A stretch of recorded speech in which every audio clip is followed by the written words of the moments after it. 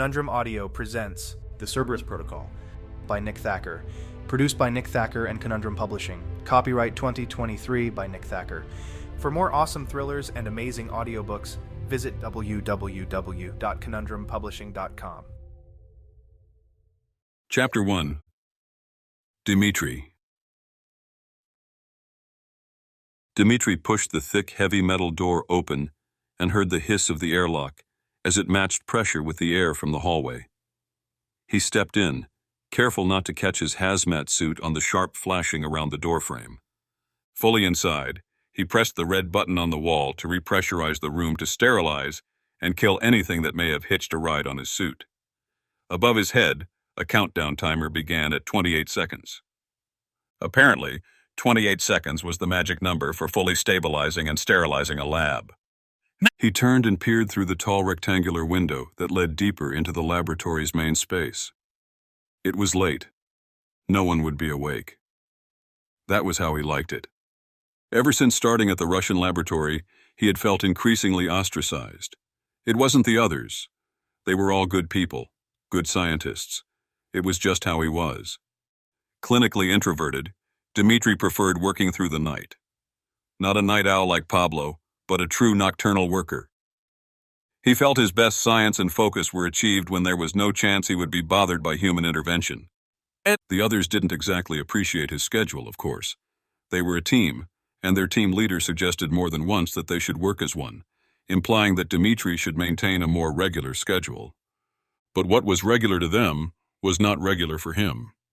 He preferred working at night. They preferred working during the day. He chuckled as he thought of it. What did it matter what time they worked? They were half a mile underground, inside a Russian military laboratory, on the side of a mountain, deep in a national park surrounded by nothing at all. That his co-workers chose a schedule that matched that of a typical office job was arbitrary. The hours here were all the same.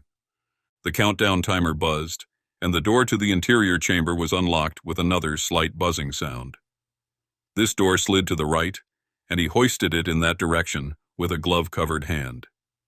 He felt his heartbeat quicken, his excitement rise. His life's work lay inside, the very thing he dreamt of as a boy. Back then, it was a common dream. What boy didn't dream about digging up dinosaurs, finding their bones and piecing them together, and creating a narrative of what their life must have been like? What boy didn't want to be a paleontologist, even before they knew what the word meant? He had been giddy with excitement when he won the bid to be the station's fourth and final researcher.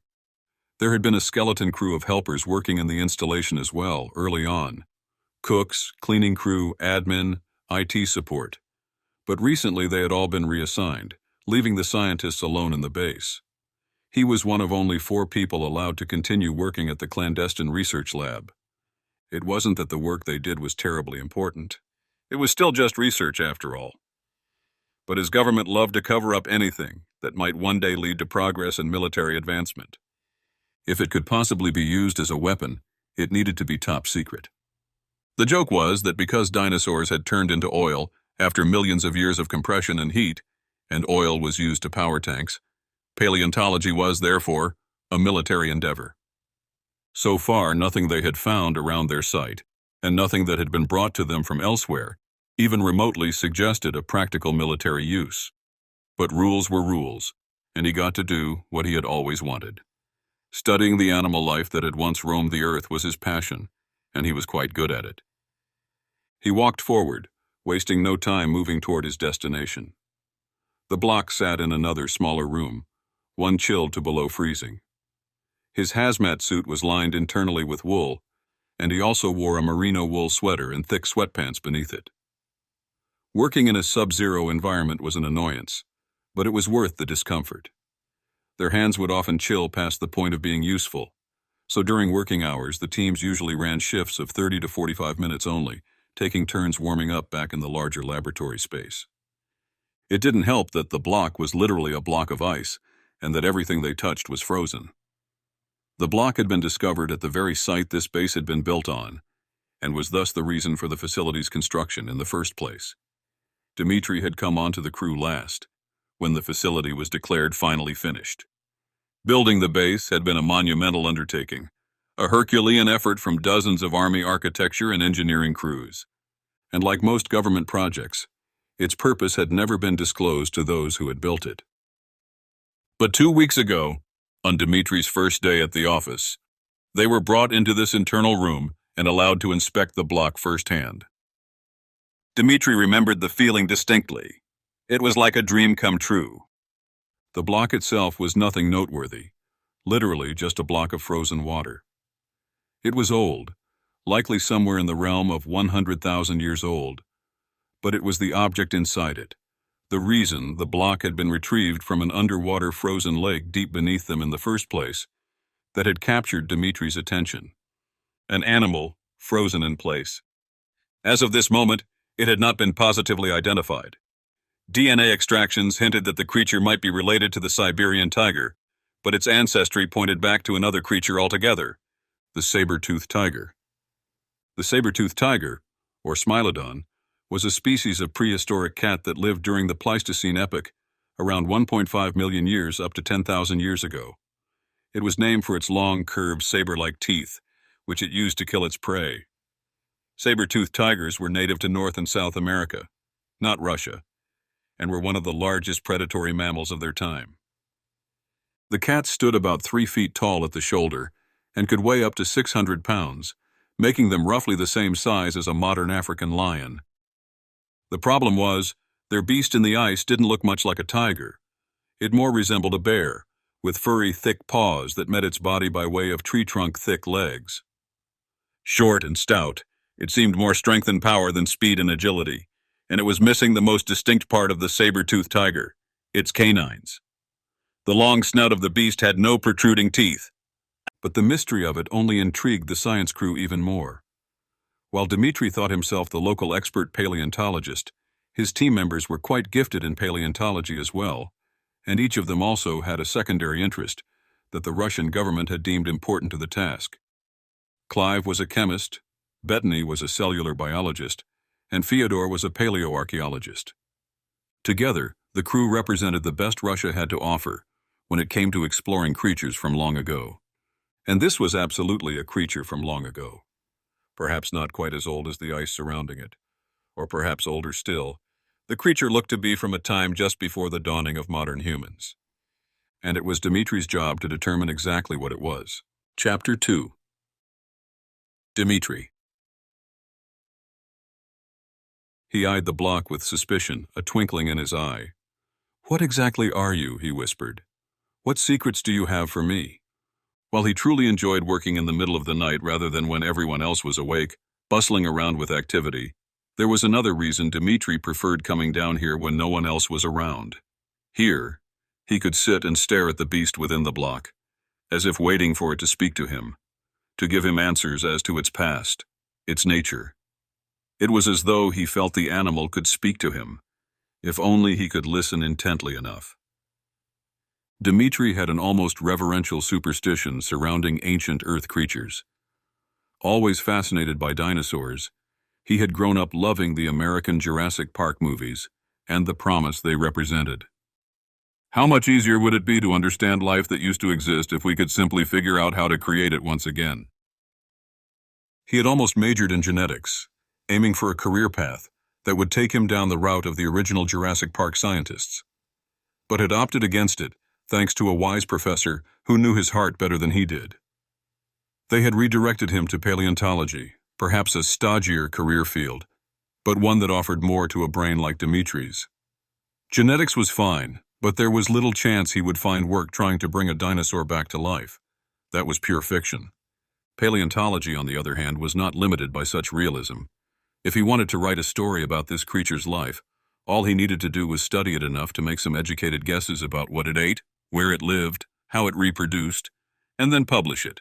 It would be received as an academic paper, but to him, it would be as entertaining as a comic book. Dimitri placed a glove on top of the block and slid it horizontally down to Quadrant 8, the top right cube of ice from this perspective. Inside Quadrant 8 lay the beast's back left foot, his object of study for the past few days. The others had chosen similar quadrants, each focusing on the part of the creature that lived within it, each drawing samples from long drilled bores that allowed them to use equally long tweezers and devices to pry and prod the creature's flesh and fur. He saw two such holes now, one in the quadrant directly in front of him, and one on quadrant 8's side facing him. Both led down to the foot of the beast, though one had been used to insert a high tensile strength syringe through the ice. From there, they had plucked a few fibers of hair from the top of its foot. He patted the rear surface of quadrant 8 and leaned his head toward it. "Tomorrow's the big day," he said. "Tomorrow, we free you from your frozen fortress. Oh, how I cannot wait to meet you face to face without this ice sheath you have been wearing for so long." He continued walking around the block, now using his left hand to rub the icy sides of the rectangular prism on the floor of the room. The blast chiller sprang to life, emitting a white smoke-like fog from high above, which filled the air above Dimitri's head and began to settle downward. Even through the wool clothes and the hazmat suit, he could sense the cooling, refrigerated room. He saw the tools they would use: hacksaws, a handsaw, a larger device that required 4 hands, smaller implements like chisels, ice picks, delicate scalpels. These they would don as soon as they had carved away most of the ice, leaving about a 6-inch gap between them and the creature. From there, they would break the ice into larger chunks by sawing by hand sections from the creature's ice cage. Dimitri almost wanted to fire up one of the saws now. Surely the levels of this base were insulated enough so that no one would hear him. He shook his head, waving away the insane notion. So far, their team leader, Clive, had merely hinted at the fact that Dimitri should work with the rest of them during proper hours. If he were to do something so stupid as to actually start cutting into the block, Clive would begin to insist on it, and Dimitri would be forced to act like a normal, well-balanced adult, working during the day. He continued his path around the creature, not wanting to start in on the mountain of research paperwork he was preparing in the other room. He had come here to see the beast, as they called it, beneath its icy home in the block. Even back in his bunk, he had pictures of it on his laptop, which he would flip through whenever he was supposed to be resting. The time would come. He had won his bid for the work, and he was being paid handsomely to have a little patience. Dimitri finished examining the block of ice and shook off the snow and water that had accumulated on his gloves. He started walking toward the doorway of the smaller internal chamber, but stopped and knelt close to the creature's head, which was split between quadrants 1, 2, and 3. The block was about 8 feet tall and had been cut perfectly to give enough space around the beast inside. The effect was that the beast seemed to be hovering in the center of the room, about a foot off the floor, with the arch of its back ending at eye level.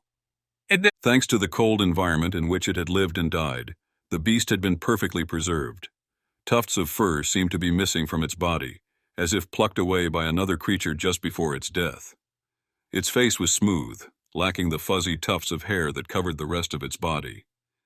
Its nose resembled that of a bear, upturned at the end and wider than usual. Its mouth was terrifying, almost like a shark's, with rows of teeth that could barely be seen through the icy dust and half-opened mouth. Dimitri couldn't wait to defrost the creature and explore its perfectly preserved eyes, the tiny orbs frozen in time. He was eager to learn about how the beast saw things and what they could discover about its vision. Based on the spacing, it seemed likely that the beast had stereoscopic vision like an apex predator's, providing excellent depth perception. They could learn so much about not just this creature, but also the time in which it lived. What was its prey if it was a predator, as its eyes, teeth, and overall build suggested? Surely there was an animal that coexisted with it that could be cross-referenced, something that had evolved a bit over the past 100,000 years, but could still offer insight into its mysteries. Dimitri was deep in thought, examining the creature's face and trying to imagine what it was thinking just before it died, when its eyes moved. He blinked in confusion and pressed his face closer to the ice. He thought he must have been seeing things. But as he stared intently at the creature's left eye and held his breath, the beast twitched. It was just a flicker, a slight movement, as if the internal structure of its eye had shifted. Dimitri quickly pushed himself away from the block, his back hitting the wall of the small chamber. He sat on the floor, his breath coming out in a ragged and uneven way. He couldn't believe what he had just seen. He needed to confirm that it was real, so he needed to inspect the creature more closely. The beast was alive. Chapter 3. Ben. Ben, take a break. The voice from the kitchen reached Ben all the way into the living room, which didn't say much considering the size of the space. The brand-new cabin had been constructed quicker than he'd thought possible. Multiple crews working what seemed like day and night had knocked out the rebuild in less than 2 months. The larger facility going up around the cabin was still under construction, likely because of the strange nature of the project that had been funded. The cabin build itself had been a simple matter of putting insurance money to work. A few wheels had been greased, and the payout had come only a week after the explosion that decimated the property. But the civilian special operations larger facility and headquarters, surrounding 2 sides of Ben and Julie's cabin, had originally been funded by Mr. E, a strange and reclusive benefactor whom Ben had not seen in over a year. No one knew if the man was alive, but as soon as construction started on rebuilding Ben's cabin, his bank account had been replenished with enough money to rebuild the CSO facility on the property, and then some. No one knew where the money had come from, but Ben had his ideas. "I am taking a break," he shouted back. He heard Julie laughing from the kitchen. "I'm not an idiot, Ben. On the contrary, I'm smarter and better looking than you." Ben snorted. "Low blow. But if you are really smarter than me, why would you choose to end up with someone not as good looking as you?" Julie's head immediately popped around the corner. "Don't think too hard, or you might get a headache," she said. "And I know you're still working." Ben sighed, rubbed his eyes, and shut the laptop. Work didn't seem all that different from life these days. His wife, Juliet, was his co-worker and partner in the CSO, so rarely a day went by when one of them didn't spend an hour or two at least researching. Hunting. They were trying to track down Ben's brother Zachary to bring him to justice for what he had done in Russia.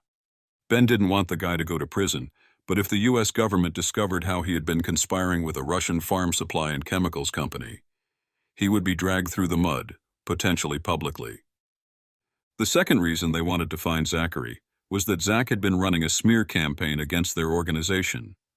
While nearly impossible to prove, Ben believed Zach had used his genius to feed Western news outlets with stories of how the CSO was a deeply embedded terrorist cell in the United States, working for their own interests and against that of their nation.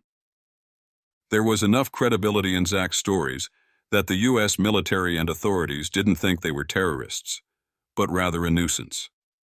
However, this had damaged the CSO's credibility and trust in the government. They had tried to find mistakes in Zach's stories and track him down, but he had been careful and hadn't made any mistakes in the past 3 months. The DEA, FBI, and CIA had all come to visit Ben and Julie to follow up on different threads of Zach's stories. Ben had cooperated fully and earned the authorities' trust, but the constant visits from different acronym organizations were frustrating. Ben and his group had always worked on the side of what was right, but Zach's smear campaign had worn them down. Now, Ben and Julie's main goal was to clear their name, find Zach, and bring him to justice. He was one of the good guys. They all were. For his brother to tarnish their names and reputation was unforgivable. Eyes closed, he lay on the couch with the laptop on his lap, trying to slow his mind enough to rest. He opened his eyes and slid the laptop off his lap, just as Julie wheeled around the corner and placed their infant daughter, Hope, on his lap. "Here, since you're not doing anything," Julie said, smiling. "It was a trap all along," Ben exclaimed. "You didn't want me to stop working. You just wanted me to hold Hope." "You wanted to hold Hope," Julie answered. "You just didn't know it yet." Ben held his daughter out in front of him with both arms, making a goofy face. Hope immediately smiled, her eyes lighting up. "Yeah, you're not wrong," Ben said, pulling her close and tickling her under the armpits. He got a quick, sharp giggle out of her before she burped. "Oh, that was a good one," Ben said, laughing along. He tucked her head into the crook of his elbow and rubbed her belly as he looked towards the kitchen. "Want me to cook dinner?" Julie laughed again, but didn't reappear. "No, I don't want chili again." "How'd you know I was going to cook chili?" Ben asked. "In the years I've known you, what else have you ever cooked?" Ben feigned a pouty expression and looked down at Hope. "But my chili is really, really good," he said. At that, Hope turned her head to the side and spit up all over Ben's left arm and chest. Chapter 4. Reggie. "While you're up, mind getting me another drink?" Reggie asked. He winced, anticipating the smack on the top of his head before it came. It did, but not nearly as hard as he would have thought. "Get up and get your own damn drink," Sarah responded. There was a playfulness in her voice, but Reggie knew she wasn't kidding. "I can't believe you waited for me to get up. You've been nursing melting ice for 10 minutes now." Reggie leaned back in the lounge chair so he could arch his neck up and see his upside-down girlfriend standing behind him in the sand. 10 minutes isn't that long, he argued. Who drinks a drink every 10 minutes anyway? She shook her head. You do, Reggie. That's literally what you do. He pulled himself up out of the lounge chair, stretching and making a groaning sound as if preparing to do an incredibly difficult and physically demanding thing Sarah had requested of him. But she just rolled her eyes. I'm just going to run up to the room and grab a book, she said. But feel free to grab me a drink if you go up there to get one. A trap! Always a trap with you women! Sarah was already turned the other way, but she whirled around and stopped. What women? How many other women are there? The playfulness was back in her voice, and she raised her hand again, preparing to smack him once more. He smiled sheepishly and began walking toward the outdoor bar. It had been decorated to look like a hut, complete with palm fronds hanging from its sloped roof on this side of the cabana. The long, open rectangle forming the bar countertop had swivel chairs mounted directly into the sand, and a stereotypical Hawaiian shirt-wearing bartender worked over the acacia wood countertop with a white dish towel. Yeah, Reggie said. You and I both know you're the only one on the planet who can put up with me. I don't like the implication that I can actually put up with you, Sarah shouted behind him. Reggie laughed, continuing his arduous trek through the sand. The sun was baking his skin, and since he had spent most of the morning beneath the wide expanse of a hexagonal umbrella by their lounge chairs, he hadn't bothered to put on sunscreen.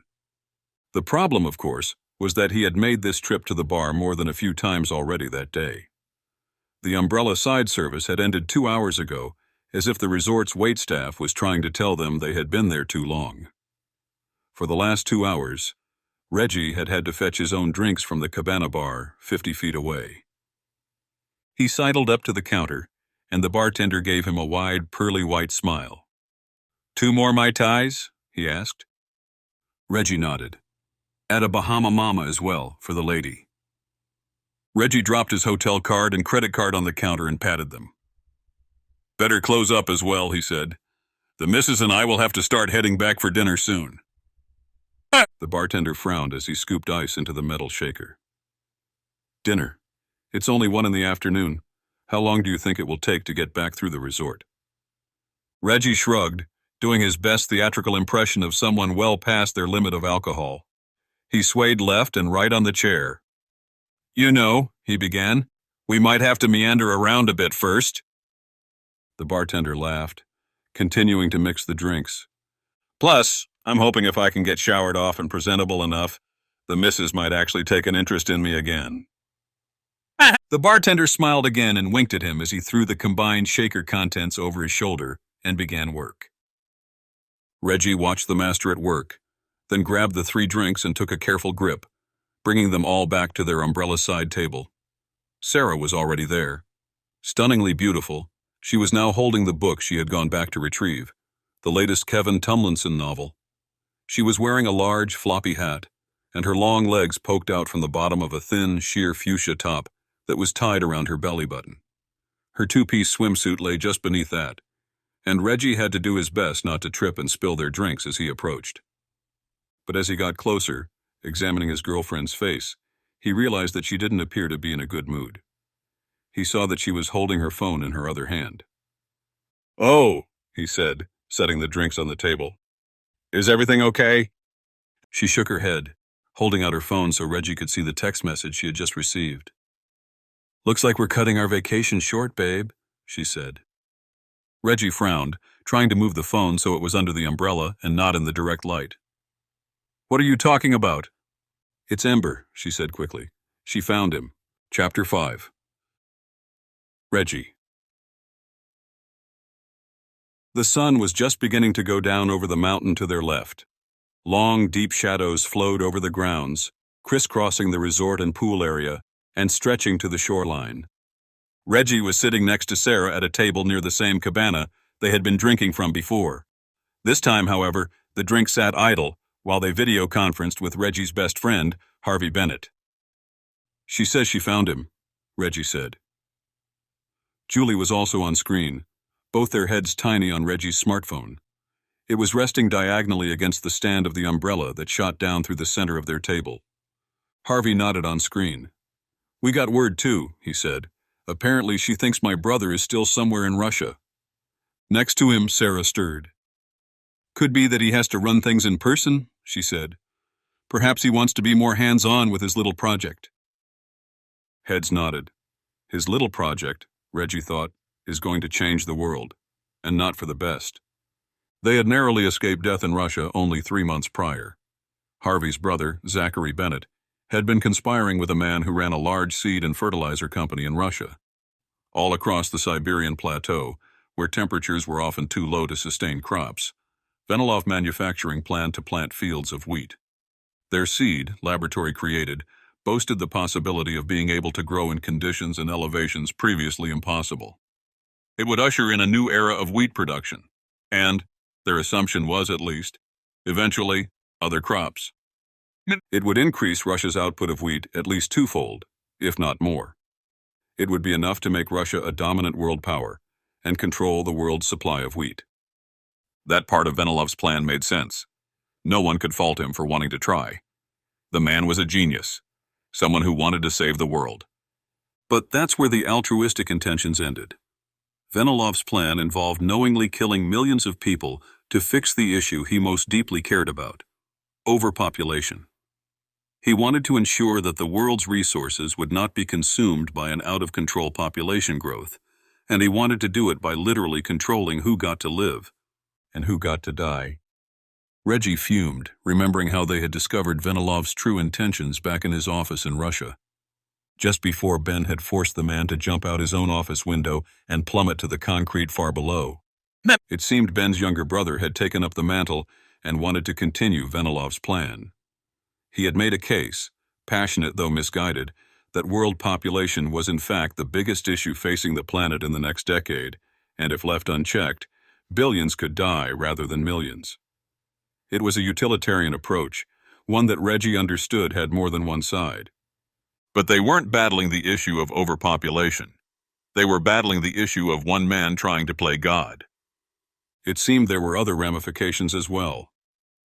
The way Venelov's plan had been structured was such that Russia would seem the victim, that others around the world would rush to their aid, ensuring that the poorest of the poor in Russia, the farmers themselves, didn't die of starvation, while they tried to plant a strain of wheat that could be fully controlled by Venelov. Everything he had created could be controlled by a chemical trigger, a slime mold that changed the wheat seed's properties such that it would not respond to water, food, sunlight. The very thing that could save the world was the very thing that could end it, with the flip of a switch. The world would watch in horror as Venelov quietly and secretly ensured that no wheat crops could be grown but his own. A famine would set in, killing hundreds of thousands of people over the course of a single growing season and the subsequent winter, at which point he would be able to effectively turn on his slime, mold-infused wheat seed and show the world that it could be saved. But only with his product. It was a sinister proposition, and it was amazing that Venelov had nearly pulled it off. Zach had been infatuated with the man's genius, his scientific ability, and unlimited resources. While Venelov had never assumed he would die at the hand of Zach's older brother, it was clear Zach was trying to take the man's place as quickly as possible. Or it could be that he doesn't think we'll look for him in the most obvious place, Reggie added. Either way, how does she know it's him? Julie asked. Ember Clark, Zach's ex-girlfriend, had partnered with the CSO to find the man responsible for what could be an unfathomable amount of deaths in Russia and around the world. She was busy putting plans together to travel to Russia to track her ex-boyfriend down. She's a pretty capable hacker, Reggie said. I've seen her skills at work, and Zach always spoke highly of her ability to get into computer systems she wasn't supposed to be in. More heads nodded on screen and next to him. I suppose we could just trust the data, but she seems to think she found something from a hidden laboratory in the Russian Kodar Mountains. On screen, Ben rolled his eyes. He let out a deep sigh. Another secret laboratory? Reggie smiled. Hey, at least it's not a cave. Sarah spoke up. Actually, I was looking through some information about the location online. There's obviously not much. The Russian military wants to keep this installation secret, but there were some images of the area before this military base popped up. Seems like the whole thing was built into a massive, ancient cave system. Ben groaned. Where exactly is this place? Julie asked. Ember had only given them the name, and so far, only Sarah had had time to research its location. She described it as a place high above the tree line in the northernmost tip of Zabaikalsky Krai. About an hour from Chita as the crow flies, with only a few tiny villages scattered around the plains surrounding the mountain. Getting to the location unseen would be simple, but navigating the region's rugged terrain might be tricky. I've had Freddie put together some satellite imagery his old man gave us a while ago, but we've been sidelined, and General Rollins isn't going to play ball. Sarah nodded. Freddie Rollins was the CSO's newest member, the son of a U.S. Army general. They had received help from Freddie's father before, but thanks to Zach's smear campaign, even General Rollins was on thin ice due to his son's association with the CSO. In short, finding Zach would be a nightmare, and not just because they would have to fight their way in. If we want to do this right, we're going to need a much better plan than we've had in the past, Reggie said flatly. You got any ideas? Ben asked. Reggie smiled. I'm not really a plan sort of guy, Ben, he said. I was hoping you had something. Chapter 6. Lucia. Lucia Vergati pulled her parka on over her clothes as she prepared to leave her apartment. It wasn't the coldest night of the year in Moscow, but she had been feeling chilly all day. As she took the elevator down to the underground parking garage, she checked for her keys, purse, and wallet. She couldn't believe that going out for a last-minute meal had become such a chore. Vergati was a 38-year-old Italian-born microbiologist working in Moscow to help the National Parks program. She was interested in anything related to animals and the cells that created them, and her particular area of expertise was microevolution. She documented small changes in species, particularly those tied to human interaction. Human beings were changing not only the world they lived in, but also the creatures they shared it with. This had been a passion of Vergati's for as long as she could remember. Growing up in a wealthy household, her parents had provided her with every academic opportunity. Through private tutoring and the best schooling available, she excelled and earned an undergraduate degree at an Italian university at the young age of 17. She quickly completed 2 master's degrees and was working on more postgraduate studies whenever she had time. But time was something she rarely had. She threw herself into her work at the National Park System, and often found herself so deeply involved in whatever she was studying that she forgot to eat. Tonight was no different. She had a scheduled call with some of her coworkers, a brief catch-up to keep everyone on the same page, but she had decided to cancel at the last minute to go out for takeout. There was a Chinese place around the corner that had become a personal favorite, not because it was particularly good, but because it was cheap and fast. The elevator dinged as it reached the lower level of her apartment complex, and she stepped out onto the concrete walkway. It was dark, and she wondered why places like this didn't invest in a few more light bulbs, the cheapest security possible. Due to her appearance, Vergati had grown accustomed to attracting attention from the opposite sex, but she had also learned that her looks could attract others as well. She was small, thin, and with a youthful face, she gave off an air of naivety. Women like her made easy targets for petty thieves and small-time criminals. Lucia had learned to be cautious when out and about in Moscow. She had spent most of her adult life on college campuses, studying and conducting research, and had had to earn her street smarts the hard way. She knew that her looks could attract attention from both men and women, and she had learned to keep a can of bear spray in her purse for protection. She felt her heart rate rise. Was that just her nerves talking, or was it multiplied by the fact that she was starving? Her car was parked near the elevators, the third space in the row directly to her left.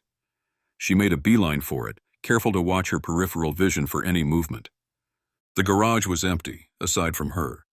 She reached her car safely and pulled the door open, closing it behind her and immediately locking it once more. She let out a breath she hadn't realized she had been holding, then laughed. "No one wants to steal your purse, Lucia," she told herself. "No one cares about it." Aside from her physical appearance, there was no reason a thief might target her. She wore no fancy clothes or jewelry. Her shoes were off the rack at a big box store, and on nights like these, when she had nothing planned other than meetings and research while holed up in her apartment, she wasn't even dressed for business. As she smiled to herself and put the car in reverse, she heard her phone ding. She frowned. It was the same sound that used to inform her that one of her cameras inside picked up movement.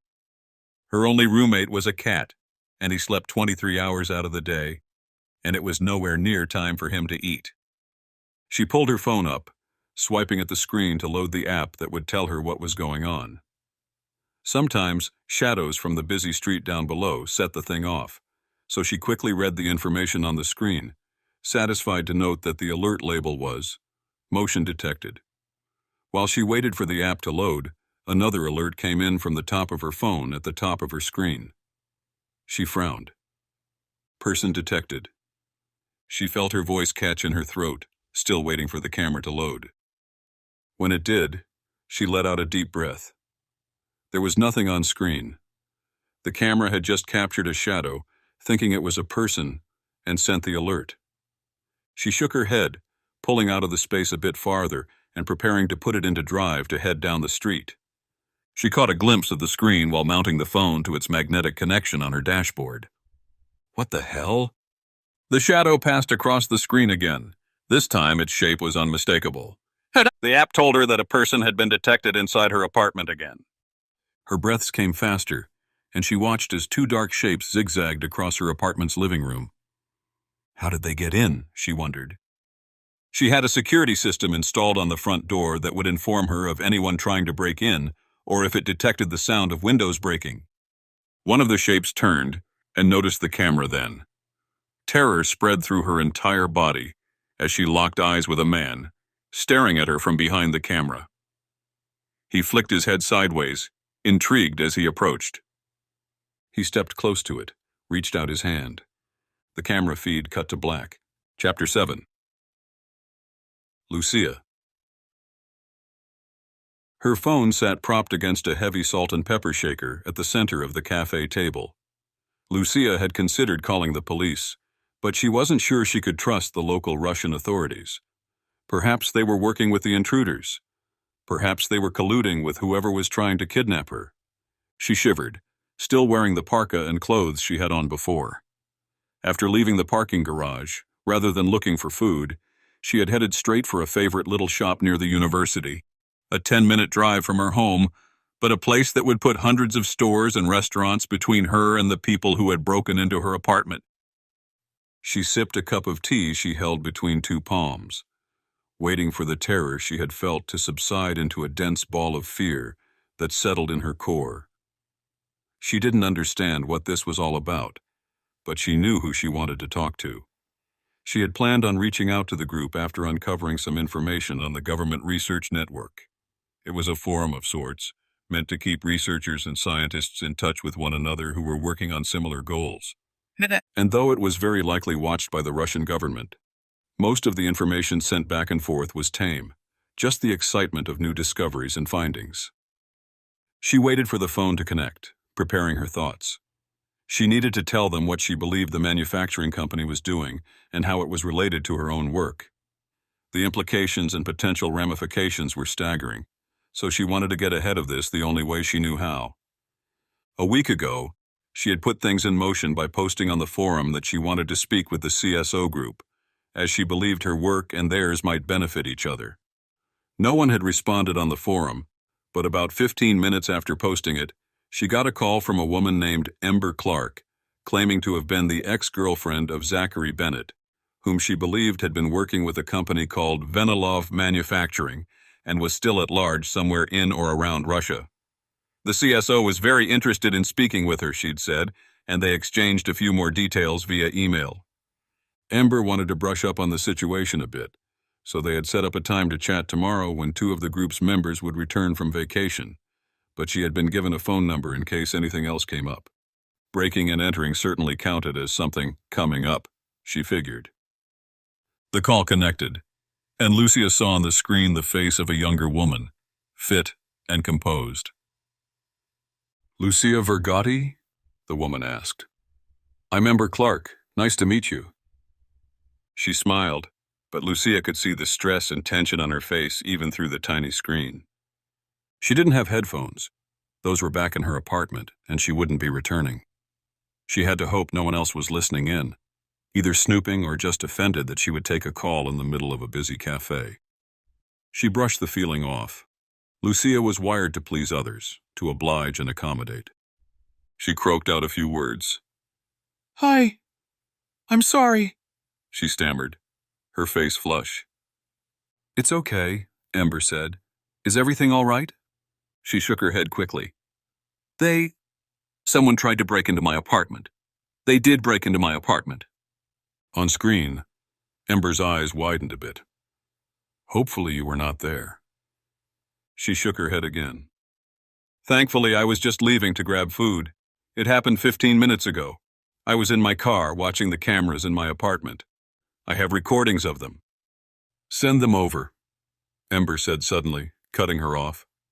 "We can get a head start on trying to cross-reference anyone's faces or figures through an artificial intelligence system I've been working on.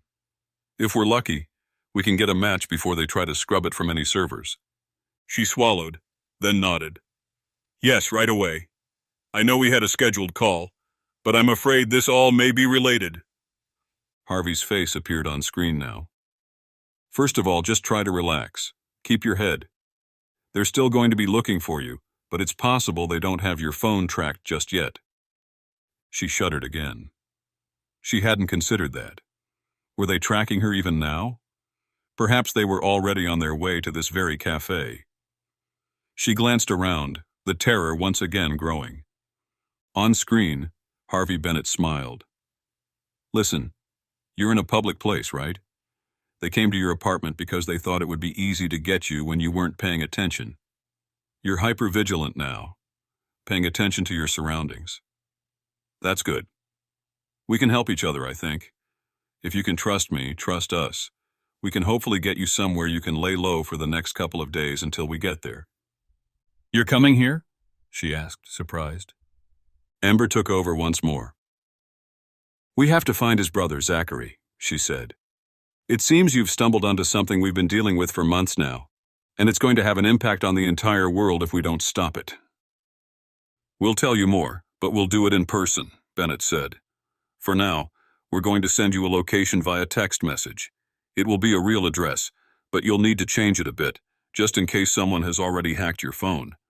Reverse the order of the numbers and use the exact opposite word for the other two words in the address. Like up becomes down, that sort of thing." She frowned but nodded. "It will make sense when we send it over. Give us some time to put it together. Are you safe now?" She nodded. "For now." "Good. We are on our way. Keep your phone close for now. Once the address comes through, figure out where it is and see about getting a ride there. And do it with cash, if you can. Leave your phone at the cafe, preferably in a car or something that will move around a bit in the next few days. Got it?" She was doing a terrible job keeping her fear at bay, but still she nodded, forcing herself to push forward.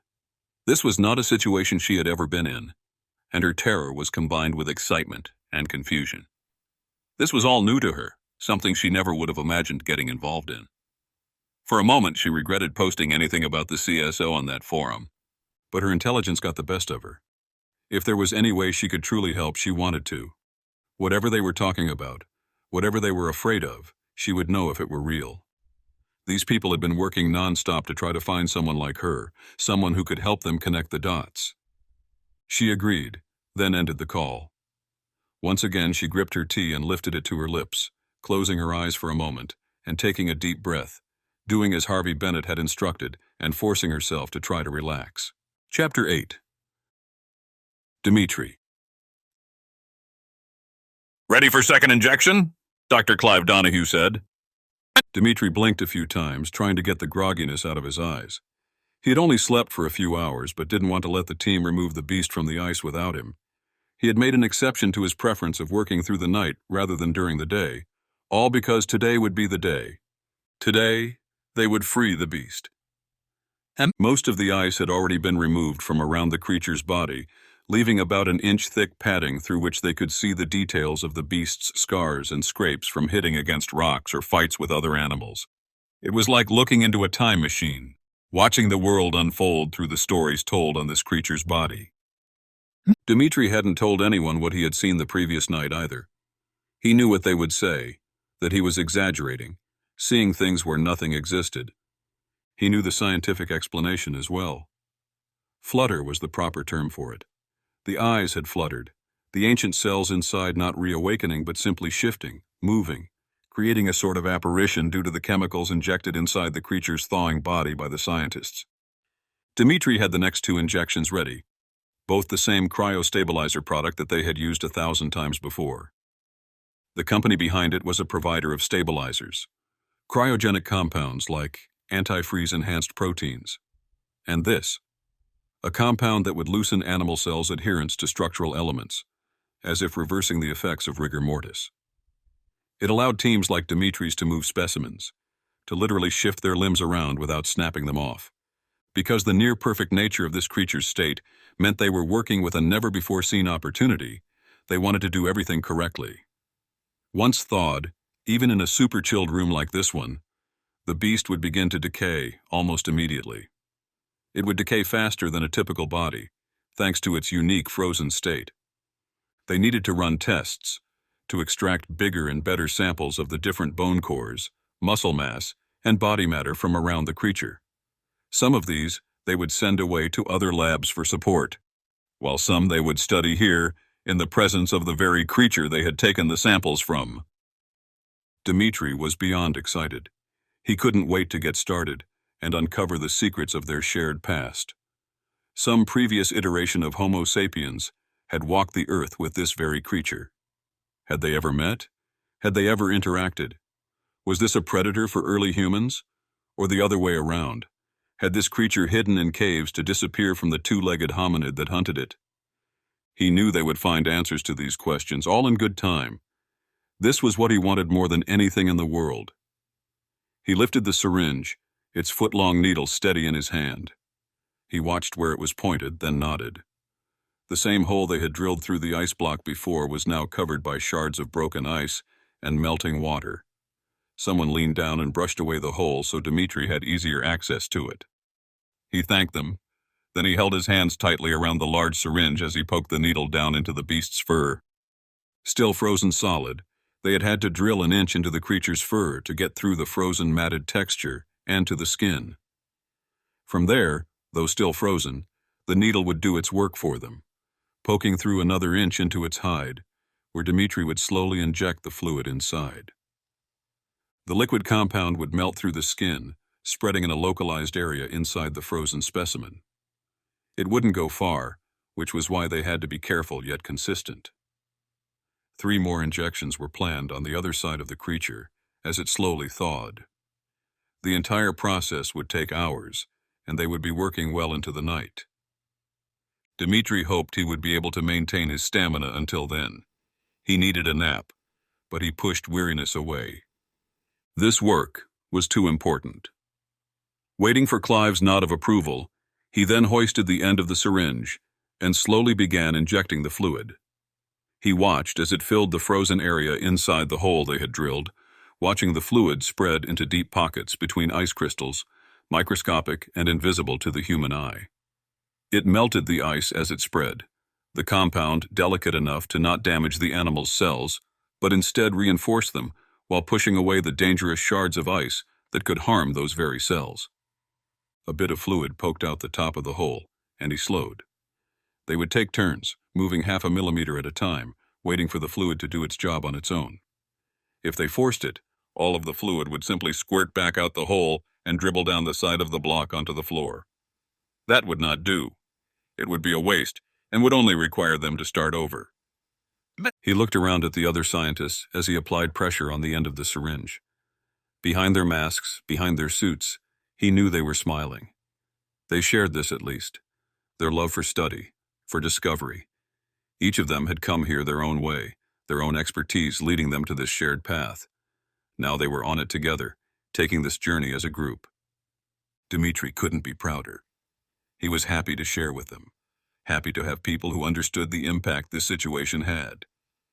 He couldn't believe this was real. Chapter 9. Zach. Zachary Bennett rubbed at his temples, trying to ease the pain in his head. It didn't work. "We need this to go away, Victor," he said to the man on the video call. He was seated at his desk, a wooden table he had found near a trash can behind his small home. The single-bedroom house had a small kitchen and bathroom separate from the larger living space where he had set up his office. It wasn't much, but it was enough for his needs. He was working, and the house offered a way to stay hidden. "I agree," Victor said on screen. "And we have observed her. We do not believe she knows more than what she posted on the forum. What would you like me to do?" Zach sighed. He pulled the curtain behind his desk closed, feeling like he was being watched at all times. Even though he was in a small neighborhood outside of Moscow, surrounded by civilians and middle-class workers, he couldn't shake the feeling of being under surveillance. How did it get to this point, he wondered. Did I get too deep into this project? His partner and mentor, Yakov Venelov, was dead, and Zach felt he had been passed the baton. He was supposed to carry this charge and finish what Jakob had started, right? He believed that what Venelov had started was good, that his work would change the world for the better. But he couldn't convince others of that until he achieved his goals. This was the driving force behind his work, why he kept going. His eyes returned to the screen, staring at the camera rather than the man displayed on it. "I hired you to make sure this woman isn't coming near me or my work. I need you to make the whole problem go away," Zach said, speaking through clenched teeth. "Just make it go away," Victor repeated. Zach didn't like Victor's tone, and though they had worked together for over 2 months, he felt that the man had no respect for him or his authority. "I didn't say kill her," Zach said. Did he need to clarify that to the mercenary? Was that the expectation here? That he had hired these men to simply execute anyone who was too close to his work? He rubbed his temples again. He had never worked directly with mercenary crews before, so he wasn't sure if this was normal. Victor was ex-military, special forces, and ran a small team of close-knit troops from different branches and even different countries, mostly Peruvian. He was both the leader of the main unit and the owner of the security company. Zachary had hired him as an insurance policy, one that he had used more often than he would have liked. He had given them their charge, keep me safe and keep any prying eyes away. And Lucia Vergati was prying. A week ago, she had posted a message on a research forum, looking for help from the CSO, the Civilian Special Operations Team that Zachary Bennett's brother and sister-in-law had started. She claimed that Venelov Manufacturing had begun live testing of their latest product in the Kodar Mountains, fewer than 100 miles away from the northeastern tip of Lake Baikal. Zach had investigated, finding that Vergati in turn was responding to another post on that forum. One from a researcher working in an undisclosed facility, their identity kept secret. Apparently, she made the assumption that they might be using Venelov product in their lab, which the poster claimed was a little-known research station in the mountains built above an elaborate ancient cave system. "I can't find any research station or facility of any kind in that region." "There has to be something there. Look harder. Even if you can't find anything, I need you to go there anyway, to check out what Ms. Vergati was responding to," Zachary said. "If that station exists, if what she's claiming is true—" "There's no way it can be true, Zach," Victor said. "You said your product won't have an effect on the human population, right?" Zachary squeezed his eyes shut. He didn't feel like giving the man a biology lesson. Yes, it was technically impossible, but nature somehow always found a way. He knew all too well that microbiology and the chemistry that made up the molecules inside every living thing was a convoluted mess of functions, hundreds of thousands of different mechanisms all vying for survival. And Lucia Vergati was not just some internet keyboard warrior with a passing interest in animals. She knew her stuff, judging by the research on her Victor had turned in. If she truly believed it were possible for the slime mold-enhanced wheat fertilizer product they had delivered those farmers was dangerous. The political ramifications would be staggering. It could end his experiment before it even started. He shook his head, knowing that this wasn't even the biggest problem he was dealing with. If they're planning on using the product in the lab, studying its effect on whatever animal specimens they might have there, just go find the base. See what you can find. If it's there on purpose. That region is hell as far as terrain goes. It's a great place to hide. Whatever they're doing out there, it's likely they're trying to do it in secret. That means the Russian bigwigs won't want us poking around. Agreed, Victor said. And I can't have this coming back on Veniloff Manufacturing, or me.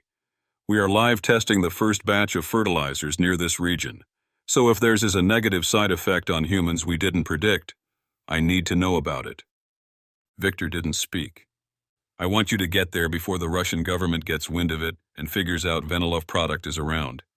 The last thing I need is them pinning all of this on me before I'm finished. The man nodded. It might be difficult. Even if that base is kept under wraps, the forum Vergati used isn't exactly top secret. I know, Zach said, which is why we need to hurry. Get a team together and plan to leave here tomorrow night. And you know my rules. The man nodded again, a slight look of disappointment on his face. Don't hurt anyone unless it's absolutely necessary, and don't attract attention to yourself. Zach smiled. These are scientists who have been locked inside the facility for who knows how long. It shouldn't be too hard to make them play by the rules.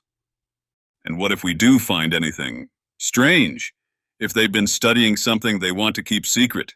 Victor asked. Zachary let out another breath. I wouldn't worry too much about it.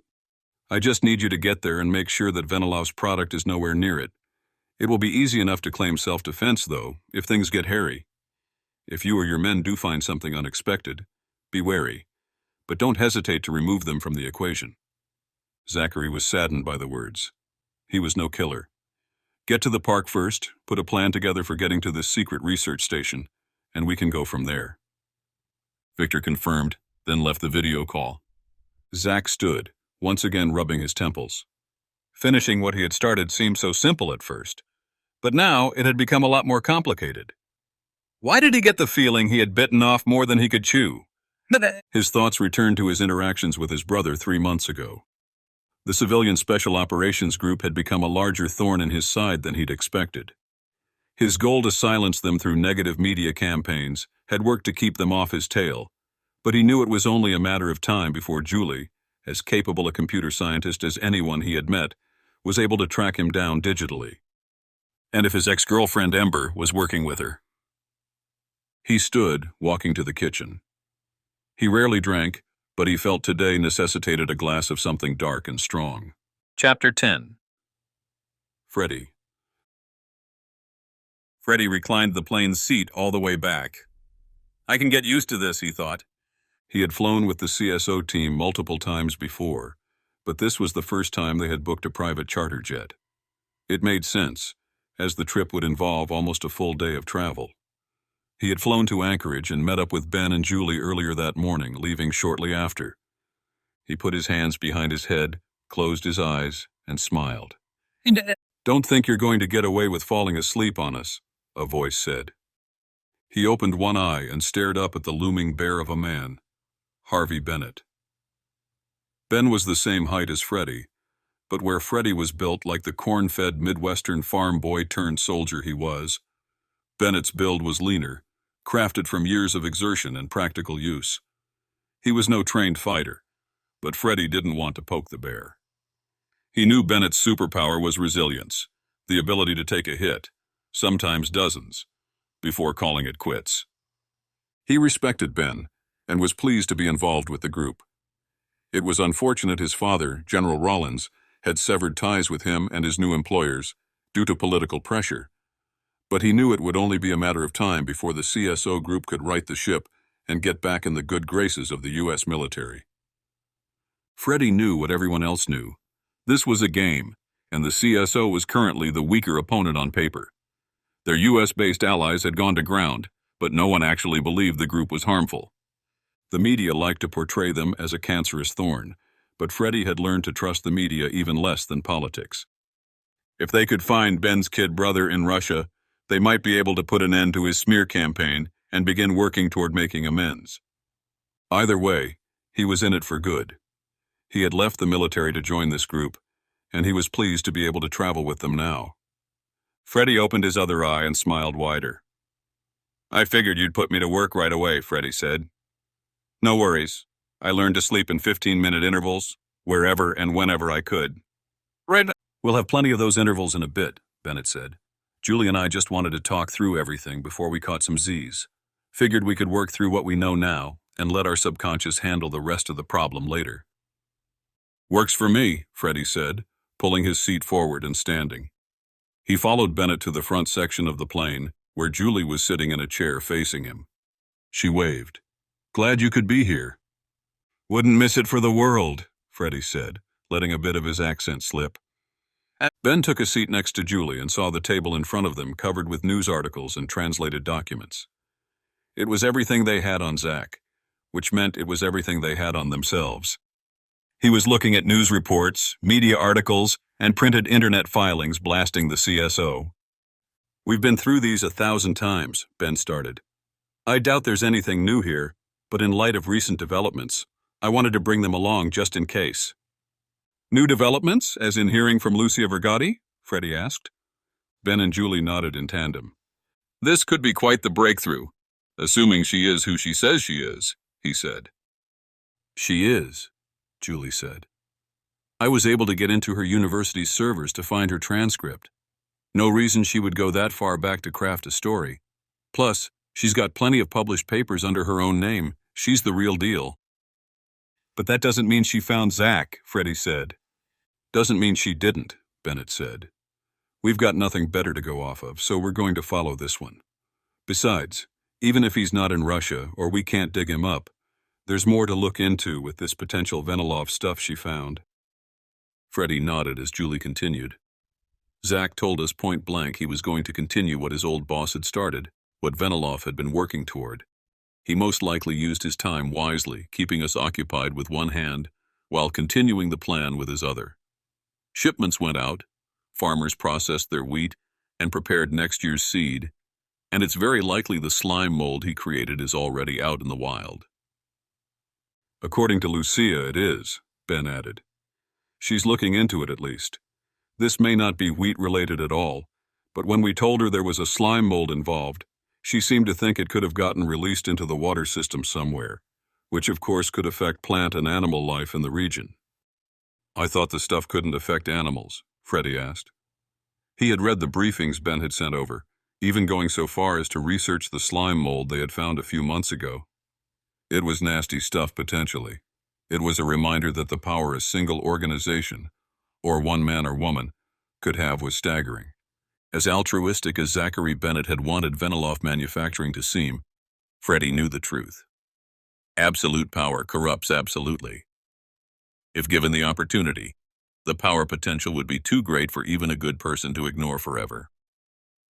Zachary Bennett was poised to change the course of human history in one fell swoop, just by coordinating who got to grow what and where.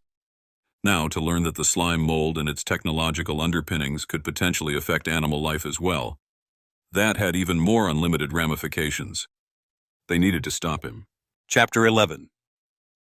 Dmitri.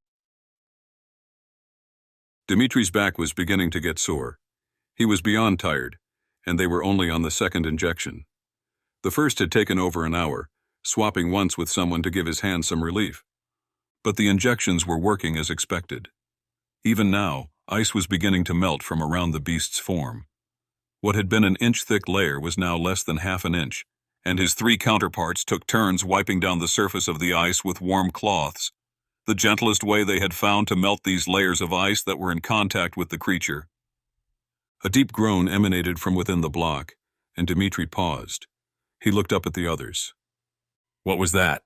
one of them asked. "Just the ice shuddering as it warms," he said. "Nothing to worry about, but let's check the integrity of the underside." They nodded and together disappeared underneath the beast. They had decided to leave the bottom of the block in situ, supporting the weight of the creature as well as the particular way it lay in the ice. They didn't want to melt the underside of the ice block just yet, for fear that it would damage the creature. While they inspected, Dmitri continued pressing the fluid into the microscopic cavities within the ice. He focused intently on keeping his pressure steady, letting the fluid do the work. Just then, a loud crack reverberated through the small room, and one of the scientists shouted something unintelligible. He held fast, not wanting to upset the integrity of their research by pulling the fluid out too early. Still, he looked around, trying to examine its side to see what had happened. Had the animal thawed too fast? Had a fissure formed under its frozen skin and expanded outward? Another crack, followed by another groan.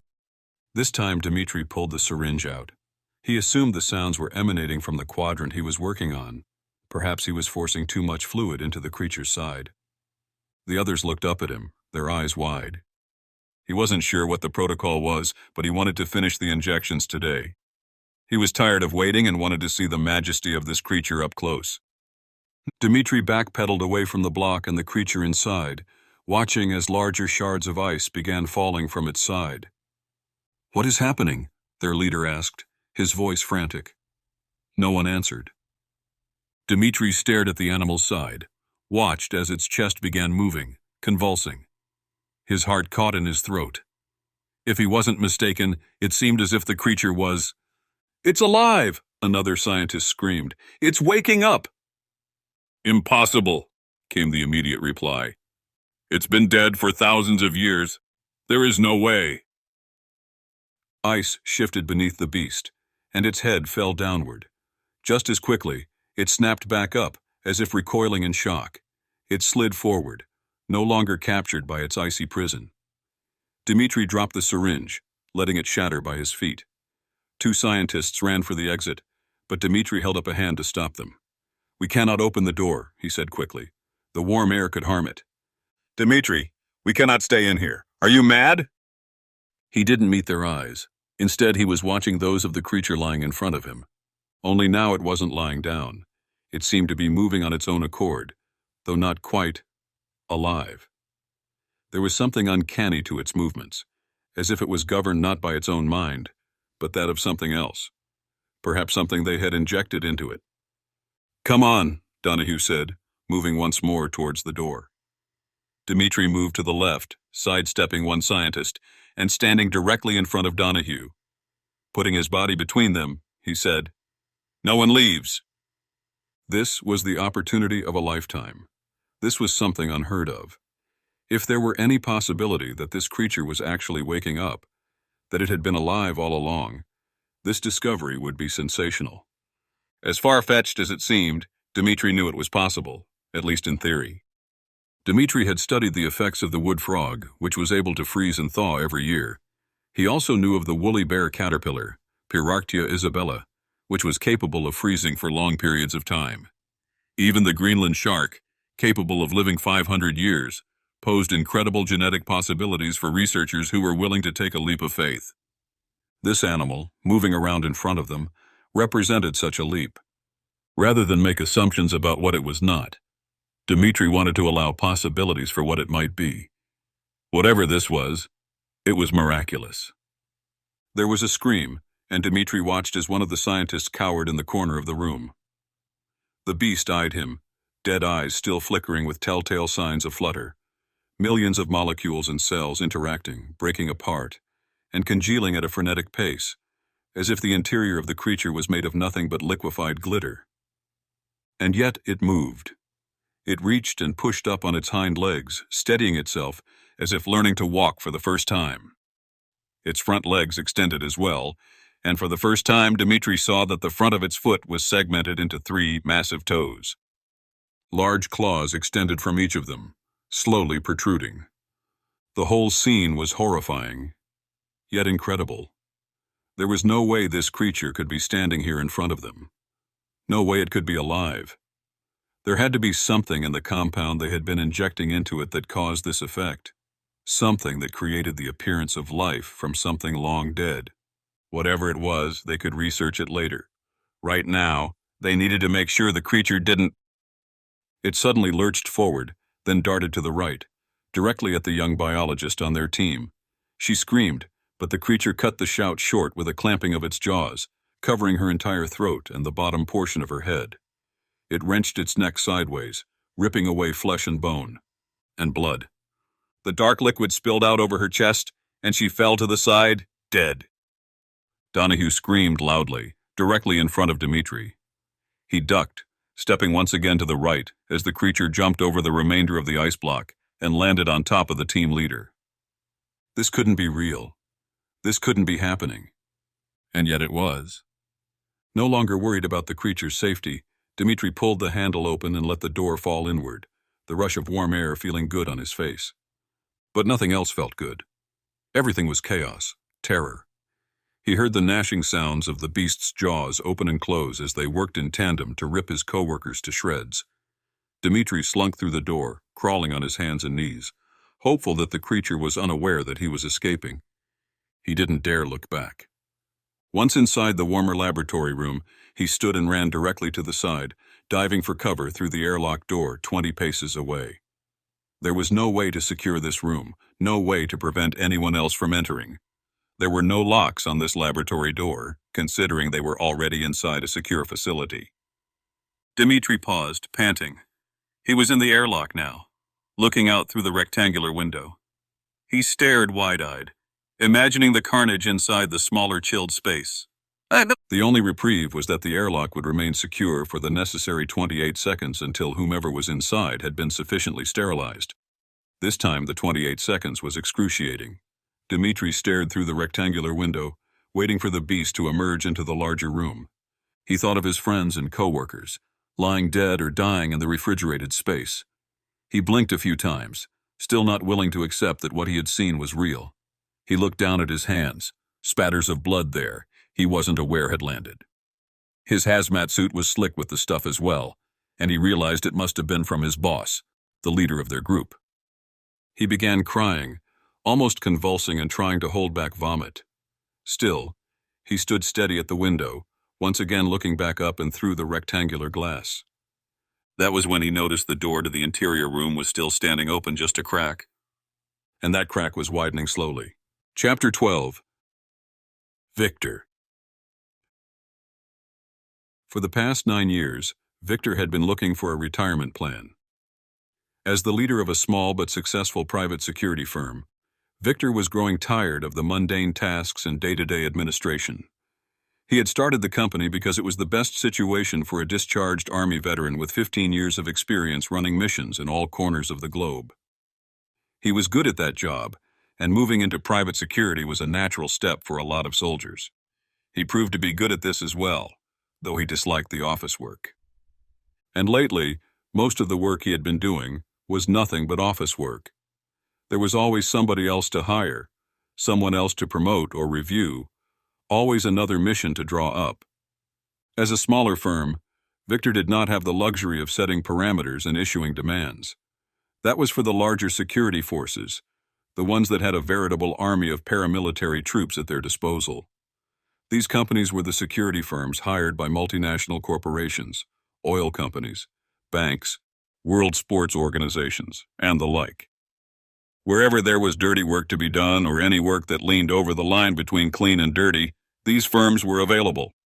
While Victor performed the same sorts of activities for his clients, his firm was considered a newcomer in private security. Rotating between 15 and 20 contractors at any time, Victor's force was far smaller than even the next level up, but he had to start somewhere, and had excelled for the clients he had had in the past. Those clients were becoming more and more demanding, it seemed. His latest, Harvey Bennett, was smart enough to know he needed Victor's services, but not smart enough to just let Victor handle everything on his own. Bennett was a sole proprietor, with no company name offered. According to research Victor had found, Bennett was a scientific genius with a black hole in the middle of his career. Upon further investigation, Victor discovered that Bennett had worked for some shady organizations in the past, likely working with individuals unscrupulous enough to warrant keeping their names hidden. Most recently, that employer had been Vanillaf Manufacturing, though Victor was not sure exactly what the nature of that relationship was. All of this proved to Victor that Bennett was a top-notch scientist and researcher, someone easily headhunted from one organization to the next. And that should have been enough. Victor's job was to make sure Zach could do his work. He hated babysitting and hand-holding, and lately it seemed that his clients all wanted some form of either. Zachary Bennett, in particular, wanted to meddle in all of Victor's affairs, micromanaging how he performed his duties for his client. Victor sat in his office now, letting out a deep sigh as yet another email from his overbearing client hit his inbox. He didn't bother clicking it, hearing instead the click of the door as his right-hand man, Ortega, entered. Ortega was a career soldier like Victor, reliable, capable, and talented. He had joined Victor's team 5 years ago and quickly proved to be a crucial asset on just about any mission. Victor had even sent Ortega out on his own to lead small teams. Victor held his arm out, palm up, indicating that he wanted Ortega to sit. Ortega nodded quickly, walked across the room, and pulled out a metal chair. Victor had not planned for comfort in this small office. It was meant to be used only as an official address for his business, a place where he could answer a few emails and make a few calls when needed. Lately, he found himself sitting here for hours at a time, communicating with clients about nitpicky things. "You called?" Ortega asked. Victor rubbed his temples. "Yes, I was just thinking about our current assignment." "That Zach Bennett kid?" "Yeah, specifically. I was thinking about retirement." At this, Ortega raised an eyebrow and smiled. "I thought you were like 25, man," he said. Victor laughed. He had what others referred to as a baby face, looking years younger than he truly was. Still, he had the beginnings of a 5-day beard and mustache, with some spots even speckled gray.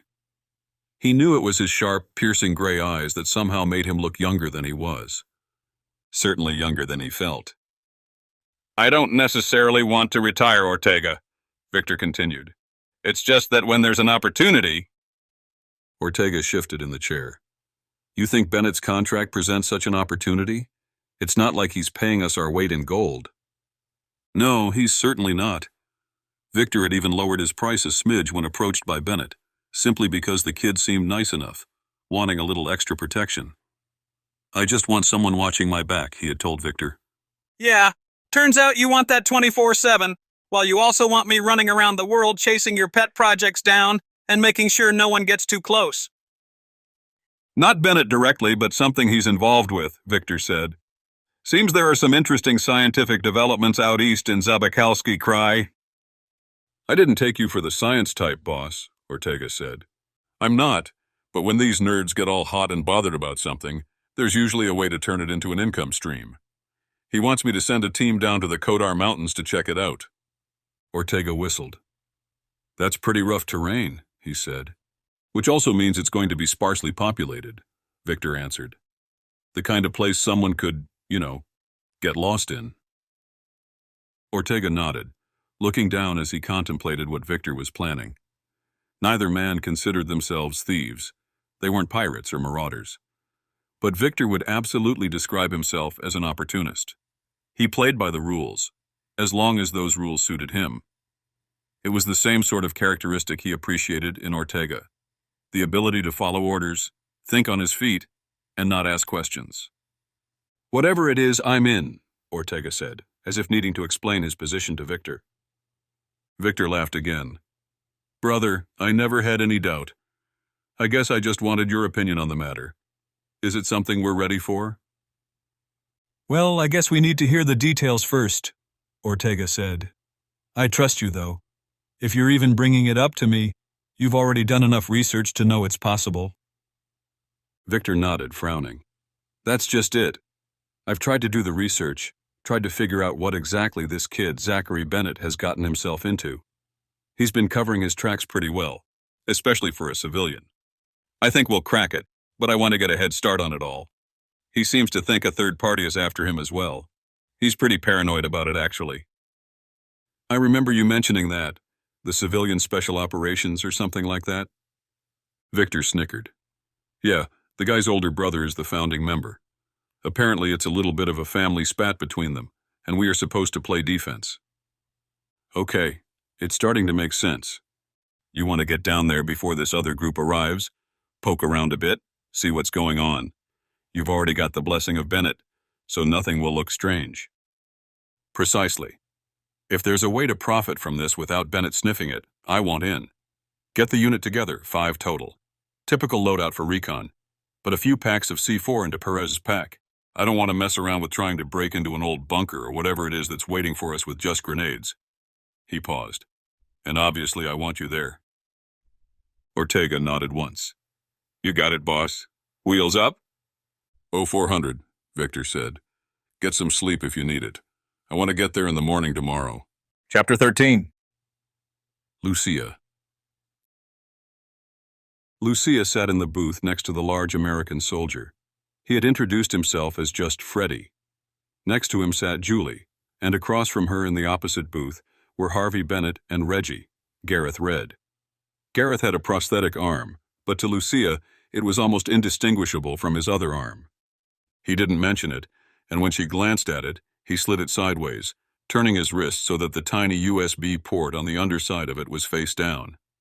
She had never seen anything like it, and assumed it was cutting-edge technology, a way to update the arm and its firmware as needed. It was surreal that she was here now, in the back corner of a small Italian restaurant in a seedy area of Moscow. No one was eating, a fact Lucia felt grateful for. She could tell by the smell that this place cared less about the quality of their Italian cuisine than they did about, well, everything else. She didn't have to order something to know this would not be her grandmother's home-cooked Italian. This restaurant was likely a front for the mob, not a place she was going to experience the flavors and nostalgia of home. Reggie and Ben had ordered a drink, a local Russian beer, mostly to ensure they wouldn't get angry looks from the waitstaff for not ordering and taking up space. Even though the place was empty, Lucia assumed they needed to at least appear to be patrons, in order to not earn them undue scrutiny. Still, she was drinking water, as were Freddie and Julie on her side of the table. It was strange being here with them now. She had seen pictures of Ben and Reggie online, and though they were not necessarily celebrities, their association with scientific endeavors had led to her seeing articles about their projects. She knew the man they were trying to find, Zachary Bennett, had worked to drag their names through the mud, so most of the things she had read about this group lately, she knew not to trust. Julie had made the introductions, her voice soft and kind, and Lucia immediately liked her. Harvey was a bit more firm, his eyes wearing a permanent frown, his mouth a thin smile. He had been cordial enough, but he clearly wanted to get the pleasantries out of the way as soon as possible. She didn't fault him for that. This man was stressed and wanted to get his life back on track. His own brother had tried to take him down, and he was trying to pull his career out of the sewer. "And you have a daughter back home?" Lucia asked Harvey. She saw his eyes twinkle then, lighting up a bit at the mention of her. "Hope," he said, stealing a glance over to his wife. "She's with Julie's parents now." Lucia smiled. "We really do appreciate your willingness to meet with us on such short notice," Ben continued. "I hope you'll excuse my rudeness, but the sooner we can figure this out and find my brother, the sooner we can get back to her." Lucia nodded. "Of course, and I appreciate you all coming all the way here to meet with me. I hope this leads somewhere. I would hate you to make the trip for no reason. Knowing my brother, he's probably still neck-deep in this, and since Venilov Manufacturing is in Russia, it's a good bet he's here too." "Russia's a big place," Reggie added. I've been gathering data for the past couple of days, continuing to analyze the results I'm getting from other researchers in the field." Heads around her nodded for her to continue. "I can't predict the accuracy of my findings without seeing some of that fieldwork firsthand, but if what I've collected proves to be true, I do think I've narrowed down a good starting location for your brother." "Can you explain how you got to that conclusion?" Julie asked from beside Freddie. "Of course," Lucia said, clearing her throat. "I work with other researchers around Russia, all of us tracking certain key data points of the environment, pH levels in soil, temperatures, that sort of thing. Basic stuff, and we share it on a forum as part of our regular job duties. All of this helps us identify any trends that are out of the norm. It's like crowdsourced environmental research. Anything outside of typical seasonal environmental changes is something we will notice. And you noticed something in the Kodar Mountains? Freddie asked. She had sent along a brief snippet of her findings, as well as a rough hypothesis for the group to read while traveling here. She wasn't surprised that they had done their homework. She nodded again. It's not an area I've studied extensively, but my colleagues at the national park have found some disturbing trends in the soil content, not to mention the initial report from the unidentified scientist claiming to be inside the lab. It's all hard to explain without seeing it firsthand, but the levels of certain elements are extremely high, and it's not something that can be explained by natural causes. Disturbing? Ben asked, raising an eyebrow. In the report you sent us, you just mentioned it was strange that some of these levels were high this time of year. Yes, but I've come to believe this is something indicative of foreign involvement. Anomalous results pop up every now and then. Even the Earth likes to play games and throw things out of balance once in a while. But because what we're seeing is so isolated to a very specific area, and the results are growing more and more consistent the longer we're looking at them, I've come to believe that this isn't Mother Nature causing a problem. You think it's human-caused? I do. We see these sorts of results when there's an accident. Chemicals leaked into a river, affecting shoreline downstream. Concentrated particulates from pollution falling over areas of forest because of winds. I see. With the report from the lab that I found first, and then noticing the environmental data points surrounding the area they claim to be in, it has to be related. And Veniloff Manufacturing fits into this somehow? Julie asked. Lucia shrugged. I don't know much about them, but sure. If they're creating any sort of production chemicals, they could absolutely have an effect on the environment, at least in a contained area. Okay then, Ben said. I think we're onto something. Chapter 14. Victor. Victor focused on the crunching sound his boots made as he followed behind Ortega. 3 team members followed behind, a straight line of mercenaries on a short day hike. They had landed that morning in Cheetah, Zabakalski Krai, and then flown north to the tiny Chara airstrip where Ortega had arranged for 2 ATVs they had picked up and driven to their drop zone. Ortega and Victor had chosen an entry point to the northwest. From there, they had set out on foot, hoping not to alert any national park security forces or rangers sprinkled around the area. One interesting feature of this particular park, however, was its very off-limits station built by the Russian government, designated simply as a research facility. The land the facility sat on stretched from the far edge of the park to the north-central quadrant and backed up to the southern banks of Lake Nishatka, often referred to as Little Baikal, for its proximity and similarity to the Great Lake. The base appeared on no public maps, and the only signifier it even existed was a demarcated area on the local information maps found on the National Park's website. None of these maps were publicly accessible online, but Ortega had done a fine job providing reconnaissance for the area. Upon further examination of the demarcated region and the discovery of the base that sat on it, Victor did more research. He'd discovered that the facility was built for research of some scientific flavor unbeknownst to him, complete with a Level 3 biohazard-equipped laboratory. There was no other information about it, but it didn't matter what was inside. It was the only building standing in a 50-mile radius. Bennett had been paranoid about the results from some laboratory Lucia Vergati had found. The exact research station reporting the data was also still unknown. It was clear to Victor that the scientists had been ordered to keep their location secret and personal details. Yet one of them had asked for help, simply stating that their facility was somewhere in the northern region of Zabaikalski Krai. Victor was not in the business of believing in coincidence. This facility was in the exact place Vergati's scientists had claimed to be, which meant that it had to align with his client's work. Bennett may be paranoid, but he wasn't stupid. If he wanted to make sure his work with Veniloff Manufacturing hadn't spilled out and gotten the attention of some nearby Russian researchers, Victor would look into it. They had been sent to recon the area situated at the northern edge of the national park. So when Ortega had uncovered the existence of a top-secret Russian science station that might be there, it seemed too good to be true. They were now making a beeline for that very base, coming in over one of the steep mountains just from the south. With any luck, they wouldn't have to use the rappelling gear or any crampons their men carried, but they were certainly far away from the nearest hiking trail. The going was tough and treacherous. All of the men were trained soldiers and survivalists, trained to handle just about every environment and region on planet Earth, and none of them complained when he explained how they would be arriving at the base's back door. The mountains formed a perfect rear gate to the facility, so Victor's assumption was that if there were any active guard patrols around, they would not be focusing their attention on the mountains, but on the lake and plains beyond. But Victor was not in the business of relying on luck either. They were armed to the teeth with assault rifles, easy to find in Moscow, but certainly not easy to acquire legally. Getting in a sticky situation in Russia would cause him too many setbacks, so Ortega had called in a few favors and gotten them outfitted through one of the back alley channels he kept in communication with. Technically, Victor wasn't operating a business in Russia.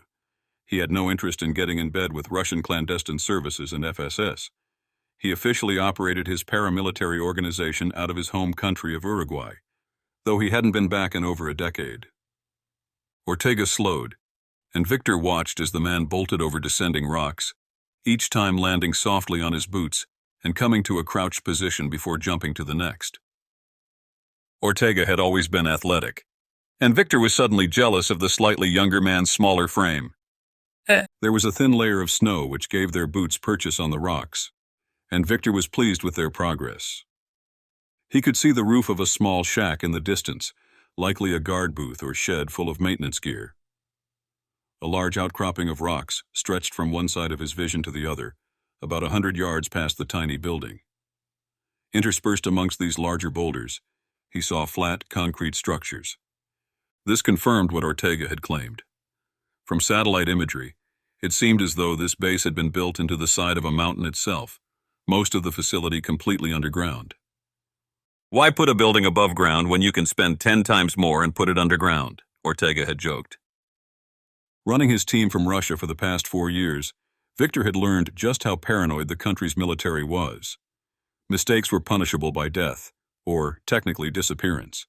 He knew multiple government officials who had simply ceased to exist, their names and faces wiped from official records as if they had never been born. He hoped they wouldn't run into any overzealous government types, looking for an easy score by bringing in the foreign mercenaries. It was just the sort of thing Victor could imagine an agent getting excited about. Russia was in its own Cold War, one against the rest of the world. They had been focusing their efforts on improving their military might through technological innovation and working to assuage the fears of their neighbor to the east, China. Most assumed the two mighty nations were in bed with one another. On paper, this was true, but they were, without a doubt, two very distinct nations with two very distinct goals. While Victor knew Russia and China had their interests aligned on the world stage for the time being, it was only a marriage of convenience and efficiency. As soon as one country asserted dominance over the United States and the rest of the Western world, the other nation would immediately revolt against them to keep the power balance in check. Victor did not need to get caught to know that trying to explain himself to a government looking for spies and crooks would be a losing battle. With any luck, they could poke around, gather some intel for his boss, and be back in Moscow in a few days. Chapter 15. Victor. Shots fired. The call came from one of Victor's men hiking behind him. He turned just in time to see Joaquin Benavides fall to the ground, clutching at a gaping wound in his side. Only a split second after the man had shouted, the sound of a rifle crack echoed through the air. "Sniper," Ortega whispered. Instinctively, Victor and his team hit the ground, taking cover. They were positioned on a rise above a large open clearing. At its edge, a small hut had been constructed, one they had spotted from near the top of the mountain peak. It had taken them an hour and a half to make their way down the mountain, finally reaching the final 50-foot descent over rocky soil. The plan was for Victor, Ortega, and their other 3 men to make their final run to the hut, then use it for cover while they assessed the situation and identified any guards in the area. However, what they hadn't anticipated was that there would be guards already waiting for them. Victor's mind raced as he thought about the implications of this discovery. If this was just one guard post, there likely would be others hidden around the compound, guarding against more obvious approach routes like the lake to the north. No matter who they were smart, having placed at least one man facing towards the mountains, equipped with a sniper rifle. This told Victor that they were not dealing with a low-level security force, but with trained soldiers. Victor crawled over to the injured man and assessed the situation. The wound was through and through, and he could already tell it had pierced organs. Benavides was not only unable to continue fighting, he would die here. Perez spoke softly as he assessed the injured soldier. "I'll wrap it up. Then I can—" He was quickly silenced by the injured man. "I know what this is. Keep going. I'll be fine." Victor knew he was just trying to keep his men engaged in the mission, not wanting them to dwell on the fact that they were already down a man, and they hadn't even entered the base. He nodded. "Be our eyes and ears up here. Call us once we're through the open space past the hut." Benavides nodded in understanding, frustrated but in pain, and Victor watched as the man silently wrestled with his fate. Perez gave him his med kit, while Garcia tore off a length of his shirt for Benavides to use. Benavides, for his part, accepted that this was the best course of action for the team and began wrapping his side. He would likely try to fight it, try to staunch the blood and close the wound with the adhesive bandages in the kit, but Victor knew he saw the truth of it. Victor didn't want to raise the alarm by turning on their close-range radio communication systems. If they had guards, they might have someone listening to open channels. Perez and Garcia had now taken cover behind a small boulder, where Ortega and Victor now kneeled, watching the open space. "You get a direction?" Ortega asked. "Negative," Victor replied. "Shit," Victor thought. "We are under attack, and we can't even see our attacker." Benavides and his two other soldiers remained out of sight. Still, Victor and Ortega had crept up to a boulder, watching the scene down below and letting their peripheral vision detect any movement at the extremities. All they needed was a flash, a sign that— "There," Ortega said, mumbling the word almost silently, his face unmoving. Victor's head remained still as well, hoping not to invite another shot from the sniper down below. He moved his eyes to where Ortega was pointing, then squinted out into the valley. He waited a moment, then saw it. Just a shift. Something subtle against the trunk of a tree. A ghillie suit, hidden behind a tree trunk at the edge of the field to the northwest. The sniper was lying prone, the long barrel also covered in camouflage. But it was the telltale triangle at the end, the stand for the sniper's barrel that sat on the ground and lifted the rifle to the proper angle, that gave it away. "He's out of range," Victor said. "We will have to lay cover fire while we slide down the hill. Once we're behind the hut, we can proceed into flanks, working around the field." "It's not ideal," Victor said. "I would have much preferred to walk straight up to the back door of the facility unmolested." But they needed whatever cover they could find, and whoever had built this place had made sure there was little of it. Despite this, there were a few trees scattered sparsely around the facility grounds. If they could run and maintain their cover fire, they might have a chance. "As long as there's only one sniper," Victor added. "He's going to tell his friends we're here," Ortega said. "If he didn't already." Victor nodded. "All the more reason to move quickly." Victor looked over his shoulder at Benavides, who was now sitting up, his stomach and side bandaged and tightly wrapped. He had his rifle out and was ready to place it on top of the same boulder that Victor and Ortega were hiding behind. He was sweating with pain, his mouth a thin line. There was blood seeping out around the bandages, dripping and pooling beneath him. "He's got 5, maybe 10 minutes, I'd guess," Ortega said softly. Victor's eyes fell. "We haven't even stepped foot inside, and already I've lost a man." He had lost men before, on a handful of occasions. Every one of them had been gut-wrenching, terrible experiences. Every one of them left him with memories, nightmares. Every one of them had caused him to reassess his actions that day. Had he done something wrong? Not something necessary to keep them alive? How had his leadership failed them? He pushed the thoughts away for now. He needed to compartmentalize. There was no time for distraction, for feeling down. He still had 3 men with him, 3 men who needed him. He waited for Benavides to steel himself once more, giving him a slight nod when he was ready. He nodded back. "On my count," Victor whispered. Chapter 16. Victor. "Are there supposed to be soldiers here?" Ortega asked. "Supposed to?" Victor responded. "No, but we are prepared for anything." "Are we?" Ortega asked, gripping his rifle tightly. "I didn't think we'd hit resistance before we even got inside." Victor ignored Ortega, knowing he was just frustrated about losing Benavides. But there was nothing he or anyone else could do about it, other than continue on and push through. He, Ortega, Perez, and Garcia had made it successfully down the mountainside to the back of the hut. There, Garcia and Perez had found a door that was unlocked, leading into a small 8x8 space. They stood on either side of the back of the hut, guarding the open space beyond, while Victor and Ortega ran in. Inside, Victor found that it was indeed full of maintenance equipment, lawnmower, fertilizer, and all sorts of equipment that looked as though it hadn't been touched in 100 years.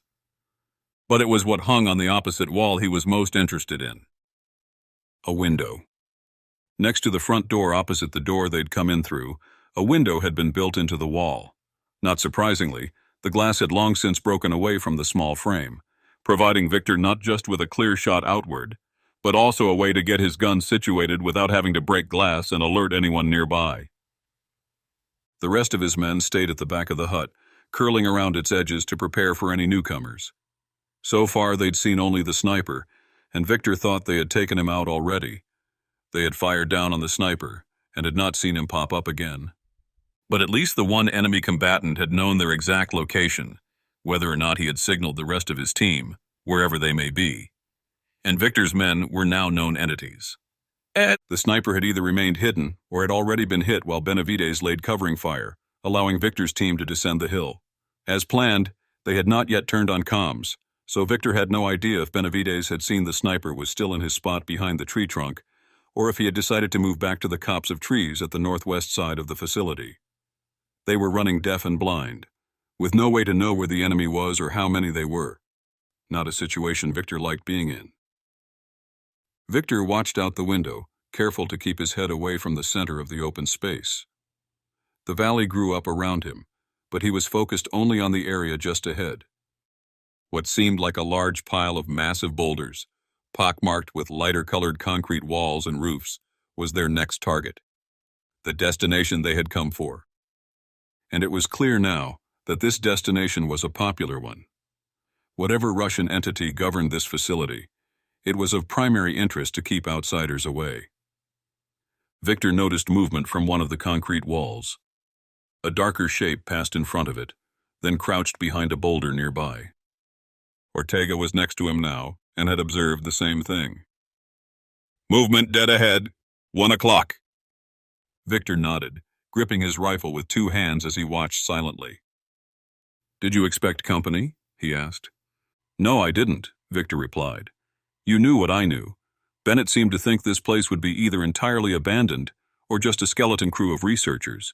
I wonder if Zach knows more about this place than we do." "You think he could be withholding information from us?" "Not sure what good it would do," Victor replied. "We're supposed to be his security, his protection. If he expected us to run into hostile forces and didn't tell us, how would that help him?" Ortega shrugged. "Well, we didn't exactly wait for his stamp of approval on this one either. We rushed over here. Maybe he was going to tell us later. Maybe these guys were planning to leave later today, and Bennett was waiting until then." Victor smiled, glancing sidelong at Ortega. His right-hand man shrugged again. "Let's check comms, just in case there's an update." Victor nodded. It couldn't hurt. If anyone was listening in, it was not like their progress had been made under cover of darkness. It was broad daylight, and at least one hostile soldier knew exactly where they were. It was very likely the guy directly in front of them was simply waiting for them to reappear. Victor reached to his side and turned on the walkie-talkie. It immediately squawked to life, Benavides' dying voice finding a bit of energy. "Inbound RPG. I repeat, RPG inbound." His voice was shaky, wobbly, and he was breathing heavily. Victor knew the man would bleed out and die within minutes, and this was his final act, helping his teammates. Ortega's eyes widened, but Victor pushed him aside and ran directly for the door at the front of the hut. He didn't have time to give specific orders to his men, so he relied on them to react quickly. He fumbled with the walkie-talkie, turning up the volume as Benavides' alert was repeated. Victor barreled through the door, its rusted keyed lock blasting apart with the force. Ortega was at his heels as they both tumbled out the front of the hut. The world erupted in front of them, gunfire coming from all sides. Behind him, Victor saw his men diving away from the edges of the hut they had just been hiding behind. As he rolled away as fast as possible, careful to stay beneath the rounds sizzling over his head, the hut exploded in a fiery blaze. Chapter 17. Ben. After leaving the seedy Italian restaurant, the CSO group drove to a private airfield south of Moscow and caught a flight to the Kodar mountain range. Finding a small town in the Kolarsky district of Zabaikalsky Krai, Ben was able to rent a mid-size SUV with enough traction to get over any rough dirt roads they might come across on their way to the national park. Established in 2016, Kodar National Park was one of the newest national parks in mainland Russia, created to preserve wildlife, offer places of rest and refuge for tourists, and catch up with similar programs in the West. But there were still some wrinkles that hadn't yet been ironed out. Lucia explained on the way that these parks were often staffed by skeleton crews of rangers and park staff, sometimes as few as one employee for every 500 tourists. There were no souvenir shops or gift shops, few restroom facilities or playgrounds, and the only way to tell if one was in a park was if they happened upon a sign declaring as such. They reached the park entrance a half hour later, and true to Lucia's word, they were met with no resistance upon entering, not even so much as a check-in stand, though Ben saw a small building still under construction off to the left side of the road. It seemed the intent was there to create a full-fledged national park, but for now the place was just a wild sanctuary encircled by a handful of Russian-built fences and marked on a map, but little else. It was quite literally in the middle of nowhere, and Ben was once again glad for his wife's ability to navigate computer systems around the world, as well as Lucia's ability to uncover the IP address of the forum post she had read, allowing them to find it on a map. He only hoped it hadn't been obfuscated behind a layer of VPNs and other encryption. Not that he knew what any of that meant, just that Julie had described their ability to find this place a potential crapshoot. But up ahead, he saw the road opening up to a wide valley with a river-fed lake off to the right. Directly in front of them sat a pile of large boulders, with what appeared to be buildings interspersed with them. "That's it," Lucia said. She sat in the front seat next to Ben, acting as guide, having the most knowledge of this region. Ben nodded and aimed the SUV for the edge of the woods they had been traveling through. After cresting a small hill, he found himself driving downhill into the valley. He pulled the SUV to the right, descending toward the river and lake beyond, keeping the outcropping of rocks and buildings on his left. As they drove around the facility, they examined their surroundings. No one was outside, and they saw no vehicles. "Over there!" Reggie snapped his finger, then jabbed a thumb against the rear window. Ben felt the man's knees digging into the back of his seat. He shifted, squinting through the side window of the driver's seat. After a few seconds of searching, he saw what Reggie was pointing at. Two vehicles, parked side by side, with a camouflage net hastily thrown over them. The camouflage was the wrong color, not mixing well with the snow-speckled terrain. Still, it hid the vehicles better than if they had been allowed to shine in the morning sun. Two SUVs, probably able to carry 6-7 guys each with loadouts, Reggie mumbled. "And it looks to me like they don't want anyone to know they're here," Julie added from next to Reggie. Freddie sat in the third row, his legs stretched out over the seat next to him. He said something, but they couldn't hear the man's reply. Ben continued driving, wanting to glean as much information from the scene as possible before making a decision to park and try to get inside. As this facility was on no maps or public databases, it had been extremely difficult to even discover its presence here. As such, they had no idea what to expect. Were the doors sealed tight like a bank vault? Or was this just a glorified gift shop that was kept unlocked 24/7? Would there be guards or rangers waiting for them? He felt a bit unsettled knowing that whoever had driven the SUVs here had tried to camouflage them, and even more unsettled when he realized they had done it hastily enough not to be terribly concerned about anyone coming. "I don't see any guards. Whoever was in the SUVs is probably already inside," Julie said. Ben was about to respond, but Reggie cut him off. "I don't know about that. Check it out." Ben used his peripheral vision to see where Reggie was pointing, and then followed his finger again to see what his friend was looking at. Ben pulled the car to a halt, put on the parking brake, and opened the car door. "Ben, are you sure it's smart to get out, if there's anyone watching?" Ben didn't answer. Instead, he kept the door open and started walking the 20 paces toward what Reggie was looking at. He heard the passenger door open, and his friend was beside him in a moment. Together they walked, side by side, toward the scene of a massacre. Bright red streaks of blood screamed through the delicate whites of the taiga snow. It seemed there had been some sort of fight, jostling at least. There was a weapon sitting in a pile of dirt and snow off to the side, but blood was sprinkled over everything in sight. Tracks ran from the spot to the pile of boulders nearby. Ben frowned down at them. They seemed like boot prints, but they lacked the lines and markings found on the soles of shoes. "Jesus," Reggie muttered. "Tell me about it. Whoever this was, it didn't end well for him." Reggie walked over and retrieved the weapon, examining the rifle. Ben saw its long-range scope affixed to the barrel, identifying the weapon as a sniper rifle. The realization sent a shiver down Ben's spine. He hadn't been able to shake off the feeling that they were not alone out here, and this scene confirmed it.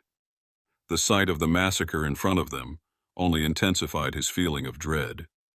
The bloodstains on the snow were still fresh, and the SUVs parked nearby made it clear that whoever was responsible for the violence was still in the area. Ben glanced around, trying to assess their surroundings and figure out the next move. It was a risky situation, but they had come too far to turn back now. He took a deep breath, steeling himself for what lay ahead. Chapter 18. Ben followed the tracks the 40 feet or so with his eyes, where they then disappeared into the boulder pile and toward a concrete wall. Ben and Reggie stood silent, Reggie now holding the loaded rifle as they watched for any movement. He checked the barrel, magazine, and sight, playing his finger over the brushed steel stock. Satisfied it was in working order, he nodded at Ben. Together their eyes fell back down to the bloody circle on the snowy ground. "Blood's still warm," Reggie said. "I reckon they went down 20 minutes ago, maybe even less." A chill landed on the back of Ben's neck, reminding him that even though it was summertime, mornings in this region could be downright cold. If the bloodshed at their feet was still warm, it would have had to have happened very recently. They left the rifle but pulled their man inside. Why? Ben wondered. Reggie shrugged. "Must have been in a hurry. Guy was all shot up, bleeding out." Ben squinted as he looked down at the scene of the crime. "I don't know. Seems like an awful lot of blood for just a couple of gunshots." "Maybe it was more than a few gunshots then," Reggie suggested. "Or a few big gunshots." Ben nodded, not really believing his friend. He knew a large weapon, not unlike the sniper rifle Reggie was now holding, could take massive chunks off of a man. It would no doubt leave bloody residue, evidence of a brawl. But this still seemed like too much blood. And where did they take him? Surely the guy isn't still alive. Reggie turned and pointed at the concrete wall protruding from the top of a section of boulders, where the tracks ended. "They built this place on top of an existing cave system if those geologic surveys we found can be trusted. All these little concrete walls must be the edges of the buildings, the upper level. And I see a door." The unsettled feeling Ben had was still there, but he felt a bit more comfortable knowing they wouldn't have to do any spelunking today. He didn't like the idea of being underground at all, but at least they could descend through a facility's subterranean levels instead of through a winding, dark cave system. Besides, Reggie was now armed, and even though it was a long-range rifle, the man was a trained Army sniper, and the weapon would be better off in no one else's hands. They walked back toward the car. Julie was standing outside of it, walking in place to stay warm, but she re-entered the SUV when Ben arrived. What is it? She asked. Ben answered through the open window. Someone had a bad day, he said, shrugging. Reggie found a toy in an entrance. I think we park here and head inside. Lucia snapped her head sideways and looked at Ben. You think there are other people here? She asked, eyeing the long rifle barrel Reggie held. People who are armed? There was definitely someone here, Ben said softly. And they were armed. Not anymore, though. We can't know for sure until we get inside if they were alone or not. But I need you in there, Dr. Vergati. I need you to figure out why this place is suddenly so popular. He saw her swallow a lump in her throat, but she didn't respond at first. Finally, with a timid voice, she turned back to Ben and the others. Okay, I trust you, and I really want to know what is going on here, whether your brother is involved in this or not. In the SUV, Julie nodded. Lucia continued. Let's get inside and find something that tells us what this place exists for. If it has anything at all to do with your brother, I suspect I'll be able to find it. And if we're really lucky, I might be able to figure out what he was doing here. Ben smiled at her, hoping it looked more reassuring than it felt, and entered the car again. Reggie started walking toward the rock outcropping, while Ben drove the SUV over to a thin peninsula of boulders poking out from it. He parked on the other side of the strip of rocks, hiding it from the other vehicles, then turned off the ignition and opened the door. Once more into the breach, he mumbled. Chapter 19. Victor. The place felt like a funhouse, minus the fun. Victor and Ortega led Perez and Garcia deeper into the facility. The corridors were tight, the stairwells narrow. The ceilings were lower than they should have been, and Victor got the sense that this place had been built hastily, using as few materials as possible. He felt as if the entire place would collapse on their heads just because they were marching around inside. It seemed like the slightest vibration would set off a chain reaction, collapsing the pile of boulders above their heads. After the hut had exploded outside, the team of 4, aided by their eye in the sky, Benavides, watching from high above, had taken out 2 Russians hiding amongst the boulder-riddled area. The man who had fired the RPG toward them had fallen first, the second soldier shortly after. Just as quickly as the attack started, it had ended. They weren't shooting at an army, they were shooting at a few guards. The intense battle was over before Victor could even figure out why they were shooting at each other. It was obvious that he and his men were seen as hostile intruders, but he couldn't figure out why they were so intensely guarding the space. But they had been able to proceed unopposed after that. Victor had taken his group around the far perimeter of the boulder outcropping, eventually finding the Russian team's SUVs and a doorway that led into the facility. It had been left open, lending more credibility to his theory that the Russians were still inside. He didn't know what was going on here, but it was clear to Victor that there had been activity inside the facility very recently. Victor wanted to push through the entire facility quickly, both to find the Russians and to figure out what it was they were working on here, but he did his due diligence as they traveled. He poked into a few rooms as they passed, seeing only the same thing every time. Tables and chairs upturned or broken, files and papers spread haphazardly over the floor as if they had been tossed from the ceiling. Someone had ransacked the place, and it was unclear as to why. Items weren't just taken out and thrown on the floor, they were broken. Fluorescent lights sputtered, if they were even still in one piece. It had been difficult to keep track of their progress through the dark base with only their gun-mounted flashlights, but it was enough to get a feel for the place. Someone had come through and decimated this station. Was it the Russians? And why?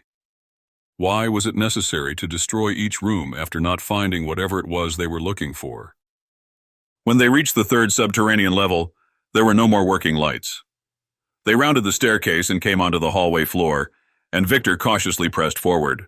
They were in pitch darkness, doffing their mounted flashlights in order to maintain stealth. He frowned. Victor heard the sound of scraping. He paused, placing the back of his hand against Ortega's chest to slow his progress. Perez and Garcia stopped behind them. He made a shushing sound. "You hear that?" Beside him, Ortega whispered in response. Yeah, sounds like footsteps. Slow. Victor realized Ortega was right. It wasn't scraping, but slow, steady footsteps, each one barely lifting from the floor. It was the sound of boots sliding on concrete. And each step was getting louder. It's coming from right in front of us. Ortega's voice was almost inaudible. Victor could hear the breaths from the men behind him. If he had known they would be descending into a cave-like maze underneath this concrete bunker without any lights on in the place, Victor would have opted for light-enhancing vision kits. Standard night vision goggles wouldn't do the trick. There wasn't an ounce of light down here to amplify. Victor held his breath and whispered, "Hold your fire."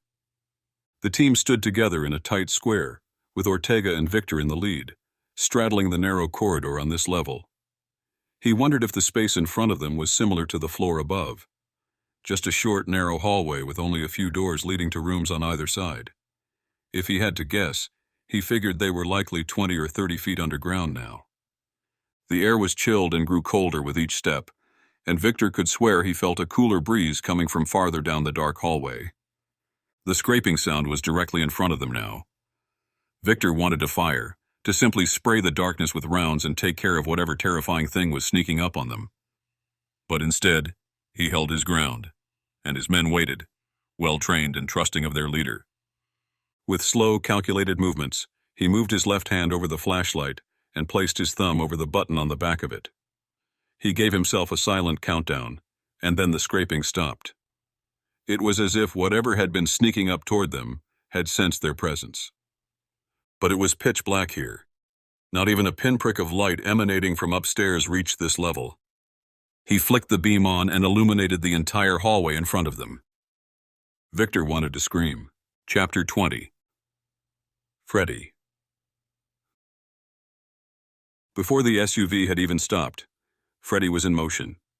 He climbed back over the seat, popped open the hatch, and fell to the ground awkwardly. Without missing a beat, he stood and ran to the passenger side door, opening it before Lucia could exit. She frowned at him as he yanked her door open, but eventually accepted his hand as she stepped out of the vehicle. She stretched, reaching her arms up over her head. Freddy tried not to notice her thin figure, but immediately felt his throat constrict. There was no conscious mind that could subvert eons of male wiring and programming. He coughed, suddenly feeling very exposed. "You must be what they call a Southern gentleman, yes?" Lucia asked. He cleared his throat to no avail, feeling his cheeks flush. "Yes, that's right. It's just being polite, you know?" Lucia was smiling, trying to hold back laughter when Julie jumped in. She exited the rear passenger side door next to Freddy and Lucia, glaring up at Freddy. "You know what isn't polite? Running past one perfectly good female just to open a door for another one." Freddy's cheeks flushed redder. He stammered a response, but Ben called them over before he could finish. "Freddy, stop flirting with my wife. I want to get inside and start scoping things out." Freddy nodded quickly, then walked around the front of the vehicle to join Ben and Reggie in front of the concrete wall they had seen from below. There was no walkway leading to it, just the bloody path of footprints that led over stone and snow. Reggie held the sniper rifle in a firm grip and led the way. As they neared the door, they saw it was standing open a crack. "Looks abandoned," Freddy said. "That door is ancient." "Whoever died back there was definitely pulled inside, or at least into the rocks nearby," Ben said quietly. "But I'd love for this place to be abandoned. It would make our jobs that much easier. But I have a feeling we won't be alone in there." Freddy followed behind Reggie as the man pushed the doorway open and stepped through. It was quiet inside, but it was anything but abandoned. "Holy hell!" Reggie muttered, stepping over a fallen filing cabinet. The place, if it had been abandoned very recently. There was stuff everywhere. Chairs and tables overturned, paper cups and napkins strewn about, and reams of paper spilled out onto the floor to their left. None of it seemed dusty or old. "Someone was definitely here recently," Julie said from behind Freddy. "They ransacked the place." "Probably looking for the same thing we are looking for," Freddy said. "On that note, what exactly are we looking for?" He turned around to find Lucia standing in the doorway, her small frame dwarfed by the large bunker door. She stepped fully into view. "If this place is a research facility, we will know soon enough. There will be a lab of some sort. Equipment, computers, test chemicals, that sort of thing. These lights above our heads could be solar-powered, but there's probably no power on deeper in the facility, so we won't be lucky enough to get into the computers to see exactly what they were studying. You think this could be where your colleagues posted messages from? Julie asked. Lucia nodded. Of course. I didn't know there was any such facility in this region, and certainly not in the national park. Though the park probably came later, it would make sense this place was hidden here, kept secret by the Russian government. Even if their research was mundane, the Russian state likes to keep its scientific initiatives hidden away from the world, at least until they are certain it can't be used for military purposes. Freddie understood exactly what she meant. The last time his team was in Russia, they discovered this to be the case. Many countries engaged in secret scientific research, looking for advancements in chemistry and physics that could be used in military applications down the road. No one wanted to let the cat out of the bag before the scientists figured out exactly what they were dealing with. The group followed Reggie and Freddie forward to a descending set of stairs on the other side of the room. If he had to guess, Freddie assumed this room served as some sort of antechamber for the rest of the facility. Perhaps it was used as storage or like a room-sized closet when the weather outside got rough. There were no other doors in sight, and this room had no windows, being 3/4 of the way beneath the rocks around them. As Lucia had said, it could be that this room was the only one lit by solar lamps, and that deeper in the base, they would have to use their phone flashlights to see. He checked his, not surprised to find it powered on but without service. Seems a strange place to build a research facility, Reggie said. Expensive, too. Why not just put it above ground and use more common, cheaper construction materials? If they were studying something related to the Earth's crust, or one of the many underground water systems that feeds the rivers and lake nearby, it might be helpful to have their research set up at the source. That, and it's a great way to keep the research out of sight if they are doing something a bit more nefarious. Don't be pessimistic, Ben, Julie said, smiling. For all we know, we're about to stumble onto a bunch of soil geeks on their lunch break. Ben chuckled, muttering under his breath. We could only be so lucky. Chapter 21. Victor. Standing directly in front of Victor was a man taller than him. Russian. He wore black fatigues and a long-sleeved black turtleneck. Neither article of clothing was in good shape. They were in tatters, ripped and shredded, white skin poking through both torso and legs. The man's face was bloody. Not streaked, not dotted, but completely covered with slick black liquid. It dripped from him, down around his shoulders and neck, cruelly seeping back into the open tears on his sweater. The Russian man carried an assault rifle, which Victor immediately recognized as one of the same weapons that had been used against him and his team back outside. But the man carried it loosely in one hand, its barrel pointed down at the floor. It was not a weapon now, but simply a prop, a part of the man's character he had already forgotten how to use. His eyes told Victor everything. They were stunned, wide, unknowing. They stared at Victor's light as if it was the eternal calling him home. His face twitched, eyes blinked. He focused on Victor's light, trudged toward it, the scraping sound beginning once again. He mumbled something in Russian. The words were short, broken, and repeated. Perez spoke the language, but if he understood this man, he didn't offer a translation. Victor inadvertently took a step back. He felt the barrel of Garcia's rifle behind him. Then the pressure released as he, too, took a step back. He kept the light steady on the man's face, on the blood. What the hell happened to this guy? Victor wondered. The wounds on his face looked like they could have been burn marks. Had this man been in an explosion? He and his team had grenades and C4 packs with them, but they hadn't used any explosives on the Russian attackers up above. Whatever had gone down, it had happened down below. Beside him, Ortega let out a breath. Who are you? Victor asked. The man faltered. His eyes blinked again, then grew wide. They had taken him by surprise, no doubt. But he would not stop staring at his light. Was this man looking for death? Did he think this was the proverbial tunnel? It was impossible to assess the man's wounds with so little light, at least without putting him and his team in danger of attack. It was safe to assume this guy was on his last legs. He was swaying now, trying to move forward. He continued encroaching on their space, crawling one sliding boot step at a time. It was horrifying to watch, as if every second of life was severe pain. Ortega made a snap judgment, running forward and kicking the Russian's rifle to the side. The man dropped it without fighting and allowed Ortega to grab his elbow and armpit. Ortega grunted with the sudden exertion as the man nearly collapsed into his hold. Garcia ran forward from behind Victor as well, cradling the man's left side. The man's eyes blinked a few times, still in shock, then fell to his knees. Victor stepped up, faced him, still holding the rifle's flashlight on his face. "Do you speak English?" he asked slowly. He kicked himself for not paying more attention to the language during the last few years he had been here. He mostly spent time with his team, all of whom spoke fluent Spanish and English, but not Russian. Except for Perez, who had a passing experience with the Russian tongue. He turned to him now, waiting for either the Russian soldier or his teammate to respond. The man whispered, "No."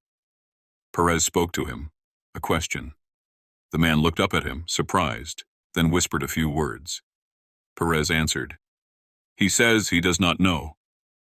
Doesn't know what? Victor asked. The man muttered again. Perez translated, "I'm sorry. It's hard to understand. He's barely able to speak. It sounds like he's saying he didn't know, or they didn't know." They didn't know what? What was waiting for them downstairs? Victor's blood ran cold as he realized this Russian soldier was no longer afraid of the mercenary intruders from outside, if he ever was. The terror on this man's face said everything. He was afraid, but it was not of Victor. There was something far worse than mercenaries or soldiers waiting downstairs, something that Victor knew he would soon find. Chapter 22. Ben. The stairs twisted to the left, descending another story before leveling out to a narrow corridor. Reggie reached the first door on his left and nudged it open with the end of his rifle. He stayed at the doorway, allowing Ben to enter first. "Looks like a laboratory in here," Ben said. "Maybe. It's too damn dark to see anything." Ben was holding his phone's flashlight, which lit a bubble of space about 5 feet around him. He saw a room not terribly different from the one through which they had entered this station. Papers were scattered on the floor, file cabinets and computer terminals knocked over, and all sorts of equipment he didn't recognize. It could be a laboratory, or just some old garage. It was impossible to tell without any light. "Smells like a bathroom," Julie said from behind Ben. He turned around, the others squinting as his light blinded them. "This is going to be a lost cause unless we get some lights turned on," Ben said. "I guess the good news is that if there are generators somewhere on site, and they haven't been turned on yet, it means we're alone. Nothing to jump out at us. No one here to scare us." "Yeah, maybe our buddy from outside got attacked by..." A deep snapping sounded as lights above Ben's head began to buzz with electricity. One by one, lights transformed the hallway they had just been in from a dark crypt into a brightly lit corridor. The room Ben was standing inside came to life, now fully illuminated. What? "What was that you were just saying about us being alone here?"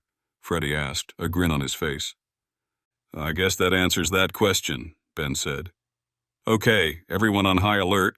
Don't be stupid, but there's no reason we should assume whoever's down here with us is hostile." "No reason we shouldn't assume they aren't either," Reggie added. Ben turned back to examine the room they had stepped into. He changed his initial assessment. It didn't look like a laboratory as much as just an office room. He could see its general shape, though most of the items inside had been destroyed or strewn about the room. A table had been smashed in half, splinters littering the floor in the center. An archaic phone system lay in a pile of cables and wires on the floor next to it. "Conference room?" Reggie asked. Ben nodded. "Either that or an office." "What the hell happened down here?" Julie asked softly. "All of these rooms look like the aftermath of a cage fight." Yeah, and I'd hate to see the other guy, Reggie quipped. Ben stepped forward, walking around the broken table and splintered chairs. An empty water jug sat crumpled in the corner of the office, and still more reams of paper slid beneath his feet. "Should we be picking up all this paper?" Julie asked. "If the printouts are of what they were working on, They might clue us in. She knelt to grab a handful of white printer paper that had fallen. My guess is that everything is going to be in Russian anyway. The only one here who speaks it and reads it fluently is Lucia, and it will take too much time for her to go through it all. Julie nodded, but handed the stack to Lucia anyway. These are just schedules, Lucia said, confirming. Maintenance, cleaning, that sort of thing. There's nothing indicative of any research or anything useful here. As they made their way down the narrow hallway, Ben couldn't shake the feeling that they were walking through a hastily assembled space. The walls were made of thick concrete, but there was a sense of unease that permeated the atmosphere, as if the builders had cut corners or rushed through the construction process. He couldn't quite put his finger on it, but the hallway felt more like a bunker than a lab or office space. Ben couldn't help but wonder about the people who had built this place. Were they the same ones who had conducted the research he and his team were investigating? If so, what kind of work had they been doing down here? The more he thought about it, the more he realized that the layout of the space made it difficult to get a sense of the overall purpose of the facility. It was as if the design had been intentionally confusing, perhaps to keep outsiders from understanding what was happening inside. Reggie took the lead as Ben trailed behind, his thoughts turning to the design of the hallway. It was far narrower than it should have been, which only added to the feeling of claustrophobia that had been nagging at him since they had first entered the underground facility. He wondered if the builders had been limited by the available space, or if there was some other reason for the cramped conditions. Perhaps they had been trying to save on materials, or cut corners to save time. Then, he had an idea. What if the builders of this place had used the underground cave system as a rough outline for the design of the space? It would explain why the hallways were so narrow, and why the whole facility seemed to be carved out of solid rock. It would also explain why the place felt so claustrophobic. The builders had been constrained by the natural shape of the cave system, and had had to work around it, resulting in a cramped and confusing layout. Ben knew that they were in a dangerous place, and the design of the space only added to the sense of foreboding that hung over the group. He wondered what kind of security measures the builders had put in place to protect their work. Were there hidden cameras or traps waiting for them at every turn? He couldn't shake the feeling that they were being watched. With a deep breath and a nod toward his best friend, Ben once again led the way forward. He knew that the next few hours would test their skill and courage, but he was determined to see the mission through to the end. The truth was out there, and he was determined to uncover it, no matter the cost. The hallway ended in a T intersection. Peering around to the right, Ben could see another doorway on this level. The door was closed, and no light spilled out from the crack underneath. There was Russian text scrawled on a metal plate on the front of it, and Lucia read it aloud. "Cleaning," she said. "Just a closet," Ben confirmed. To the left, there was another set of stairs. Ben wanted to get a read on how the rest of his group was feeling, knowing that by continuing downward, they were making it that much harder to get back out if something were to go wrong. Before he could open his mouth to speak, however, he heard 3 quick patters, the impacts reverberating loudly through the tight space. "Were those gunshots?" he asked. Lucia's eyes widened, but Ben focused on Freddie and Reggie, the 2 men here who were military trained. Both of them nodded at once, just as 2 more rounds rang out from down below. They echoed easily, carrying from downstairs into Ben's ears. "Well, I guess that settles it," Reggie said, as the gunshots subsided. "We're definitely not alone." Chapter 23. Ben. Ben eyed Reggie from across the room, as he stood near a metal table that surprisingly remained untouched amidst the chaos. He leaned against it, half-seated with his arms crossed, his eyebrows raised as if already asking a question. Ben nodded to his friend. "Reggie, with me. Freddie, stay here with the ladies. We'll go down and see." "No." Ben whirled around and saw his wife staring up at him. She stood on messy pages of printer paper that had fallen out of an upturned printer, its power cable sheared in half. Ben frowned. "What do you mean, no? Jules, we need to figure out." "And we will figure it out," she said sternly. "That's what we're doing, figuring things out." Ben felt the tension of the moment rise. They were running out of time, having heard the unmistakable sound of gunshots, and he wanted to know who was shooting and who they were shooting at. We're going to figure this out together, one step at a time, remember? Julie replied. Those were gunshots, Jules, Reggie said from behind her. Don't you want to know what's going on? We could be in danger here. I'm going to save us all the time, Julie answered. We are in danger here. We are always in danger, guys. Remember who we are, what we do. For years we've been trying to pretend like we're just snooping around playing detective. You all know damn well that nothing we ever do ends without shots fired. Ben chewed the inside of his cheek. He wanted to argue, but how could he? It's not like she was wrong. We've all been hinting at changes we want for the CSO, for our group.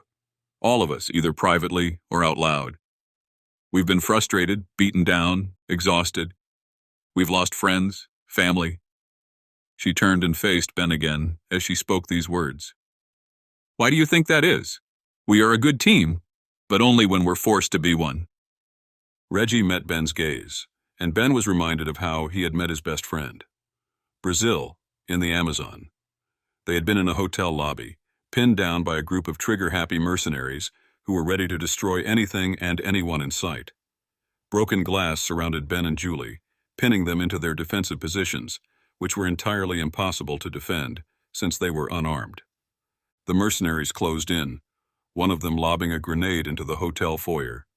Then flashes of light, bright and targeted, like multiple searchlights honing in on their location. Ben had been blinded by the lobby's sudden shift to bright daylight, and even the mercenaries seemed to stop for a moment, confused. That apparently had been the moment Reggie was waiting for. Gareth Red Reggie had slipped in behind them, taking out the mercenaries methodically, using his skills as a soldier in the United States Army to serve up his own brand of justice. He had saved their lives that day and many days after. Ben and Reggie had quickly become friends, forging a bond through one impossible circumstance after the next. Yet Julie wasn't wrong in her assessment. They were reckless and rash, excelling purely because their adversaries often outthought and outsmarted them, and Ben and Reggie relied on luck, something entirely unpredictable. He had built the civilian special operations to model his own leadership, one that relied on individuals doing their part, operating as autonomously as possible. It was an alliance formed between men and women who were willing to push forward without a proper plan. But his wife was right, and he knew it. That, without a proper plan, had worked against them more than he cared to admit. Ben smiled and nodded. Okay, you're right. Lucia flicked her eyes from Julie to Ben, obviously trying to assess the leadership dynamic she was witnessing. The tension between Ben and his wife had not subsided, but Ben knew better than to argue against Julie. He was alive not just because of Reggie's rash aggression, but also because of Julie's calculated and strategic deference. I'm not losing any of you. Not this time, she continued. Lucia, as much as I want to find out what's going on here, I won't do it unless we are all working together.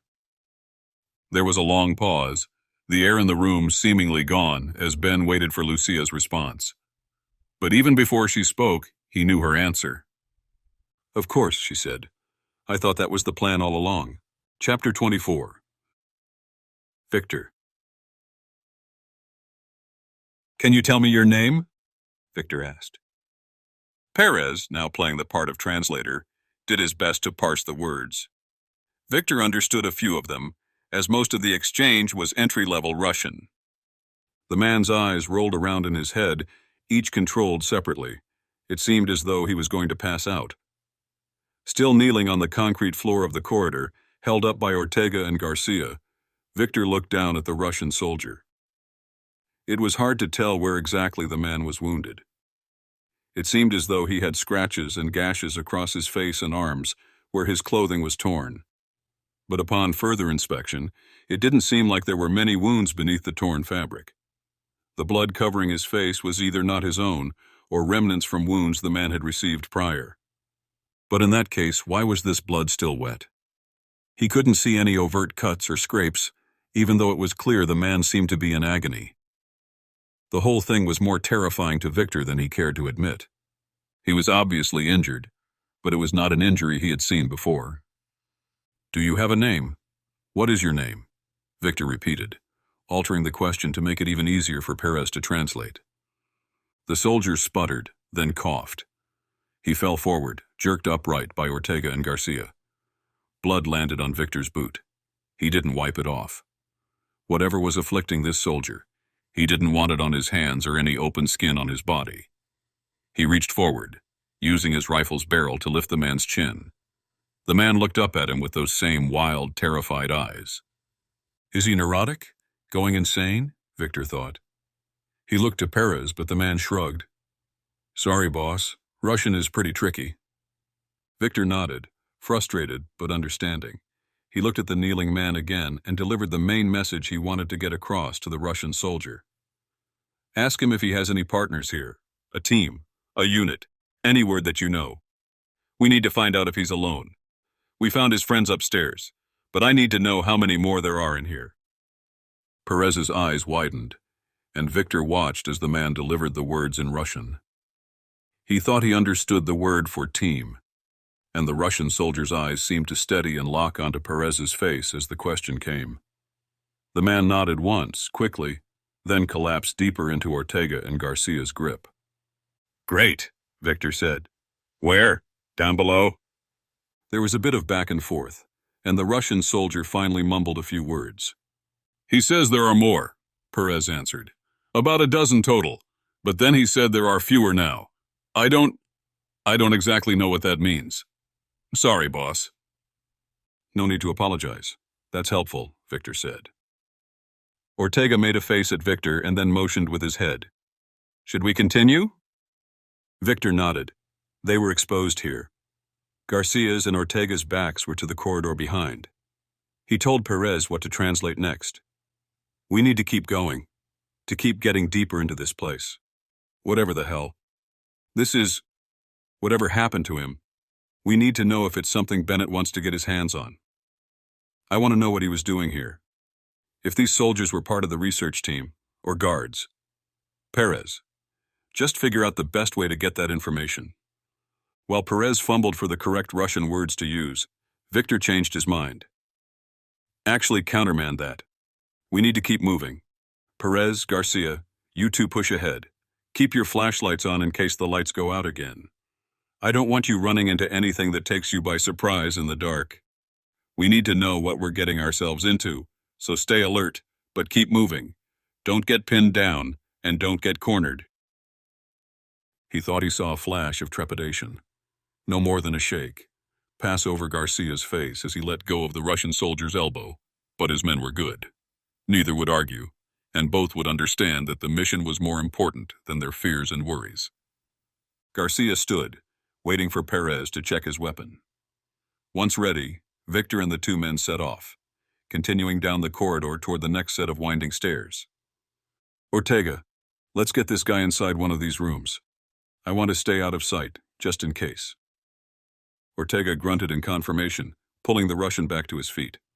The soldier seemed about ready to throw up, but for the moment he had worked back the unsteadiness and drunken behavior. He stood as well, allowing Ortega to guide him down the hall. Victor sent off a silent prayer as he walked behind the two men. He hoped this was the last strange encounter they would have today, but he knew better than to let his guard down. Chapter 25. Victor. Victor, Ortega, and the Russian soldier were making their way painstakingly slowly toward the end of the corridor. The Russian was moving even more slowly than he had on his own, a fact not lost on Victor. Was he trying to compromise their progress? Was this all just a ruse? Victor couldn't help but assume the worst. It was part of his training, part of his survival instinct. He wanted to get their trio to the room at the end of the hallway, where hopefully there was a place to sit down inside. But he assumed that room would be like the others, in a state of complete chaos. He held the Russian soldier's elbow and armpit, just as Ortega and Garcia had, careful not to accidentally trip the man. If he wasn't toying with them, and was truly in as much pain as he looked, Victor didn't want to upset him. This man may know more information about where they were and what they would find downstairs. Even in broken English and Russian, They had already been able to figure out that the man was not alone. There were about a dozen in his cohort somewhere down below. They reached the room, finding the door closed. It was unlocked, and Ortega reached out, twisting the handle and pushing the metal door inward. Victor held his assault rifle in his left hand, in the crook of his armpit, waiting for anyone inside to open fire. The room was empty. Even more surprisingly, the room was not in ruins. It seemed to be a bunk room of sorts, the same that might be found below decks on a Navy ship. It was small, with 4 beds, 2 sets of bunk beds, straddling one corner of the room. The opposite corner, to Victor's right, had 2 desks. On one sat a small foldable vanity with a mirror. All of it was in fine condition. Whoever had come through and damaged everything in the rest of the rooms had not made their way into this one. 3 of the beds were made, one of them with the sheets pulled back and the pillow smashed in the center, as if someone had recently lain there and gotten up without fixing it. Clearly not military, Victor mused. The Russian soldier let out a groan, and Victor nodded to Ortega. Together they carried the man over to one of the beds on the left wall, where they sat him down. He began falling backward immediately, and Victor put the pillow on the bed behind his back. The man lay awkwardly on the bed, his feet on the ground and his head against the hard concrete wall. The blood had mostly congealed, but bits of it fell off in globs onto the comforter. "Let's hope whoever was sleeping here doesn't come back for a nap," Ortega said quietly. Victor ignored him, standing now and walking over to the desks on the opposite side of the room. If there was any information here about what this station had been studying, he might find it in this room. This was obviously where some of the researchers had lived, and it wouldn't be surprising at all for some of them to bring home some paperwork after working downstairs. He ignored the desk with the vanity, assuming it would be full of toiletries and bathroom essentials. He focused on the other desk, pulling open the 2 drawers that sat alongside the opening where a chair would sit. The drawer on his right was empty, but the one on his left had a stack of papers neatly arranged and clipped together. He pulled this out, then looked up at Ortega and rolled his eyes. "It's all in Russian," he said. "I don't know why I assumed it wouldn't be." "Here, let me see," Ortega said. "I can read it better than I can speak it. I might notice a few keywords." Victor handed his friend the stack of papers and waited impatiently. Ortega's eyes flitted over the top page, a slight shake of his head. He pulled the page back and began examining the second page. "Anything?" Victor asked. "Sorry, boss," Ortega began. "It's all gibberish to me. Ortega was cut off, and Victor heard the telltale sounds of gunfire rising up to greet them, reverberating from outside the room. He wasted no time. He whirled around and ran out the same door they had entered, stopping in the center of the corridor. He swung the assault rifle down on its shoulder strap, cradling it in 2 hands now, ready. He waited, not moving. 3 more shots rang out, not in a burst but from 2 separate weapons. Were they shooting at each other? Or were they on the same team?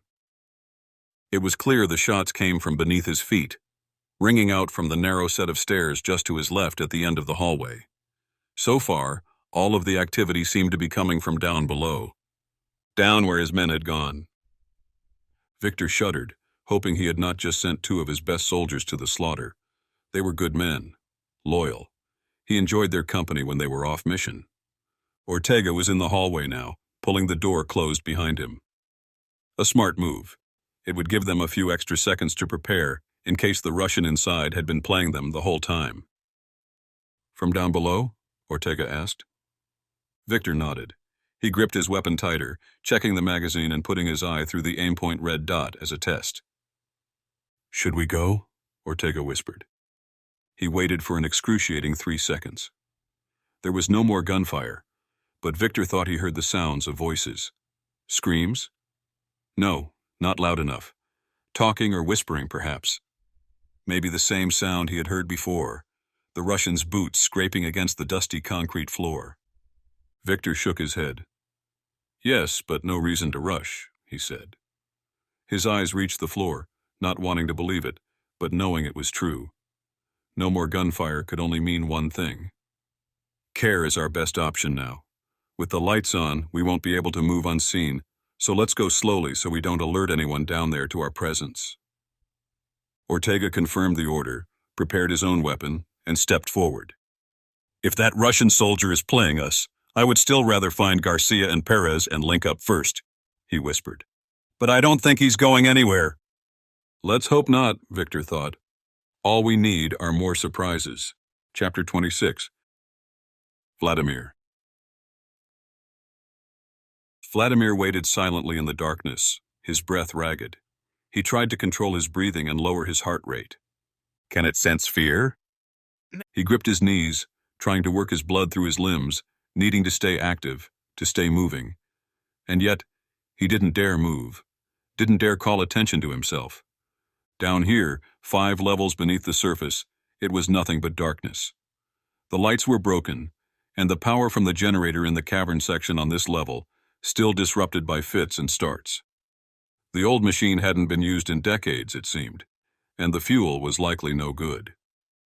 2 of his teammates were working on it, but it seemed the going was rough for them as well. At least they didn't have to deal with this.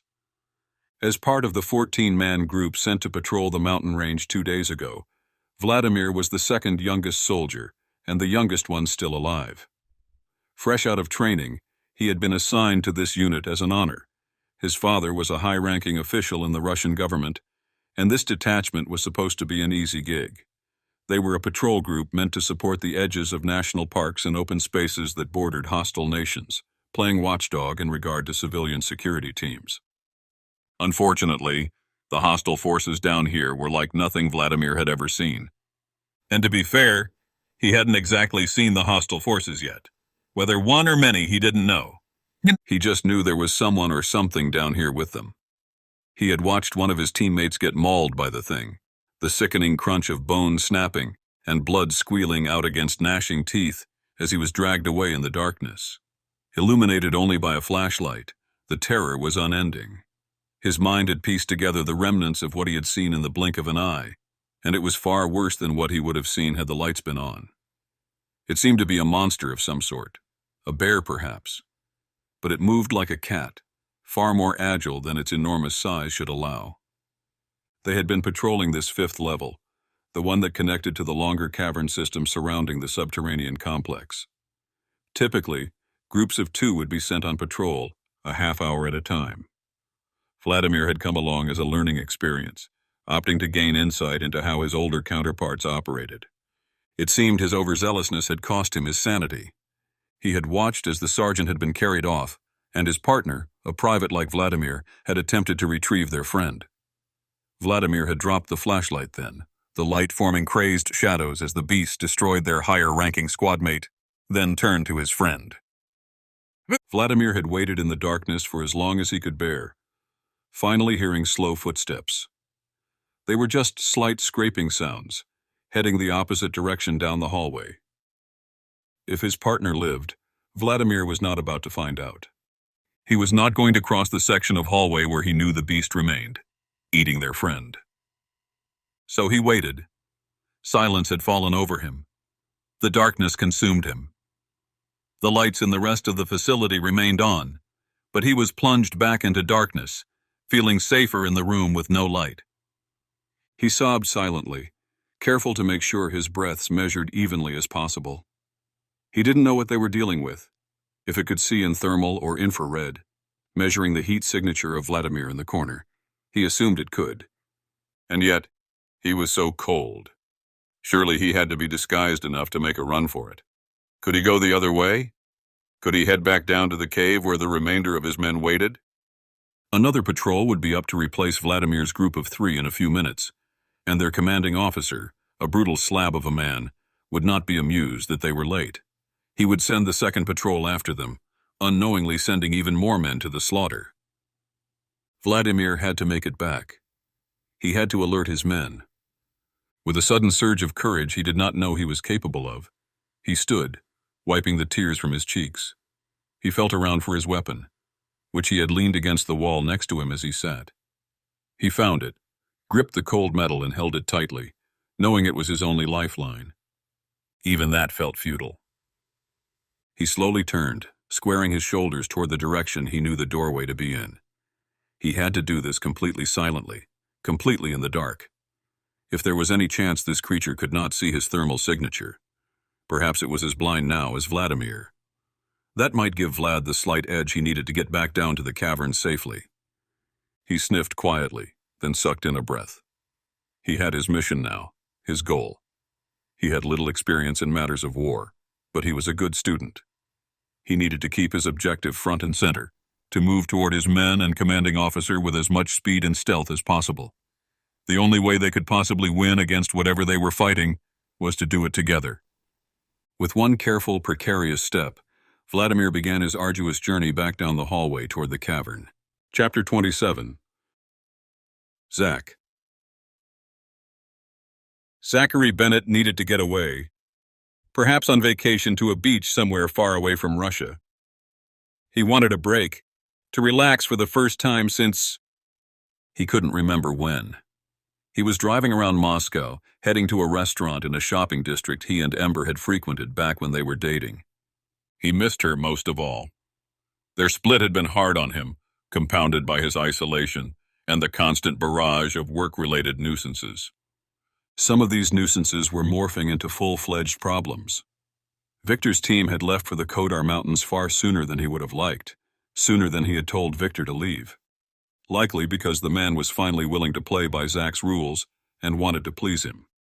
Whatever the reason, Zach had been surprised to discover that Victor had left almost a day earlier than they had discussed, taking a small group of men with him to investigate what might exist at the National Park Research Facility. He parked the old car in an empty spot near the restaurant when his phone vibrated. He picked it up, noticing that it was a number he didn't recognize. Local. He pressed to answer the call and lifted it to his ear. "This is Zach Bennett." "Bennett, it's Igor Schwartz." Schwartz was one of the security men who had worked for Veniloff Manufacturing. Zach had confided in him early on while working in and around the labs and facilities, and their paths had crossed enough for Zach to eventually come to trust the man. Ex-military, the security employee was like Zach's eyes and ears when he wasn't around. He was an ally working inside Veniloff. Russian politics was a new game for Zach, one that required stealth over strategy. Schwartz, German but born and raised in Russia, was a master at this game. "Schwartz," Zach replied. "Good to hear from you." Zach felt a sigh of relief as some of the anxiety subsided. He suddenly felt less isolated. Was he that lonely? He wanted nothing more than for Schwartz to invite him to get a beer. Hell, he would drive across the city to do it. "Wish I was calling about good news, Zach," Schwartz began.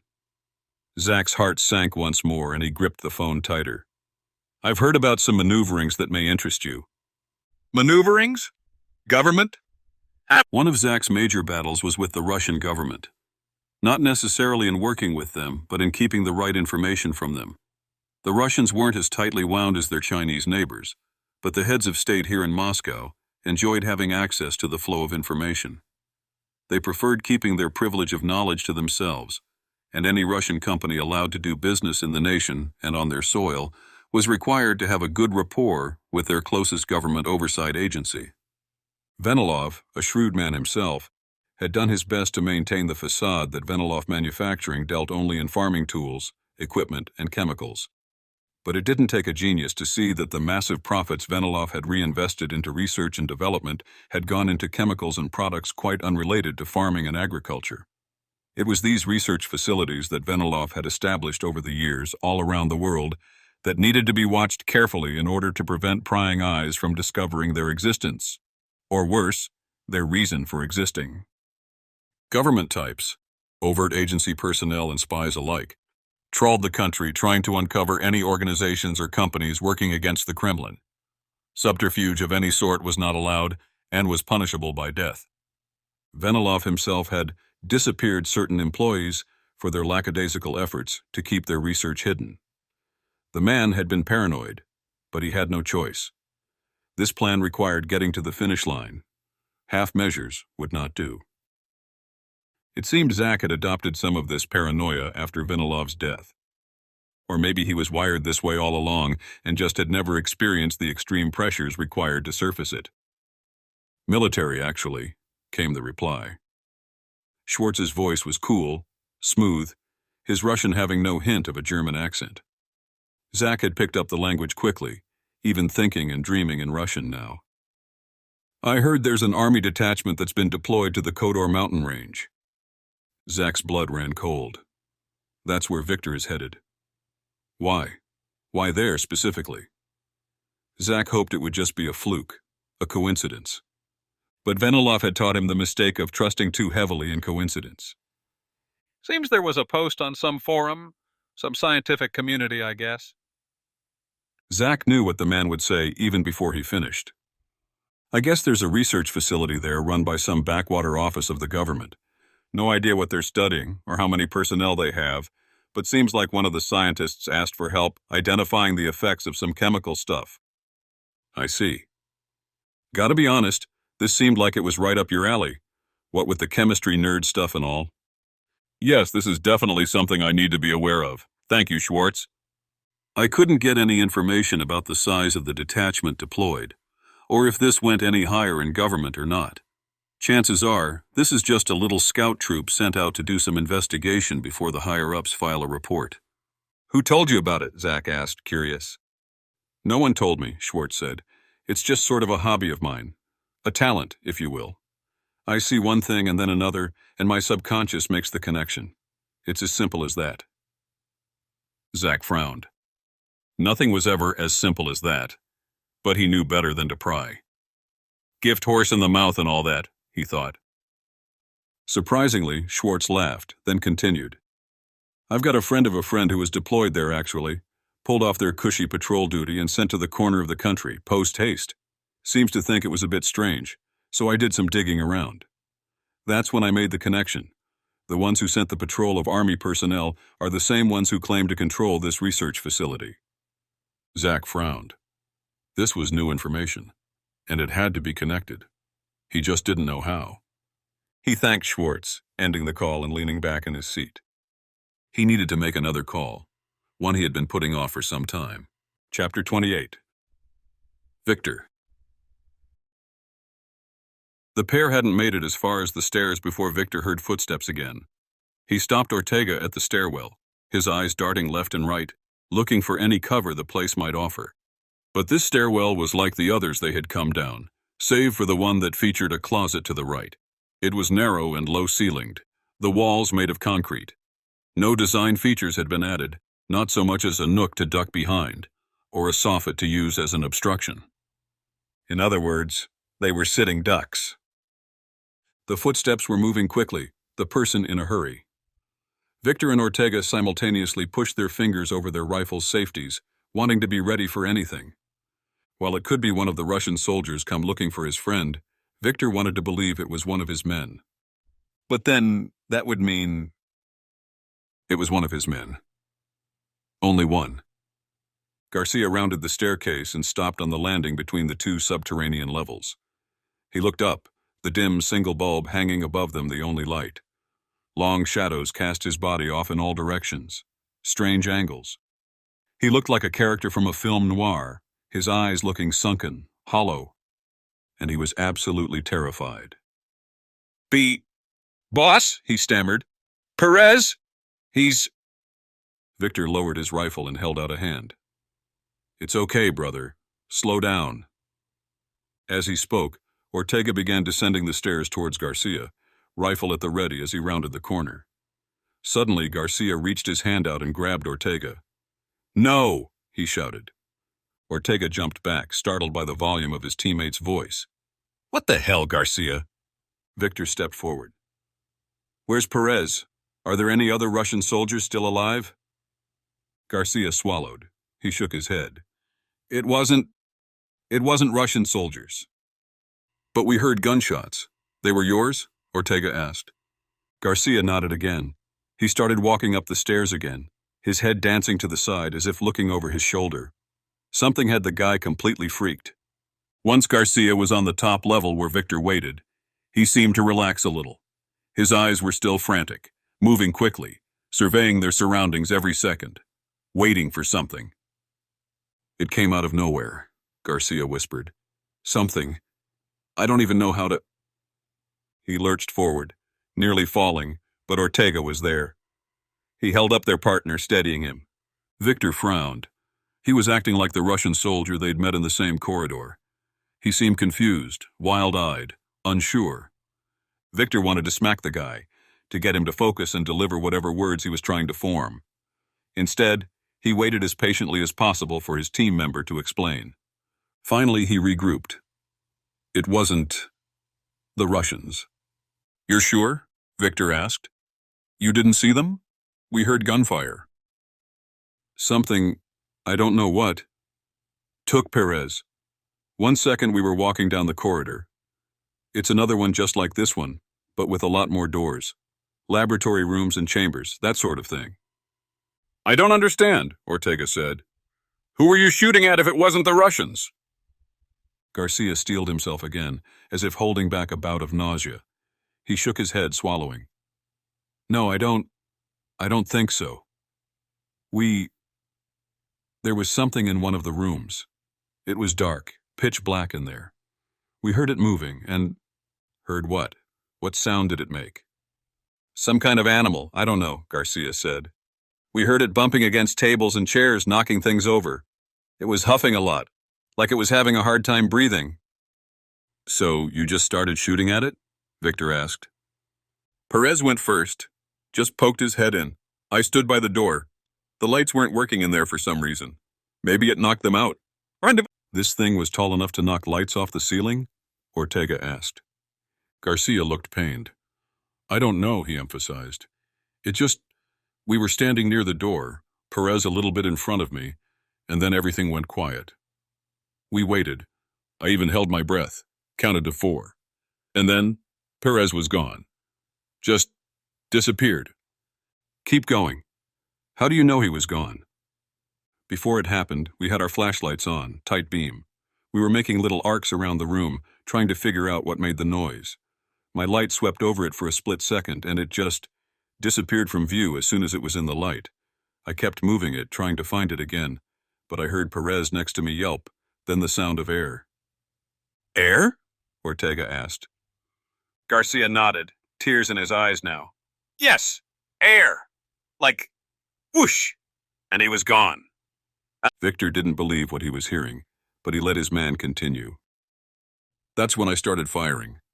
I put some rounds straight forward before I realized what I was doing, before switching to single fire. I thought I saw it. Nothing but a giant shadow in front of me then, so I fired twice more.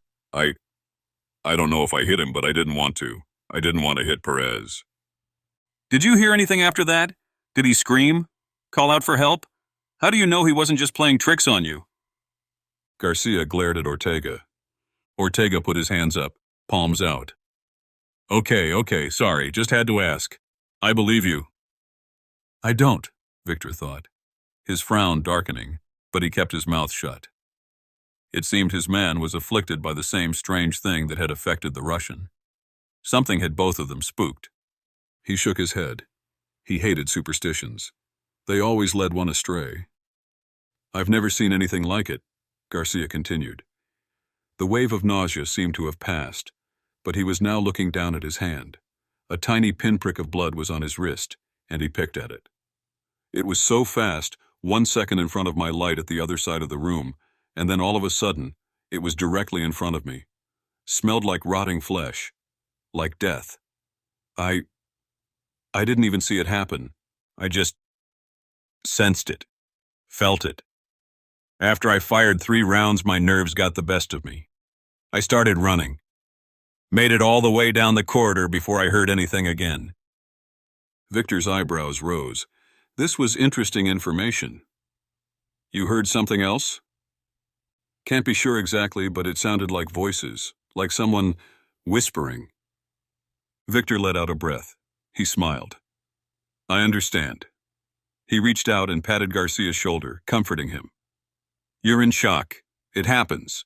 It was dark, weird, and they caught you off guard." Both Ortega and Garcia stared at their commander.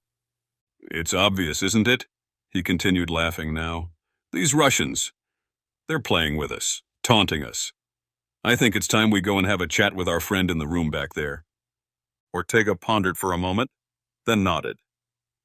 Victor felt satisfied that they had reached the bottom of the situation, and he led the way down the corridor to the room they had left earlier, where the Russian waited inside.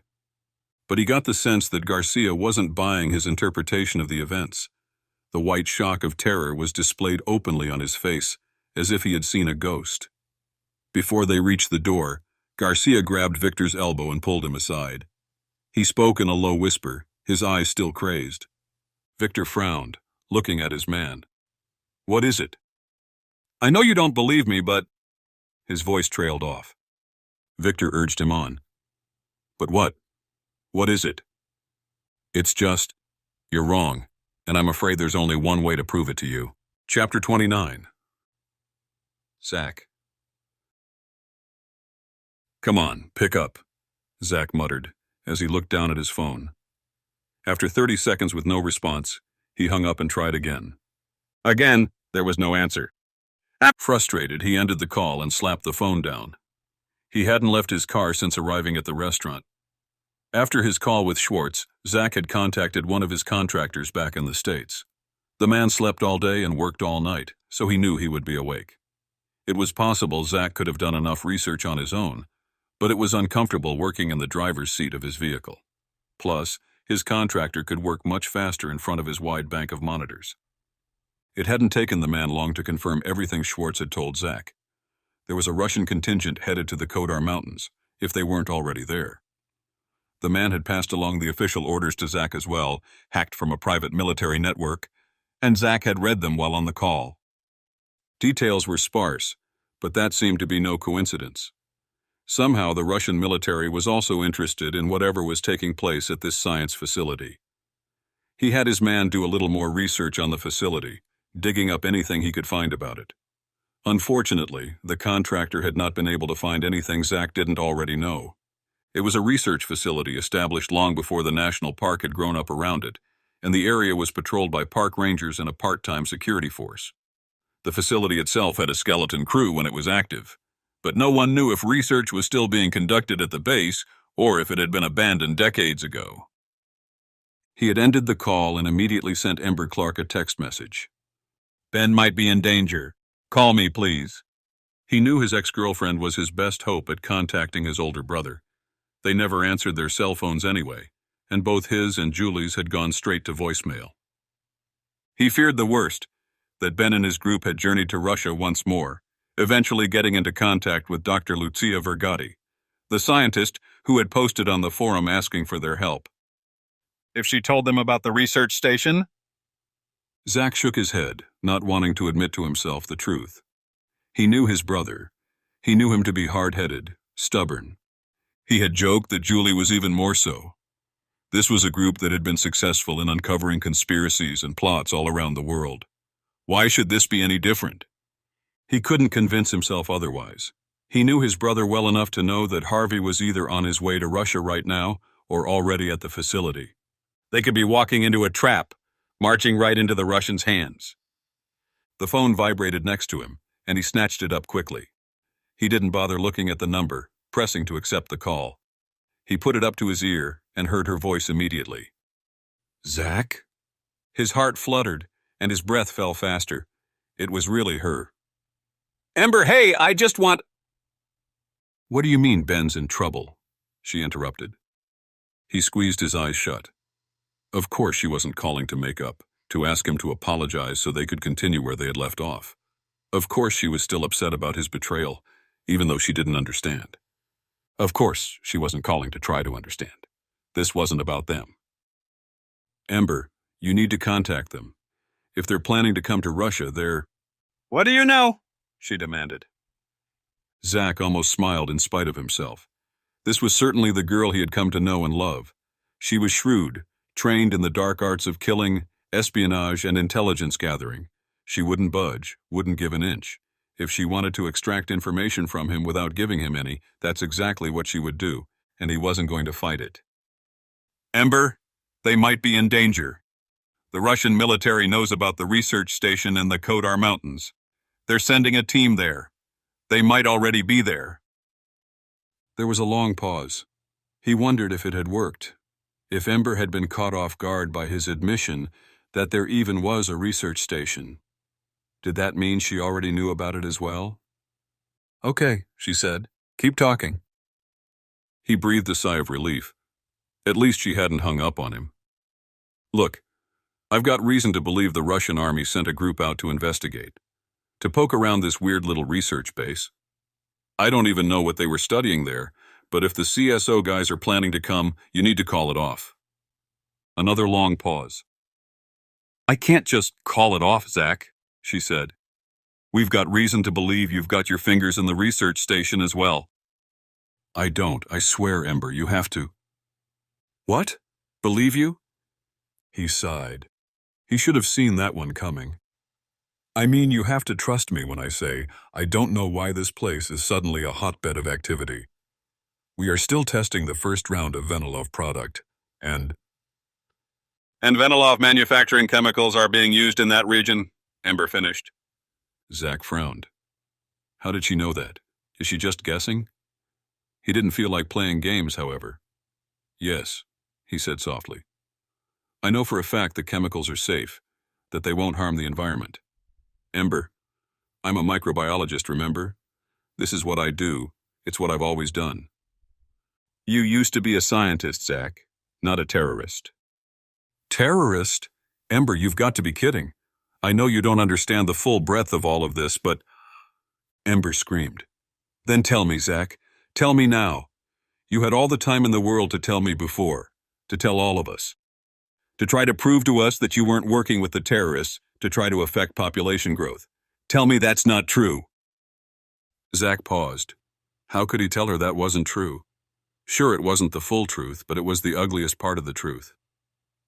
Ember, I can't explain it all right now, but trust me, I will. I want to. Can we meet in person?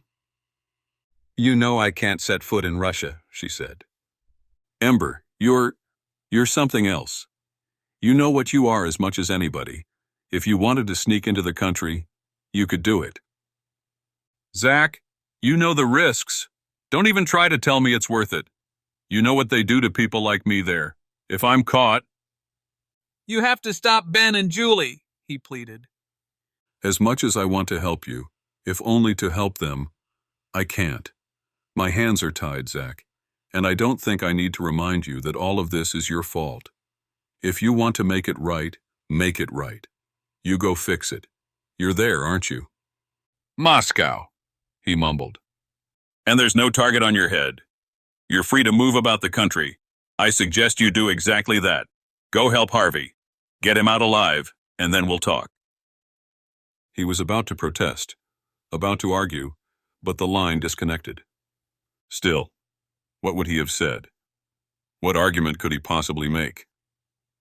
He smacked his head backward on the headrest harder than he'd intended. He rubbed at the sore spot and reflected. She was right, of course. She was right about all of it. Chapter 30. Ben. The walls seemed to roll and move as they walked past. Nearly microscopic fissures acted as pores where water seeped out, trickling down the concrete and hitting the floor where it mysteriously disappeared into another invisible crack. Hairline fractures surrounded him on all sides as Ben pushed his group forward. After discussing it a bit more, the team had decided on a plan that everyone seemed satisfied with. It was simple and perhaps elegant in its simplicity. They would stick together, no matter what. After descending yet another set of stairs into the third subterranean level beneath the surface, the CSO team, walking side by side in 2 pairs of 2 with Reggie running point, reached the 3rd floor and found the space even more constricting than the upper 2 levels. Ben nearly had to stoop, and Reggie and Freddie, a hair taller than him, actually did. He trudged behind Freddie and Lucia, walking by Julie. Reggie led the team, holding his newfound sniper rifle. It seemed these corridors acted as hallways to stairwells, rather than hallways intended to house offices and rooms. While there was a room at either end of this corridor, the entire rest of the length of the concrete chute featured no doors or windows. It was as if the builders of this place had dug a stairwell, run a length of concrete to frame the walls, ceiling, and floor, and then dug another stairwell at the opposite end. Ben wondered if by building this way it balanced the structure a bit, helping with the integrity of the cavern system and caves around them. He shuddered as he thought of the caves. He hated tight spaces. He wasn't exactly claustrophobic, but having had one too many bad experiences in such places, he preferred to be above ground and outside. While technically a facility, the space they were traversing now seemed no better than a cave. A water drop hit the top of his head, reinforcing the thought. He was holding hands with Julie, but neither spoke as they followed behind Freddie and Lucia. Julie seemed as equally amused by their conversation as Ben. "So you've been a scientist for a while?" Freddie asked Lucia. Lucia nodded and answered quickly. "Yes? Ever since I was little. I mean, I've always wanted to be a scientist, since I was little." Ben glanced at Julie, who had a huge smile on her face. It seemed the pair in front of them had reverted back to high school versions of themselves, the butterflies of a crush growing inside them. "Seems like our boy Freddie has a thing for Ms. Vergati," Ben thought. "And you've always been a—" Lucia wasn't sure what to say. Ben listened to Freddie stumble over the words. Soldier," the younger man said. "I mean, that's technically what you call someone in the army. I don't mean I'm a soldier like a macho guy or anything." Lucia looked up at the huge man, repeating the word slowly. "What is macho?" she asked. "This sounds like an Italian word." Ben couldn't help but smile. "I mean, my old man was military, and both his dad and grandfather before him," Freddie continued. "It was sort of like going into the family business."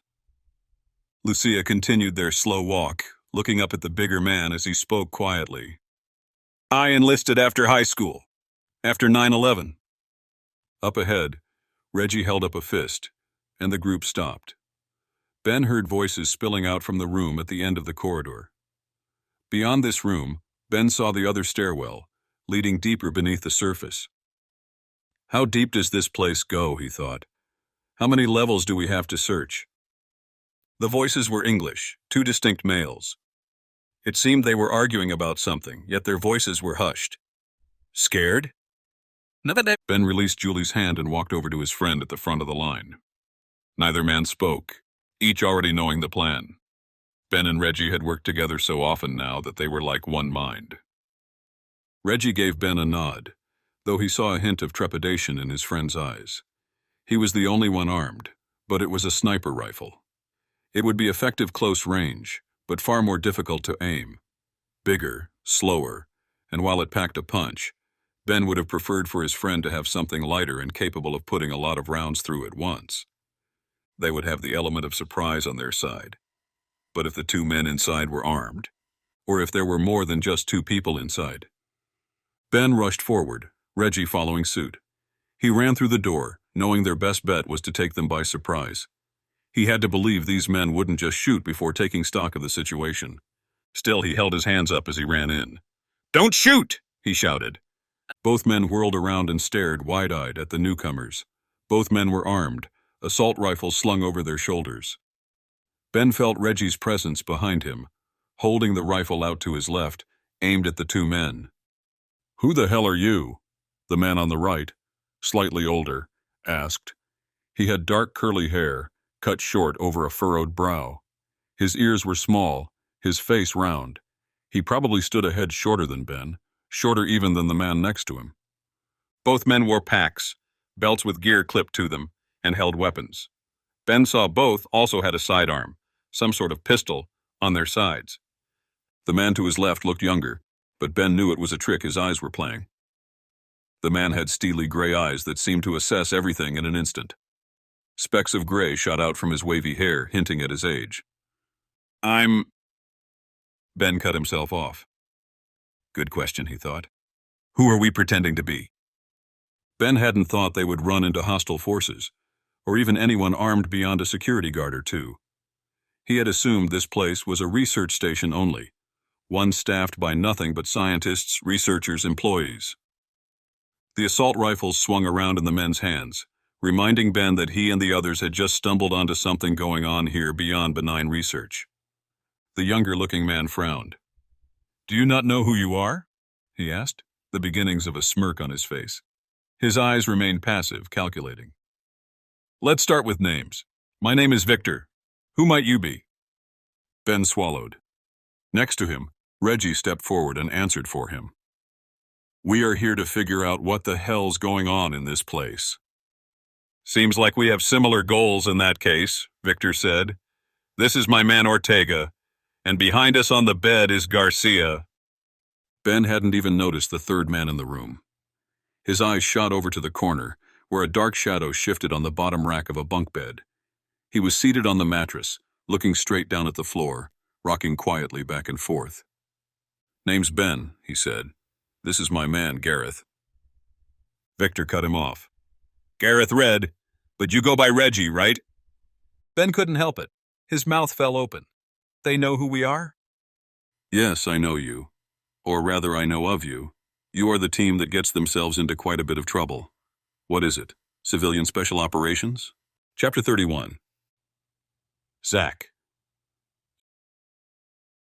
Zach was exhausted.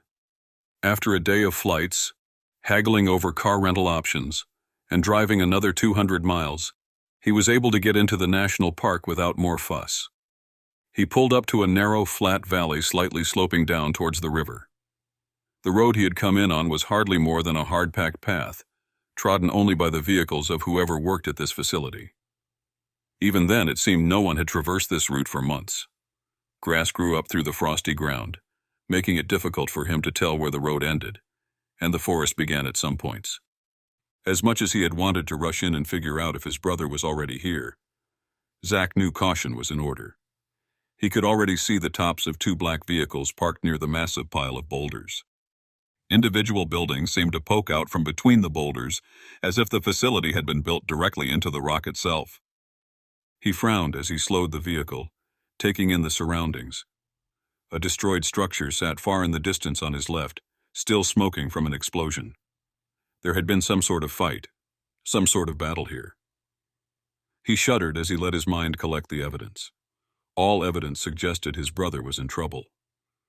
"Please don't be here," he willed out loud. He had wanted to keep the civilian special operations far enough away from his work with Veniloff Manufacturing in order to finish the job. There was no way to explain the full picture to anyone unless he had completed the job. He knew his brother was uncannily good at piecing together individual components of the larger puzzle, and that was the very success the CSO also enjoyed. As such, they were the biggest threat to his progress, to his success. If they stop us before we finish, he remembered thinking, all of this will be for naught. He looked around at the devastation now, and remembered the devastation and death at Venilov Manufacturing headquarters. Was it worth it? He knew it wasn't his fault the Russian military had sent an army patrol here, likely the cause of the explosion nearby. But he couldn't help but feel responsible for anything that had befallen his brother or his team. I didn't want any harm to come to them. He had worked hard to ensure the CSO would only be sidelined temporarily. Media cycles followed a narrative until it was no longer profitable, until the unsuspecting public latched onto the new topic du jour. Sweetheart Civilian Group Goes Bad was just such a narrative, one that had all the underpinnings of being a media darling for a time, but also one harmless enough that Ben and his friends could resume their work in short order, eventually returning to the good graces of the U.S. government and military organizations that had previously supported them. Besides, even if they no longer wanted to support them, they had always existed at arm's length from the government. Ben had set up the company in such a way that there was enough plausible deniability for any trouble the group might get into. When Zach had first learned of the organization, he had been stunned and surprised at his brother's wit and strategic thinking. His brother certainly wasn't dumb, but he lacked the brainiac cerebral skills Zach and his mother had. He took after their dad, Johnson Bennett, more of a rough-and-tumble, shoot-first, ask-questions-later sort of guy. He assumed Ben had had help setting up the CSO and the organizational administration. Surely Julie would have played a large role in this, but he also knew that Ben and the others had a silent benefactor, someone they rarely talked about. Perhaps this person was the real one pulling the strings. Thoughts of his brother, his wife, and their new daughter, and the others associated with Ben's group bombarded Zach's mind as he tried to focus on the present. He wasn't sure what he would do if harm had come to his brother's team. It wasn't fair that they were involved in this, even though they were the ones who had poked their noses in the first place. He parked the rental car, which was somehow a worse ride than even his old beater, next to another vehicle he discovered. The car was parked oblong near a thin line of boulders that stretched about 10 feet high, separating this spot from the other two SUVs. He noticed that it was large enough to be able to support potentially 7 or 8 adults. Was this the ride the CSO group had come in on? Did this mean they were already inside? At the thought of going inside, he glanced up as he exited the vehicle.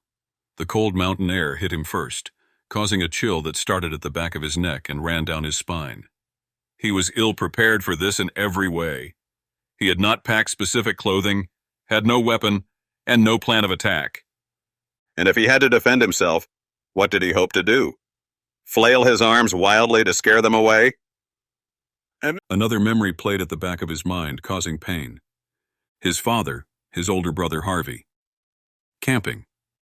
Zach was 9 years old. The bear and its cubs somehow ended up on opposite sides of Zach.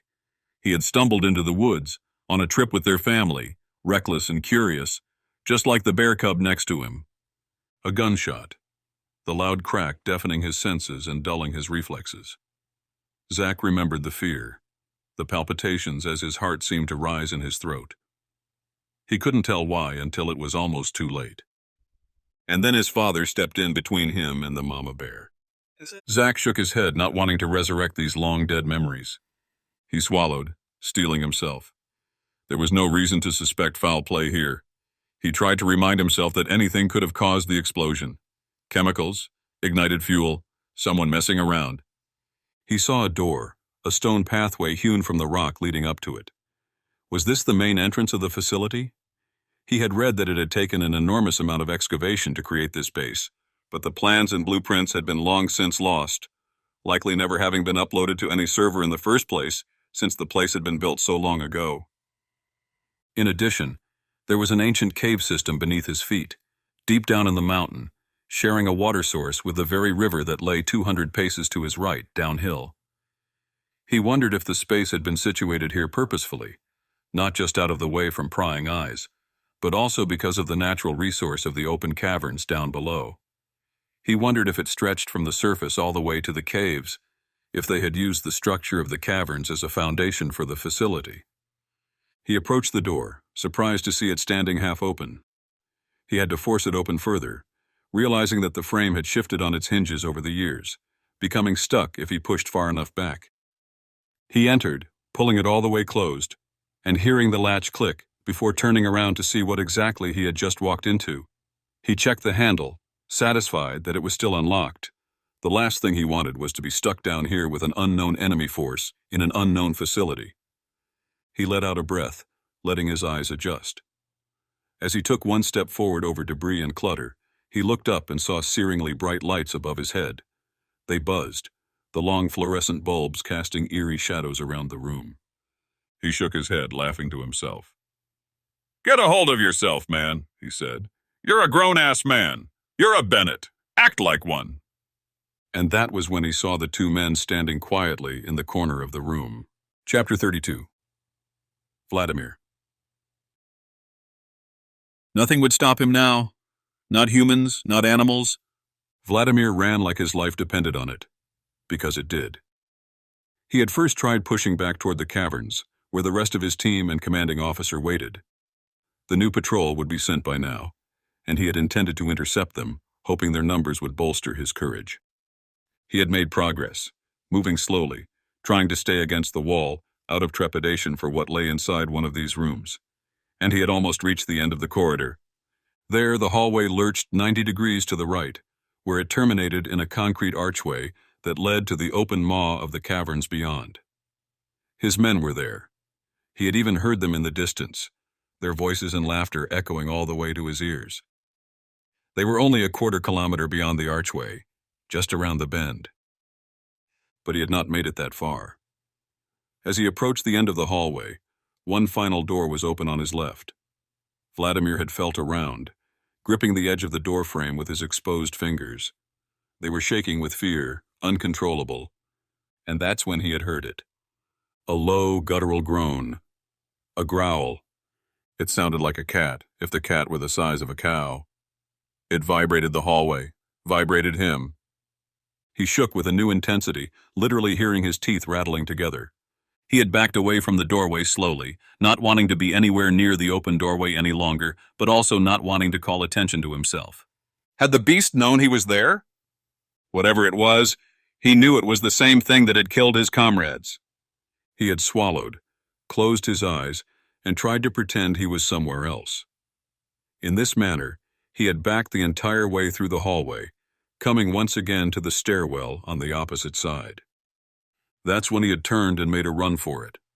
He raced up the stairs, taking them 3 at a time, exiting on the shallow, narrow hallway above, nearly hitting his head as he jumped over the landing. He picked up his pace in the long straightaway, hit the other stairs, and reached the next level. He raced in this way toward the top of the facility, breathing a sigh of relief when the lights leveled out, and he found himself on solid ground, high above the level the beast had been on. Still, he didn't slow down. He knew there was no creature chasing him, knew there was nothing at all behind him, but he was done. He wanted out. They could punish him if they wanted, remove him from active duty, or even kick him out of the army altogether. He no longer cared. Vladimir was going to leave this facility no matter what. As he raced down this hallway, he passed a room on his right. He heard more voices emanating from it. He didn't slow down, breezing past them without even glancing toward the door. He was at the other end of the hallway, ready to climb the set of stairs before he heard their voices. They had left the room, no doubt startled by the crazed Russian soldiers sprinting as fast as possible up and down the hallways. He reached the top floor, only then realizing that he was out of breath, still shaking but now with the tremors of exhaustion. He felt like he had aged 10 years in the past 10 minutes. Vladimir pushed the images of the creature he now knew he had seen out of his mind, still not wanting to believe they were real. But he had heard it. He knew the sound was from the beast itself, from the monster. On the top level, he stepped over the fallen debris and clutter, finally seeing the doorway that led out. His friend had driven one of the SUVs parked outside, and he knew the man had left the keys inside the vehicle in the console. He aimed for the door, having slowed to a walk, already working through the route that would lead him far away from this place. He was thinking of the nearest town, trying to remember what it was called, imagining the bumpy dirt road that led out of the park to the small place, when he noticed movement. He stopped, his heart rate accelerating. He frowned, squinting at the corner of the room where he had seen movement. He let out a breath as he realized he was in no danger. It was just one of his comrades from the patrol.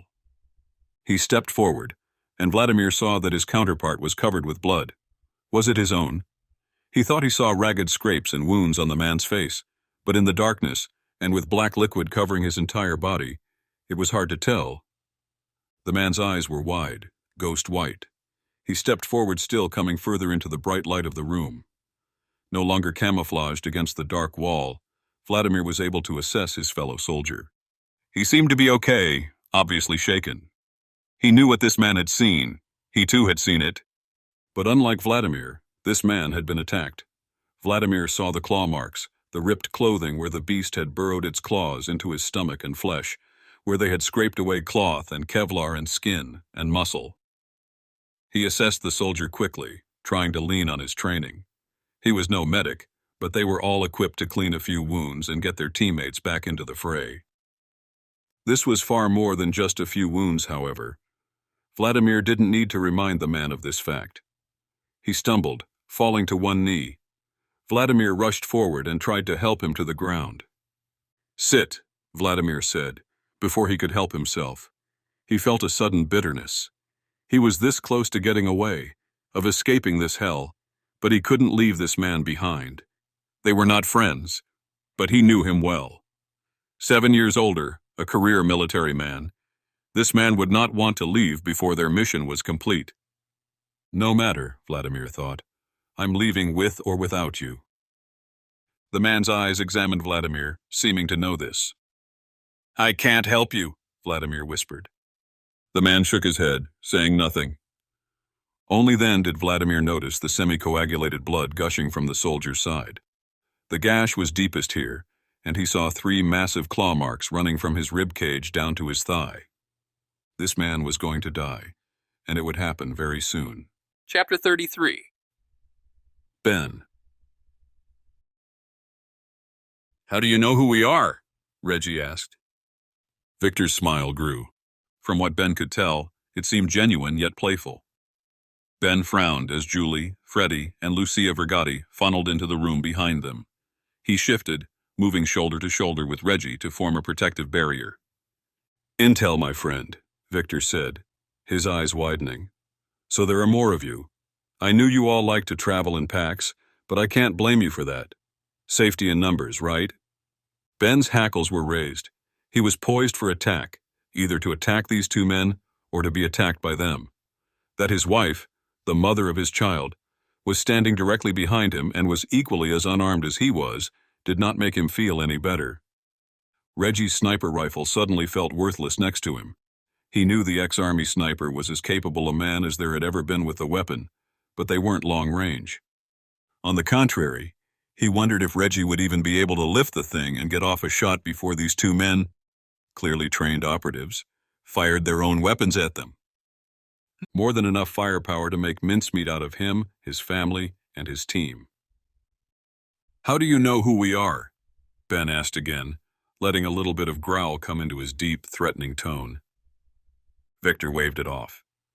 "Don't worry, we are all on the same team here. I consider it my job to know who I'm working with or against."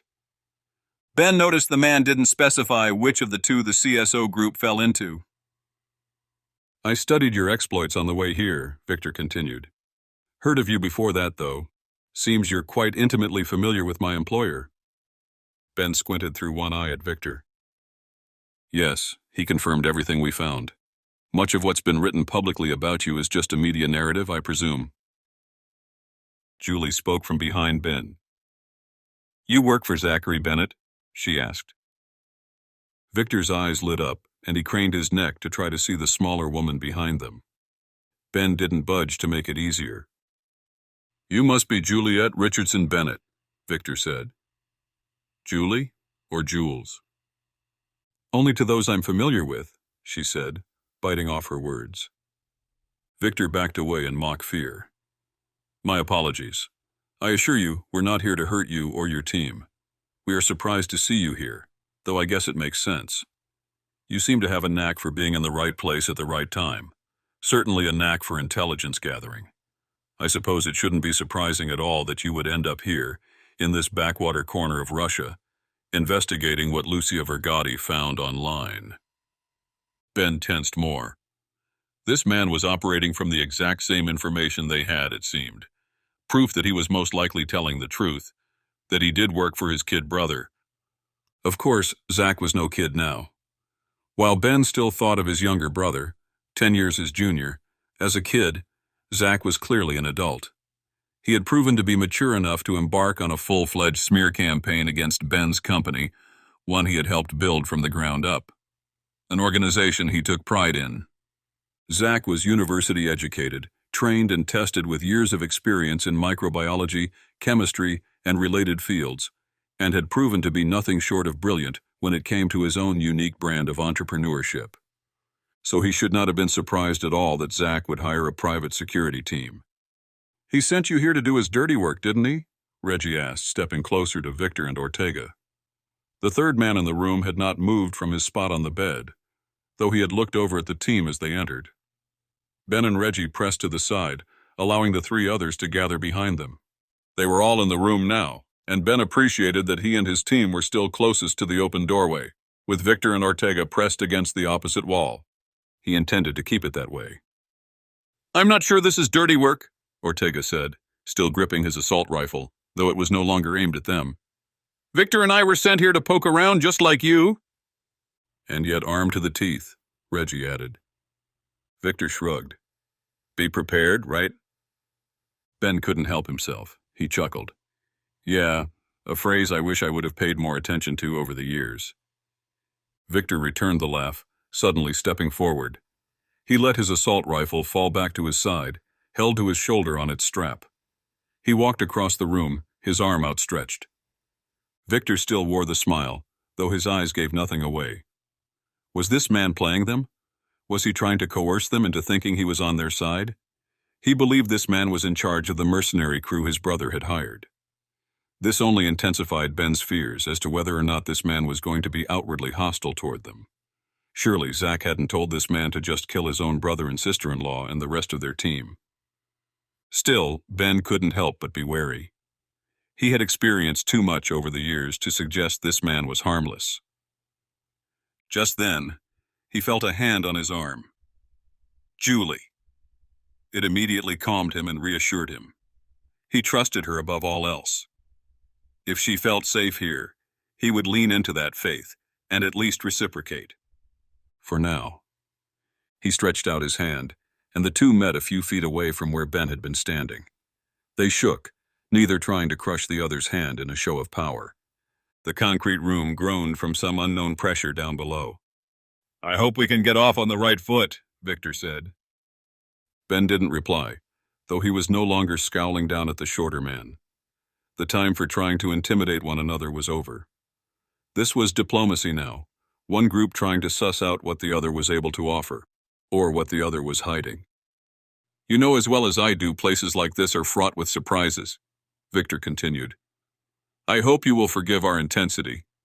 You were a surprise to us, as much as I'm sure we were to you." Ben nodded once. "I think we can work it out." Freddie flashed a glance at him, and Ben noticed Reggie was also staring at him from the opposite side. Neither man seemed upset by his admission of willingness to cooperate, but more that Ben had been the one to offer it.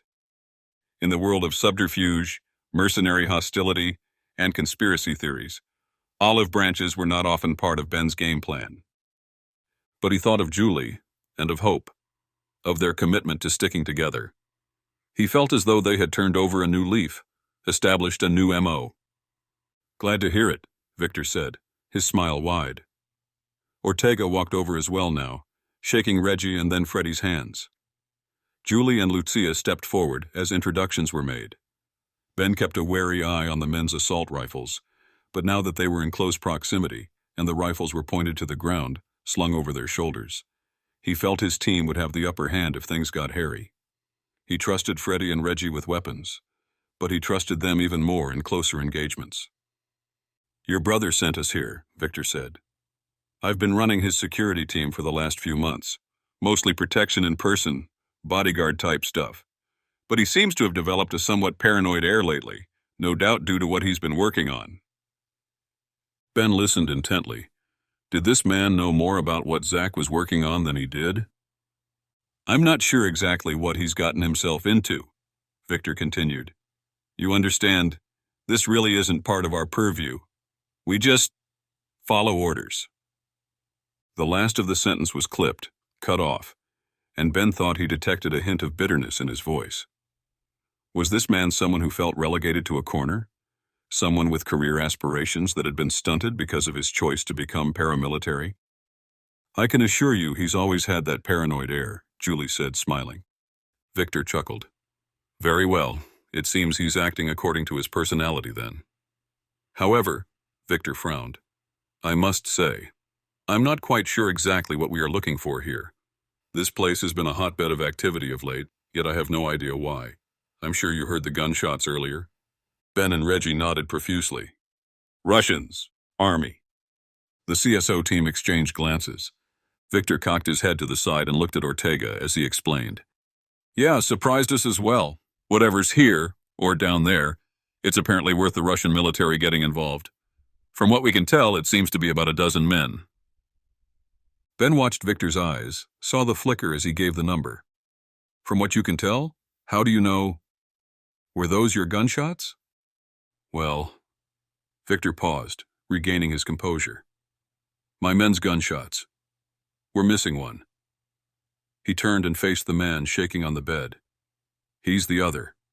We also took fire outside, leaving our fifth man up above. He's injured, so providing recon and communications, though naturally, we've been cut off since we entered the base." "I see," Ben said, taking it all in. "And these Russians?" You don't know why they're here? Ortega glanced from his partner to Ben and back again. They seem to be investigating like we are. Came through the door up above, but I believe the facility backs up to a deep cave system, where they are now. Ben nodded. That tracks with what we know as well. Can I ask, what's up with him? Ben tossed a thumb to the man seated on the bed. Shell-shocked? Ortega let out a low whistle. In a sense, yeah, he said. But he's claiming it's something else. Something he saw. Victor shook his head and offered a small smile. My men are afraid of monsters, I'm afraid. Ortega didn't look convinced, and Ben wondered if this was what they had been arguing about before they'd entered the room. He's not like this. Not ever. Whatever he saw. Victor was about to respond when Julie cut him off. What was that? Everyone turned to look at her, but she was looking out of the hallway toward the nearest set of stairs. It was a person. Ben marched to the door, Victor by his side. Together they peered out of the room and looked both ways.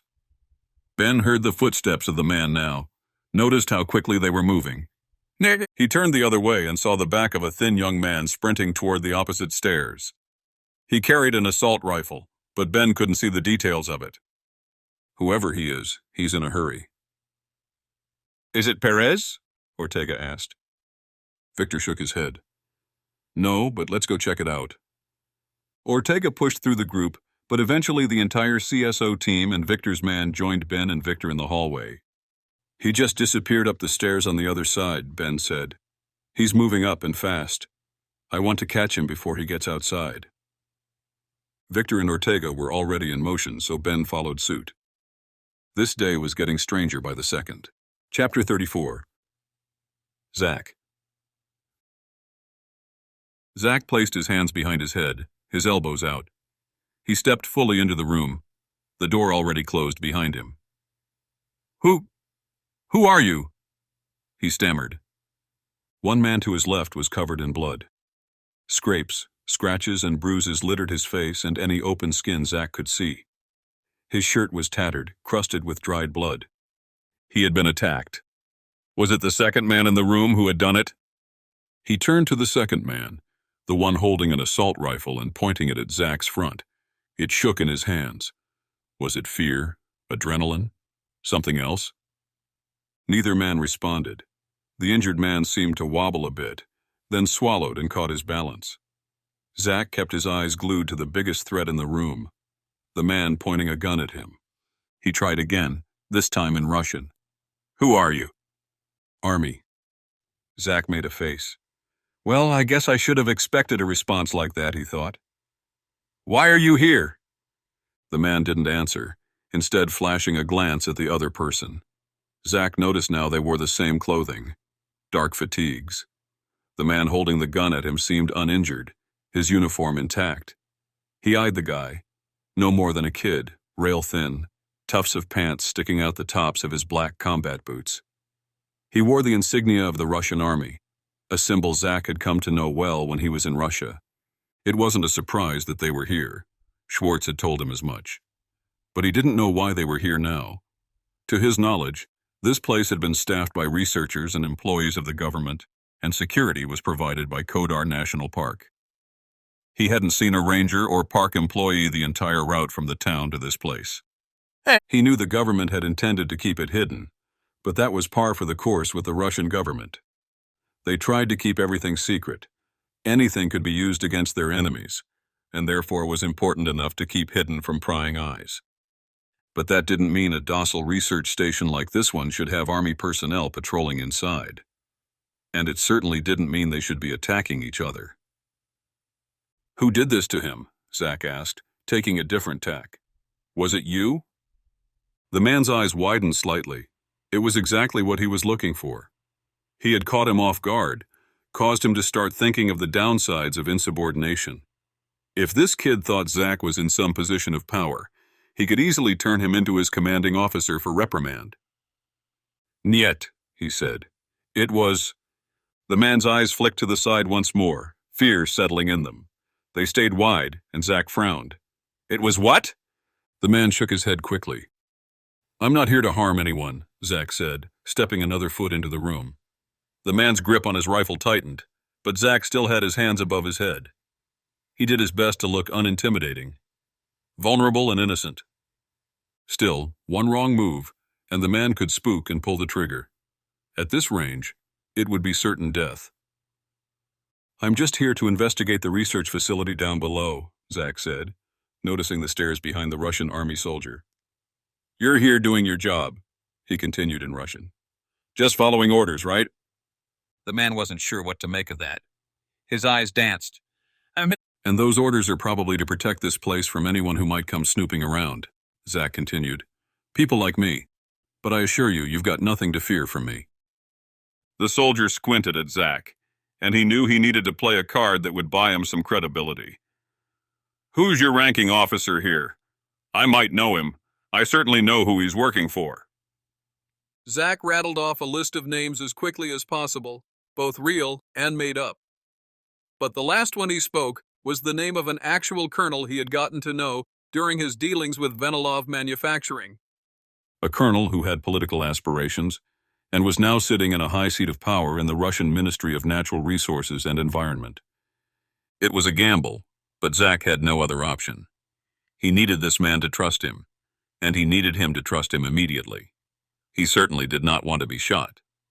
He had put 2 and 2 together, that this army contingent had been sent here to investigate the same things Zach had sent Victor's team to investigate. They were curious, but otherwise, they had no idea what was happening here as well. But they would have done their homework, or at least been given orders from someone who had. This place was part of the national park, if not officially, at least on paper. That meant they would answer, ultimately, to the Ministry of Environment. And that meant there was a chance this young man knew the name Zach had uttered last. The man's eyes stretched so wide Zach thought they might pop out. The kid repeated the name. Zach nodded, offering a kind smile. Yes, you were sent here by him ultimately, just like I was. I'm a scientist, a microbiologist and chemist, and I'm here to test the very thing that you guys are looking for. At this, the man to Zach's left reeled. He made a noise that sounded to Zach like the bleating of a pig, and blood dripped from the corner of his mouth. He stumbled forward, coming toward Zach. Zach acted involuntarily. He reached out, pushing against the man as his blood-soaked arms reached him. The man was grappling with him, trying to wrestle him to the ground. He heard the man grunting, "Nyet, nyet." "What the hell is this about?" Zach tried to keep the other soldier in his peripheral vision as he wrestled with the blood-covered trooper. He suddenly felt the barrel of a rifle in his gut. He heard the word, the single command, "Stand." For a kid, the guy's voice was deeper than Zach would have expected. He had found some sort of confidence, had steeled himself against whatever it was terrifying both these soldiers. Zach complied, standing straighter and facing the soldier once more. Now the guy had a point-blank shot directly into his chest. A single shot would kill him instantly. I was just trying to... Zach wasn't sure what he could say to convince these Russians. He was not here to harm anyone. What had he said that had caused the other man to go off like that? The man covered in blood coughed and spat out a mouthful of bile. He cleared his throat, then wiped his mouth with the back of his wrist. Finally, he stood up to his full height, a head taller than Zach and the other younger man. It was clear he was in pain, and Zach watched his eyes. They rolled back and forth separately, a strange tick. Zach watched his mouth as he finally spoke intelligible words. "No one goes down there," he said. Chapter 35. Zach. "Get down on your knees," the young soldier said. Zach watched with fascination as the young man seemed to morph before his eyes. Before, he was a young, thin man with a boyish figure, and he seemed to swell up, as if someone were inflating him. His face hardened. His features changed to one of expressionless stoicism. "Why are you here?" the young man boomed. I told you," he said. "The colonel sent me. I work for..." "National Parks is part of the Ministry of Environment," the kid said. The battered, swollen man to Zach's left seemed to be nodding and shaking his head at the same time. But this facility is now under direct orders of the Russian Federation Army. Zach squeezed his eyes shut. Of course, this facility would not be kept under national parks. Just because the land was part of the park did not mean the facility followed suit, especially if there was military-focused research taking place here. Besides that, as soon as this base became a hotbed, of course this place would have immediately come under the Russian Army's purview. As soon as the military got wind of something interesting happening here, it would have been passed off to the military to investigate. Anything that could be used as a potential weapon, scientific or otherwise. Listen, The kid brought the butt of his rifle down against Zach's skull. It wasn't intended to be a killing blow, but it knocked Zach to the side, spinning him around and depositing him face first on the floor. He groaned in agony, feeling two of his back teeth loosen. Blood sprinkled out from between his lips. He pulled himself up, trying once again to reach his knees. The second Russian soldier loomed over him, fists ready for another blow. He was reeling, trying to stay balanced. Just then, Zach heard commotion outside the door behind the younger Russian. Voices. He heard footsteps pounding up the stairs. He squinted, trying to see in the dim light who it was. The Russian soldier in front of him didn't move. Zach suspected he knew it was more of his comrades, come up to see what the fuss was. Zach squeezed his eyes shut, then waited, anticipating the blow. It didn't come. Zach?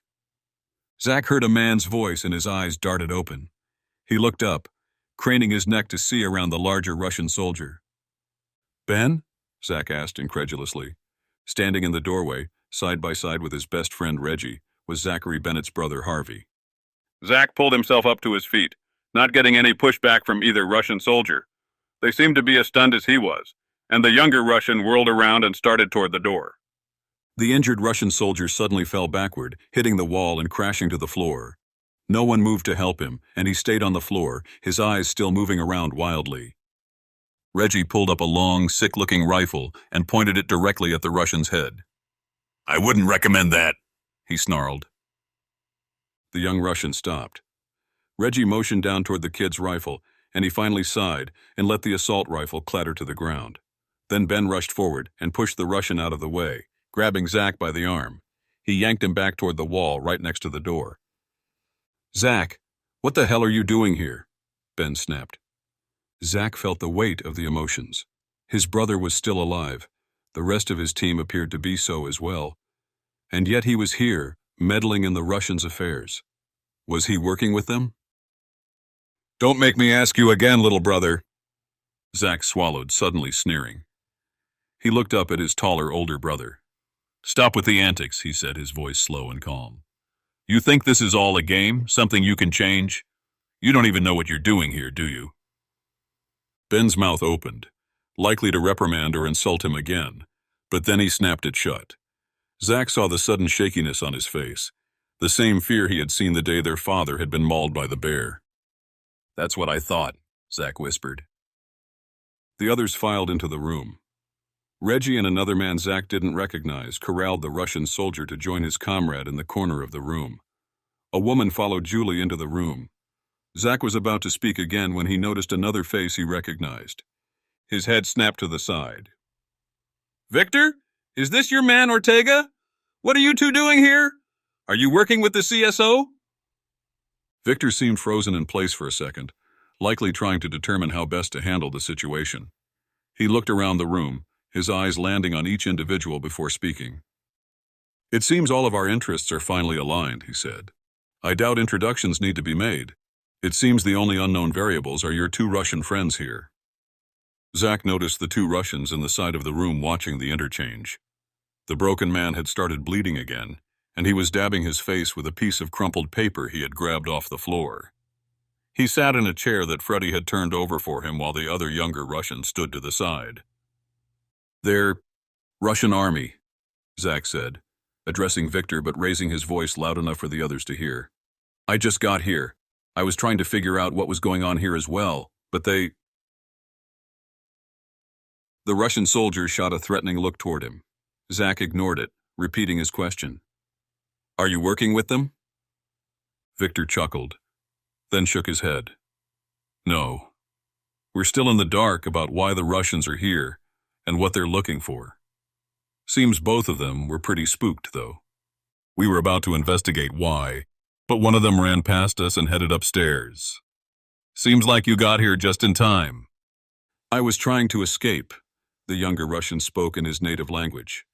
Zach translated quickly, then asked him a question. Trying to escape from what? He turned to the Russian soldier. Before he could answer, a thunderous rattling sound began shaking the room they were all standing in. Concrete cracked, dust and debris and droplets of water spraying from fissures above his head. Zach looked up, pulling his hands up over his head again. This place is going to collapse on our heads. Instead, the rattling stopped a second later. Explosion, Reggie said quickly. From down below. What the hell are you guys into? He directed the question at the Russian soldiers, but neither of them understood. Reggie walked over to the door leading outside, pushing on it. It opened just a slit, letting in bright daylight. He pushed with everything he had, but it didn't move any farther. He then turned and faced the rest of the group. Whatever that explosion was, it sealed this place up tight, Reggie said. Chapter 36. Freddy. Well, this is awkward, Reggie muttered. He stood by Freddy, who was watching the scene unfold from by the door. Freddy had been mildly amused upon reaching this top level once more and finding Harvey Bennett inside. He was less surprised to see the Russians. At this point, they all knew there were other people in the facility. The only people here who spoke Russian were Zach, Lucia, and the Russians themselves. Zach had been translating for all of them, so he assumed Victor and his other man, Ortega, were just as in the dark about the conversation taking place as he was. Awkward or not, we can all work together, Victor said. A few looked toward Victor in surprise, but Ben and Reggie kept their faces passive. Freddy watched their group's leader as he stood by his brother at the front door. After the door had been sealed shut, Ben had released his brother's arm, but remained close enough not to let the younger man escape. He tried to sense what Ben was feeling. The leader of the CSO group had always done a good job keeping his emotions close to his chest. He had always done a good job keeping his thoughts inside. But then he was not known as a stoic. Since Freddy had met him, he had seen on more than one occasion Ben's face twist into a sign of whatever emotion he was feeling. It wasn't that he was overtly emotional. It was just that he was easy to read. Harvey Bennett had a strong sense of justice, for better or worse. The trouble with people like Ben was that justice was not something passed down to him by authority. It was justice developed and honed internally, passed up into existence by his own mind. It was Harvey Bennett's brand of justice. Freddy had recognized early on that Ben was one of the good guys. It was why he had joined the CSO in the first place. He disliked the inefficiencies of military life, disliked the sometimes incredible gap of time between when a threat was recognized and when resources were deployed. The CSO was small, agile. It was able to make change happen quickly, and it helped that Freddy agreed with Ben's sense of justice and morality. There were dangers, risks, but either purposefully or not, Ben had structured the group in such a way that his word was not law. His wife and best friend, hell, even Freddy himself, had just as much say in what they did as Ben did. And he agreed with Ben now as well. They needed to find out what was going on here. They needed to explore the facility. There was a reason Zach sent his own mercenaries here, and a reason why the Russian government had sent their army to investigate. Whatever those reasons were, they lay beneath their feet on one of the subterranean levels. They hadn't asked Victor if they had explored the level below the one on which they had met, so Freddy assumed that was where they would head next. It's not like we can go outside and regroup anyway, Ben said, his voice a mere rumble. Whatever that explosion was, it sealed us in tight. There's another exit, Zach said. Ben glared at him. That cave could be miles away. Zach nodded. Doesn't seem like we have any other option. Heads around the room nodded. Freddy noticed that the two Russian soldiers stood still, unmoving. Their faces were a mask. The younger one simply controlling his emotions, the other covered in blood enough so that his emotions couldn't be seen easily. Whether they understood English or not, they didn't show it. What about what happened to him? Lucia asked meekly. Freddy turned to the small woman behind him and examined her features, her expression. Was it fear? Trepidation? "We never got the chance to ask," Ben said. He marched over to the younger man but called back to Zach. "I'll ask you to translate again, little brother." Zach didn't respond. Ben then addressed the Russian soldier. "This guy over here, what happened to him? Those scratches and cuts, what are they from?" Zach translated the words as quickly as they fell out of Ben's mouth. There was a long pause, and the younger Russian soldier looked at his partner a few times, as if to gauge whether or not he should respond at all. Finally, he uttered a single sentence. Zach translated. "There is something downstairs." Reggie chuckled. "Now that is news we can use." He stepped even closer to the Russian soldier, ignoring the young man's balled fists at his side. Freddy eyed the man's rifle that had fallen to the ground, but the Russian didn't make a move for it. Care to be more specific than that? Ben asked. Again, Zach translated, and the Russian answered. "He says it's some sort of beast. A monster specifically." "A monster?" Ben asked. "Probably a bear or something," Reggie said. Freddy noticed Ben's eyes flick upward at Reggie when he said the word bear. Then Ben turned his head and examined the wounded soldier's body. "This doesn't look like a bear. It's not the way a bear would attack." Lucia stepped closer to Freddy and spoke. "He's right. I'm no expert, but a bear would attack to kill. It might maul him at first, but it would eventually go for the throat or eyes." The young Russian soldier seemed to go white as a sheet. He spoke a few words. All eyes drifted to Zach, but Freddy listened as Lucia whispered the translation next to him. "Not a bear?" Ben frowned, but Reggie suddenly shouted. Freddy watched as the tall, thin teammate scrambled across 5 feet of debris on the concrete floor. He was all arms and legs, his expression wild. Ben stepped back in surprise, and Freddy realized what had happened. The injured soldier, assumed by everyone in the room to be harmless, had suddenly sprung forward and grabbed the assault rifle lying at his partner's feet. Even the young Russian soldier was shocked, nearly stepping on the other man's hands. Reggie reached him first, tackling the Russian soldier out of the way, but the wounded army man retreated just as quickly, sitting in the chair again, now holding the assault rifle. Freddy started toward the man as well, trying to put as much of his body between the end of his assault rifle and the other standing behind him. He watched as the rifle began to rise in the Russian's hands, his face still darkened with huge swaths of blood. But he wasn't turning the rifle toward anyone else in the room. Instead, he held the stock awkwardly, his finger stretching up toward. "No!" a voice shouted from behind him. It was Victor, or Ortega. It was repeated by Julie, but Freddy still didn't turn. He looked on as the shot rang out, deafening in the small concrete space. Freddy couldn't move fast enough to bring his hands over his ears to drown out the reverberating echoes. And there was no way to cover his eyes. The single shot had removed half of the Russian's skull. More blood splattered the wall behind him and the ceiling above his head. Next to him, Lucia pulled a hand over her mouth, her eyes wide and tears welling.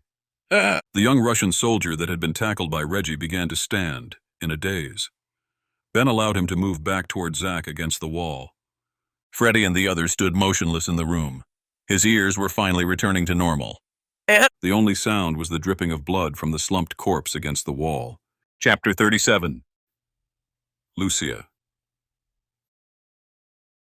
Lucia stared, shell-shocked, as the dead man finally keeled over and fell, half his head missing, to the hard floor.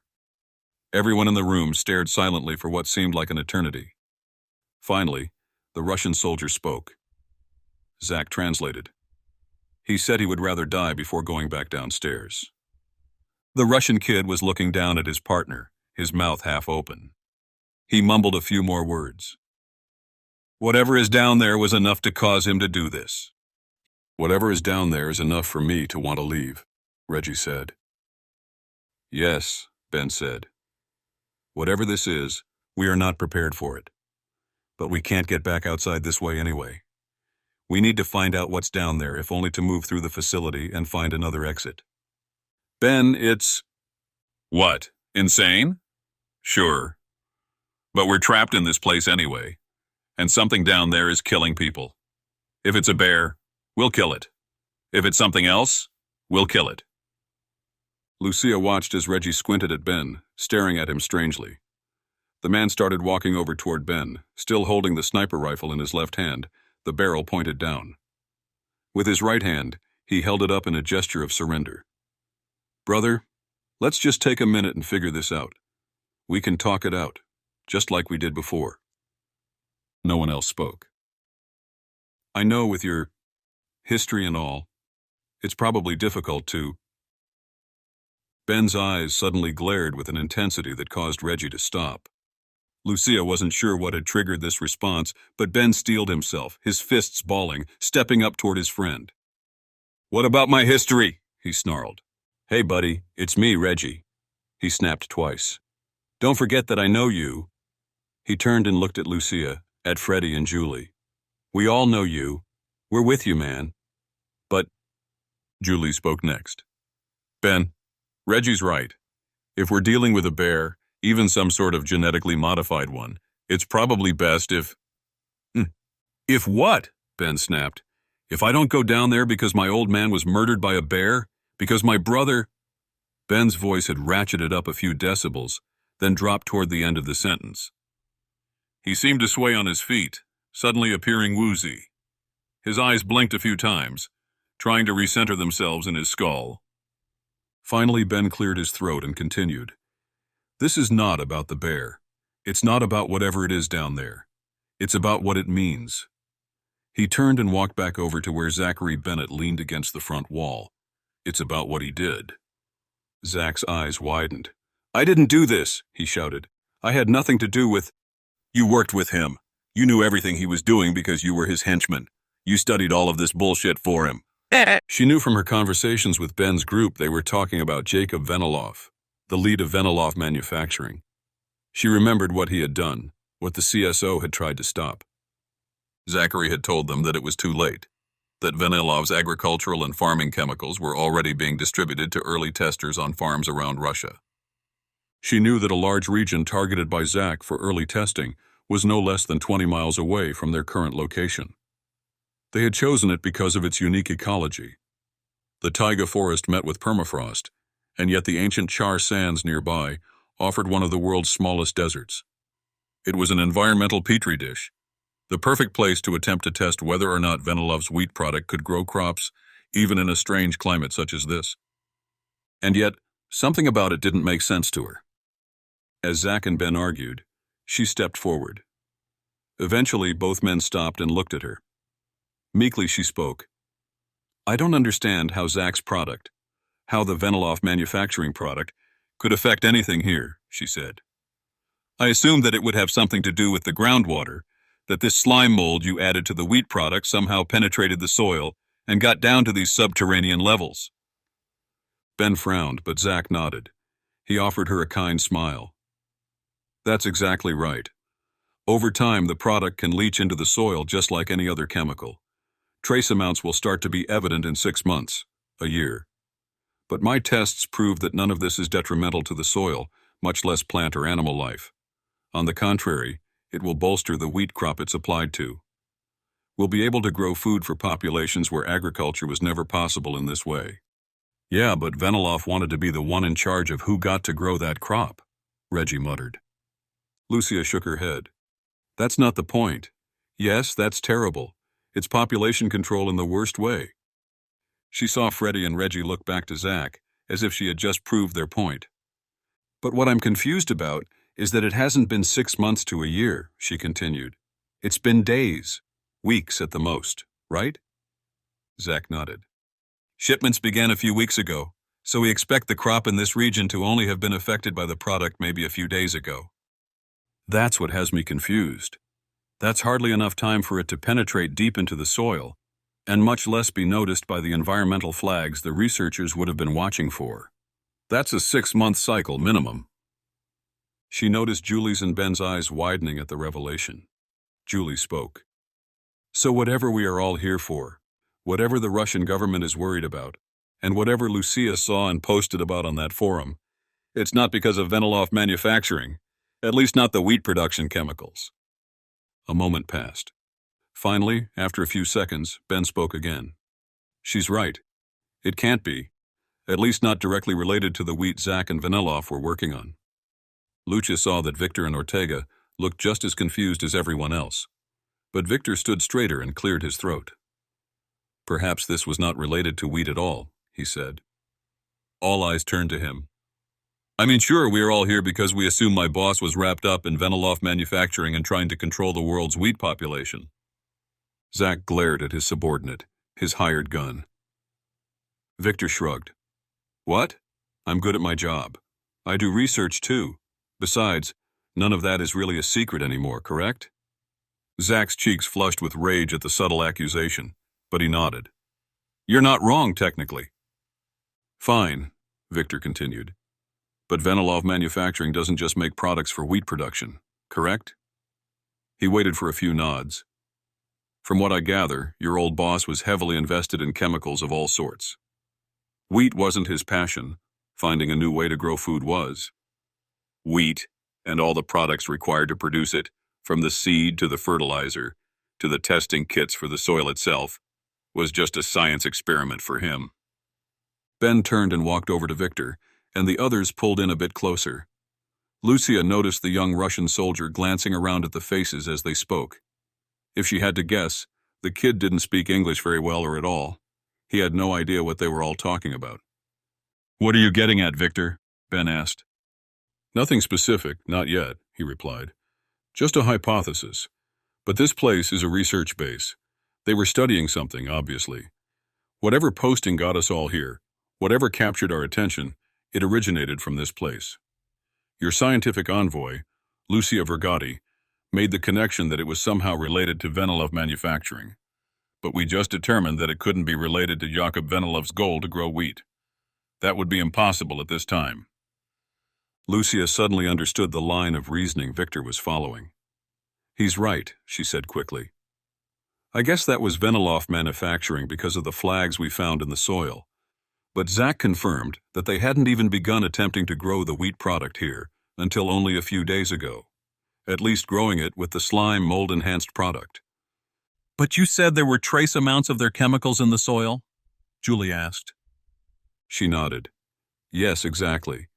That means what we saw was not from Vanilloff product in wheat fertilizer or seed, but from something else. I don't understand, Zach said. What else could it be? You'll have to tell us, she said. But a research station like this would have plenty of chemicals inside. It depends on what they were studying, but they would also have to have a way to flush those chemicals, to purge them from the internal systems of the infrastructure here. You mean drainage? Ben asked. She looked at the CSO leader. Yes, precisely. They would have a drain somewhere here, perhaps multiple. Just like any other building, only this one would be pump-controlled, since it's underground. But that pump would carry everything up and out of the research station. And if I had to guess, no offense to the Russians in the room, but one of the issues we've had for a long time in this country is the lack of environmental planning during construction projects. Meaning I would bet a lot of money that the drain pumps anything and everything right out into the lake nearby. Freddie smacked his head and nodded. Of course, he said. They're dumping a bunch of goo into the river. Some of that goo is getting sent downstream, leaching into the fields nearby, the exact same fields. The exact same fields where Vanilloff and Zach were going to try growing some wheat, Ben said. Chapter 38. Zach. It's possible, Zach said. All eyes in the room were on him now. He felt uneasy and shaky. This wasn't the same anxiety he had been feeling for the last few weeks. The stress of work, overload, and fear. This was something new, something he hadn't expected. In truth, it was the very fact that he had not expected new information here that caused him almost to panic. He tried to swallow, found his throat completely dry. He forced down whatever was there, the lump that wouldn't go away. It didn't work. Instead, he felt more anxious than ever, the tingling appearing in his hands and feet, until his whole body was racked with nerves. If what Lucia said was true... What do you mean it's possible? Julie asked him. You mean it's possible that the research team here was leaching something into the countryside? That much we can be sure about, Zach said. Because you're right. There's not so much as a worry about pollution in places like this. The government would have set up this research station with one purpose in mind, to study whatever it is they were studying here. Aside from the fact that this place was probably built decades ago, when environmental concerns were not even a twinkle in their eye, pollution and harming ecological life would still be the furthest thing from their mind. What about Veniloff manufacturing products specifically? Ben asked. Lucia made the leap of logic from discovering that something around here was changing environmental factors, to that something being Veniloff chemicals. Why would she think that? Zach looked at Lucia, who responded to Ben's question. As I said, Veniloff manufacturing probably makes all sorts of things that have nothing to do with fertilizing wheat crops, she began. I made the connection because I knew you all were looking for Zachary Bennett because of his connection with Veniloff.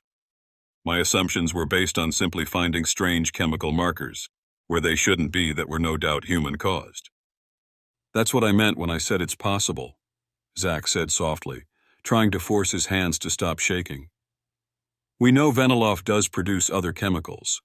When I started working with Jakob Veniloff, he showed me some of the numbers from their R&D wing. I was using some of the chemicals they sold for other applications to produce the trigger switch for the slime mold molecule, the same one you and Julie were trying to figure out how to turn off. What other applications? Julie asked. Zach shook his head, shrugging as he tried to fumble through an answer. Hell, it's almost limitless. Any application you can think of. Chemicals used in science labs in high schools, all the way up to a special injection fluid used in what will become the newest line of EVA suits for Russian cosmonauts. So Veniloff Manufacturing is really a chemical company, Reggie said. Effectively, yes. I told you before that Veniloff's pet project was figuring out the causes and effects of, and solution for, overpopulation. Growing wheat where it never could be grown before was the first phase of his ultimate goal. But all of that was just one small arm of the R&D Veniloff Manufacturing was engaged in. They are known as an agricultural chemical company, but that's more for legal and government assignment and organization than anything else. They're just a chemical company, a producer. What sorts of chemicals would they have produced that could be used in a lab like this? Lucia asked. Specifically, what would they have been using for long enough that it could begin affecting the chemical composition of the soil in the taiga forest nearby? Zach waited, trying to figure out the best route toward the answer. It wasn't an easy answer. There were 1,000 chemicals he could think of that Veniloff Manufacturing may have produced. 1,000 things in a lab that he knew Veniloff Manufacturing was capable of creating and selling. But the answer was not simple either. Because there could be 1,000 answers, he didn't know what to say. It was very likely it was only a single chemical that had caused an environmental flag to wave, but he couldn't begin to know which one it was.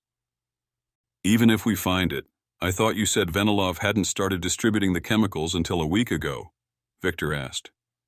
That would hardly be enough time for the offloading effect of the chemicals to leach into the fields. Zach nodded but stared at the floor. Only the wheat-related fertilizers and seed crop product were delivered a week to 3 weeks ago, he said. If it was another chemical here, it could have been delivered at any time since Veniloff Manufacturing's founding. But we highly suspect that this chemical has been contaminated with the slime mold you built, Lucia said. We can't forget that key component. This whole thing comes back to that slime mold, correct? Zach studied the woman's face with keen interest. She was beautiful, with soft features and enough intrigue in her eyes that Zach could tell she was not just intelligent, but cunning. He wasn't just looking at a woman with book smarts. This woman had earned street smarts as well, and he could see her trying to put the pieces together as she raced through hypotheses. That is correct, he said finally. I've been careful to ensure the slime mold stayed where it was supposed to be. But as things accelerated... You mean as Veniloff got involved? Ben snapped. Zach looked at his older brother. Yes, he emphasized. As I said, as things accelerated, and after you killed Jacob in the middle of it, we had to ramp up production and push forward the distribution timeline. There's a chance that some of one product got into another, and...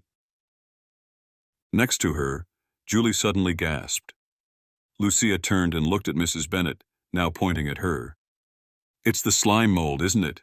It's not just capable of being triggered by external forces. Light, water, the stuff we discovered last time we were in Russia, she said. It's also capable of self-replication. Zach knew where she was going with this, and he picked up the thread. Yes, that's been my fear from the beginning. We needed to create something that could replicate itself under ideal conditions, only so we could increase its range. It would be prohibitively expensive to create all of it we needed in one lab, so we had to give it the ability to replicate, just as a mold would in the wild. In fact, it effectively is the same sort of replication a slime mold might use to reproduce itself. A biological specimen has the same mechanisms in place as our artificial one. Because it's not entirely artificial at all, right? Julie asked. Zach nodded. Again, that's correct. It was just an artificial mitochondria. That's what you found last time, that we added. Its energy system is artificial, but it is designed to take energy from sources a completely biological slime mold specimen wouldn't be able to use. However, its reproductive system is intact and therefore can replicate freely under ideal conditions. Zach watched as the CSO group, Victor's men, and the last remaining Russian soldier in the room listened on. Freddy, a man Zach had not met, spoke next. Do you think the lab downstairs, wherever it may be, had some of these ideal conditions? No, Zach said quickly. But the lab we created the slime mold in did. And there were an unknowable amount of different products in that same lab. Cross-contamination was not only possible but probable. When I was there working alone, I took every precaution, but later... When we came in to ruin your fun, Ben said, with malice in his voice. Zach ignored him. Yeah, when I was no longer in the lab but had hired laboratory assistants, chemical professionals, employees. I guess I should have known contamination was likely. But we can find all that out later. If we get outside, I can go back to one of my remote laboratories in Moscow, and together we can... The only thing we're doing together is figuring out what the hell is downstairs, and what you and your terrorist organization had to do with it. Zach looked at his brother with an expression of pained disbelief. He did little to hide the fear behind his eyes, the anxiety. Ben could read him like a book. This is what you've always tried to hide behind, Zach, Ben said. You always let other people do the fighting for you. Me, my team, even Ember. You've used us as your personal security force like Ortega and Victor. Victor shuffled in Zach's peripheral vision as he answered. No, it's not like that at all, he started. Save it, Ben snapped. The time for hiding behind others is over. The only thing we're doing together is going downstairs, Ben repeated. You and Lucia will look for clues, anything the scientists left behind. My team and your mercenaries will find whatever it is that's been killing soldiers. Zach knew he couldn't argue his way out of it. Even Reggie, the one person who seemed to have agreed with Zach early on, was now nodding slowly behind Ben.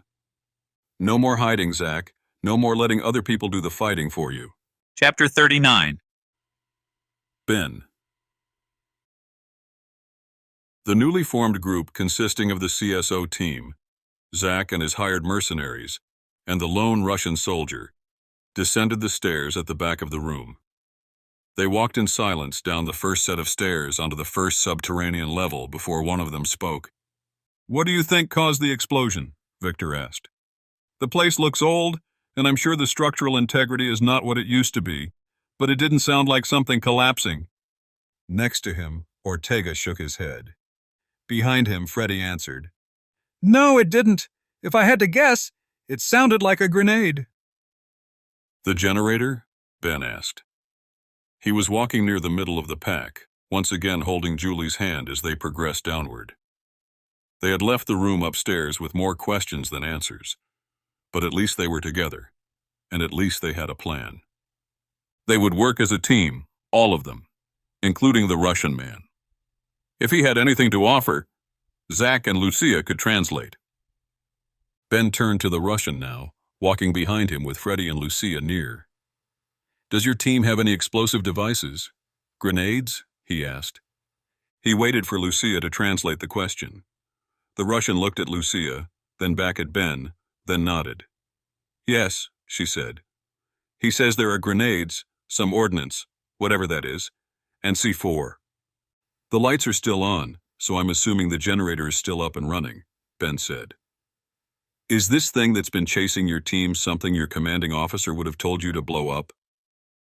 Lucia translated, then responded. He says yes. If the monster, as he's calling it, reached the rest of his team, they would have tried to destroy it. He says he was on patrol with the man who killed himself upstairs. He saw it, in the shadows. Saw what it did to one man. Ben's blood chilled as he listened. The hair on the back of his neck stood up. He had been in situations before where there was an unknown presence, some sort of animal or man waiting to jump out and end his life. It gave him only a little bit of hope to know that every one of those times it had been something mundane, something fully explainable. He didn't like terrorists trying to kill him, and he didn't like members of the animal kingdom trying to turn him into food, but at least these were things that could be fully explained without needing to resort to fantasy. This monster that was terrorizing everyone in the base might be a huge, pissed-off bear, but at least a bear was a known entity. He thought back to what Freddie had said, what Reggie had said. He remembered the incident well, one of the last times he and his brother had been on speaking terms before Ben had disappeared and begun hopping around national parks in the U.S. as a ranger. Even more, he remembered the look on his father's face as the bear charged him. Ben swallowed, inadvertently squeezing Julie's hand tighter. She stopped, slowed, and looked up at him, frowning as she silently asked the question. "I'm okay," he whispered. "Just want to make sure you get out of this safe and sound." He knew Julie well enough to know she didn't believe him for a moment. Sure, he wanted her safe, but he was thinking of himself. If it was a bear they were dealing with, how would he react? How would he respond? Would he freeze up, like he had when he was with his father? Would he wait that one crucial second longer than necessary before fighting back? And if it was as large a bear as the others seemed to be fearing, what could he do anyway? Reggie had given the assault rifle to Freddie, and Ben had not argued. He didn't want it in the Russians' hands. He trusted his own team more. He swallowed again, listening to Lucia's translated words. He is rightfully confused about why his team would not have simply shot the beast. Any explosives would be in their cache, which they had deposited into one of the rooms near the entrance to the cave system. But their weapons would be on them at all times, as a matter of course. He assumes we should have heard gunshots first, before an explosion. "So he doesn't think it was a grenade?" Reggie asked. "He doesn't know. He agrees it sounded like a grenade, but has no idea why." "It doesn't matter," Ben said. "We'll find out soon enough." He hadn't intended for the words to sound so clipped, so forced. Was he lying to himself? Was he trying to convince himself that this was the right course of action? Sure, they were moving together now, working as one unified team. Even Victor and his men had seemed to fall in line well. So why was he feeling the unease deep in his stomach then? Chapter 40. Victor. Garcia said there's a biohazard safety level 4 laboratory on the 4th subterranean level, Victor said, leading the group down the corridor on the 3rd level. It's in shambles, like the rest of this place, probably because of whatever animal we're dealing with. With any luck, it's injured and hiding. Victor didn't need to say out loud what he feared most. An injured animal is a dangerous animal, he thought. "Have you explored the BSL-4 chamber?" Lucia asked from behind him. "No." He continued walking down the corridor on the 3rd level as he answered. "No, we didn't have time. We just saw an airlock decontamination chamber and shone our lights through when the overhead lights were off. We didn't want to get stuck somewhere, but I took stock of what sorts of rooms we passed." "That would be where I would start then," Lucia said. "There's debris everywhere, papers and files from all over the research station littering the hallways. But if I had to guess, the best way to figure out what they were studying down here is to go to the source. If there's any information we can glean, it will be from that lab." Victor nodded as he led the way. He reached the spot before the stairs where they had run into Garcia. He needed to check on him to see if the man was ready to rejoin the fight or if he needed more time. He had seemed groggy and confused after bumping into them in the stairwell. Originally he had written it off as fear, but the more he contemplated it, It didn't track with what he knew of the man. Garcia was a hunter, someone who enjoyed the thrill of taking down a huge animal as a trophy. He had a healthy respect for nature's predators, but he would never have been as terrified as he had been when Victor and Ortega found him. They reached the room with the bunk beds and desks where Garcia waited, and Victor turned and entered. He still held his assault rifle, and he used the barrel of it to push the door open wider. It was tighter, having shifted after the explosion, though not sealed shut like the one upstairs. He gave it a bit more force until the door was wide enough for him to enter. He walked into the room, glancing around in confusion. Ortega was right behind him. "What the hell? Where is he?" Victor didn't answer. He gripped the assault rifle tighter. The man, and his weapon, were gone. I thought you said you had another man down here, Reggie said from behind Victor. Victor nodded once. We did. He was over in the corner sitting on the bed. You met him." "I remember," Reggie muttered. "He was rocking back and forth like a baby, scared out of his mind." Victor straightened his back and turned to the others. "No, not scared. Considering. He's a hunter, always has been. Used to take 2-week vacations with his entire family back in Uruguay, hunting anything they could eat." Ortega watched him as he spoke. "He went downstairs," Victor continued, "likely to try to find this thing and bring it down. It would be the perfect trophy for him. He didn't want to wait around for us and took matters into his own hands." He looked at Harvey Bennett. The CSO man did not seem convinced. "We're going down there anyway, yes?" Victor asked. "If he is down there, we'll find him. If he somehow snuck back upstairs and hid in one of the rooms we passed, he can't go anywhere. In that case, he can't do anyone any harm. I trust him." "Fine," Ben said. "Let's keep moving. Whatever this thing is, it's still out there. We haven't heard any gunshots, so your guy hasn't found him either. I don't care if he wants a trophy or just wants revenge. He wants the same thing I do. He wants this thing dead." Victor watched the scientists, Zachary and Lucia, as Harvey spoke. They both seemed to wince a bit at the mention of killing the beast. He felt the same as Harvey Bennett did. This monster was a threat to him and his team, and it needed to be eliminated. But he also understood Lucia and Zach's point of view.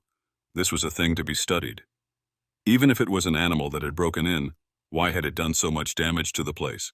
Why had it felt so threatened that it needed to enter every single room, crash around into every file cabinet, table, chair, and piece of furniture in sight, then continue on its way? A bear, a boar, a wild ox.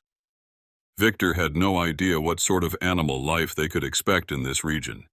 He was far from a zoologist, but he figured there were a handful of different large mammals that might react poorly to being caged, that could have gotten inside the facility somehow. However, he didn't know of a single one of them that could do what it had done to the people here. What effect it seemed to have on the people here. He thought back to the man who had shot himself in the head upstairs.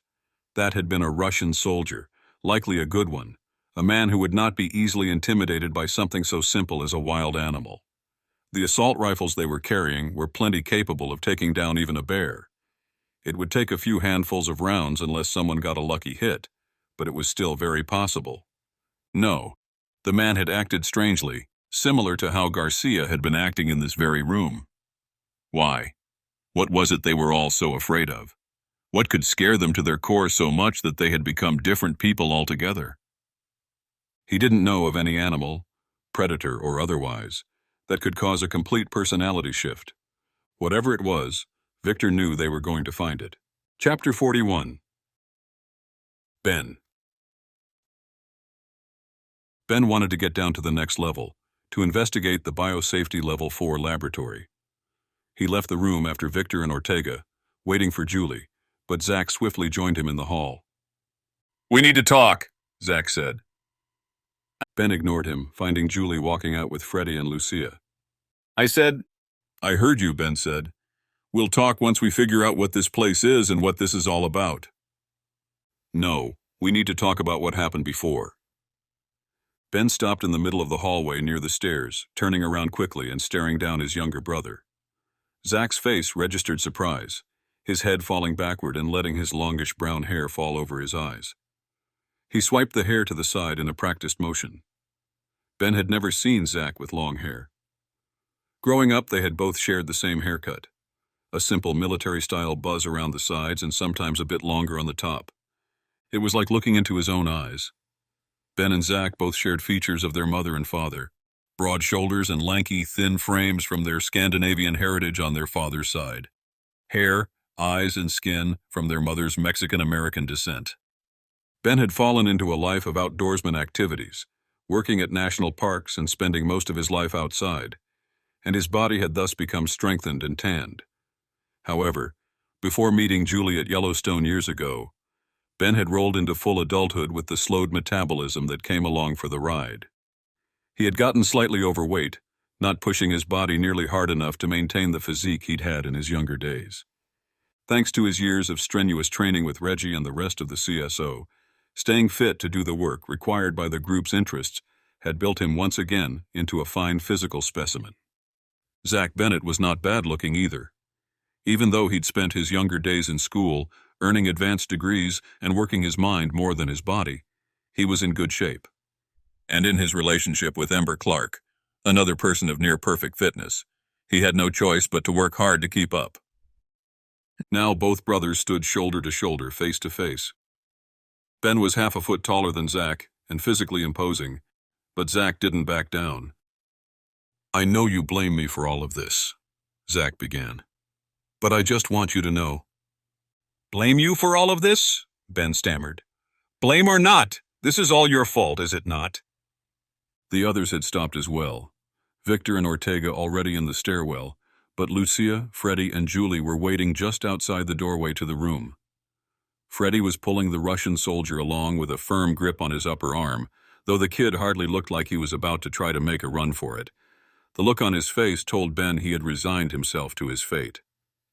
"No, Ben," Zach responded, stressing the first syllable.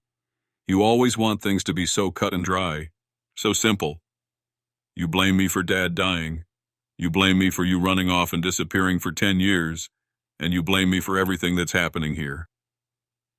Ben worked his tongue over the inside of his cheek. He shifted his jaw, clenching it and unclenching it. He wanted to argue. He wanted to fight.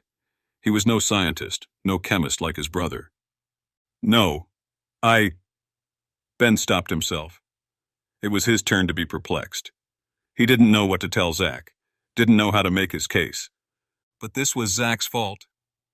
There was something here relating Venilov manufacturing and this facility with whatever it was the scientists had been studying. Zach had something to do with Venilov manufacturing. He may not have known about this place, but he knew what Venilov had been planning. "The past is the past, Zach," Ben said. "But that doesn't mean it stopped affecting us. You were working with a man who wanted to change the future. That's why we're here, and that's all I care about." "Listen to yourself, man," Zach said. "When did you become so self-righteous?" "Excuse me?" Ben snapped. "No, I'm serious. When did you get so high and mighty? You used to be fun, the kind of guy who just wanted to be out in the world, experiencing it for what it had to offer. I always looked up to you for that. You were more than just a brother to me, even back then." Ben didn't know what to say. Unbelievably, unable to stop it, he felt tears coming to his eyes. Zach continued. "After Dad died, I figured you felt responsible. I understood that you wanted to get away. You never were an angsty teenager, at least not from what I remember. But you hit adulthood way too early because of what happened. Running away made perfect sense at the time, but I expected you to come back. We both did." Ben turned his head slightly. "Don't go there," he willed. "Don't talk about her. Not here. Not now." "You broke her heart, Ben. You were everything to her. Mom just wanted to be a family again. Just wanted to start healing. But she couldn't do it without you there. We couldn't do it without you there." Ben swallowed, his head falling, his eyes closing.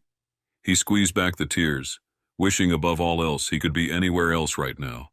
He wanted Zach to stop, to take back everything, to just walk away. Hell, he would even let him. In this moment, he didn't care about making Zach answer for his injustices. He just wanted this all to go away.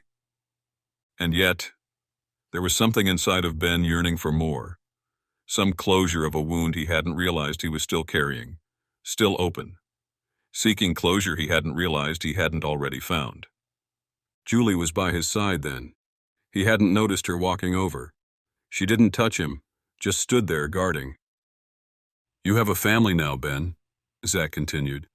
"I'm sure you understand even better than I do now. But you have to know that for years I blamed you. Not for Dad, but for Mom. Not just running away from us, but running away from yourself. I think that's what hurt her the most. You ran away from yourself by running away from your own family." Ben stared straight ahead, over Zach's head, and down the dark, dimly lit hallway. Zach wasn't lying, but he wasn't completely correct. And he wasn't wrong either. "Zach, let's talk about this later," Julie said suddenly. Her voice was soft, and Ben knew she was doing her best to let both men down easy. She cared for both of them, wanted both of them to put aside their differences. Zach didn't respond. Instead, he looked up at Ben, waiting, as if asking permission. Ben felt everyone's eyes around, staring at him, pouring into the back of his head and into his soul.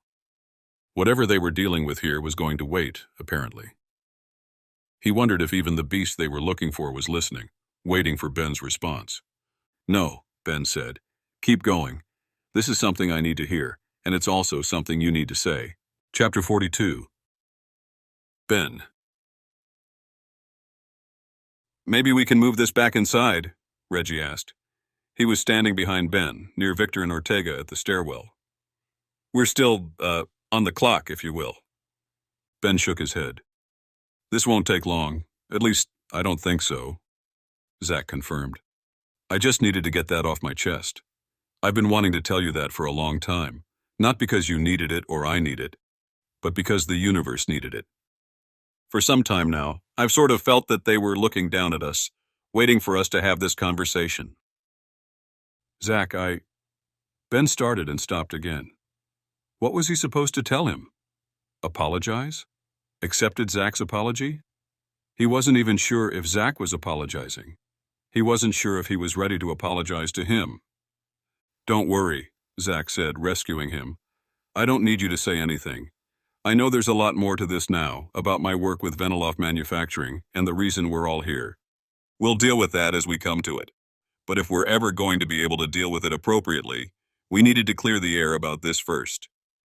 Ben nodded, a tear finally making its way out of the corner of his eye and resting on his cheek. He was keenly aware of everyone else staring directly at it. Still, he didn't dare move his hand to wipe it away.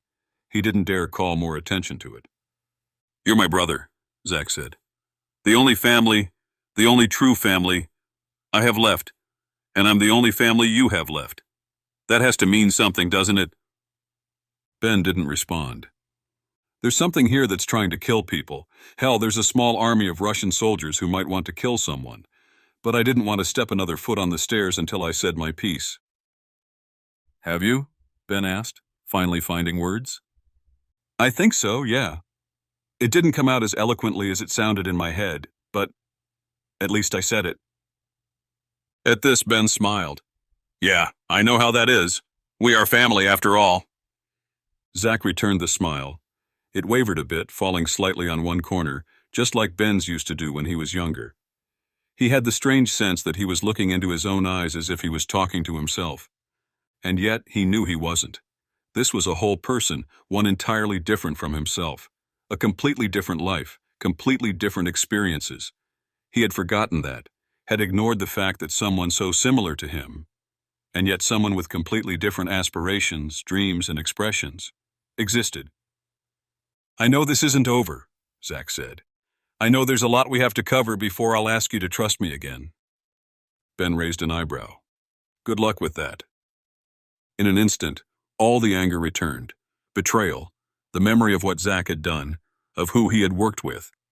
Misguided or not, his brother should have been intelligent enough to know what he was getting himself into. As if reading his mind, Zach continued. "Trust me. I know you have every reason to believe I've betrayed you and your group, that I betrayed my own country. But you have to know that it's not black and white, Ben. It never has been.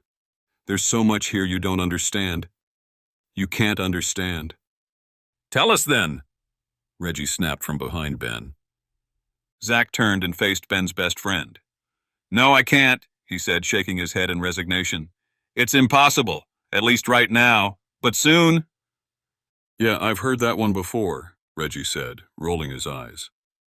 Zack returned his gaze to Ben, addressing him directly. I get that you can't trust me about this either, but this is all part of something so much bigger than anything I can explain in the middle of the hallway. Especially with whatever it is down there. Let's get back on track. At this point, there's an enemy we know. I wouldn't say one we know, Ben said, but I get your point. Zack nodded. Thanks. Let's just get down there and figure out what we're dealing with while we're all together. It's our best bet, and it's our best option for convincing the Russian army down there to let us leave. Ben heard Reggie's neck crack as his friend spoke. Yeah, easier said than done. Chapter 43. Ben. Ben stepped through the doors into the antechamber. It was built like an airlock, just as Victor and Ortega had described. Entering directly from the hallway, Ben walked into the small inset room, taking note of any and all descriptive features the room provided. There was a door on the other side of the room, but as the room was so small, he could stand in the middle, stretch his arms out to the left and right, and touch both the hallway entrance door and the airlock exit door at the same time.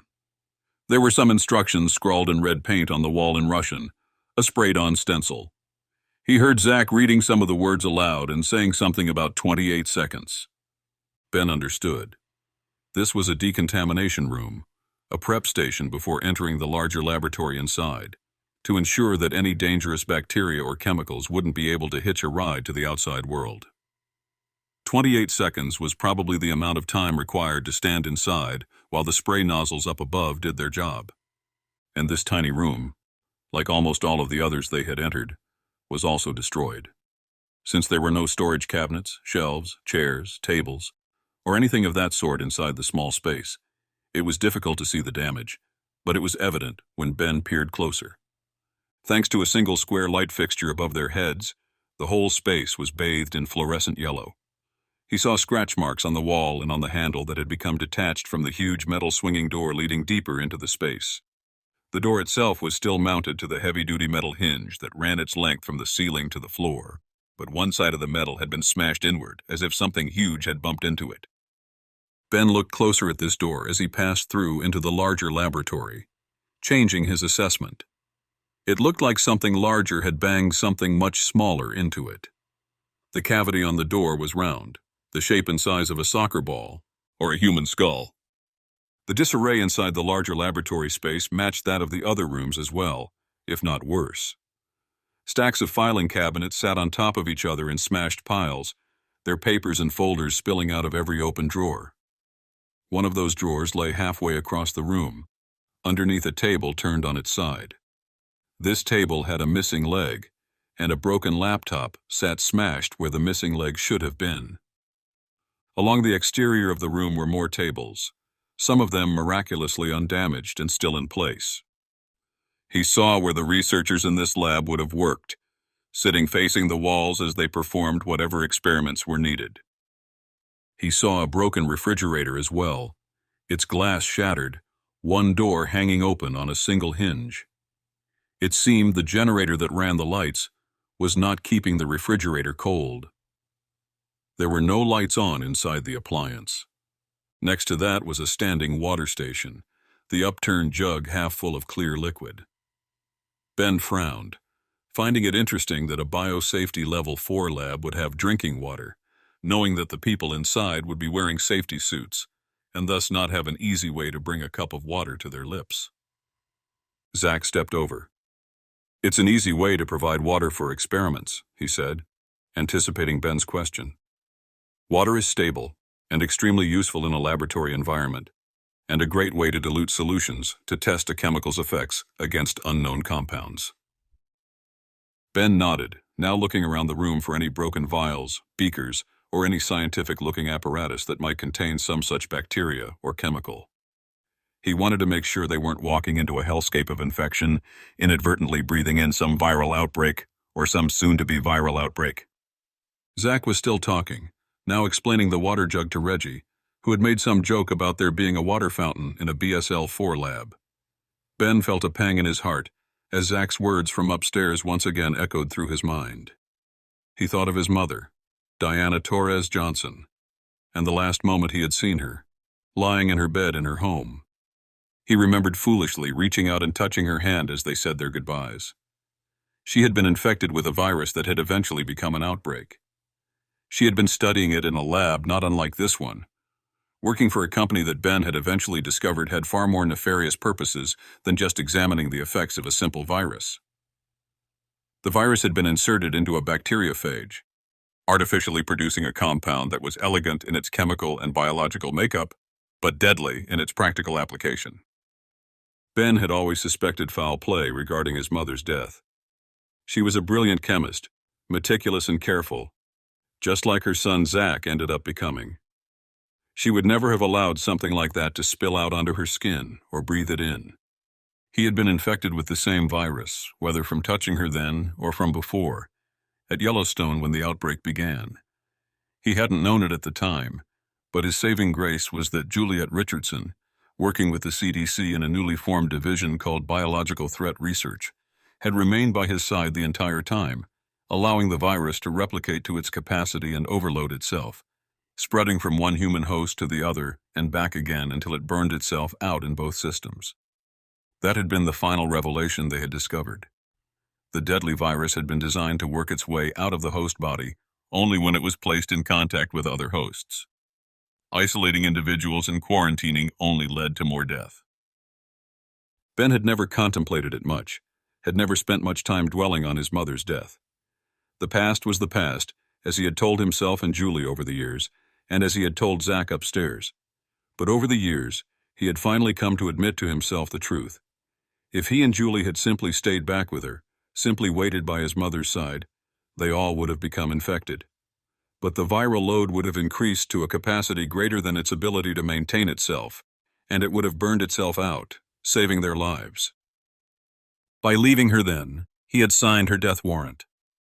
In a single moment, all the shame, regret, and anger he had felt at different times over the years since her passing returned in full force.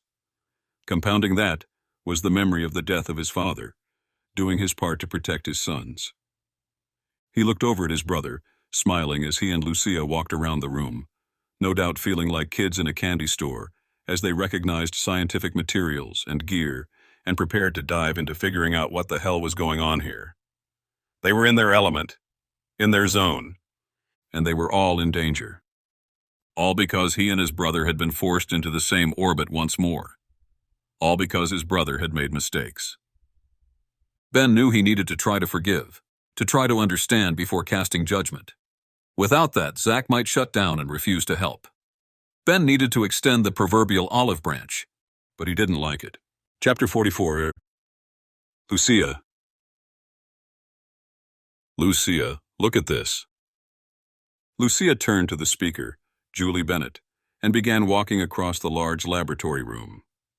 Julie was standing near the back corner of the space, in front of one of the metal tables that had survived the damage and destruction. She saw a battered computer lying on its side next to the table and a few severed cables poking up from behind the metal table, pressed against the back wall. She assumed this computer used to live on top of the table, and she saw the broken monitor lying about 8 feet away. But Julie wasn't focused on the broken computer. Instead, she was holding a small, clear cube. She tried to place it between her eyes and the fluorescent lighting above, obviously working it around to get a better look at what was inside. "What is it?" Lucia asked as she walked over. Julie shook her head. I don't know, but I was hoping you might. The others were mingling in the room as well, paired off or standing in small groups discussing some aspect of the laboratory space or another.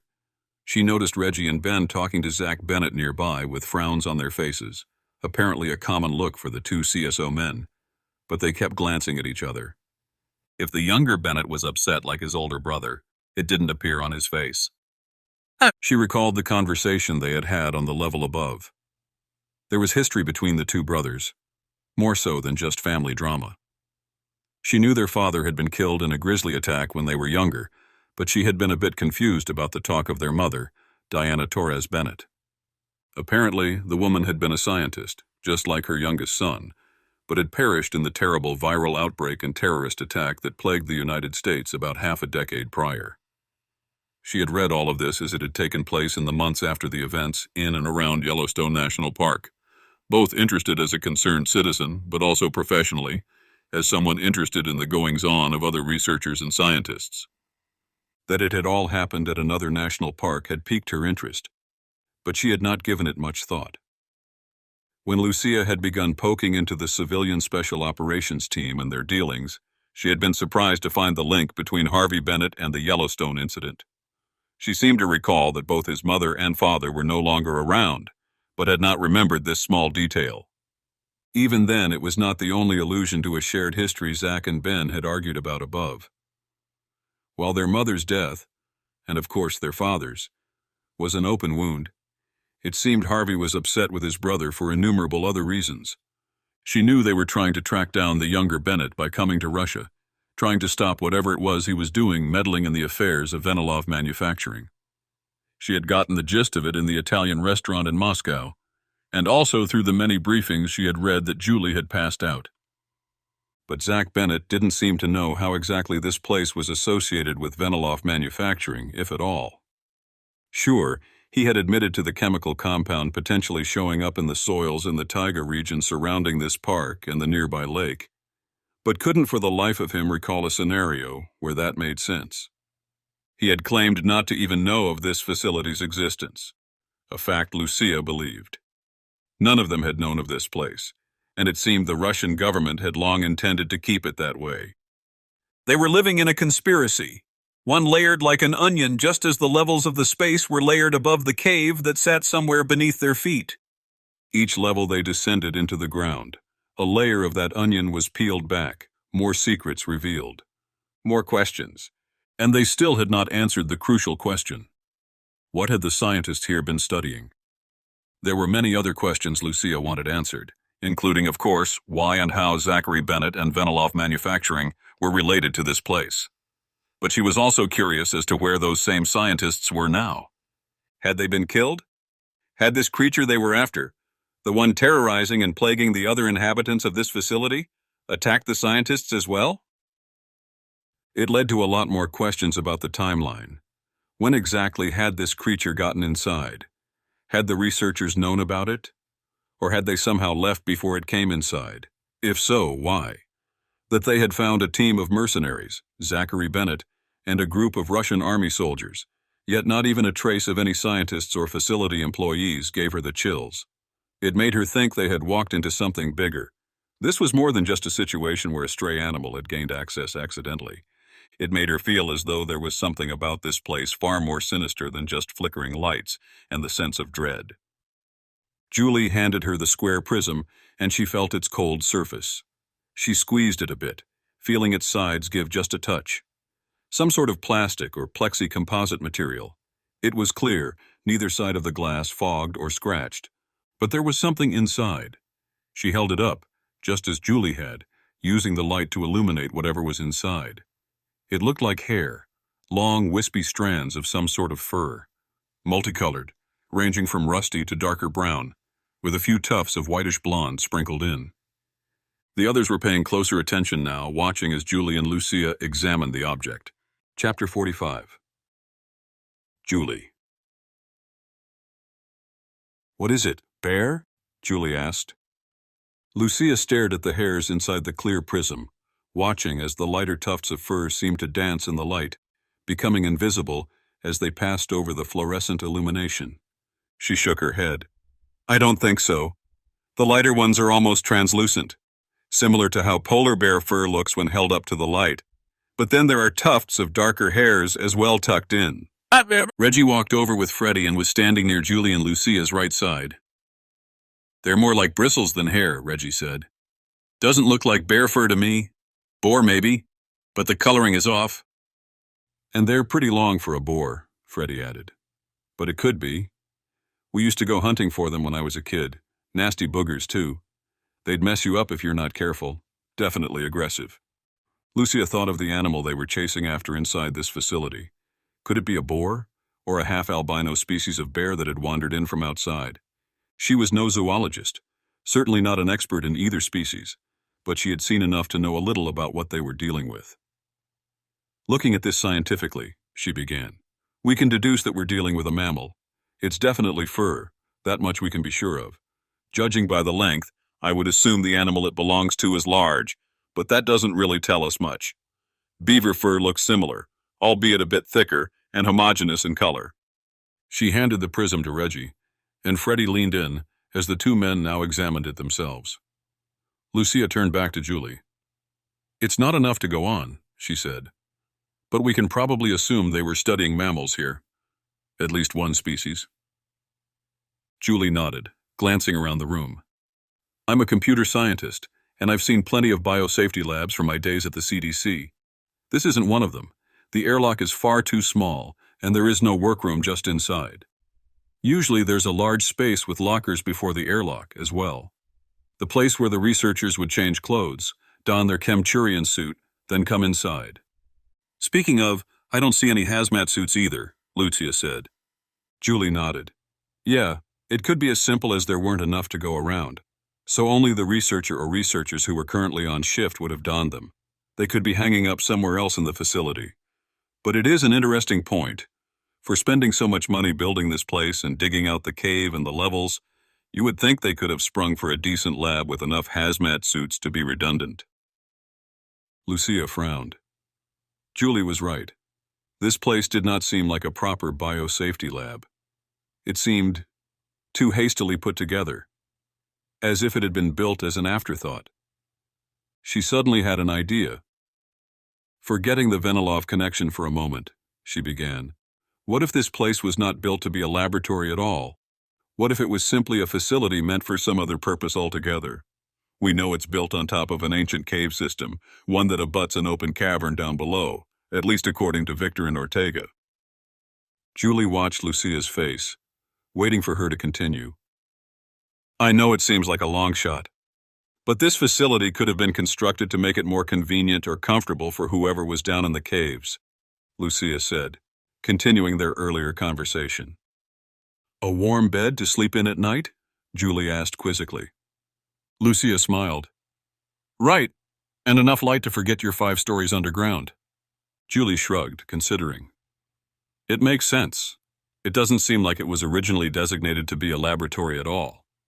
I'd bet that if we had an engineer or architect here, they might be able to find a way to corroborate that claim. Maybe the airlock is clearly something that was added after the fact. Maybe... Jules! Ben's voice boomed from beside Lucia, interrupting her.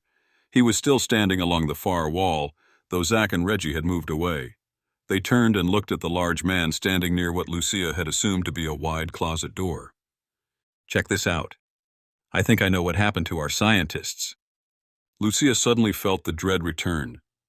She didn't like the ominous way Ben said the words.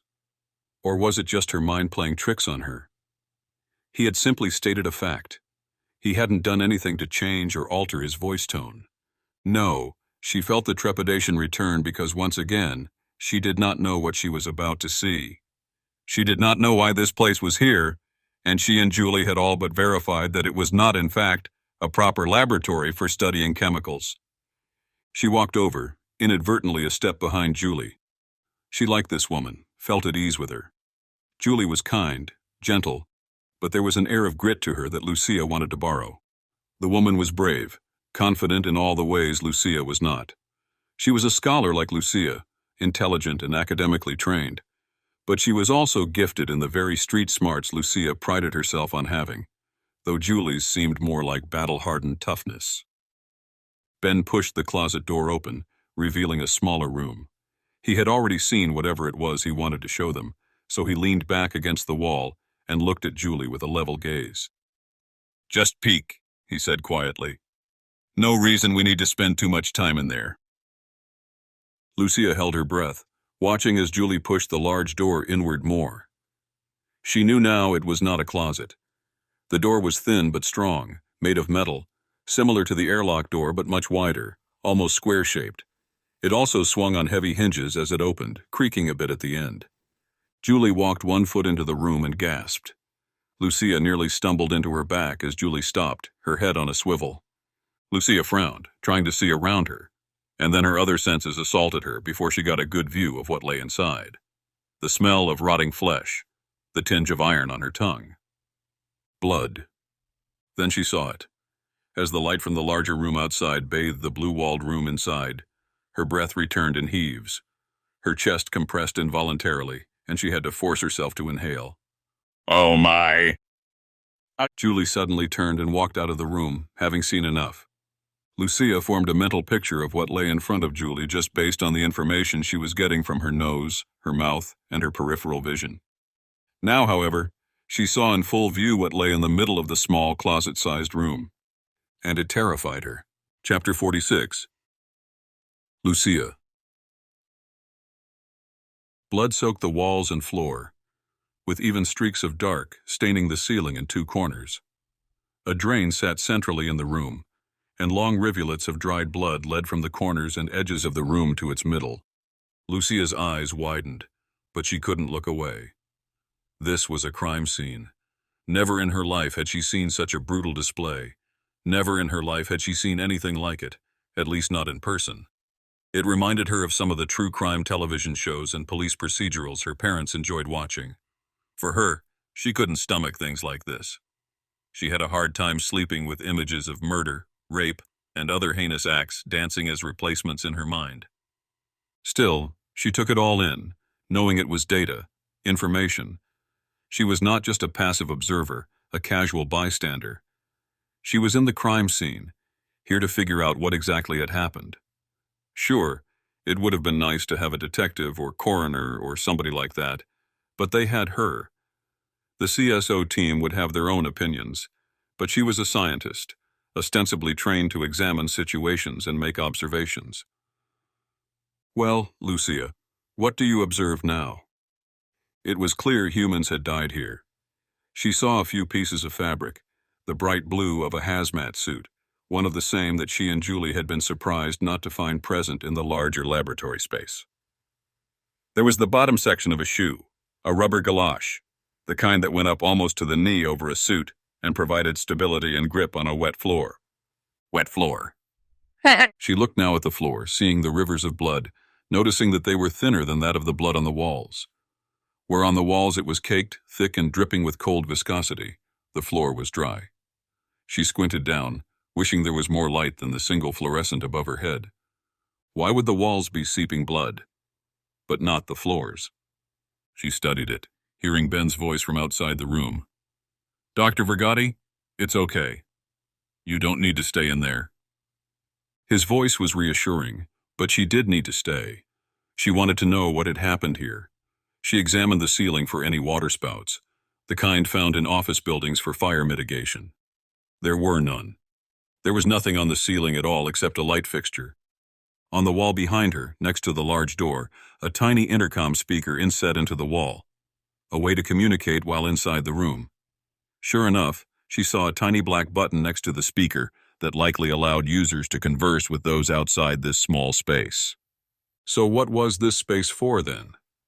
The drain in the middle, a light above, no other unique features besides the intercom. Suddenly she had a thought. She looked down at the floor, crouching and hovering to avoid having to lay a hand on the floor. It was bad enough that her shoes had to come into contact with the remains of the poor souls who had perished inside. She wasn't about to touch the floor with any other body part. She tried to read the signals she was getting from the room, the clues left behind. The blood was certainly thinner than the blood on the walls and even the ceiling. It almost seemed pink, as if... "Water?" she said. What was that? Julie's voice came from outside, and Lucia turned to face her through the open door. "Water," I said, she repeated. "The blood is thinner on the floor, and dried out, because someone hosed it all down. It diluted the blood, drained, and allowed the floor to dry." Julie looked confused for only a second. Then her head fell back with understanding. "Right.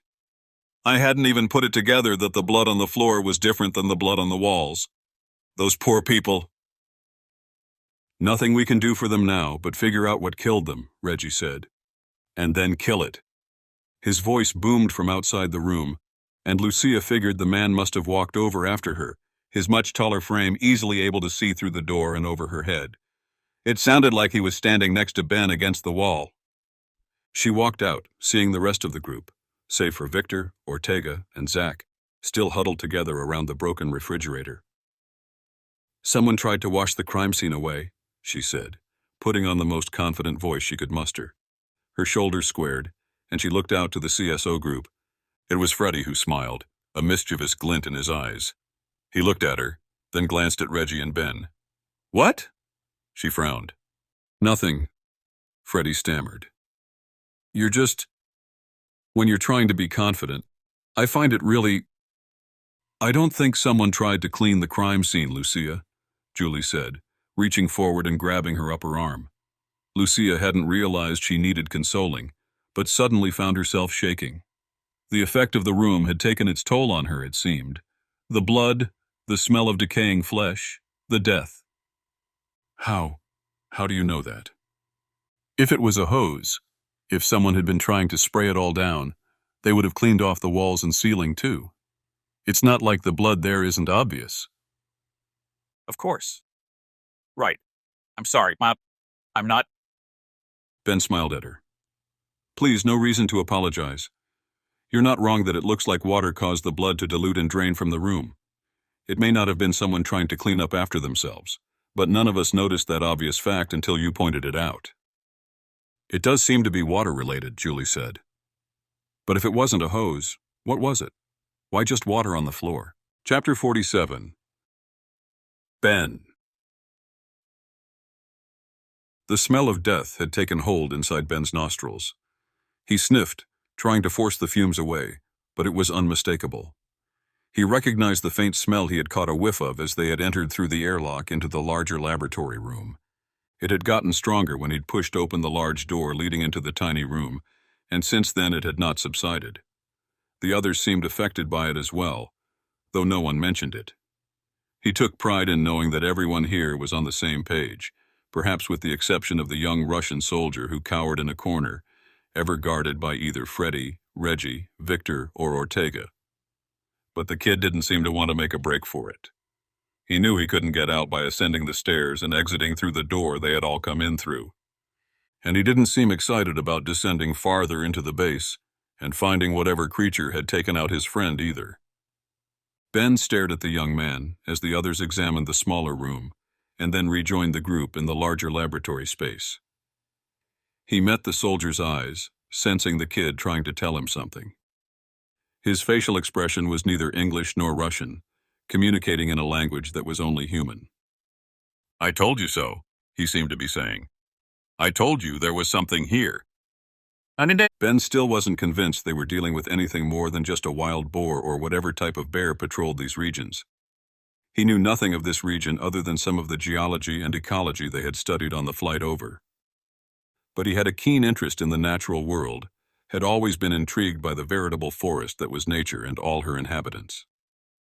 Ben had spent his childhood camping, hunting, fishing, and just generally being outside. They had a small house, tucked away near the back of a suburban neighborhood, jutting up against a large wooded area on the outskirts of town. Ben loved reading Gary Paulson's stories, My Side of the Mountain, and other survival young adult thrillers. He used to spend hours planning his own getaway, making checklists of all the gear and supplies he would need, trying to calculate the weight of each and keep it to a reasonable level. This was all before the internet, so his research included checking out books from his elementary school library and working on his plans on the bus ride to and from school. Once home, he would hurriedly work through any schoolwork remaining and run out the back door, aiming for a large stand of trees about a few hundred yards from their back porch. His mother would call after him, making sure he had enough snacks to get through until dinner time. Ben had never planned to actually run away. It was all an exercise in preparation and preparedness. He loved Boy Scouts, the thrill of being able to make nature his partner rather than his enemy, surviving on what she had to offer. He loved the idea of it more than the actual thought of running away from his family. It was a good family, too, at least back when he was part of it. Their family camping trips, sometimes straight out the back porch near Ben's hollowed-out tree trunk, sometimes at a state park nearby, and sometimes with scouts, meant they were together very often. His mother, never having been a camper herself, had taken to the sport immediately. She learned to perform all the duties of kitchen patrol, as if all the stumps and trees, branches she used to place pots and pans and hang utensils from in trash bags, was her own suburban kitchen. His father, Johnson Bennett, had even built them a small chuck box, heavy as sin, but able to hold all the kitchen gadgets she could want to make their life outdoors as tasty as possible. Ben breathed in now, ignoring the smell and trying to pretend it was that of a crackling campfire late at night instead. He remembered the wind of the chilly evenings, the weightlessness of it, unaware it was even there until it stung his cold nose. He thought of his father's stories. Truthfully, only 3, and only 2 were any good, that he told over and over again every trip. He remembered baby Zach, laughing and giggling as his mother held him on her lap, while an 11-year-old Ben pretended he was as strong as his father, chopping wood and carrying it back to the campsite. The memory hurt, and he wasn't sure why. It's not that he hadn't thought of it over the years. It's just that he knew there was no way to go back to it.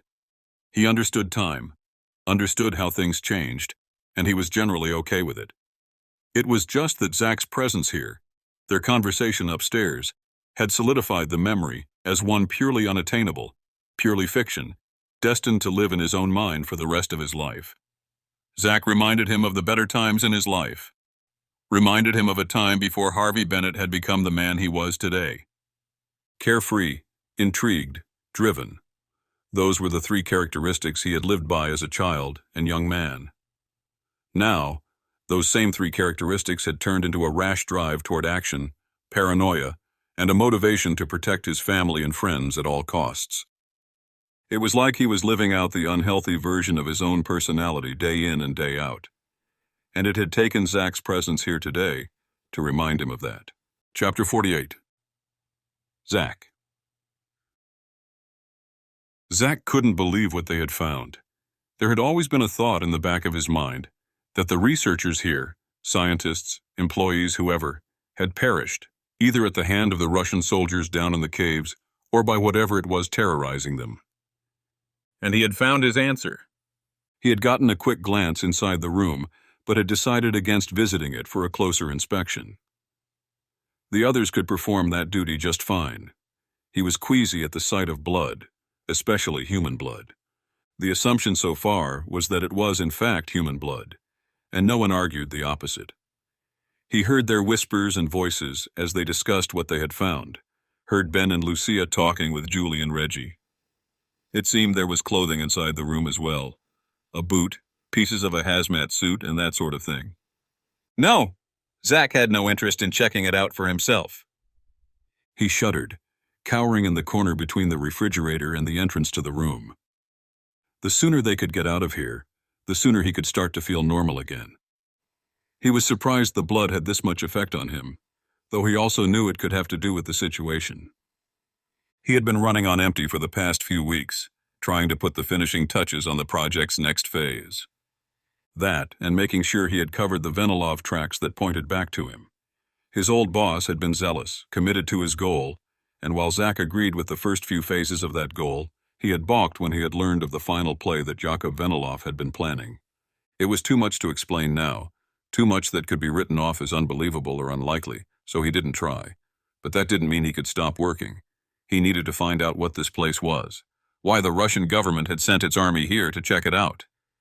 He knew they had sent the soldiers down to investigate the same report Lucia had found online, the same one the CSO had picked up on.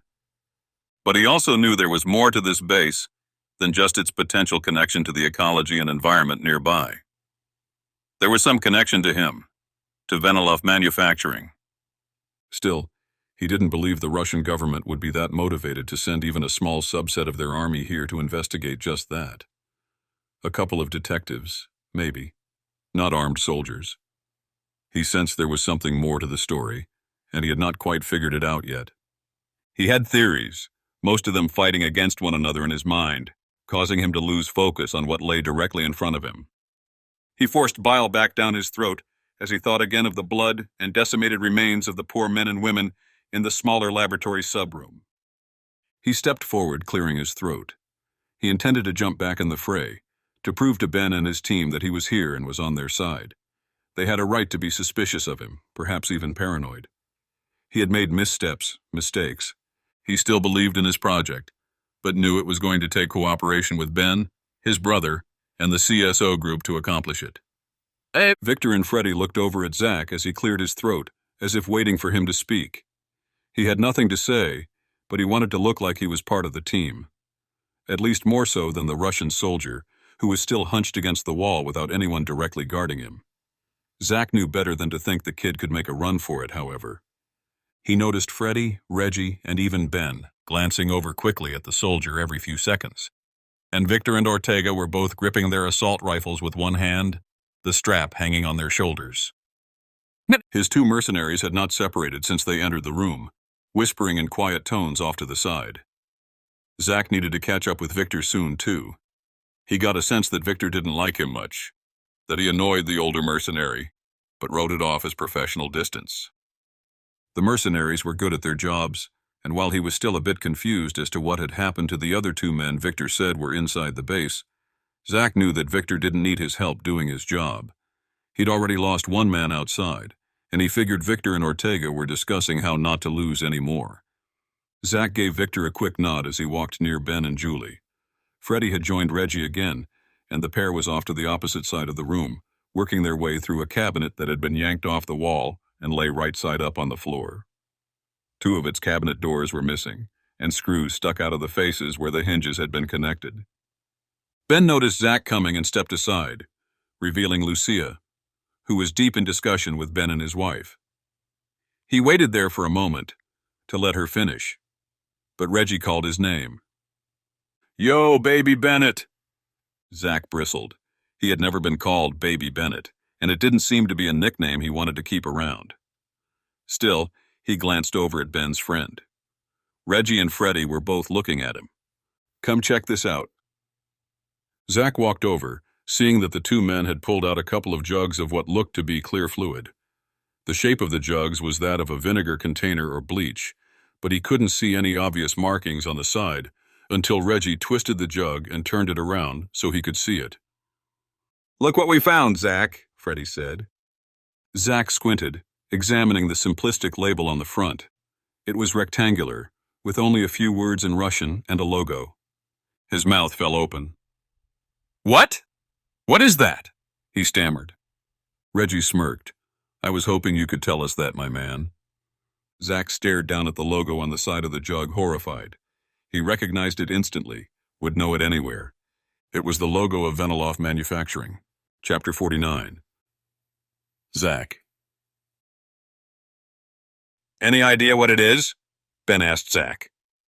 They had all gathered close to the cabinets, except Ortega, who was guarding the Russian soldier against the wall. The jug had passed from hand to hand, each of them examining it, sloshing around the clear liquid inside. When Zach held it, he turned it over a few times, frowning down at it. "It's not volatile," Julie said. "It wouldn't be kept in a jug like this, or it would at least have a biohazard marking on it, something like that." Julie shook her head. "Not necessarily. Some of these chemical companies get a little lazy with their labeling. If it was purchased in bulk, it could have been straight from the manufacturing plant that Veniloff operates. They would not have wasted money on extra stickers." "What's it say?" Reggie asked. Lucia answered before Zach could. "It's just a chemical compound, written in Cyrillic letters." "Zach?" Julie asked. All eyes turned to Zach. He looked at each of them in turn, then down at the jug that was thrust into his hand. He turned it over, around a few times, then shrugged while shaking his head. "I have no idea," he said softly. "I've never seen anything like it. I didn't know everything that Veniloff was dealing with, what all of the products he produced. You have to remember, he ran a multinational company, over $1 billion in revenue." Ben didn't seem convinced. "So we should just take your word for it?" he asked. Zach felt the hairs on the back of his neck stand up. He didn't want a confrontation now, but he wasn't scared of his brother. He didn't think Ben had it in him to kill Zach, But he knew that Ben might try to hurt him, as he had in the past, and he wasn't afraid of being hurt. Not by Ben. "What do you want me to tell you, Ben?" Zach asked. "I told you I've never seen it before. Are you going to interrogate me to find out if I'm telling the truth?" Reggie smirked again next to him. "Is that an option?" Ben shook his head, closing his eyes, annoyed. "Listen, Zach," he began. "We're in this together now. Remember? At least for the time being, we need to figure out what this is, why it's here." "I know that," Zach snapped. "So stop second-guessing me. It doesn't mean I know what it is. Trust me, if I did, I would tell you." "What about the chemical symbol? You're a chemist, right?" Lucia asked. It wasn't antagonistic. The woman was kind, gentle. She meant well. She just wanted to know the answer like they all did. He shook his head again. "I'm drawing a blank. I recognize the individual elements, but I've never seen them in this configuration. That's not out of the question either. It's a huge compound, something wildly complex. I would need the lab manual and workspace just to compute the size of the molecule." At this, Ben seemed a bit assuaged. Not convinced, but on his way. Zach continued, "But I understand why you're all waiting for something from me. That's obviously Veniloff Manufacturing's logo, and I don't have any reason to suspect it was forged. Why go through all the trouble to stamp the company's logo on it?" "So you think Venilov had something to do with this research station?" Julie asked. "Who's to say? This is just a product that can be bought off the shelf, or at least ordered. I know for a fact that Jakob Venilov never told me about some secret research station deep in the Kodar Mountains, but he had his fingers in a lot of things, remember? Even though you think he was only doing some nefarious stuff to grow wheat that he could control, he was also running a company, one that had been passed down to him for at least 2 generations. Ben nodded. "That checks out. At least passes my gut test. I want to know what it is, though. Is there a way to test it? I don't know, pour some out on the table and see what it does?" "We don't have suits, protection," Victor began. Zach stopped him. "That shouldn't matter. As Julie said, this stuff was put in a jug that looks like it could have been sold in any big box home improvement store. Besides that, it's obviously been shelf-stable as long as it's been here. I don't think there's anything to worry about." He held the jug up, examining it in the light. For all he could tell, it was full of water. "Lucia, see if there's anything else we can use as a reactor. There's water in the corner, of course, but there might be something else in the fridge. I want to know what this chemical reacts with and how. I don't think there's any reason to worry, but I'd prefer if it were just me in the center of the room. Everyone else can stay against the walls." Quickly, as if he had commanded it, the group dispersed to all 4 separate walls, leaving Zach near the cabinet toward the center of the room. He walked over and flipped over a metal table, dragging it closer to the center of the room. He saw a drain cover there, happy to see that if things got out of hand, at least the chemicals could be washed away.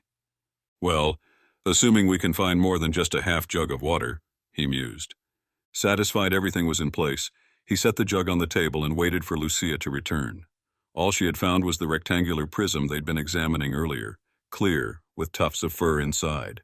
In her other hand, she held a cup of water she had retrieved from the bucket in the side of the room. He shrugged. "I guess that'll have to work," he said. Carefully, he pried open the plastic lid on top of the jug. He pulled it away, but nothing happened. The liquid inside sat stagnant, unmoving. Using his right hand, he pulled some of the fumes toward his nose, inhaling slightly. It had a strong odor, a scent that wafted easily into his nostrils and began to fill the air around his head. "I really hope this stuff isn't potent," he said. "It smells awful." He was about to continue when he noticed Lucia's eyes growing wide. He looked up at her, shocked and confused. She stared down at the jug, then back up at Zach. Finally, with a shaky voice, she spoke. "I know what this is," she said. "I recognize that smell." Chapter 50. Ben. The group left their posts along the 4 walls almost as quickly as they had found them. The majority of them rushed forward toward Lucia and Zach, but Ben was pleased to see that Victor stayed along the wall, guarding the Russian soldier. It seemed he and Ortega were the consummate professionals, and had worked out some sort of arrangement to take turns guarding their captive. He still planned to debrief with the pair of mercenaries to determine what exactly they expected from this Russian soldier. They couldn't exactly kill him in good conscience. He had not tried attacking them. The kid was scared, evident in his eyes and on his face, but his jaw was set, and Ben could see him trying his best to look hardened and unflappable. On the flip side, Ben didn't want to just turn this guy over to his counterparts downstairs and in the nearby cave. There was a reason the Russian soldiers were holed up in the cave and had not wandered into the facility, and Ben had a few guesses as to why. Most likely they were also being harassed by whatever creature had killed some of their men and threatened Victor. Furthermore, Ben suspected they were here to examine the caves themselves. While they had parked outside near where Ben had left their vehicle, the Russian soldiers seemed to have gone straight down to the caves directly. He got the sense they had not arrived here much earlier than when Ben's team had arrived and had made a beeline for the bottom level. Whatever they wanted, it was in the caves. That was his working theory at least. But Ben knew one thing. He did not want to trifle with the Russians. They were armed, dangerous, and most likely looking for something to kill. Turning over the Russian kid to the Russians might seem like an olive branch to him, but he knew the paranoid military force would not see it that way. At the very least, they would want to bring Ben and his crew in for questioning. That would never lead to any good. They walked toward the table as Ben waited to hear Lucia's explanation. "I don't remember the name of it," she said. "Honestly, I never even used it, but someone else in the lab I worked in during my postgraduate studies did. They were on a completely different project than I was, so I didn't interact with them much. But they used it as a sort of saline solution, I believe." "Saline like salt?" Julie asked. She nodded. "More specifically, a salty brine that caused ice to melt faster. This stuff isn't saline, but it works the same way, only faster." Ben watched Julie's face. She was puzzled, like they all were, but seemed to be working it out in her head. He saw her eyes dancing left to right as she examined the jug in Zach's hand, looked at the small white plastic in his other. Suddenly her eyes shot up and met Ben's. "Ben, what if—" She stopped herself, suddenly realizing she was really talking to the whole room. Was what she was about to say private? Was she scared of something? He urged her to go on. Yeah. "What if this place was built after they discovered something in the caves down below?" Julie asked. Ben frowned. "After? You mean like they found something in the caves they want to study, so they built this place up around it?" Julie nodded. "I've been working it over and over. This place apparently empties right out into the cavern, right? That cavern may have had a steep vertical entrance, but it was completely destroyed and replaced by this facility. Why do that? Why build something so quickly, so hastily, just to study the cave?" "Because they weren't studying a cave," Reggie said. "They were studying something inside the cave." "Exactly," Julie said, snapping her fingers. "This laboratory was on the same level as the larger cavern out there, and it's also the only level large enough to really bring up something of any size and house it. That smaller room back there, the one where all the people, well, you know." Ben nodded for her to continue. "And then this chemical. It's meant to defrost something quickly. Why not just use heat? Why not just hold a torch under something you want to defrost quickly, or use something like a microwave, a low setting that effectively cooks something by vibrating the water molecules?" Lucia smiled. "Because this particular chemical is meant to do it in a gentle enough way that it doesn't disturb the cellular biology inside. A microwave would vibrate the water molecules too violently. Using heat alone would cause whatever was being melted to defrost too quickly, because the ice crystals inside would melt too quickly. It would destroy the sample." There was a long pause, and then Zach spoke quietly. "Not sample. Creature." They all looked at him. He looked around, then continued. "Isn't it obvious now? Lucia, you found tufts of this thing's hair. That back room? The drain on the floor? It's not for blood. It's for water. This chemical Venilov Manufacturing produced? It was injected into the creature to cause it to melt safely enough they could examine it before and after it defrosted." Another long pause, and Victor then spoke up from against the wall. I don't think they got around to examining it. Lucia's smile vanished. He's right, she said, horrified. Whatever this thing is, it was frozen, quite literally, in a block of ice that melted and drained away the blood that was on the floor when... She cut herself off, but Julie continued for her. When it woke up and killed everyone in the room. Ben swallowed. How the hell could that be true? He looked at everyone else, knowing they were thinking the same thing. We don't actually believe this, do we? Reggie asked. You're talking about some creature that's been frozen in a block of ice for God knows how long and it just woke up? Ben shrugged, stepping closer to the table so the front of his legs were now touching it. It was cold and did nothing to help the chill that had already run through him a moment ago. Guys, we can't afford to throw out any possible scenarios, any possible outcomes.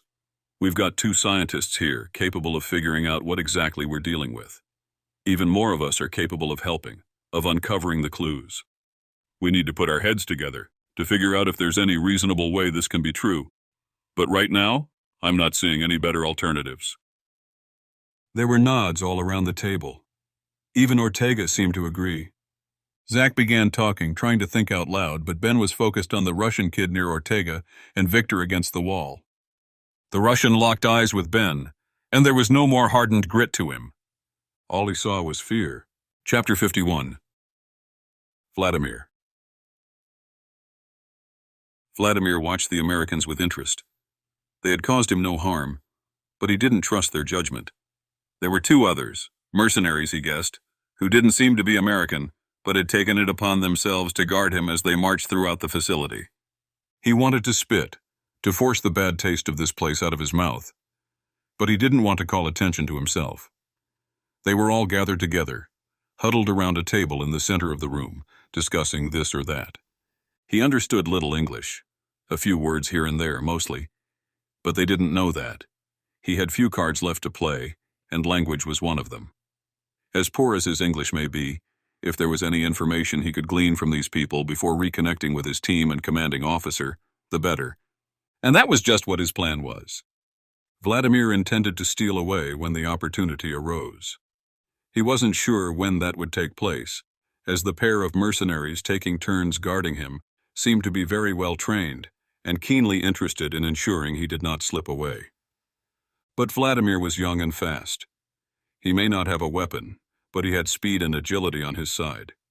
He had sized up the 2 mercenaries as soon as they had approached him upon entering this laboratory room. One was older, the leader of the pair, and one was slightly younger, but shorter and squatter. He had no doubt they were fit, a requirement for their line of work, but he had no plans to wrestle them. If he could get away without them noticing, he would be able to run the remaining 100 feet or so to the cavern entrance and find his team. Of course, he would have to get past it first. Whatever it was that had killed his teammates, and no doubt the other patrol was still down here somewhere. He didn't know if it was a hunting predator, like some sort of cat, or more of an opportunistic one, like a bear or a wolf. It didn't matter. He knew who was predator down here and who was prey. He had no interest in becoming its next meal, but he knew better than to think he could run faster than it. He still had not seen it, had not formed a fully clear picture of what it looked like, but he knew what it was capable of. It was a monster, and monsters were capable of all sorts of heinous things. He remembered the Russian myth he had heard, knowing the parallels were just coincidence, but still not able to assuage the fear coursing through his veins. He remembered his mother telling him stories at night, a strange tradition, and smiled at the thought. For whatever reason, young Vladimir had loved scary stories. They had helped him sleep. Against her better judgment, his mother had told him stories of creatures like the domovoi and the leshy, the kinds of things that would cause children to stay up all night, their sleep plagued by nightmares. But not young Vladimir. He had loved every second she had told him the stories, perhaps because he had loved every second he had spent with her. His father had died when he was very young, and his mother had raised him and his 3 younger siblings. 2 of those siblings had died from a fever that had ravaged their region when he was only 10 years old, and it had nearly broken his mother. But she was a strong woman, stronger than anyone he knew, and had made it her life's mission to raise happy and healthy children. Vladimir loved hearing his mother's voice, no matter what she was talking about. The scary stories had become a nightly tradition, and one of those stories was the first time he had heard of the chort. A creature, a devil. From ancient Russian folklore, the chort lived in caves and came out at night to hunt nearby villagers and farmers. But it did not eat them. Instead, it dragged them back to its cave, injured but alive, feeding on their souls. It was a haunting and terrible reminder of the dangers of being alone at night. His entire life, Vladimir had known the chort to be fictitious, a figment of some old storyteller's imagination, passed down from generation to scare children into staying safe and sound in their beds at night, and as a warning against becoming a drunken fool, stumbling around in the dark. Vladimir had never put much weight into its reality. He was beginning to rethink that, even though he knew it was impossible. And yet, this place was plagued by something. Some creature. Had this facility been constructed by those intending to study that creature? If so, how was it contained prior to its breaking free? How had they caught it in the first place? He didn't want to believe that a creature from so long ago had come back to prove its own existence. But truth be told, Vladimir did not know what to believe anymore. He had heard the group talking about water and ice, two English words he recognized. He wasn't sure of their context, but he thought he also heard the word bear. Perhaps that's what all this was, a bear who had somehow gotten into the facility and was now scared out of its mind, willing to kill to get free once more. That would make sense. A predator backed into a corner always fought for its life. But he had seen the way it fought, the calculated way it crept toward its prey, and then moved swifter than you would have thought something of that size could move. It didn't seem like a bear, but what did he know? Pulled back to the present, Vladimir watched as the two mercenaries discussed something to his left. They were still holding their assault rifles, a make he didn't recognize. They had taken his, and one of the Americans was holding it over her shoulder now. Now he had no hope of trying to recover his weapon, but that was the least of his worries. With any luck, the two mercenaries guarding him would continue pulling their attention away, seeing him less and less as a threat. He hoped that moment was soon. He was standing closest to the door they had entered from, only an old broken refrigerator designed to hold individual microbial environment containers next to him. He watched as one of the mercenaries pulled away and started toward the table.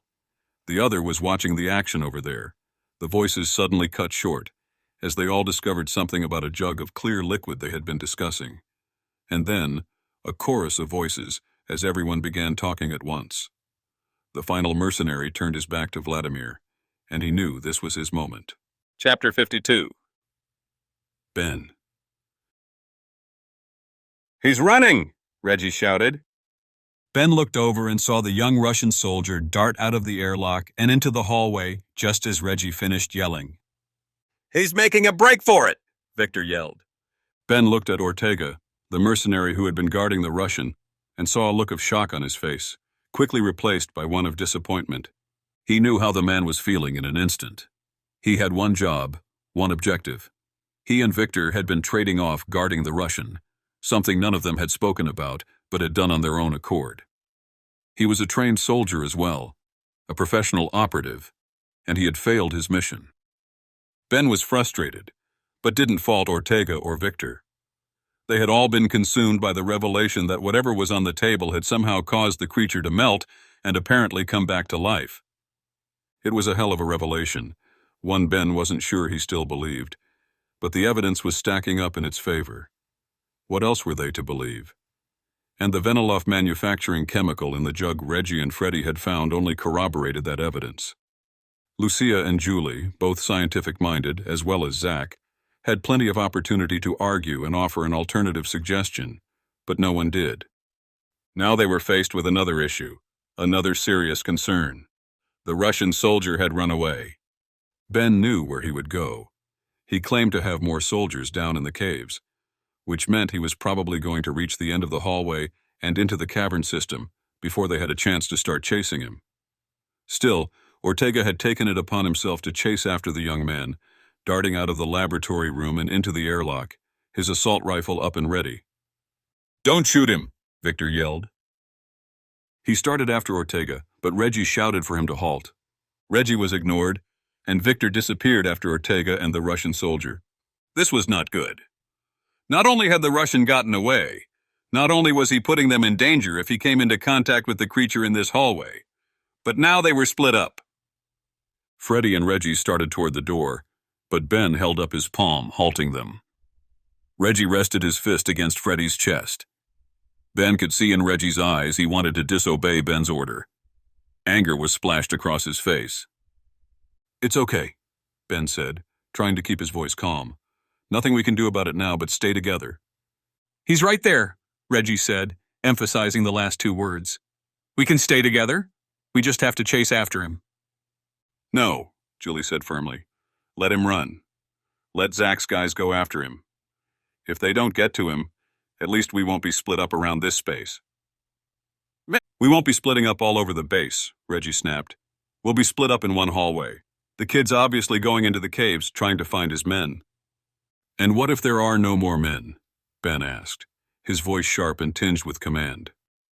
He had no hierarchy in his organization. He was not in charge of anyone implicitly, but he was the de facto head of the CSO, and the others had learned to lean on his judgment, for better or worse. Still, he needed to appear as confident as possible. He was shaken by the revelations they made in this laboratory, even more so by the words he and Zach had shared on their way down here. But he was most shaken by the weight of leadership. They were all leaning on him, even Julie, and it had been Julie's idea to not split up. Ben had agreed, for once allowing himself to be convinced to distrust his gut and go with his wife's. He had felt confident about it earlier, but now he was second-guessing that opinion.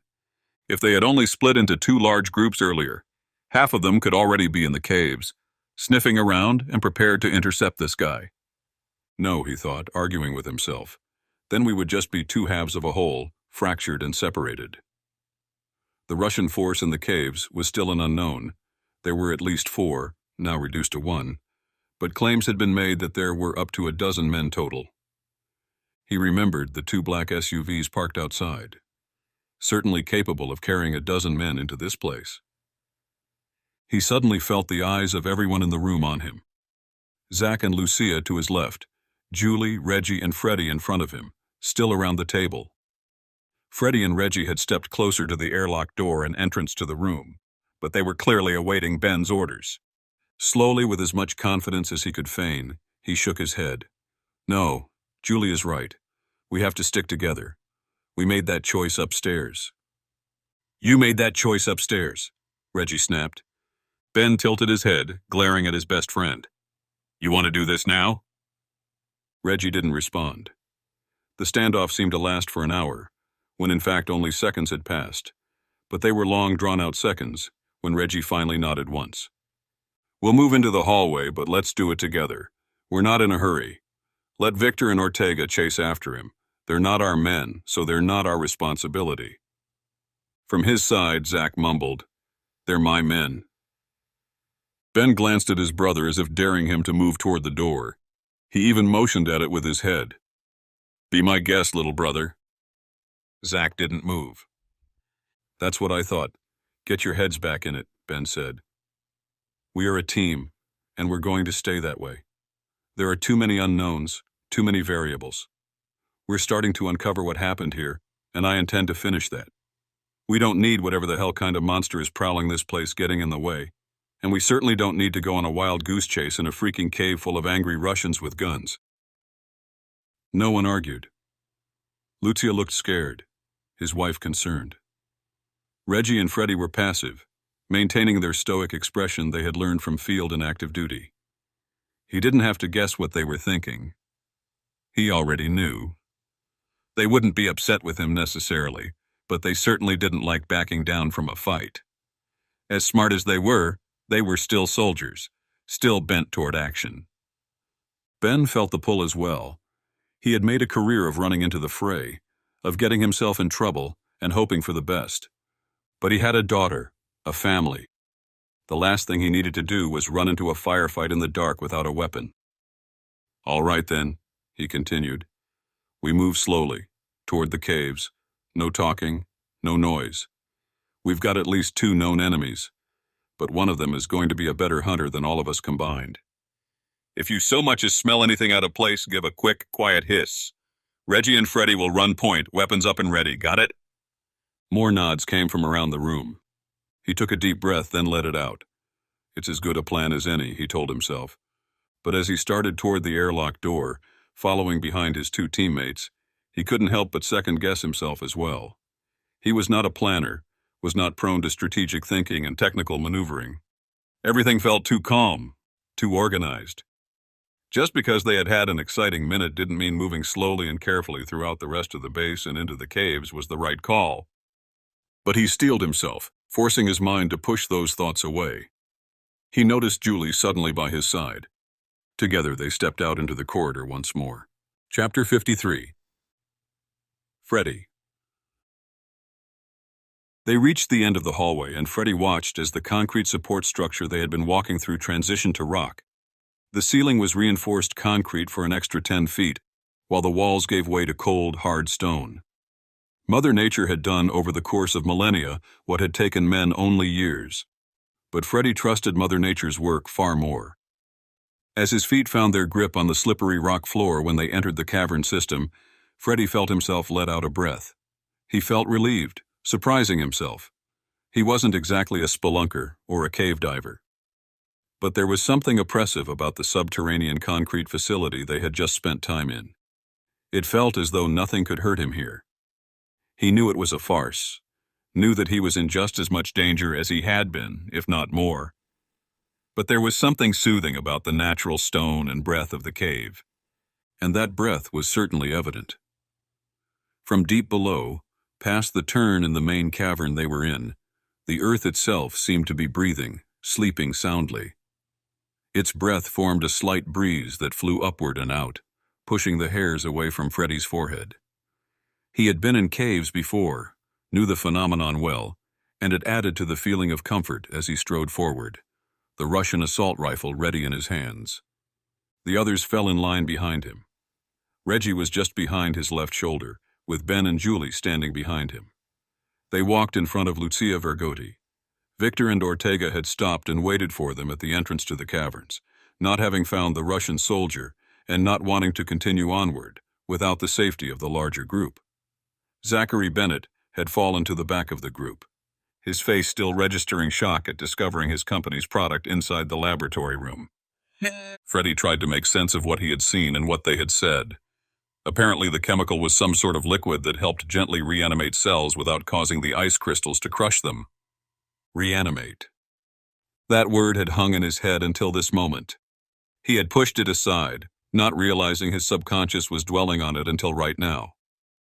Reanimate. Could that be true? Was it possible that the liquid could actually reanimate dead life? He shook his head slightly as he marched through the well-lit tunnel. Whoever had built the structure above had strung up single-bulb light fixtures and bolted them to the stone. He wasn't sure how long these lights trailed. Perhaps all the way to a secondary entrance. A cave near the lake, perhaps. No, it wasn't reanimation, he reminded himself. The creature, whatever the hell it was terrorizing this place, had been frozen in ice. At least that's what he thought Lucia had been referring to. Some sort of animal, long thought extinct, had defrosted inside that laboratory room, woken up, and killed everyone around. Still, it didn't make sense. He knew better than to think an animal could be frozen in ice for any amount of time and somehow wake up after being defrosted. Sure, the chemical component could potentially lessen the effects of the sharp, jagged ice crystals bursting the cell walls inside the creature. But life was more than just a bundle of cells. Homeostasis was required, both in the overall temperature of the creature and in the pH of the blood. He knew his 7th grade biology well enough to know that major organs, heart, lungs, brain, whatever else might be inside a creature like this, could not be frozen for any amount of time without losing its ability to interact with every other organ required for life. Unless... Before Freddy joined the civilian special operations team, he had read about their exploits. He had read about Harvey visiting Switzerland to help a woman whose husband had been murdered by a mercenary group hired by a company focused on doing something similar to what seemed to be happening upstairs and in the laboratory behind him. He had read that Ben and the woman, upon investigating the company's headquarters building, hidden high in the mountains of Switzerland, had discovered a macabre experiment attempting to mount a human brain inside a gorilla's skull cavity. But it was more than just an attempt. It had actually worked. Both creatures, human and ape, had required sophisticated scientific implements to keep both bodies preserved during the course of the experiment. It had obviously been a success, proving once more that medical advancement had hardly stopped advancing. But was he seeing the same thing here? This wasn't a creature that had been frozen using the latest medical and scientific techniques and equipment. It happened accidentally, organically, frozen thousands of years ago. Lucia had guessed that this was some previously extinct species. Sure, a chemical compound had helped defrost the creature and allow it to function, but how exactly had that happened? Freddy was so intently focused on chewing on the problem of how there had come to be a creature from thousands of years ago roaming the halls and killing humans, that he had nearly missed the turn into another hallway. He felt Reggie pulling his arm, a slight grip and tug. "Hold," he was saying. Reggie, also trained by the U.S. military, had no need to use his voice. He and Freddy could communicate silently without calling attention to themselves. He looked up, then around at why Reggie had called a halt, not thinking much of the large cavity he had started walking across. He brought his gun around, but Reggie was already in front of him, holding out the sniper rifle. But there was nothing to shoot at. Instead, Freddy's peripheral vision had done him well once more. He hadn't missed anything in his peripheral vision. It was just a pile of rocks, just an empty, earthen void of stone and boulders. "What's up?" Freddy asked. The others stopped as well, but the latter half of the group couldn't see around the bend Reggie and Freddy were standing in front of. He eyed the space, and Freddy flicked on the gun-mounted flashlight and pointed it at the pile to get a clearer view of what Reggie had noticed. "This pile of stone wasn't here before," Reggie said. Freddy frowned, still watching the stone but eyeing his friend. "How do you know? You weren't down here before?" Reggie shook his head, then pointed. "See the char on the ceiling, on the floor? There was an explosion. Whatever it was brought down a whole section of stone from the ceiling, blocking this passageway." Freddy's eyes widened then. Indeed, he saw exactly what Reggie was talking about, and it was unmistakable. "Well, I'll be damned," Ben muttered from behind Freddy.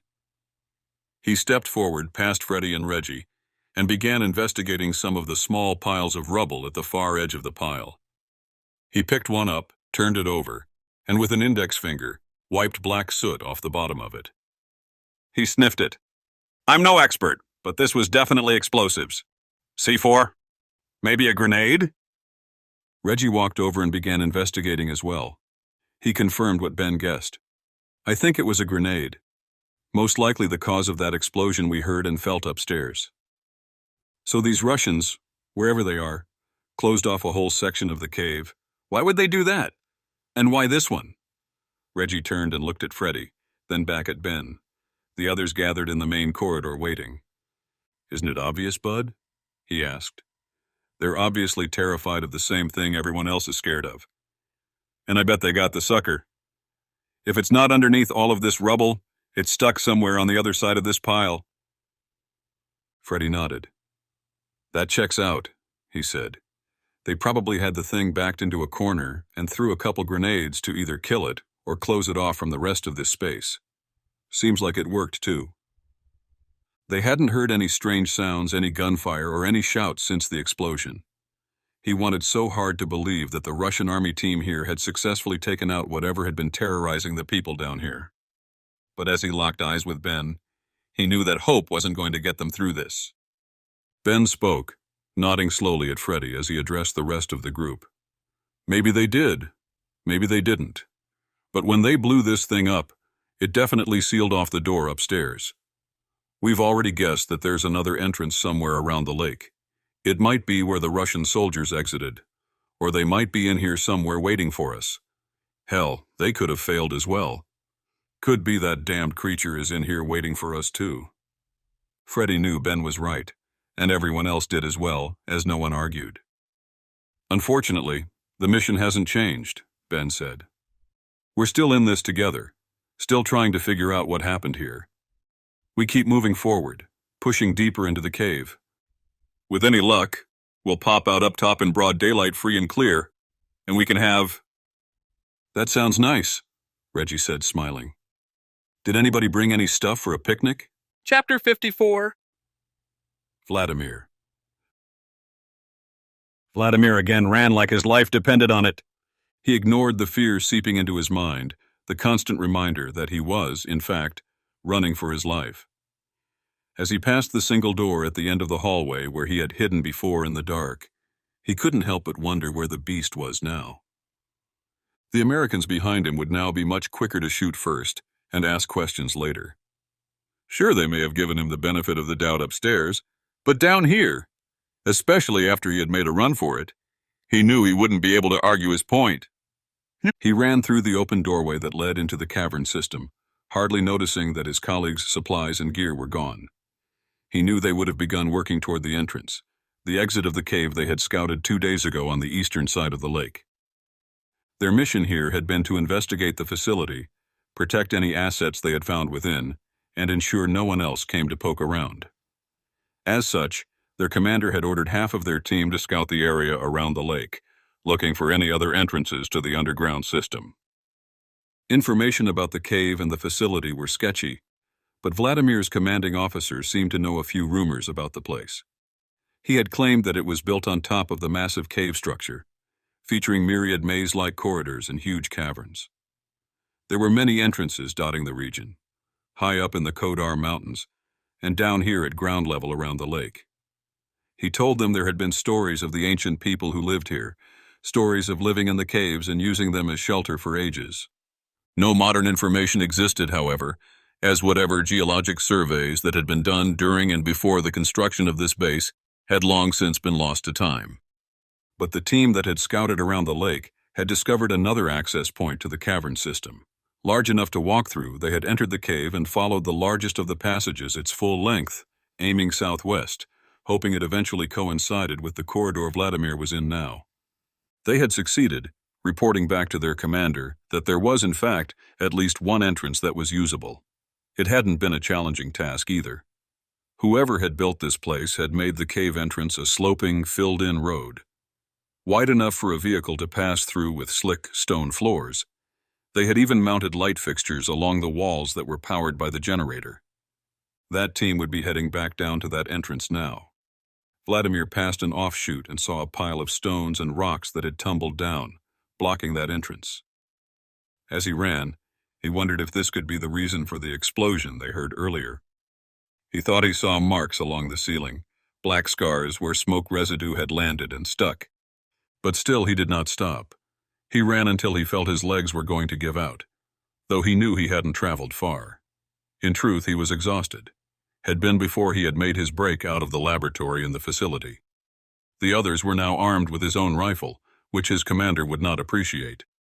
But he knew better than to stop and wait for them, see if they would be so kind as to return his weapon and not kill him on the spot. Vladimir had read between the lines, had made some assumptions about their mission, the real mission. For whatever reason, his government had gotten spooked by something. They had known something was here, that whatever it was needed to not only be covered up, but to be protected so others, outsiders, didn't find it. Those outsiders were chasing him now, the very people his commanding officer had been sent down here with the team to protect against. Vladimir didn't know who the people chasing him were, nor did he care. He had heard their voices, trying to piece together what they were talking about, but his poor English prevented him from understanding fully. Although 2 of them spoke Russian well enough to converse, Vladimir was not interested in volunteering more information than what he thought was necessary to keep himself alive, and the Americans had not seemed to want to press the issue.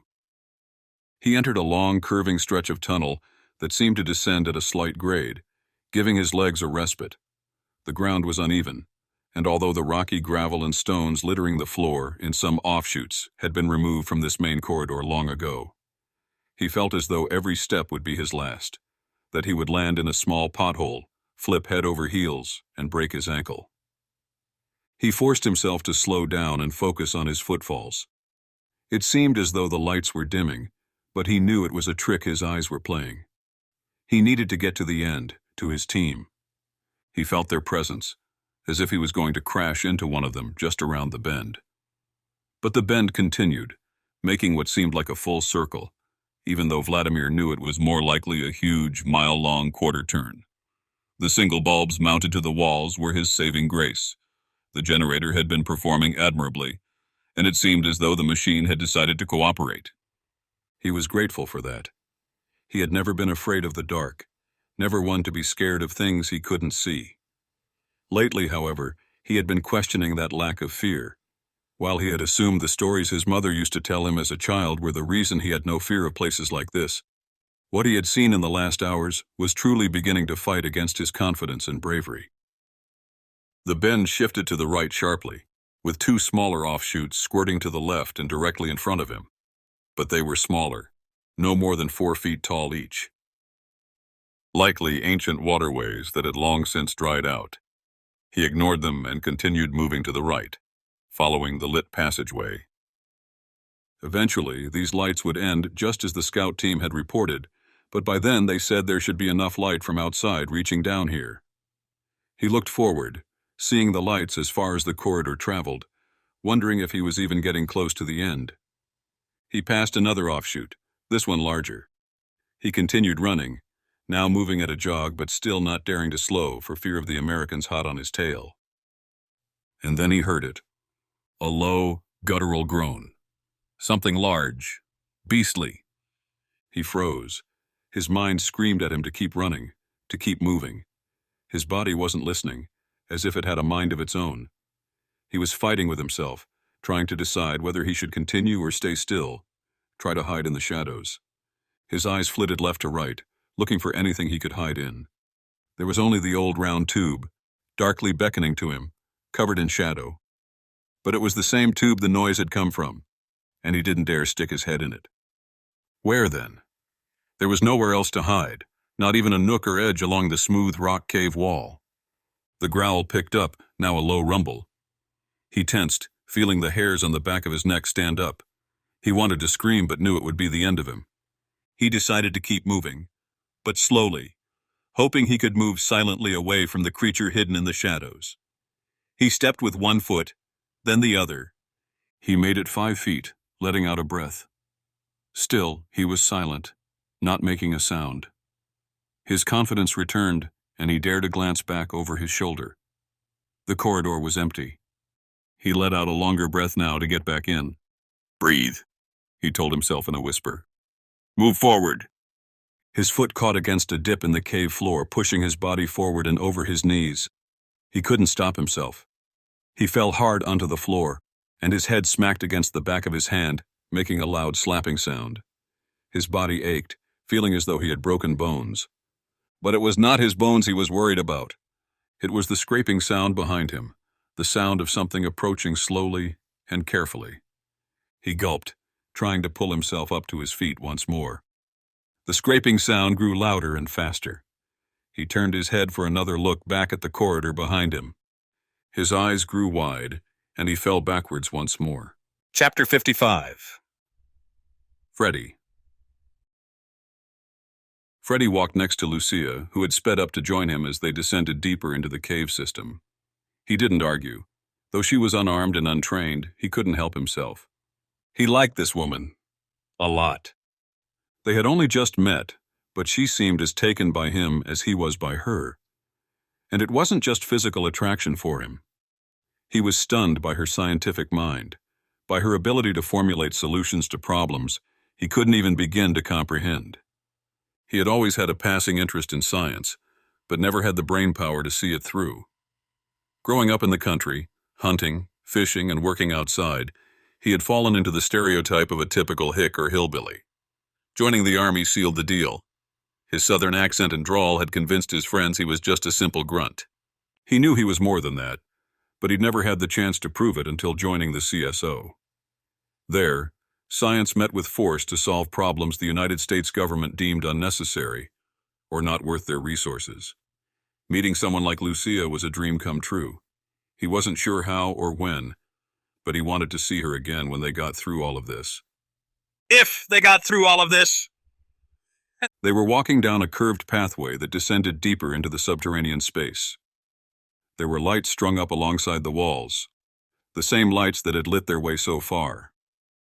They continued on both sides, a single bulb in a fixture bolted into the rock and connected with long lines of extension cords. Not up to code, but Freddy knew this wasn't the sort of place that was going to be inspected. Directly ahead, Freddy saw the path bend to the right, a sharp 90-degree angle. He slowed, and the rest of the group slowed behind him.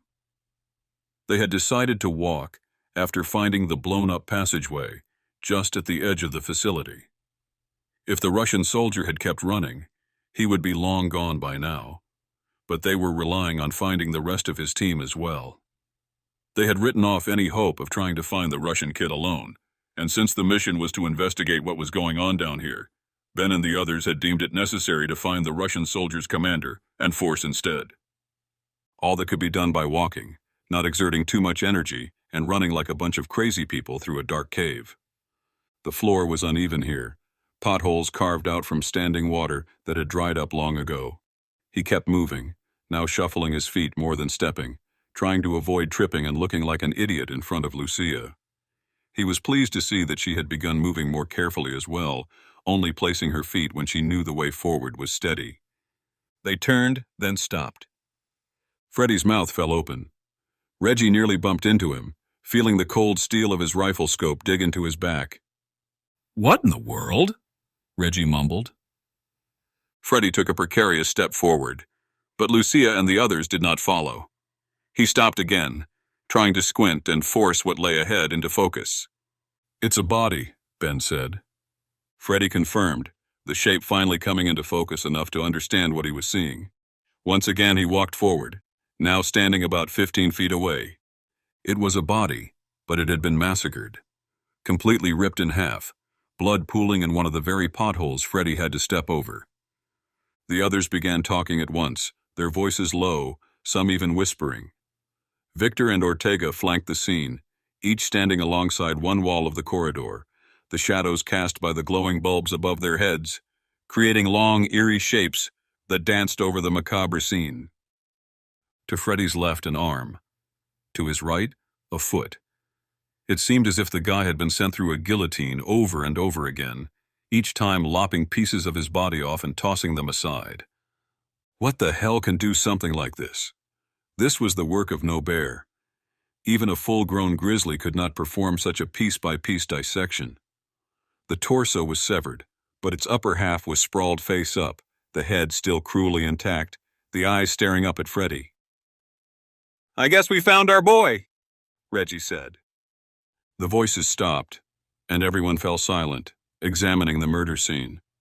Freddy knelt down on one knee as he tried to piece together what had happened.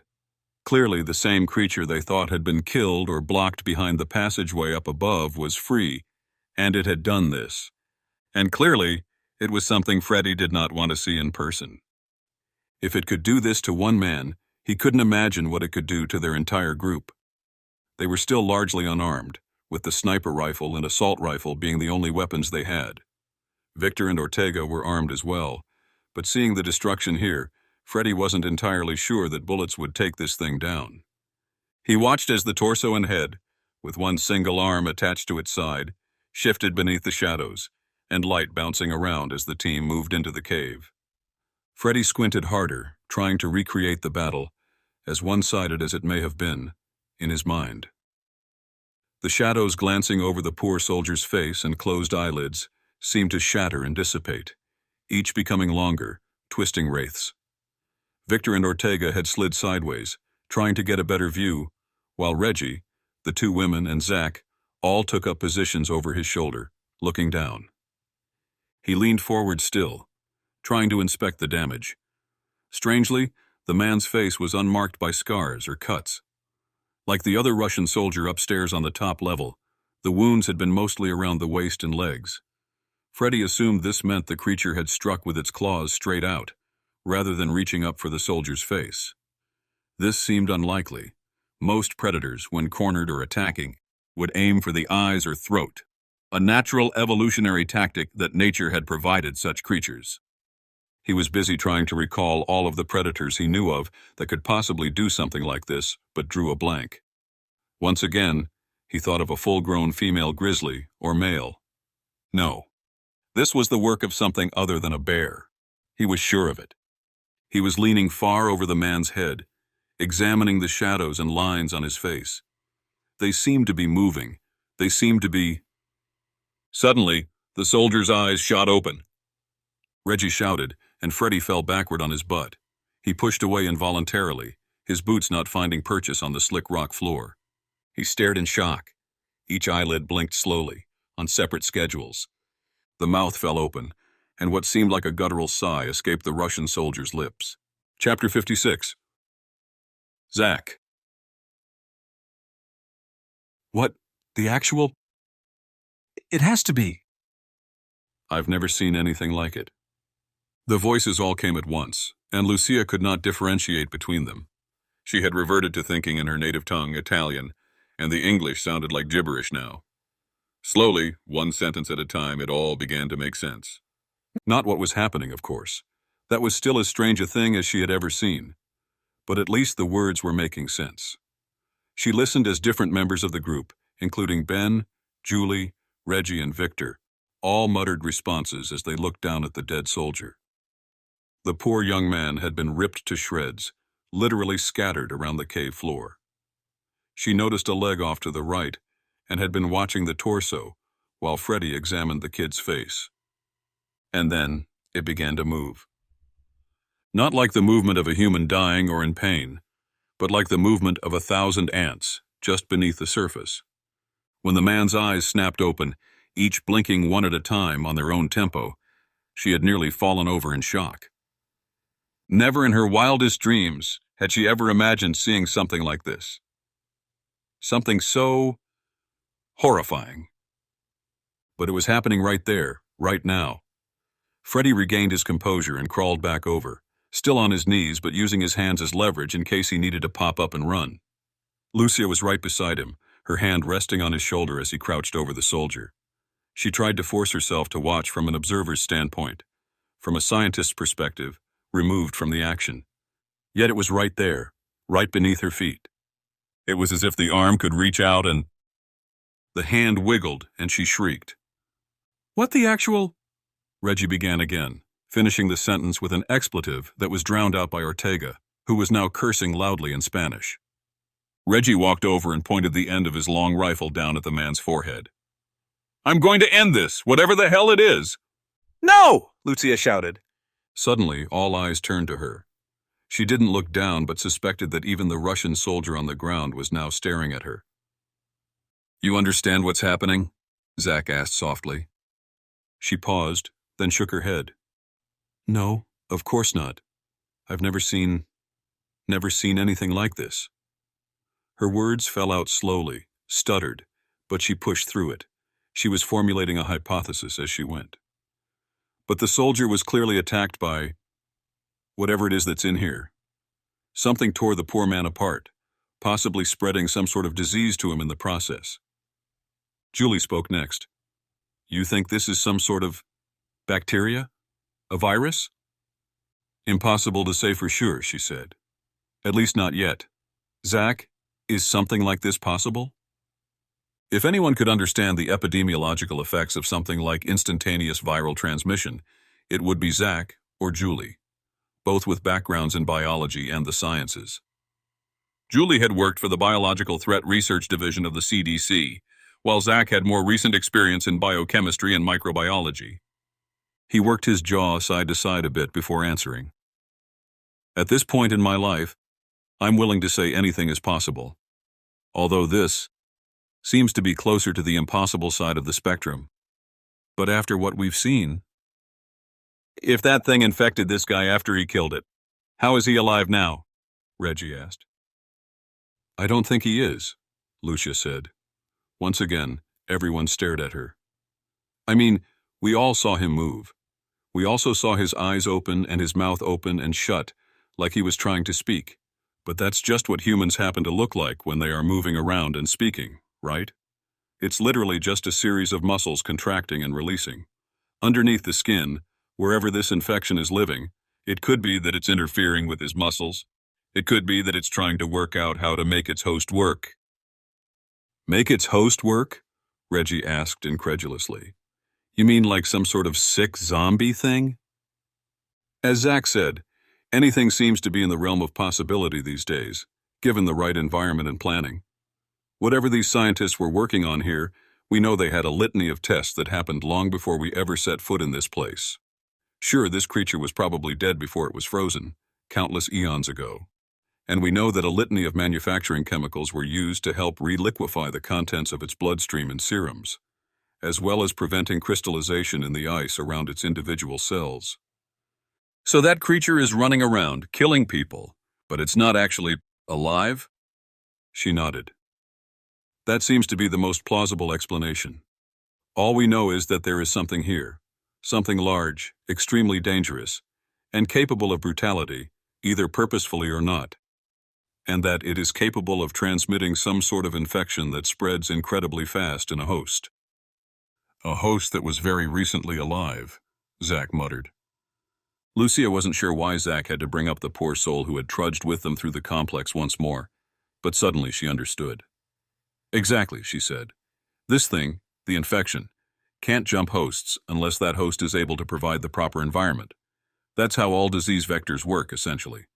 A virus doesn't jump from a tree to a dog, and usually won't live long on an organic surface. This man is very much dead, unfortunately, but his body, the host, is still fresh enough to provide a proper vector and breeding ground for the disease. Now that, Ben and Julie had worked their way down to the bottom end of the torso, still inspecting it as they listened. After a moment, she spoke again. So we've got some sort of infectious disease running around in a creature that is very much dead, Lucia said. It's not feeling anything. It's not alive, not technically. It's simply a host, a body that was thawed after being dead for some unknown number of years. It could be 10,000, it could be 100,000. It doesn't matter. The creature was probably extinct long before humans ever set foot in these mountains. The point is, it was a well-preserved body, a perfect host for this disease to move in and claim it. Reggie chuckled. I find it incredibly hard to believe that some bug could come crawl inside something like that and figure out how to work its eyes, ears, nose, and mouth, much less its hands and claws. He seemed spooked by the whole thing, and Lucia saw that his eyes were dancing back and forth, up and down the hallway, as if waiting for it to reappear. She smiled, trying to reassure him. It's certainly dangerous, and certainly something we'll need to watch out for. But it's not exactly as you say it is. This creature is no longer alive. It's just as dead as it was before. The bug, the infection, as we are calling it, got inside of it and used it as a host. But it doesn't know what's what. It's just working as a unified whole, all of its cells commandeering those of the animal and moving things around randomly. Randomly? Zach asked. This time everyone turned and looked at Ben's younger brother. No, he began, shaking his head. I don't think this is random at all. Sure, I agree with Lucia that we're dealing with something we've never seen before, and that it's just a random occurrence, that it found a way to latch onto this creature as a host. But whatever it is, a virus, bacteria, or something else, it has a goal. Every life form, no matter how small, has one purpose. Everyone stared, waiting for the punchline. Reproduction, survival. What are you saying? Zach continued. If this thing feels like the only way to reproduce and thrive is by killing us and passing it on, then that's what it's going to do. Chapter 57. Zach. Zach stood to the side, near Ortega, against the cave wall. He couldn't believe what he was seeing. The Russian soldier was twitching, convulsing on the ground as the infection inside plagued him. He knew the soldier was long past feeling pain, and while he had the most untimely and gruesome death Zach had ever seen, it was over. He was dead, unable to feel, think, or breathe. But it was hard for Zach's mind to convince him of the truth, for him to believe it. The young Russian man looked, for all intents and purposes, as though he were still alive, flapping around with just a single arm and no lower half. The back of his head cracked against the stone floor with a sickening crunch, if not causing an actual fracture, then certainly causing a bruise, had the man's blood still been coursing through him. But his blood had been nearly completely replaced by whatever this disease was, whatever this infection could be. But what? In all his professional career, in all his experimental experience and work, both with legitimate companies and those with a more sinister purpose, Zach had never seen such a ravaging disease. He remembered the story about the woolly bear caterpillar's ability to freeze solid for a season, knowing that Mother Nature found incredibly interesting ways to seek survival, including being able to withstand insane temperatures, both hot and cold. He knew that there were entire colonies of microorganisms living at the bottom of the ocean under immense pressure and directly above superheated vents, boiling with geothermal activity. He knew that tardigrades, the small water bear creatures that lived in just about every place that was wet, could even survive in the absolute zero environment of space. And he knew that hostile takeovers of one species by another were not just possible, they were common. There was the wasp that burrowed into the abdomen of ants, eventually taking them over and using their bodies as their own. He had read accounts of other creatures with other symbiotic relationships, some not so beneficial or mutually beneficial. But this was something else entirely. He had heard rumors of Haitian zombies, the originator of the zombie myth. Could this be what he was seeing? Could this man have been infected by some sort of bacteria that caused the cells to reanimate, if only to do the bidding of the very organism that was controlling it? Or could some sort of chemical compound coat? He stopped himself. A chemical compound. He had been thinking along the lines of all of the known organic and inorganic compounds he had studied since university. All of the compounds he had used in the lab, created under a microscope. But what he had not been considering was a compound that he might have helped create. Could it be possible? Could something like that really work? He heard a voice and suddenly realized it had been talking to him. He looked up, glancing at his older brother. Any ideas, Zach? Ben asked. Zach frowned, then realized the question had been asked after the group had been discussing something. Zach had been lost in his own mind, in his own thoughts. But it didn't take a genius to figure out what they had been talking about. All eyes were on him, but the subject was the same. How in the hell did half of a Russian corpse suddenly reanimate on the floor? He nodded. Everyone waited. Then he frowned. Ben, I need your word. Ben matched his gaze, his voice lowering. My word about what? He asked tersely. I need to know you're not going to hand me over to the Russians. Those soldiers were looking for me. I need your word that you won't just give me to them. Ben was about to speak, but Reggie cut him off. Speaking of those Russian soldiers, how about we keep moving? We can walk and talk, people. Zach and Ben both nodded in unison, turning to face the same direction, the one leading farther into the cave. In the distance, Zach thought he saw the lights ending. The single bulb fixtures no longer spaced every 20 feet. It was another half-mile down, but it was a straight shot. If he had to guess, it seemed as though this entire corridor had been dug out by Mother Nature herself and with the help of a crew of workers. Sounds good, Ben said, addressing Reggie. He walked side by side now with Zach. I can't give you my word, Zach, Ben said. Why not? You can't do this. You can't just... Do what? Make you answer for your crimes? Make you answer for everything you've done so far? You might not be Jacob Veniloff, but you were working with him. You're an accomplice in this, Zach. Ben's words were biting, though Zach understood full well why he believed them. They weren't entirely untrue. I understand, he said, lowering his voice so only his brother could hear. What if I told you I could make this all go away, that I could come clean, at least explain myself? Explaining yourself and making this all go away are two completely different things, little brother. Agreed. But I can do both. I need you to trust me, though. You've already asked us to trust you multiple times. I'm not sure we've got enough trust spread around the lot of us for it to be enough. You still haven't answered my question. If this is all part of some bigger plan, some big game Veniloff was playing, what is it? Why couldn't you tell us before? Zach winced. I still can't tell you, at least not here. Why not? Ben leaned into the words. Because it's not safe. But trust me, Ben, I know what I'm doing. I've always known. I didn't work with Veniloff. He worked with me. He thought I was working for him, but it was exactly the opposite. It's just that our interests were aligned for the time being. But when you killed him, it forced my hand. He was going to initiate everything, but I had to then. It all fell to me, and there was no way out of it. Not without finishing what he started. What you started? No, that's where you're wrong, Ben.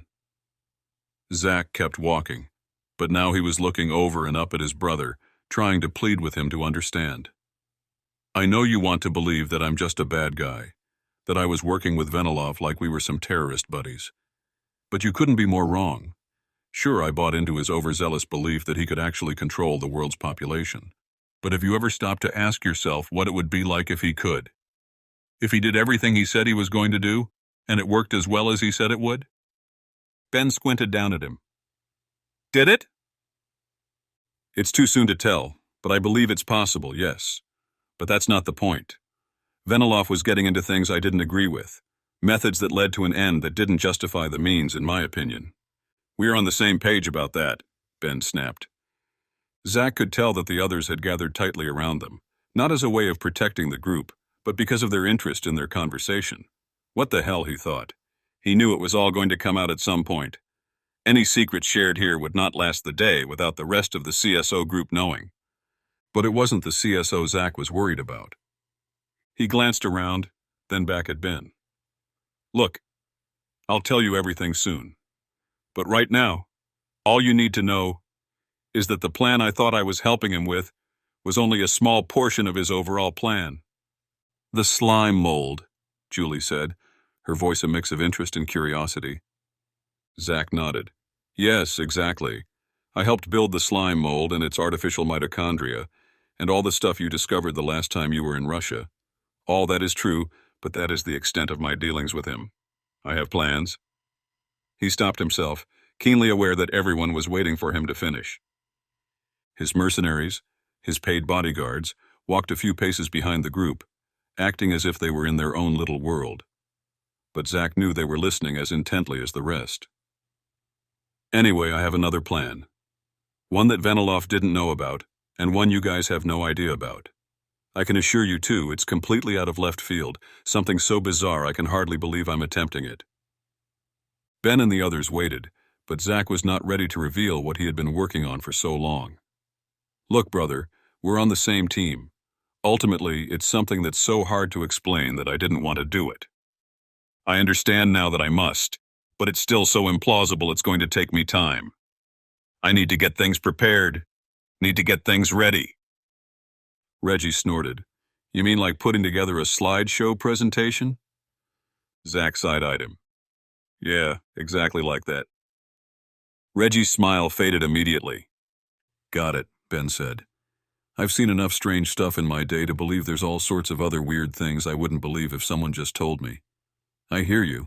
Sometimes things are easier when you have some visual cues to go off of, some information you can show us. Yes, exactly, Zach said. So... But his words were cut off by the sound of gunfire suddenly erupting from farther down the passage. Chapter 58. Ben. Shots rang out from all directions. The cave did a terrible job of informing them where the noise was coming from, and Ben felt as though he had stumbled into a small room with explosions happening in every corner. His eyes told him the truth, however.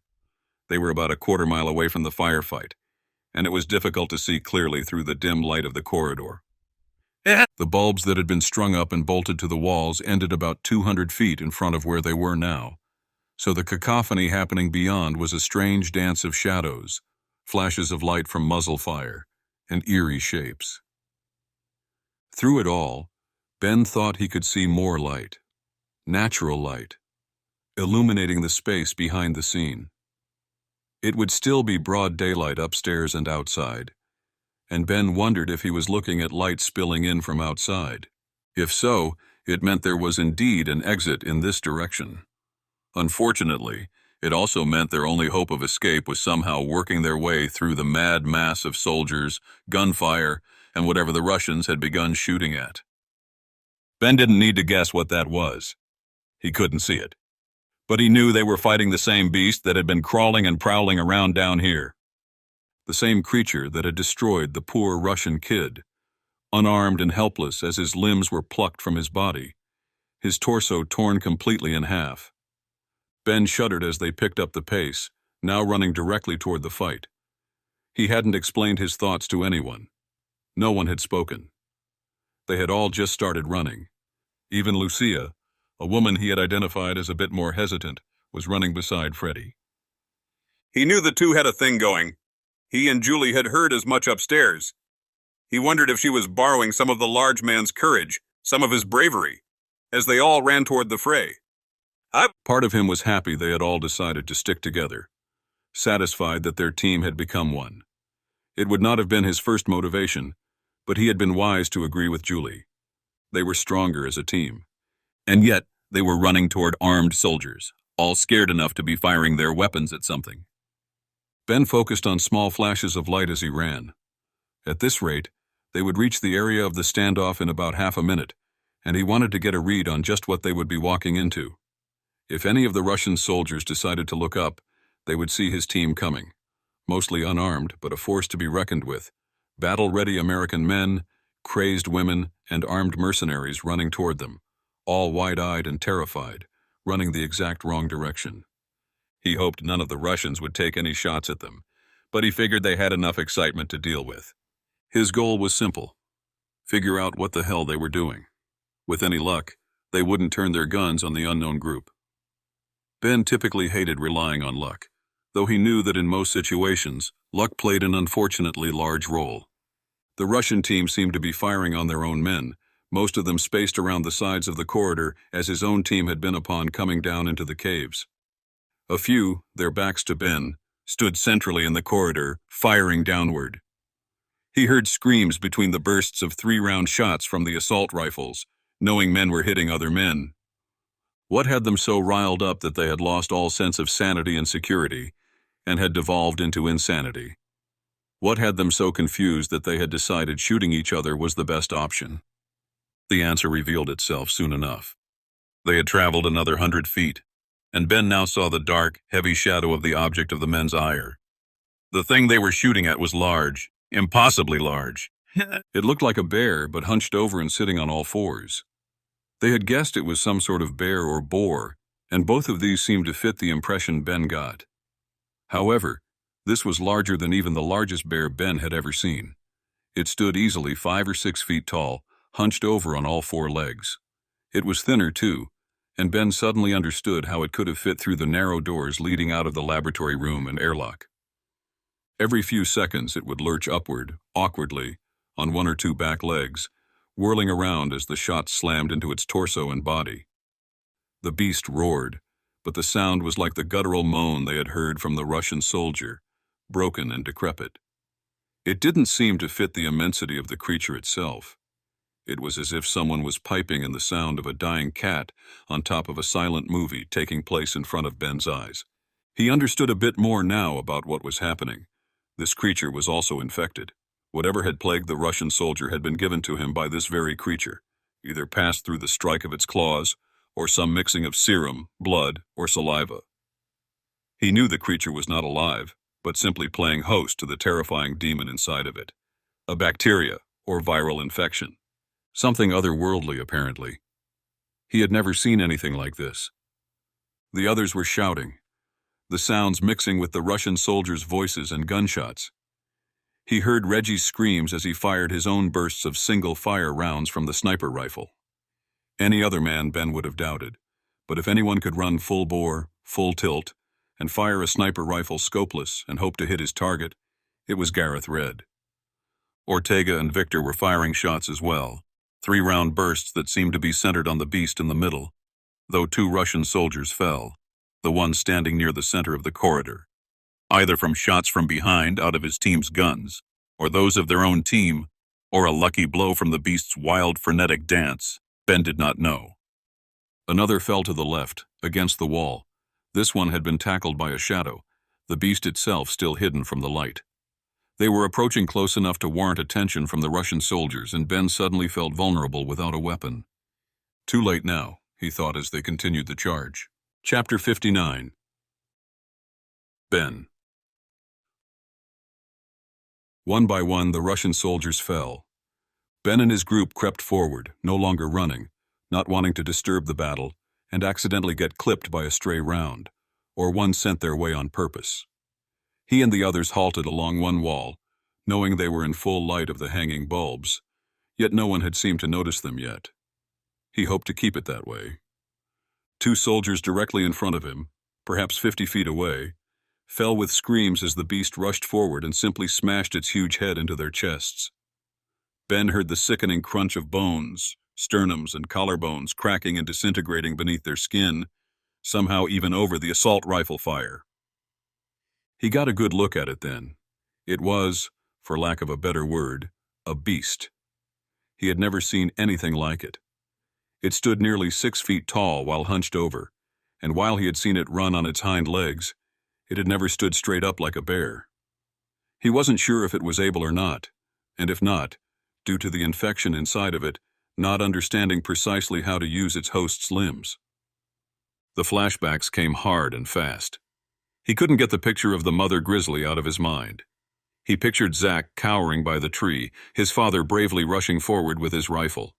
The memory had been seared into his mind, and though he had pushed it away time after time for the last 15 years, it was as vivid and detailed as he remembered. But this creature was clearly no bear. Even in the throes of war, the mother grizzly had had a sense of grace about her.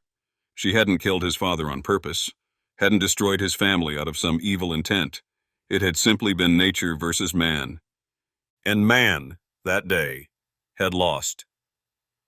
This creature in front of Ben now was everything but natural. There was no descriptor available Ben could use to give credibility to what he was seeing. The beast's head turned, facing his group. Its eyes were dead, hollow. The glassy orbs seemed to stare right through Ben. Could it see them? Had the bacteria or virus inside spread enough to prevent the optic nerve from sending signals to the brain? He knew there was no way the thing was actually seeing them. This infection was operating on some deeper connection, some hive mind inside its host that simply crashed around until it connected with something organic, something alive. The beast itself may have died long ago, but something inside of it was still very much alive. Even now, Ben could see the two Russian soldiers it had crashed into, groaning in agony on the floor. But they weren't dead. Far from it. They held their stomachs and chests, covering the scratches and cuts with both arms. Their guns lay helpless on the stone floor, useless against the undead creature. Ben knew then the truth of it. This thing had wreaked havoc throughout the entire base, possibly even venturing outside and murdering the soldier they had found, whose blood they had found there. At some point, it had gone back in, either through the main entrance door, or finding another entrance to the cave it was in now. At some point, it had moved throughout the facility, blind, deaf, and unable to know where it was, simply moving on instinct, controlled by an invisible demon that plagued its insides. Ben knew that this was why the rest of the base had been destroyed. This creature had smashed through any room with the door open to it, accidentally creating a disaster scene. It looked as though a bomb had gone off nearby. The beast's head turned back to the few remaining Russian soldiers firing at it. Its body was bleeding in the few spots where there was enough blood to still fall out. Its heart wouldn't be working, of course, but the creature had died in such a way as to be preserved by the ice, so the once again liquefied serum still coursed through its veins and poured out with the help of gravity. Huge gaping holes had appeared in the beast's side where chunks had been blown away by rifle fire. New bullets hammered into the beast on two sides of it even now, but still, it didn't falter. It walked in a strange, calm, lumbering way. Its feet were awkward, like an adolescent teenager. They were long, reminiscent of the feet of an ancient reptile, but covered in fur. Most of that fur remained intact, but huge patches had been sheared away or fallen off. It was dark brown and seemed to shimmer a lighter color when exposed to light, but appeared equally as dark when in the shadows. Its head was the shape of a bear's, but with an elongated snout ending in a reptilian mouth full of huge, razor-sharp teeth. Arms and legs looked the same, 4 total, and there was a small knob for a tail on its rear end. To Ben, it appeared like some sort of pig-bear reptile hybrid. If it was a creature that had lived deep inside these caves, staying underground for most of its life, it made sense that it would have mammalian and reptilian features. He wondered if it was even somehow amphibious, originally starting its life deep in one of the watery ponds below the earth, crawling out onto land as whales and other prehistoric animals had. There was nothing in the animal kingdom's taxonomy explaining what this was, at least not to Ben's knowledge. Perhaps a bone or two had been found over the years, but Ben knew how rare it was to find fossilized remains of any animal. If this was a transition creature, one that had existed between two more popular genuses, it could be that they were looking at the only creature anyone would ever find. But his scientific mind was quickly shut off and forced back into the present as the creature lunged once more.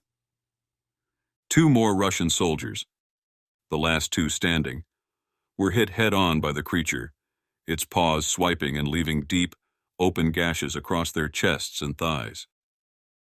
Both soldiers stood fast, bravely aiming down at the creature's head, assuming that was how it could be killed. They were wrong. Since the creature was just a sack of meat and bones controlled by a microscopic organism inside, it didn't feel. It didn't hurt. It didn't hunger or thirst. It simply killed. Both Russian soldiers fell to the ground, sprawling out and leaving their bellies exposed. The creature tore into them with its mouth, tearing flesh and uniform and fabric. One died immediately, the other poor soul unfortunately crying deep sobs as the creature dug. Ben watched as the final Russian soldier pulled something off of his belt, barely missing the pile of intestines that had spilled out to the side. Get back! Reggie yelled suddenly. The creature stopped, turning as if trying to see them. Apparently it could hear or sense their presence. That made sense. Even though the ears would not be working, it was possible Reggie's voice, literally a pressure wave, had crashed into the outside of the creature's body, vibrating it and allowing the organism inside to know there was another threat nearby. Now Ben understood why Reggie had yelled. The small metal orb bounced a bit, landing just beneath the creature's body. A grenade. Chapter 60. Freddy. "Everyone okay?" Reggie asked. Freddy frantically searched through the pile of bodies. Most of them had simply dived for cover, but Freddy had been pulling Ben backward and bumped into Lucia, who had been standing directly behind him. When the grenade exploded, there had been nowhere for the pressure wave to go but straight up and down the corridor. He had left his feet, knowing that the blast had scared him into jumping, but feeling as though the explosion had been far larger than it had been, pushing him through the air, and then landing directly on top of Lucia. He heard her groan beneath him, his left arm resting across her chest. He pulled it up quickly, then pushed himself to his hands and knees, bumping someone behind him who cried out. He ignored it, focusing only on the doctor lying beneath him. Are you okay?" he stuttered. She was rubbing the back of her head and had bruises on both of her elbows, but otherwise seemed intact. Slowly she nodded. "You didn't have to land on top of me," she said softly. Freddy smiled. "That blast was insane. If I wasn't standing right in front of you, you might have burned to a crisp, or disintegrated. Just poof." She rolled her eyes and smirked back at him. "Well, aren't you just the knight in shining armor?" She allowed Freddy to pull her up to her feet, and together they stood, surveying the damage. The creature that had been attacking the Russians had also likely saved their lives. Most of the grenade blast had been focused beneath the monster, which had blocked the explosion. As well, it had been drawing the Russians' attention toward itself. Their attacks focused on downing the extinct creature. Freddy had locked eyes with one of the Russian soldiers, just as the animal had burst forward and crushed the man, pinning him against the wall for a moment as he died. Freddy shuddered as he recalled the scene, the horror. Still, none of those guns had turned toward his group, and for that he was thankful. Somehow, miraculously, the CSO team, Zach Bennett, and his mercenaries had all come out of this unscathed. What the hell is that? He heard someone groan. Freddy glanced over, recognizing Reggie's voice, and looking toward where pieces of the monster lay scattered on the stone floor of the open corridor. This section of the cave looked like a large, rounded chute, and he figured it had been blasted out of the bedrock by whoever had built this space. There were offshoots of this cavern, leading to the maze-like subterranean cave complex, but it seemed whoever had constructed this facility had built some sort of underground road they were standing in now. But it wasn't the architecture of this corridor that had caught Reggie's attention. Freddy frowned, watching where his friend was pointing. He squinted, at first not understanding. Then he saw it, and his heart sank. One by one, all of the Russian soldiers that were previously dead on the floor began moving, pulling themselves around in their twisted, sickening states. One of them, a man whose guts had been pulled from his insides and strewn onto the stone floor, not unlike the younger Russian soldier that had been brutally attacked farther up the corridor, seemed to be in pieces.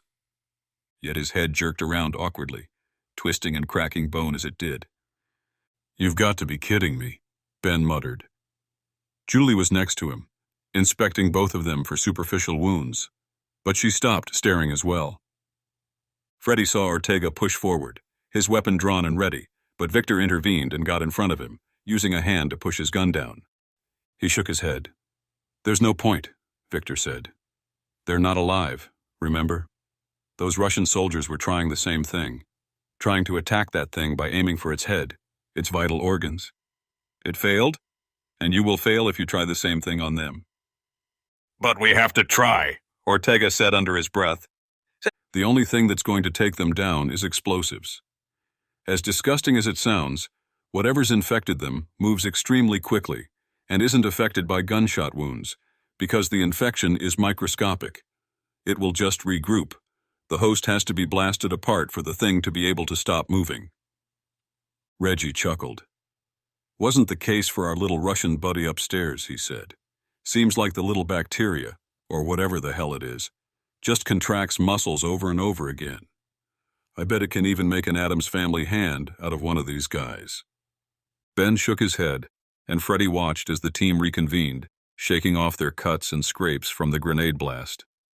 Lucia worked her jaw, trying to clear her head, and popped her ears, but Freddy noticed she wouldn't move farther than a foot away from him. He straightened his back, squared his shoulders. He wasn't about to argue with that. "So what do we do?" Julie asked. "We can't just leave them here." Ben turned to Victor. "Did your men bring any explosive charges with you? Anything we can use to handle this?" Victor turned and looked at Ortega, then back at Ben and the rest of the group. Freddy noticed he locked eyes with Zach before speaking. "Yes, we did. More than enough to take this entire corridor and bring it to the ground on their heads. We've got grenades, C4 in our packs. Back outside, one of my men had a claymore. He's no longer alive, but we can retrieve his. What you have is more than enough. We don't need to bring this entire place down. We just need to make sure these soldiers are well buried. None of this can get out. Whatever this is, this infection, it has to stay in the cave."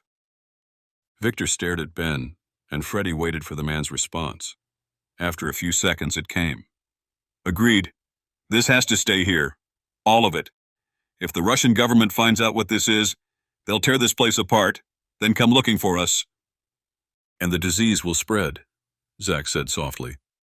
Two of the Russian soldiers began crawling forward, using their hands as levers.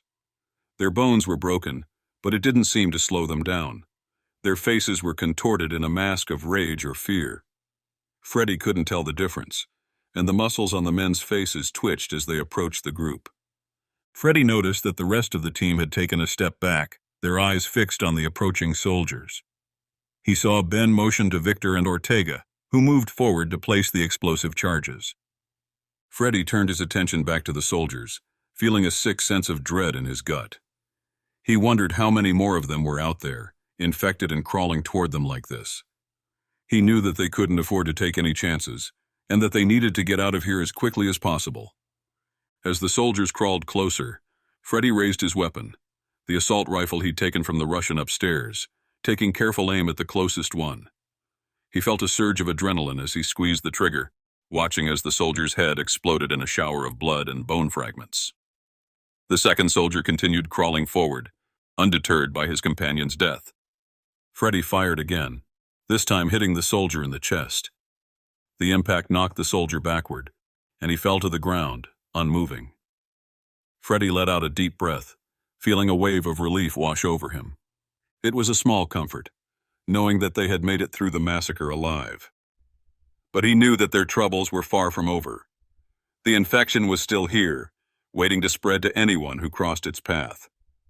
And if they didn't find a way to stop it, it would continue to ravage everything, including them. Chapter 61. Victor. Victor stepped over the pile of Russian soldier parts and dodged an infected arm that swiped out at his legs. Ortega followed closely behind him, likely unsure of Victor's plan. That's okay, he thought. He'll figure it out soon enough. The others watched on as Victor walked delicately through the maze of infected soldier bodies. Most of them simply writhed in place, the bacteria or virus inside bubbling just beneath the surface, but otherwise unable to move their host. "What are you doing?" Harvey Bennett called over to him. Victor didn't respond. Instead, he held up a brick of C4 explosive, hoping that would satisfy the CSO team. Zachary Bennett ran forward, coming to stand next to his older brother. "Victor, how much of that stuff will it take?" he asked. Victor stopped, kicked the head of one of the Russian soldiers crawling on the floor to redirect it, then responded. "Probably all I have," he said. "I'm no engineer, but this place is old. Probably not kept up very well." Light from the cave entrance, another 200 feet distant and downhill from their spot, cast all the clamoring soldiers on the floor and the standing men and women in eerie shadow. The bodies scraped and pulled against the slippery, slick surface, but they were far too slow to be of any danger to him or Ortega. Ortega pulled his own pack around and pulled out his charges. The explosives were sticky, capable of adhering to almost any surface, though the smooth, slippery walls in this place would prove to be formidable. Even if they fell to the floor, however, the effect should be the same. The entire place would come crashing down over their heads. Fissures, slowly cracking open over millennia of wear and movement, deep inside the earth, would appear and grow. It was very likely that it would cause the entire cave system to come down on top of all of them. All of them, of course, except for Victor and Ortega. Victor nodded to Ortega, who began sticking the C4 onto walls, high enough that none of the Russians could accidentally swipe them off. If they adhered properly, they wouldn't be going anywhere, but that would take some time. While Ortega worked, Victor worked his way back around the group of soldiers and over to where the CSO team stood. He stood close to Ben and his brother, his eyes focused on the rest of the group. He had respect for the two soldiers among them, Reggie and Freddie, and immense respect for Julie and Lucia, the two women who had proven quite useful in their expedition so far. But he had no need for most of them. In a flash, he took 2 quick strides, closing the distance between himself and Freddie, swung his assault rifle from its perch on his shoulder out in front of him, and fired 2 quick shots directly into Freddie's gut. The shots were deafening, and the CSO group stumbled backwards. Victor continued moving, reaching Freddie as the man stared down at the 2 open wounds in his stomach. Blood was pouring from them already, and Victor saw a trickle of the stuff start seeping from the corner of the man's mouth. He stretched a palm out, steadying Freddie, then ripped the Russian assault rifle out of his hands. "I'm sorry," he said softly, genuinely meaning it. "I didn't come here to kill anyone, but I can't help but take advantage of an opportunity when I see one." "Victor, what are you doing?" Julie shouted, and Ben and Reggie had rushed over to catch Freddie as he fell backward, which helped Victor even more. The only other weapon in the group, the sniper rifle Reggie had been carrying, was still on the floor on the other side of the cave, having fallen out of the ex-Army sniper's hands after the first grenade blast. Reggie didn't seem interested in picking it up. Only seconds would pass before him, Ben, or one of the women would realize what had happened, and that Victor was no longer a friend. But he was already in motion, tossing Freddie's assault rifle across the pile of Russian soldiers and the slain monster that littered the cavern space, over to the side of the passage that led to the exit. He darted forward again, grabbing Dr. Lucia Vergotti's arm and yanking her with him. She yelped in surprise, but he didn't slow down. He saw Ortega still working with the C4, now planting the charges that he would be able to remotely detonate with the press of a button. He started running, still holding the scientist's arm, and leapt over the same infected Russian soldier he had kicked earlier. He planted his feet and jumped over a large hunk of the dead animal. Dr. Vergotti was running as well, likely unsure why but not daring to fight back, and the pair landed just on the other side of the fray. "Keep up," he yelled to her. "Hurry!" Chapter 62. Lucia. She heard the others yelling now, though she still felt shell-shocked from the surprising blast of Victor's gun. 2 shots fired directly into Freddy's gut. She had shrieked, at least she thought she had, and fallen backward, hitting the side of the cavern wall hard. She had nearly fallen over, catching herself only as the sound dissipated and the shouts replaced her foggy brain. Lucia watched in horror as Victor came for her next. He held the gun out in front of him, just as he had before he had shot Freddy, but instead he grabbed her. It was rough, hostile, and he yanked her with him back into the disgusting pile of human and animal bodies. Ortega was still doing whatever it was he would have been doing, sticking bricks of some explosive to the cave walls. He had planted 3 charges, 2 on one side and 1 on the other so far, and seemed to be planting one final charge. Victor hauled her through the cavern, dodging humans and animal parts as he gripped her. He pulled her along as he did, stepping through the maze, but she was no more interested in allowing one of these infected hosts to touch her than she was in letting Victor take her. "What are you doing?" she stammered. He ignored her. The others continued shouting behind her. Victor suddenly swung around and fired 3 shots into the ceiling above the other group's heads. She shrieked, turning around just in time to see Reggie lowering the sniper rifle he had been holding. She hadn't realized he had gone to grab it, but it seemed Victor had anticipated this. "Set it down, or your entire team dies right here, right now," Victor snapped. "You leave us in here, it's already a death sentence," Harvey snarled. Victor laughed. "A death sentence? Hardly. As I told Freddy, I didn't come here to kill you or anyone else. I was simply looking for a way out. It seems opportunity has provided one." "A way out?" Julie asked, her voice shaking with rage. "We are your way out. What do you hope to accomplish by leaving us here?" Victor had pulled Lucia through the pile of bodies and stood on the opposite side from the group, waiting for Ortega to finish. He did only a few seconds later, coming to stand on the other side of Lucia. He grabbed her upper arm, and Victor let go, now holding his rifle out with 2 hands. A shot she knew he would not miss. "Leaving you alive down here is my way of proving that I didn't come here to kill you all. But I do need her." He knelt down, keeping the rifle out, and focused on the leaders of the CSO group, but grabbed something off the floor with his other hand. Lucia was horrified when she noticed what it was. A human hand. Stained with blood, and inside a dirty sleeve, the hand was moving, writhing around with the infectious disease. The fingers cracked and bent, awkwardly and abruptly. She shuddered. It was right in front of her face, and she couldn't help but get the feeling that this thing was somehow alive. But she knew better. They had already verified that this was just the macabre side effect of whatever disease racked the inside of this host. Victor smartly kept the thing held out in front of him far enough that the sharp fingernails couldn't scratch his face or body, making sure to keep his skin away from the Russian soldier's own by holding the remains of the man's uniform sleeve. "And I need this." Lucia started to understand what Victor was getting at. Thankfully, he continued. "Ortega?" Ortega nodded, as if he understood what Victor wanted him to do. Victor turned and addressed the CSO group and Zachary Bennett once more. "My sincerest apologies. I was hoping we could do this in a more formal way. But boss, Zachary, I must inform you of my imminent retirement." Zach frowned, motioning with his hands that he had no idea what was happening. "What are you talking about? Retirement?" "As I said, opportunity struck. This is a gold mine, you know that, right?" Lucia got the sense the question wasn't rhetorical as he spoke.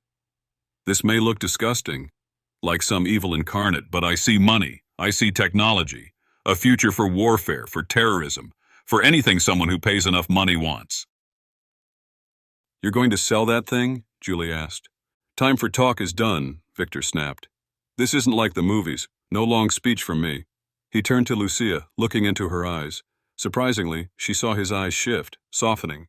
She found only warmth and generosity there now. He looked down at her as if to say, "I'm sorry." She didn't understand, other than the fact that this man had lied to all of them, had betrayed them the entire time. But she got the sense that he was wrestling with his own demons and being truthful. This was an opportunity, and he had decided to take it. There was no going back now, for better or worse. Victor nodded once more at Ortega. Ortega turned back around while holding Lucia, and together with Victor walked backward, both men aiming their assault rifles at the CSO team, just in case any of them decided to make a run for it. Lucia glanced back over her shoulder, seeing that Harvey's arms were up, palms out in a gesture of surrender. But his face was lined with hardened rage, his eyes narrow, his mouth just a thin line. Behind him, Reggie had rushed over to Freddy and was administering aid to his friend. He had already begun wrapping his own shirt over the 2 bullet wounds in Freddy's gut, but blood pooled around his hands. Julie and Zach stared back at them in shock, a feeling Lucia shared. Ortega dragged her down the corridor, and the light of daylight soon began splashing against her face.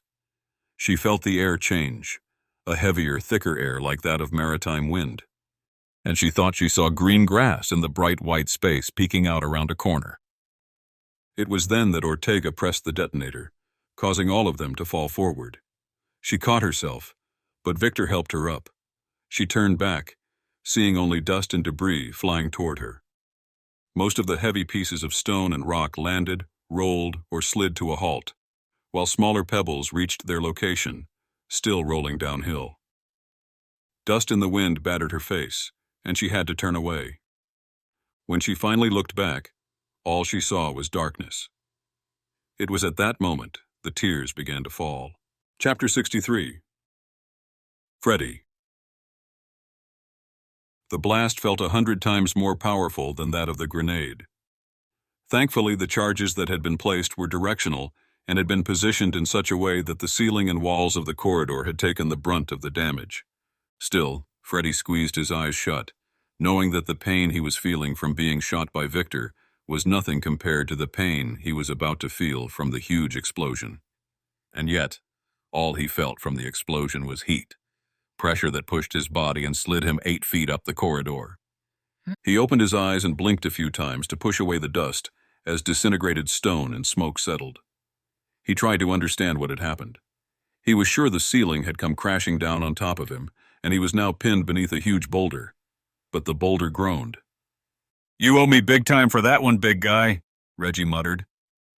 The pain in his gut returned, but it was no longer searing, lancing heat from the hot lead, but more of a terrible throb. It was the worst pain he had ever felt, but his confusion about being alive seemed to dissipate some of it. He glanced to his left, then did a double take. Reggie's face was right there, close enough to kiss.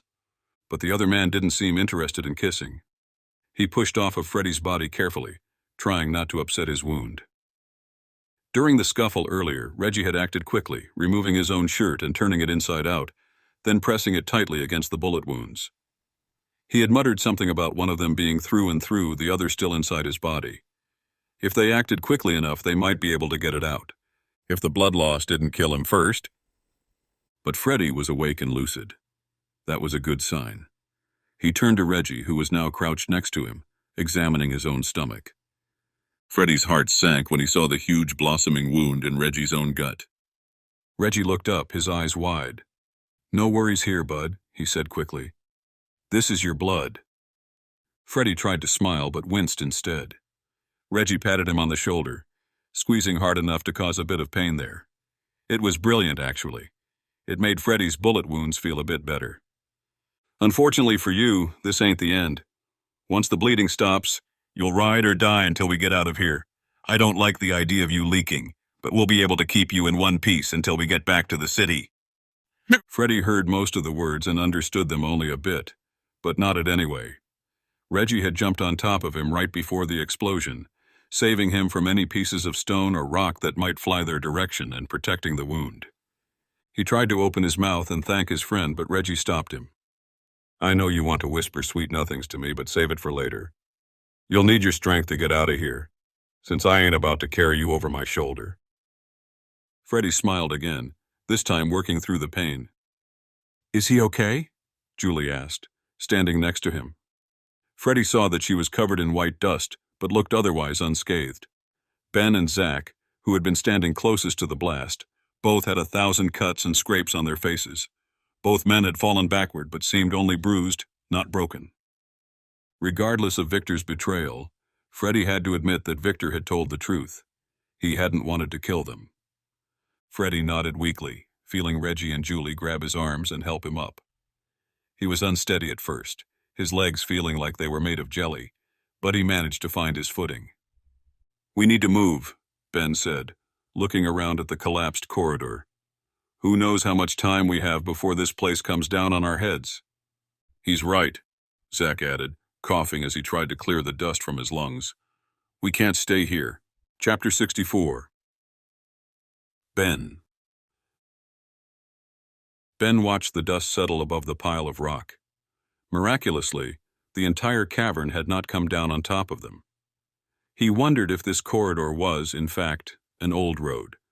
Something cut out of the original cave system meant to allow easy access to wherever they had found the frozen creature in the block of ice. The rocks at the top of the pile revealed a gaping hole in the ceiling. A cavern or crawl space existed just above their heads, and the floor of it had fallen down when Victor and Ortega's bombs went off.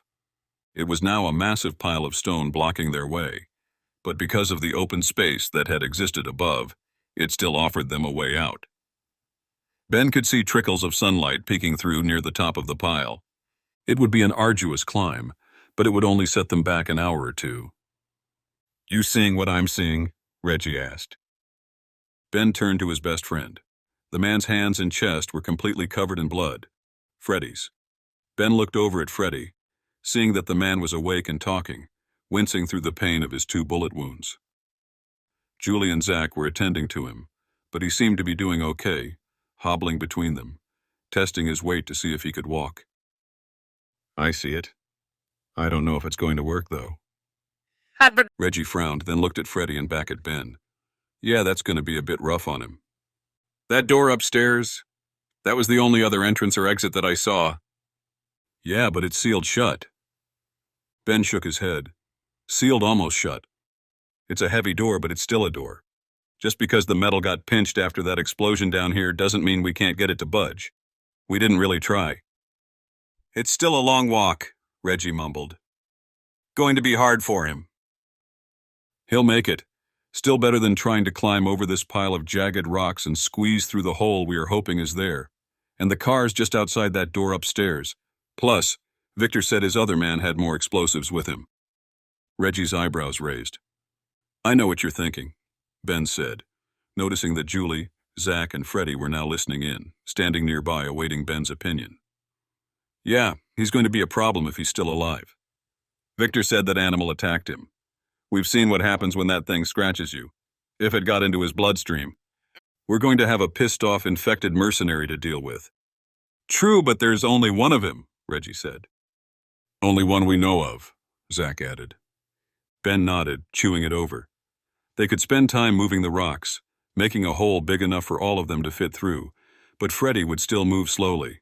They could split up, sending Reggie or Julie out ahead of the group to stop Victor. That wouldn't do. Not only was he committed to their goal of sticking together at all costs, he didn't trust Victor or Ortega to stay true to their mission, to not kill them if confronted. No, they needed to get to Victor and Ortega as soon as possible, or Ben was sure Lucia would be long gone. The woman deserved better, and though Ben got the sense Victor was not going to torture the woman, he already knew full well that Victor would do whatever it took to get what he wanted. If Victor wanted Lucia's knowledge or scientific mind. None of the rest of his team peppered him with questions, all silent, waiting for his response. No, they needed to move quickly, all together. That meant working back up through the base, moving quickly but carefully to avoid the last mercenary they knew was still alive. If they could find him, or the pack he had come in with, they might be able to find a grenade or more C4.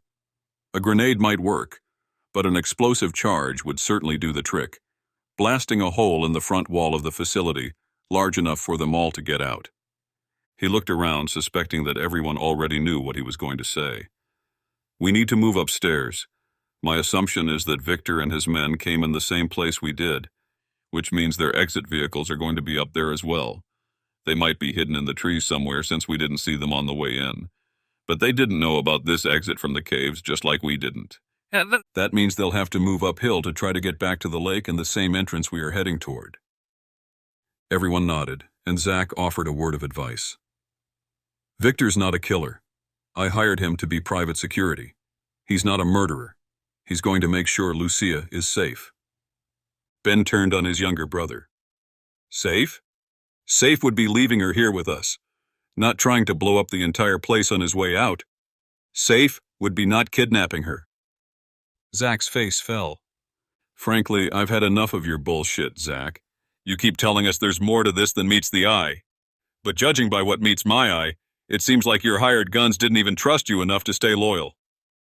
Zach's jaw clenched, but he didn't speak. I'm half considering leaving you down here to rot, little brother. Zach looked up at him then, eyes wide. They weren't pleading, but searching. You know I won't, because I'm actually a good man. But if you so much as look at me or my team the wrong way, if you even hesitate when we need your input... Ben hoped he didn't have to finish the sentence. He wasn't about to kill the only other family member he had left on this earth. At the same time, he wasn't exactly thrilled about his brother's constant betrayal. But was it truly a betrayal? Zach was an idiot, a brilliant scientific mind lacking street smarts. He had done what he thought was right. Even convinced himself that Veniloff was working toward a goal that aligned with Zach's own. Was Ben too different? They both got their stubbornness from their mother, but even their father had a strong sense of justice. He would do whatever it took to make things right, even at the expense of his own life. Ben looked once more at his younger brother, finally realizing it. I can't, he said. Zach and the others looked at him strangely. I can't, because you're me. You might be misguided, but I've been there. More times than I care to admit. I can't in good faith threaten you with anything, because I know I won't be able to see it through. As much as I would have loved to turn you over to these Russian assholes, you and I both know it wasn't going to happen. I just hope that when the time comes, you won't betray us. I won't. You have my word, for whatever that's worth. Ben looked at his younger brother and felt as though he was seeing him for the first time. It's worth a lot, Zach. He reached out and grabbed Zach's hand, but his younger brother pulled the larger man down and wrapped him up in a tight hug. Chapter 65. Lucia. Lucia had stopped fighting back. It was no use. Both men were stronger than her, and together they were formidable. It would be impossible to run away. The only reason they were keeping her alive was that she was still with them. She was positive if she made a break for it. If she somehow was able to get away, Victor Ortega would simply turn around and shoot her dead. They knew she was just the easiest way to achieve their goal. Without her, it wouldn't be much trouble for them to go back, kill everyone else, and take Zach Bennett instead. She didn't know if the others were still alive, if the cave had been brought down on top of them or not. From her perspective, it seemed as though after they had shot Freddy, after they had blown the explosives, the entire place had been turned into rubble. Once again just a pile of rocks inside a cave in the mountain. She hadn't heard any shouts or groans, but they had pulled her away quickly enough so that she hadn't been able to get a good look over the pile of stones as the dust had cleared. But she knew enough. She knew the status quo had changed. Where are you taking me? Her voice was even, measured. She understood what was happening. She had the street smarts and experience to know what this was. Still, any information she could glean from this interaction could potentially help her. Ortega muttered something in Spanish, but Victor answered her. Away from here! She snorted, cursing in Italian. Yeah, I got that. Where exactly? Victor stopped then, still holding the Russian soldier's hand, and she noticed the plague inside of it began moving again, sensing a change in its environment, and reaching out for sustenance. She shuddered. It was gross. Wouldn't you like to know? Victor snapped. I wasn't lying before. You are going to help me with my upcoming change in career. I will never help you. Ortega spat, but Victor eyed her cautiously. I did not know you had the strength in you, Dr. Vergati, he said gently. As he spoke, the hand he was holding writhed and twisted. I am usually a fine judge of character, but I must admit, did not expect you to put up much of a fight. This is no fight, she said, her voice resigned. You know I cannot fight you. I simply want to know where you're taking me. He studied her for a moment, then answered again. If you're wondering if I will torture you, I will not. That's not something that interests me. I think you understand the gravity of the situation, however. You will either help me or you will die. I am not a killer, but an opportunist. And if there is no opportunity, I am not opposed to killing. She chuckled again. It sounds like you are a killer, then. It seemed she struck a nerve. She saw a flash in Victor's eyes, rage boiling just beneath the surface. Just as quickly as she had seen it appear, it vanished. I am not a killer. Sure I was once. Sure I fought for my country at one point. I am good at that, was good at that. But I have changed. I am not interested in death and destruction despite what you may think of recent events. I simply want what is owed to me. I simply want to be done with all of this, to quietly retire in peace. Her eyes widened. If you want that, why not get it? What's stopping you? He turned and glanced at Ortega, who was busy studying the horizon. The man would not look at Victor or Lucia, and she wondered what he was thinking. Money, Victor said softly. Is that so hard to understand? It's always been money, the source of so much pain and suffering, the source of so much joy and happiness. As a young man, I had none of it. As a grown man, I had just enough. But I spent my life fighting for other people. Sure, killing them when necessary. But I truly have changed, and all I want is to go my own way, put down these weapons, and rest. Finally, Ortega looked over at Victor and smiled. He wants an island, paradise, some of those little drinks that have umbrellas stuck in the tops. We want that. Victor smiled back, and Lucia thought she sensed something more between the men. Were they more than just partners, more than just associates, more than just comrades? I don't want to own the entire island, though that would be nice. I just want enough money to sit in peace, to read books, to explore the world behind a screen. I've had enough of the real thing. Now I just want to sit somewhere quietly. Unfortunately, that requires money, lots of it, if I expect to live longer than 10 more years. Lucia nodded as he explained. A fine goal, she said, hoping a small olive branch would help bridge the gap. But not like this. They're going to come after you, if they live through that. They won't stop until... Until what? Once you help me, I will let you go. As I said, I'm not going to torture you, and you have my word none of my men will either. I just need your help figuring out how this... He held up the grotesque severed hand and waved it around. Can help get me there. You're going to sell it? Not it, but what it can provide, what it can become. These Russian soldiers were not sent here because they were trying to protect their own, trying to save whatever researchers and scientists were here. They were sent here because their government wants one thing above all else, leverage. And that leverage is best provided in the form of weapons. He took a long breath. And those weapons are provided by science, by things like this. You are going to help me figure out how this can become a weapon used in the field. I don't know what this thing is or why it is, but you do, or you can find out. Once you do, combined with the infection inside of this thing, I will be able to package it and sell it to the highest bidder. Lucia stared at Victor, staring at the hand he was holding. She didn't want to admit it, but everything he said was true.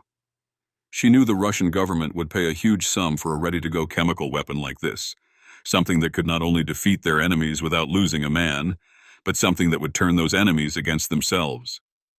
It was biological and chemical warfare at its finest. And unfortunately, Victor was more right than he thought. She had a very good idea of exactly what this infection was. Chapter 66. Ben.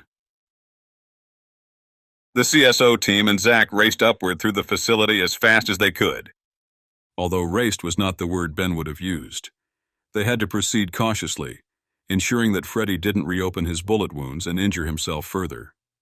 The shirt Reggie had tied around his waist had gotten soaked through, so they had discarded it in favor of one of Zach's pant legs, which he had cut off and offered. Zach raced ahead of them now, with Ben and Julie following behind, and Reggie holding Freddie up with a hand over his shoulder. In terms of situations Ben had found himself in, he had to admit, this was one of the better ones. They were all mostly intact, and while Lucia had been kidnapped, he felt confident that Victor wouldn't harm her. He was more concerned about what Victor would do with this infection. Whatever the hell it might be, it seemed like something out of a science fiction movie. He also knew it was just the sort of thing a government, or another unscrupulous operator, would be interested in purchasing, and he knew Victor would make out like a bandit. He would make a killing selling the technology. In a time where chemical and biological warfare threats were ever present, the intrigue alone would cause the bid price for the technology to soar, and the fact that it worked extremely well, apparently, meant that the price would inflate to impossible numbers. And yet, someone, somewhere would want it. They would move heaven and earth to acquire the technology inside the Russian soldier's hand that Victor had stolen. And Lucia, he thought, was exactly the key Victor needed to unlock it. She would be able to study it and reverse engineer it quite easily, Ben was sure. With her help, Victor could synthesize the compound, provide additional tests, and then sell the research and product as one perfectly packaged weapon to any terrorist organization or third world country wanting to get ahead. Or, as Ben was all too aware, to a government like his own, willing to stoop to that level in order to keep ahead of the competition. It needed to be destroyed, all of it. He felt confident the entirety of the serum and infection contained in this very facility, with the exception of what Victor had stolen, needed to be destroyed as quickly as possible. Since it seemed the infection only spread through the sharing of bodily fluids, he was confident Victor wouldn't accidentally let the infection run rampant. Victor would have to drop the hand and allow some critter to eat it for it to have a chance at latching onto a new host. Victor would not be so careless, however. Ben worked ahead of the group, coming to each open door and poking a head in, trying to ensure nothing would jump out at his group as they ascended.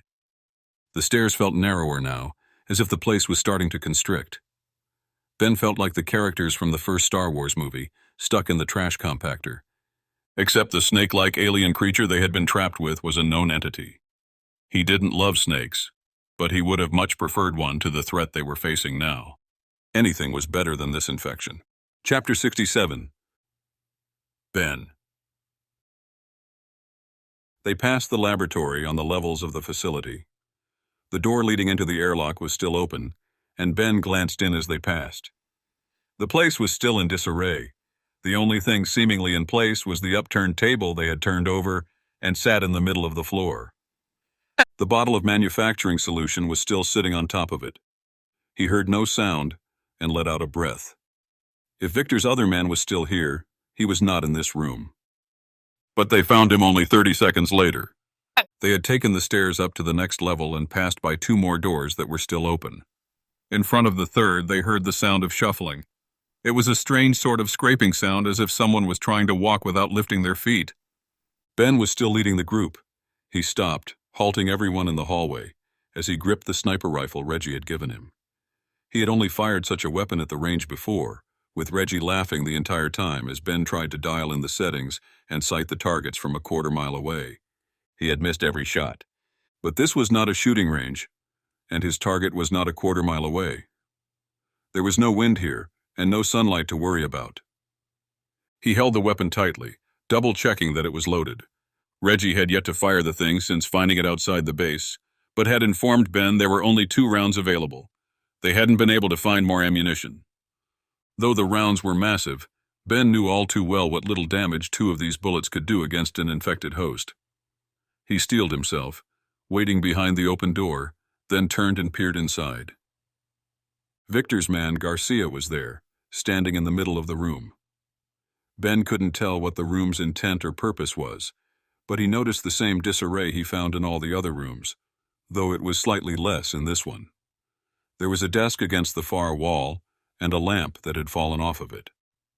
2 small filing cabinets were set on the wall to its right, but they were still standing. Victor's soldier either didn't notice Ben turning into the room, or the infection had already spread enough to overtake the man's nervous system. Ben reached in and pulled the door toward him. He winced, hoping it wouldn't make a sound. If they could simply close the door and keep moving, they wouldn't have to. The door shrieked, and the mercenary whipped around, his neck cracking as his head tried to move toward the door before his feet started in that direction. Ben saw the wobbliness in the mercenary's knees, saw the man still there, his face twisted in agony, trying to fight against the infection. His left hand was shaking. His right was contorted in a twisted group of fingers that looked like he was trying to throw something. The infected human pushed toward the open door, and Ben couldn't help himself but stare. He was mesmerized by the twisted, agonized expression on the man's face, seeing blobs of something just beneath the skin, bubbling and moving, as if there were thousands of tiny beetles undulating under the skin of the man's face. He shuddered, wondering what it must feel like to be going through this while alive. Ben lifted the sniper rifle, unsure of what else to do. The man stopped, but the infection inside him tried to continue pushing his body forward. It was man against nature, only this time the man was losing. Ben wondered how long it would take. It had only been maybe an hour or two since the man had come in contact with the infected animal that passed the infection onto him. He wondered if it would move more slowly since his wounds had not been deep. What had Victor said? Only a scratch? Ben couldn't even see the scratch now. It must have been incredibly small, microscopic. He remembered Victor's attitude toward this man. He had acted as though it were not real, as if it had not happened. "Take him out," he heard Reggie say in the hallway. Ben didn't respond. He did lift the sniper rifle up, aiming directly at the man's head. He wondered if this man was still human enough to know what was happening, to know that he was going to die in this room. "It won't do anything," Zach was saying. "It will slow the bastard down," Reggie argued. Ben's finger pulled the trigger back, feeling the resistance. Another twitch of the muscle and the man's entire head would disappear. Ben had killed before out of necessity, but this felt different. This felt somehow wrong. He second-guessed himself, almost faltering and lowering the rifle once more, when the man's eyes suddenly cleared.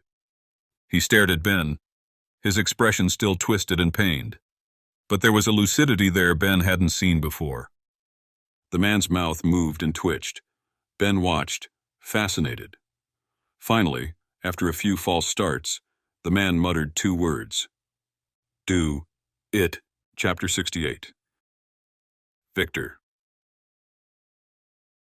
I see them! Victor yelled. Ortega didn't respond. Instead, the man ran forward a few steps, looking to get behind a scraggly, stringy bush nearby for cover. Victor pulled Lucia closer to him, eliciting a shriek from her as he yanked her arm and placed her body between him and the rock outcropping in the distance. After leaving the caves, they had walked alongside the lake toward the southeast. Victor had hoped to get back to the line of trees that extended around in a wide arc, staying hidden as they ran back up toward the mountain they had descended before entering the facility. As he looked south, he saw that mountain looming in the distance, about a mile away. The huge pile of boulders and stones, interspersed with concrete walls and ceilings, sat about a half-mile away. It blocked his view of the destroyed hut he and his men had hidden behind before coming here. He shuddered, wishing he had never come here. Still, he had everything he needed to ensure success. This was a new era, one where technology reigned supreme. But throughout all eras of human history, science was technology. He could use this information, Lucia's knowledge coupled with whatever infection was inside the hand he was still holding, and reverse engineer it. He would be able to sell not just the theory, but the product to whoever paid him the most. It was the missing piece. Over the course of his career, both in the military and in private security, Victor had slowly built a network of people who would help him accomplish this final goal. He had connections to black markets in every corner of the globe, and he had trusted associates with whom he could set up observations and auctions for this new technology. He was no fool. He had no interest in trying to do everything himself. It was the mark of a naive man to attempt to sell prototypes and technologies on the black market without protection and without experience. He would build a team, paying them well, ensuring that he was the one pulling the strings, in control. But none of that would do any good if he was taken advantage of, if someone swooped in and stole the technology out from underneath him. Lucia fought against him, sensing that this was her chance to escape, but he held fast. He had 2 wrists in his hands, one from a Russian soldier who no longer existed, and one from the scientist who would provide his retirement plan. He wasn't about to let either go. Ortega was already aiming down his sights, targeting the group that had emerged from the front of the facility. They had somehow blown the door open, likely by using a grenade from one of the fallen Russian soldiers. He was impressed once again with Harvey Bennett's resilience and adaptability. He watched as the large man emerged, his wife Julie in tow. He saw Freddy next, walking slowly using some long object as a crutch. He felt Lucia struggling harder, doing her best to pull free. He sensed she was about to fight to the death, doing whatever she could to break away. He turned around just in time. She had reeled back and was preparing to kick him directly in the crotch, judging by the way her foot hung out to the side. Her leg swung around and forward, but he shifted to the side and let her kick him in the thigh instead. It hurt, but it was nowhere near as painful as it would have been had he not caught on. He dropped her hand. She looked down, surprised. Then he swung with his free hand and swiped across her face, palm open, slapping her hard on the cheek. He heard Ortega's weapon firing now, but he was already locked in his own battle with Lucia. She was small, and thus easily able to slip away from his first grasp. He barely missed her collar, and the Russian wrist he was holding wriggled free. It flopped to the ground, and Victor gasped. His eyes widened, but he looked at the hard-packed dirt near the shore of the lake, taking in the jagged rocks and uneven terrain surrounding it. He looked down, watching the wrist and hand writhe around, the infection inside of it excited to explore its new location. He ignored it, realizing it wasn't going to go anywhere quickly. Sure, it might be able to pull itself along on the ground, but the bacteria or virus inside of it was not smart. It had no idea which way was forward, or where it was trying to go in the first place. Sure enough, he watched it for a second as he struggled with Lucia, seeing that it wriggled around but didn't move much at all. 3 more shots from Ortega, farther away. He glanced up, noticing that Ortega had moved behind a large tree that offered much better protection than the bush. Victor squinted, trying to see which of the CSO people had a weapon. He knew Ben would have attempted to find weapons and outfit his team upon leaving the blast site, but he didn't see a gun in either Ben's or Julie's hands. Perhaps Zach or Freddy was hiding behind a boulder now, aiming toward them. Lucia twisted around and yanked Victor's fingers free of her shirt.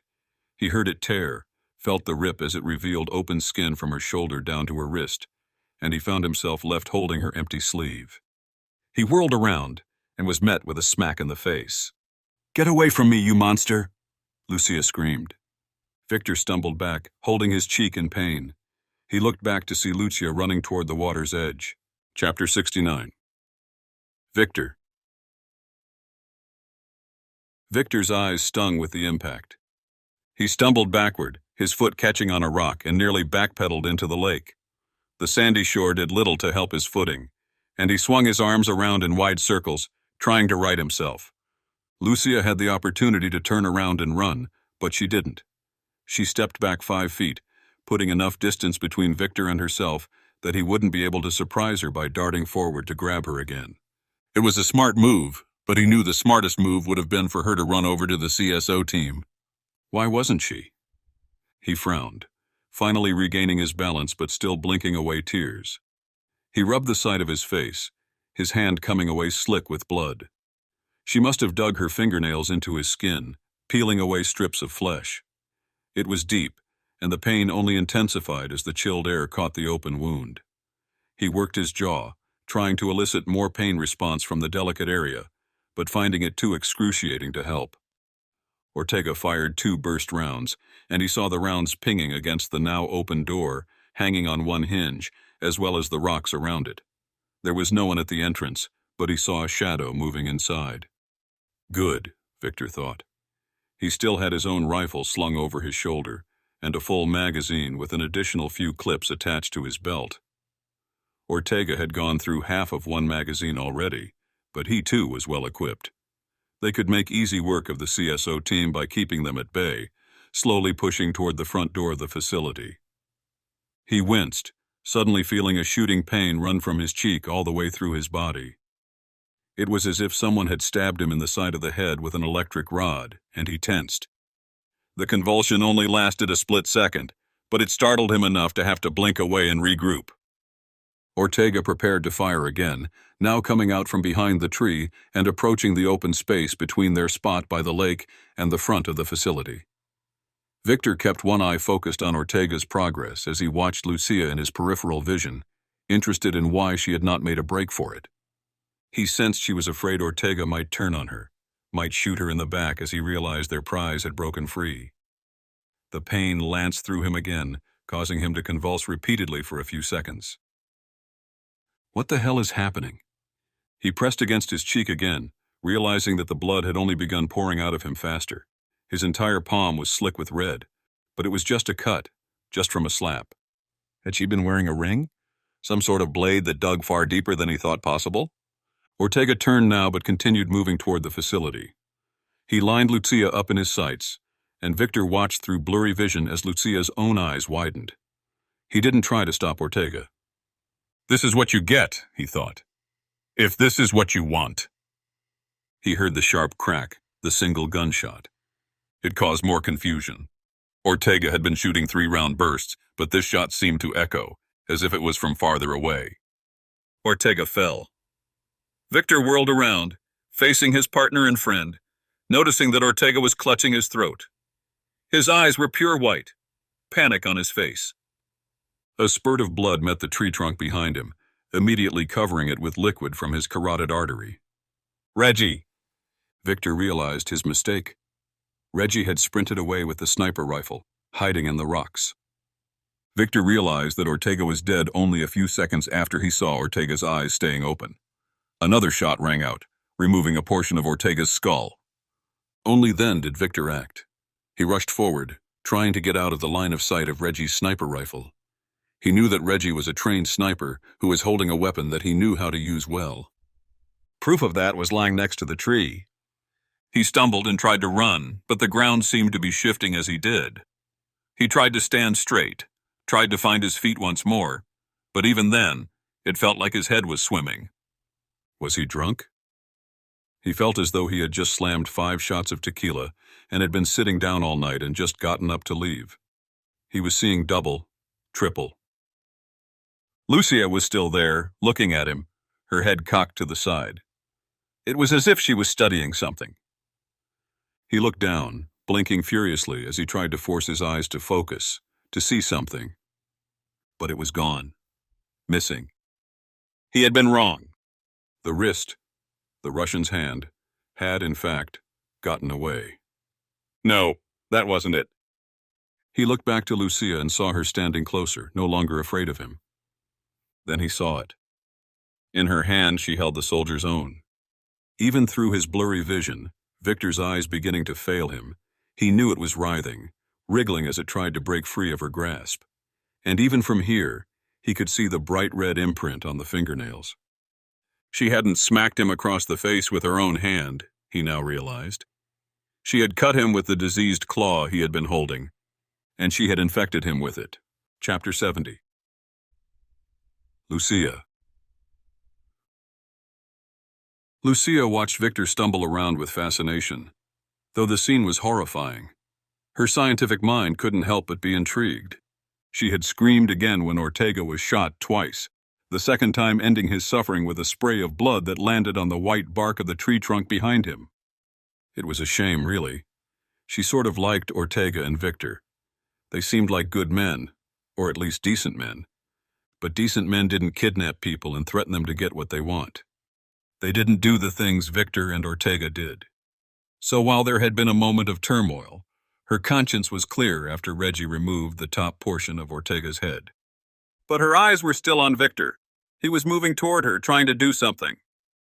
It was unclear what the man was after, or if he was even still considered a man. What she was watching was something inhuman. She understood the infection a bit more now, knowing what she did about it. Her conclusions still needed to be tested and proven out, but it was clear Victor was not being infected by something natural. This was no bacteria or virus. This was something completely different, something synthetic, created in a laboratory not unlike the one they had left down below, created by humans. Sure, their purpose had been entirely different, but this was the downside of scientific experimentation. Without careful study and controlled experiments, havoc could be unleashed quite easily. That havoc was now ravaging Victor's insides, the disease spreading wildly and taking over his voluntary functions. He seemed to be in pain, his face contorted in agony, though she wasn't sure if that was just a side effect of the tiny molecules casting their nets and overriding his involuntary muscle twitch response. She watched on as he moved toward her, nearly stepping on the wrist of the fallen Russian soldier she had once again dropped on the ground. She hadn't wanted to touch it at all, but it was the only weapon she knew of, and the only one within reach. A disgusting, unfortunate weapon, but one that had done its job. She had noticed the soldier's dirty fingernails, sharp and protruding outward from the man's fleshy fingers, saw them twitching as Victor held it while pulling her along earlier. She hadn't planned it. It was not as though the events had been premeditated. It was an opportunity, one she knew she needed to take. Victor had said he himself was opportunistic, the kind of man who jumped at the chance when one was provided. Lucia had never known that she too was this way, but she was happy to have fixed that. She shuddered as she recalled the terror of swiping the wrist across Victor's face, of feeling its fingernails, not her own, digging into his flesh and pulling away skin. She had wondered if it would be enough, if Victor would become infected. There was no way to know, and she had smacked him with it because it was the only weapon around.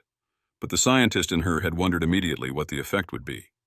Apparently, the compound inside the severed hand was dissipated not just throughout bodily fluids, blood, saliva, etc., but had latched onto and around skin cells, organs, appendages, and, clearly, fingernails. This made sense, she now realized.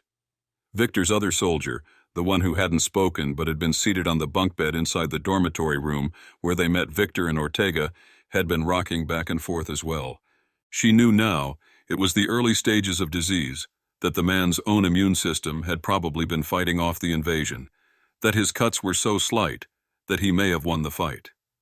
She wondered if the body was still in there, crawling around as the host for its microscopic disease.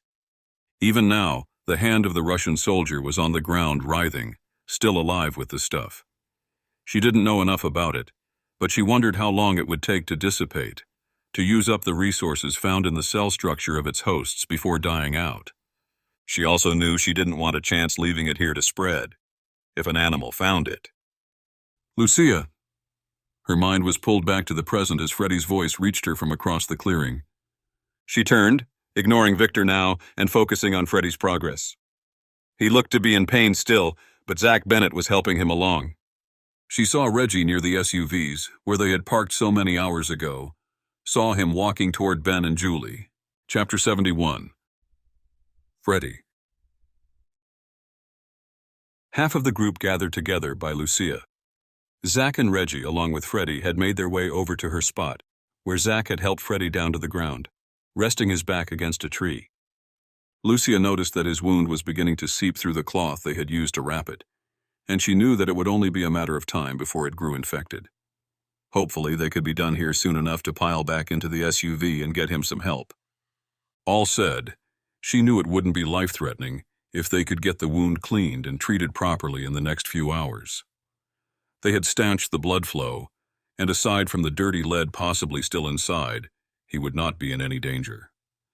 Zach strode over to Lucia, where she watched Victor, or what he had become, still clawing around at the air in front of him. In a wide-open space such as this, it seemed the infection inside him did not know where to go.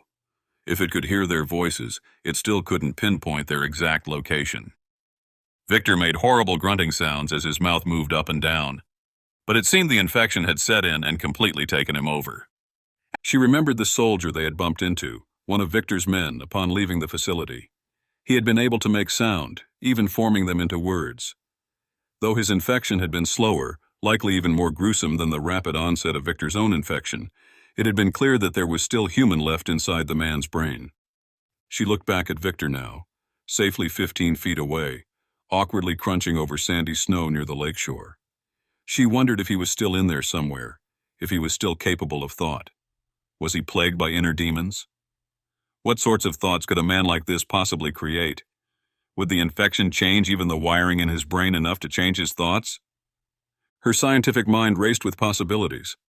As gruesome as it was something she had never seen before.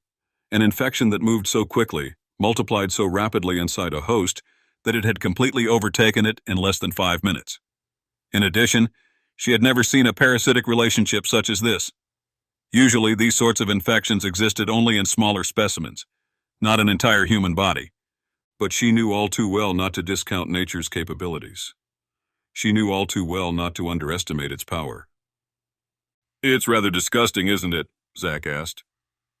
She glanced over at Zachary Bennett, confused. Apparently, he did not know. Or if he did, he was still pretending as though he had nothing to do with this. "It's scientifically fascinating," she responded, her words clipped.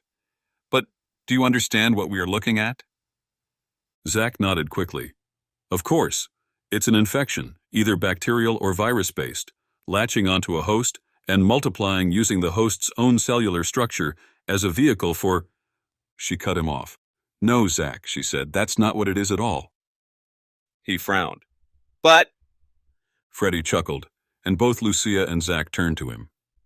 From the corner of her eye, she noticed Ben and Julie making their way to them.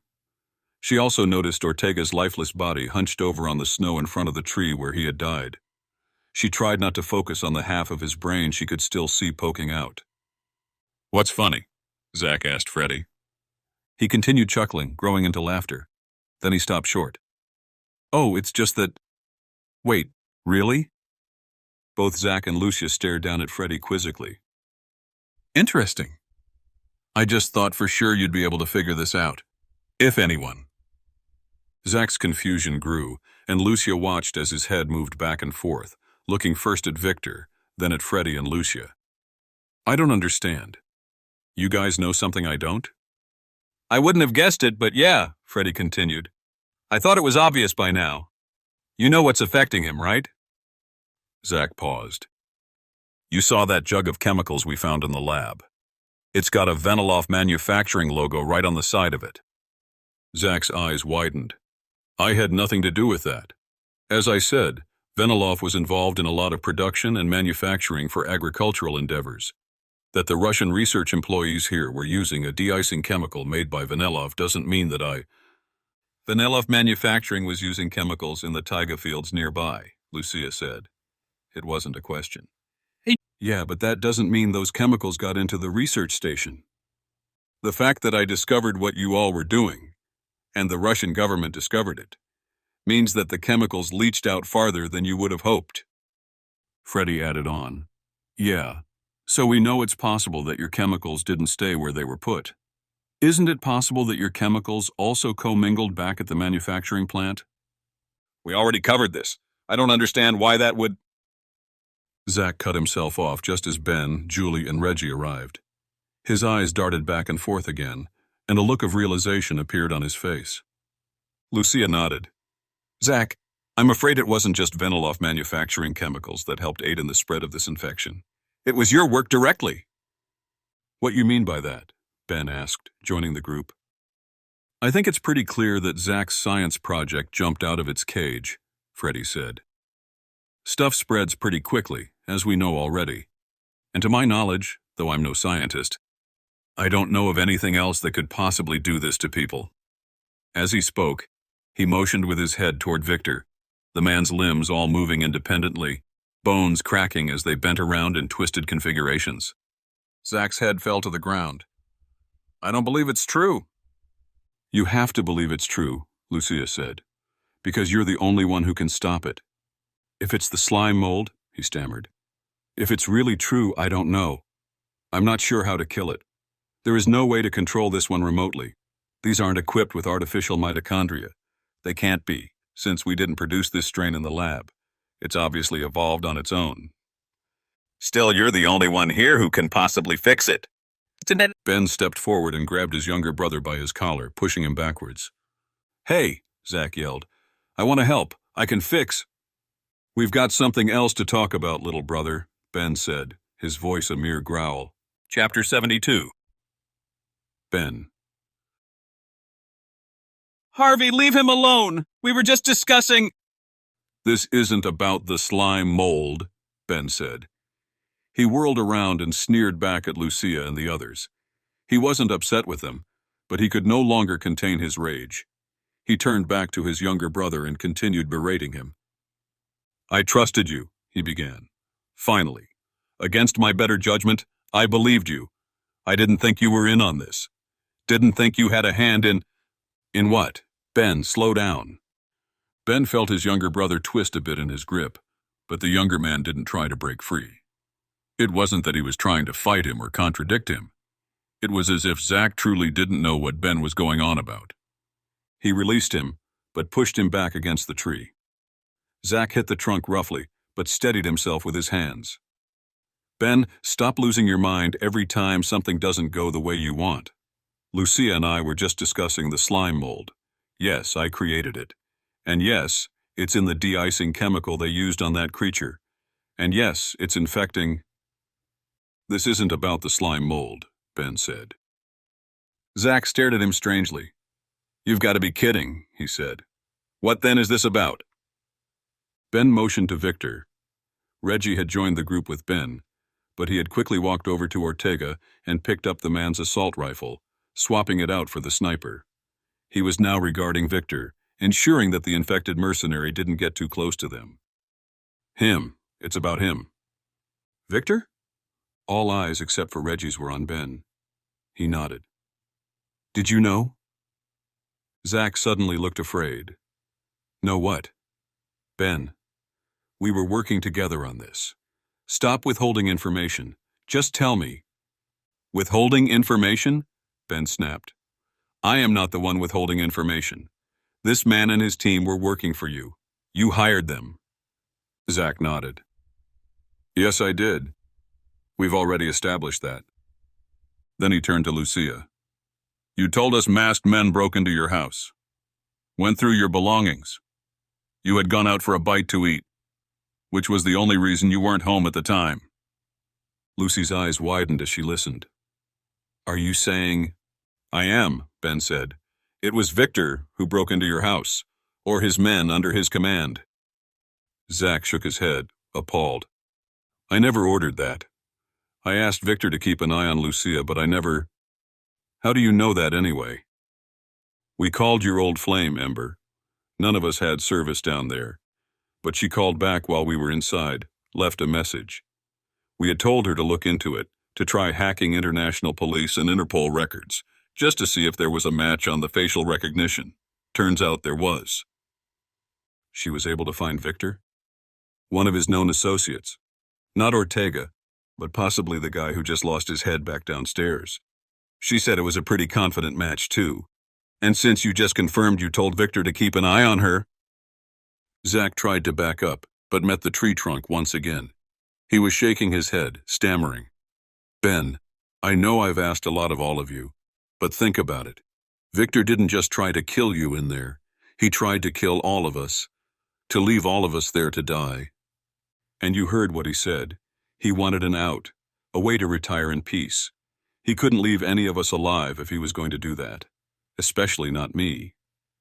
Ben had already considered this, of course, but Victor could also have been playing them to the very end. Perhaps Zach had ordered Victor's men to break into Lucia's apartment. What would that change? If the man's ultimate goal had been to find a way to leave his enterprise profitably, with enough money to buy an island somewhere, what would it matter that he had betrayed his boss's orders?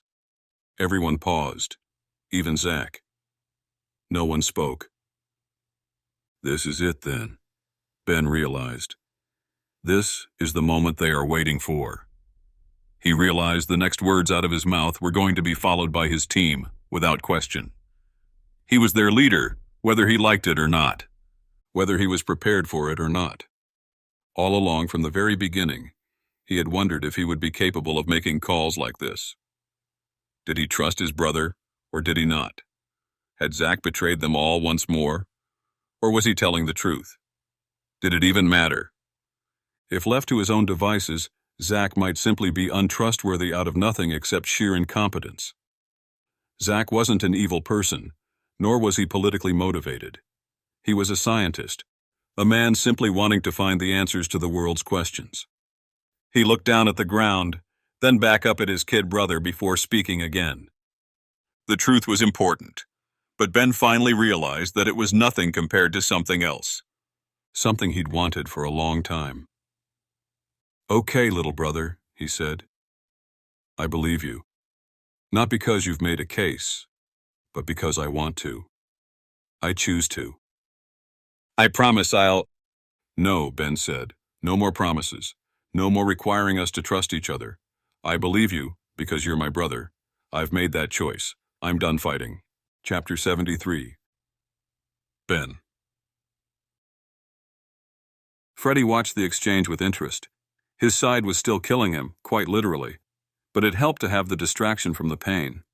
Reggie had packaged him up well, but he needed to get the remainder of the lead out of his torso before it leached into his bloodstream and wreaked havoc.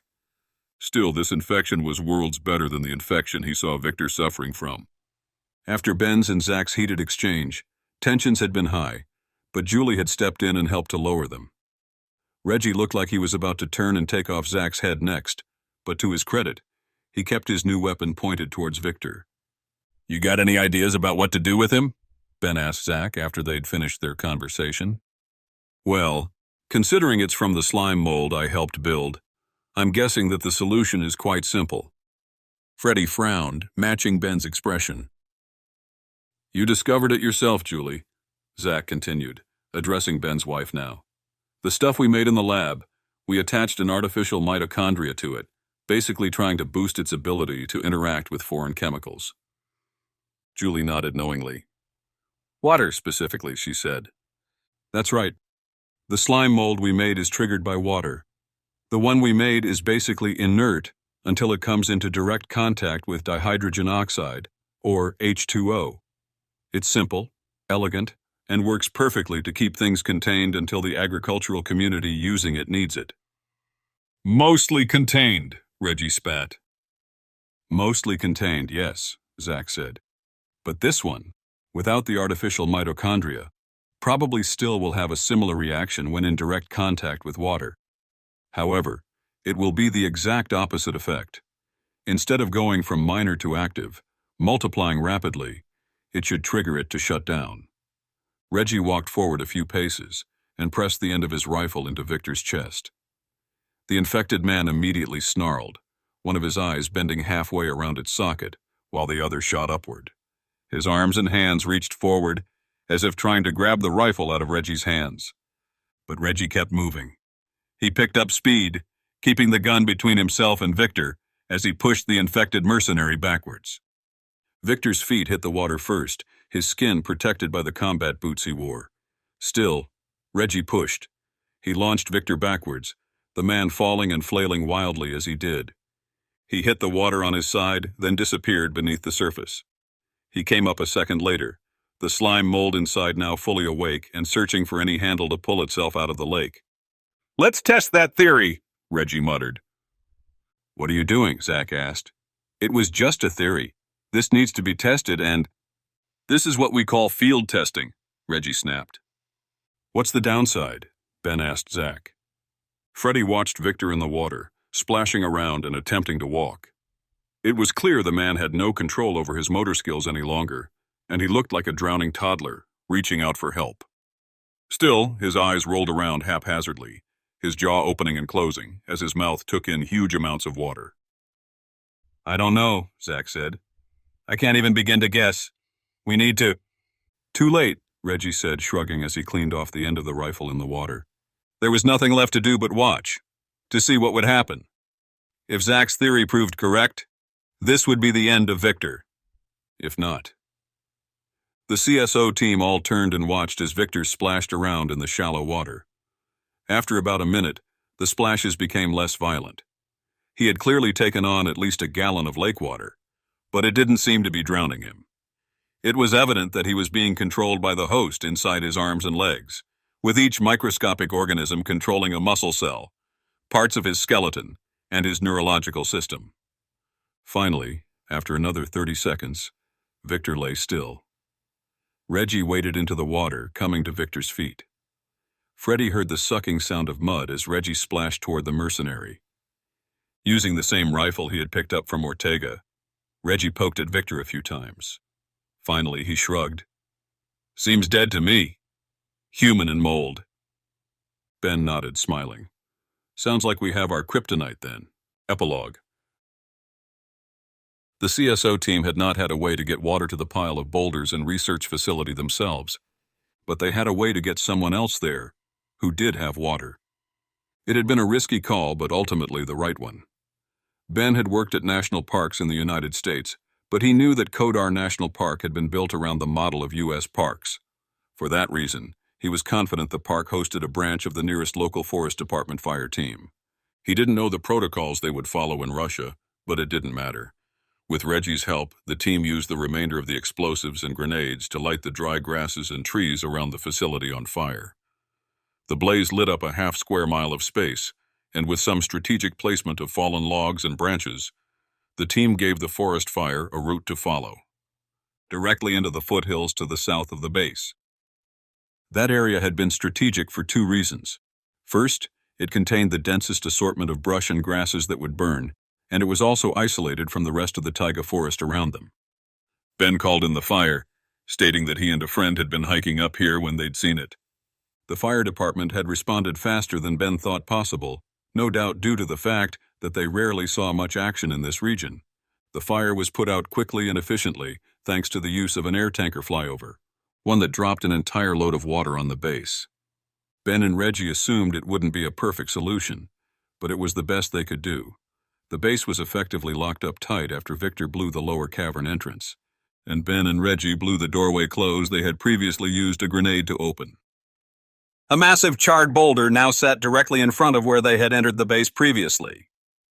While they worked, Julie, Zach, and Lucia had taken Freddie to the nearest town, seeking help and medical care. Since their phones worked once more, they had kept in contact with one another, and Zach had driven the SUV back to pick them up a few hours later. After all that, Ben was sitting in the tiny back room of a local clinic, watching as an ancient nurse who had to be over a century old worked her shaky hands over Freddie's wounds. She spoke a few words in Russian, but neither Ben nor Freddie understood. He winced in pain as she stabbed him with some metal implement. "Ouch!" Freddie said. The stern old lady simply made a tisk sound with her lips and kept working. Ben smiled. "Sounds like she's not happy that you hurt yourself." "I didn't hurt myself." "Tell her that. She seems to be convinced that you're the enemy here." He laughed. "Yeah, well, the only Russian word I know is sladki." Ben frowned, but the nurse suddenly stopped, then smiled. Freddie's eyebrows rose. "What's that mean?" Ben asked. It means sweet. I think she... The Russian nurse revealed a set of teeth that somehow seemed older than the mouth they were in, and Freddie's face fell. I think she's got a crush on you, bud, Ben said, laughing harder. Freddie rolled his eyes. Too bad. I was going to tell Lucia. Freddie's words raced together, a smashed run-on sentence. What? You were going to tell Lucia something? What were you...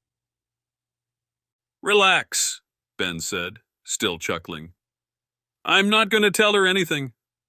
I was just messing around trying to figure out if it was this kind old nurse or Dr. Lucia Vergati you were more interested in. He watched his friend. Freddie swallowed, his eyebrows moving up and down as the woman worked to pluck the bullet from his insides. She kept smiling at him through rotten teeth. He began. It's okay, Ben said. I'll let you tell her. He stood up to leave, the nurse once again frowning at Ben. He waved, then wished Freddie the best. Outside, the girls, Reggie and Zach, waited in a makeshift lobby. They were in a town of fewer than 300 people, and most of those people worked in the fields and on farms around the region. The road this clinic was on was the only road in town, and town was severely lacking in the restaurant department. I'm starving, Ben said. You guys find anywhere to eat? Reggie smiled. Yeah, there's a nice little place nearby. Oh? Julie asked. How far? About 3 hours. Ben groaned. Fine. I guess we'll grab something that looks safe from that little store nearby. There was a small corner store, the kind that sold everything from cracked feed corn to boiled eggs and pre-made sandwiches, but it certainly had not looked appetizing. Now Ben was ready to change his mind. I'll go with you, Zach said. Ben stopped in the doorway, turning to face his younger brother. He was prepared for a quick trip, just himself, while the others waited together and planned their exit from Russia. He had not expected anyone to come along. Please? Zach asked. I got bored sitting here, and besides, we've got a lot to talk about.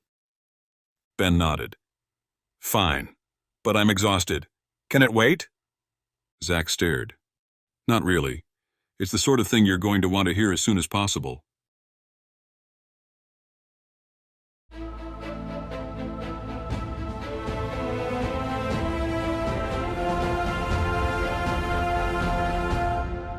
This has been The Cerberus Protocol by Nick Thacker.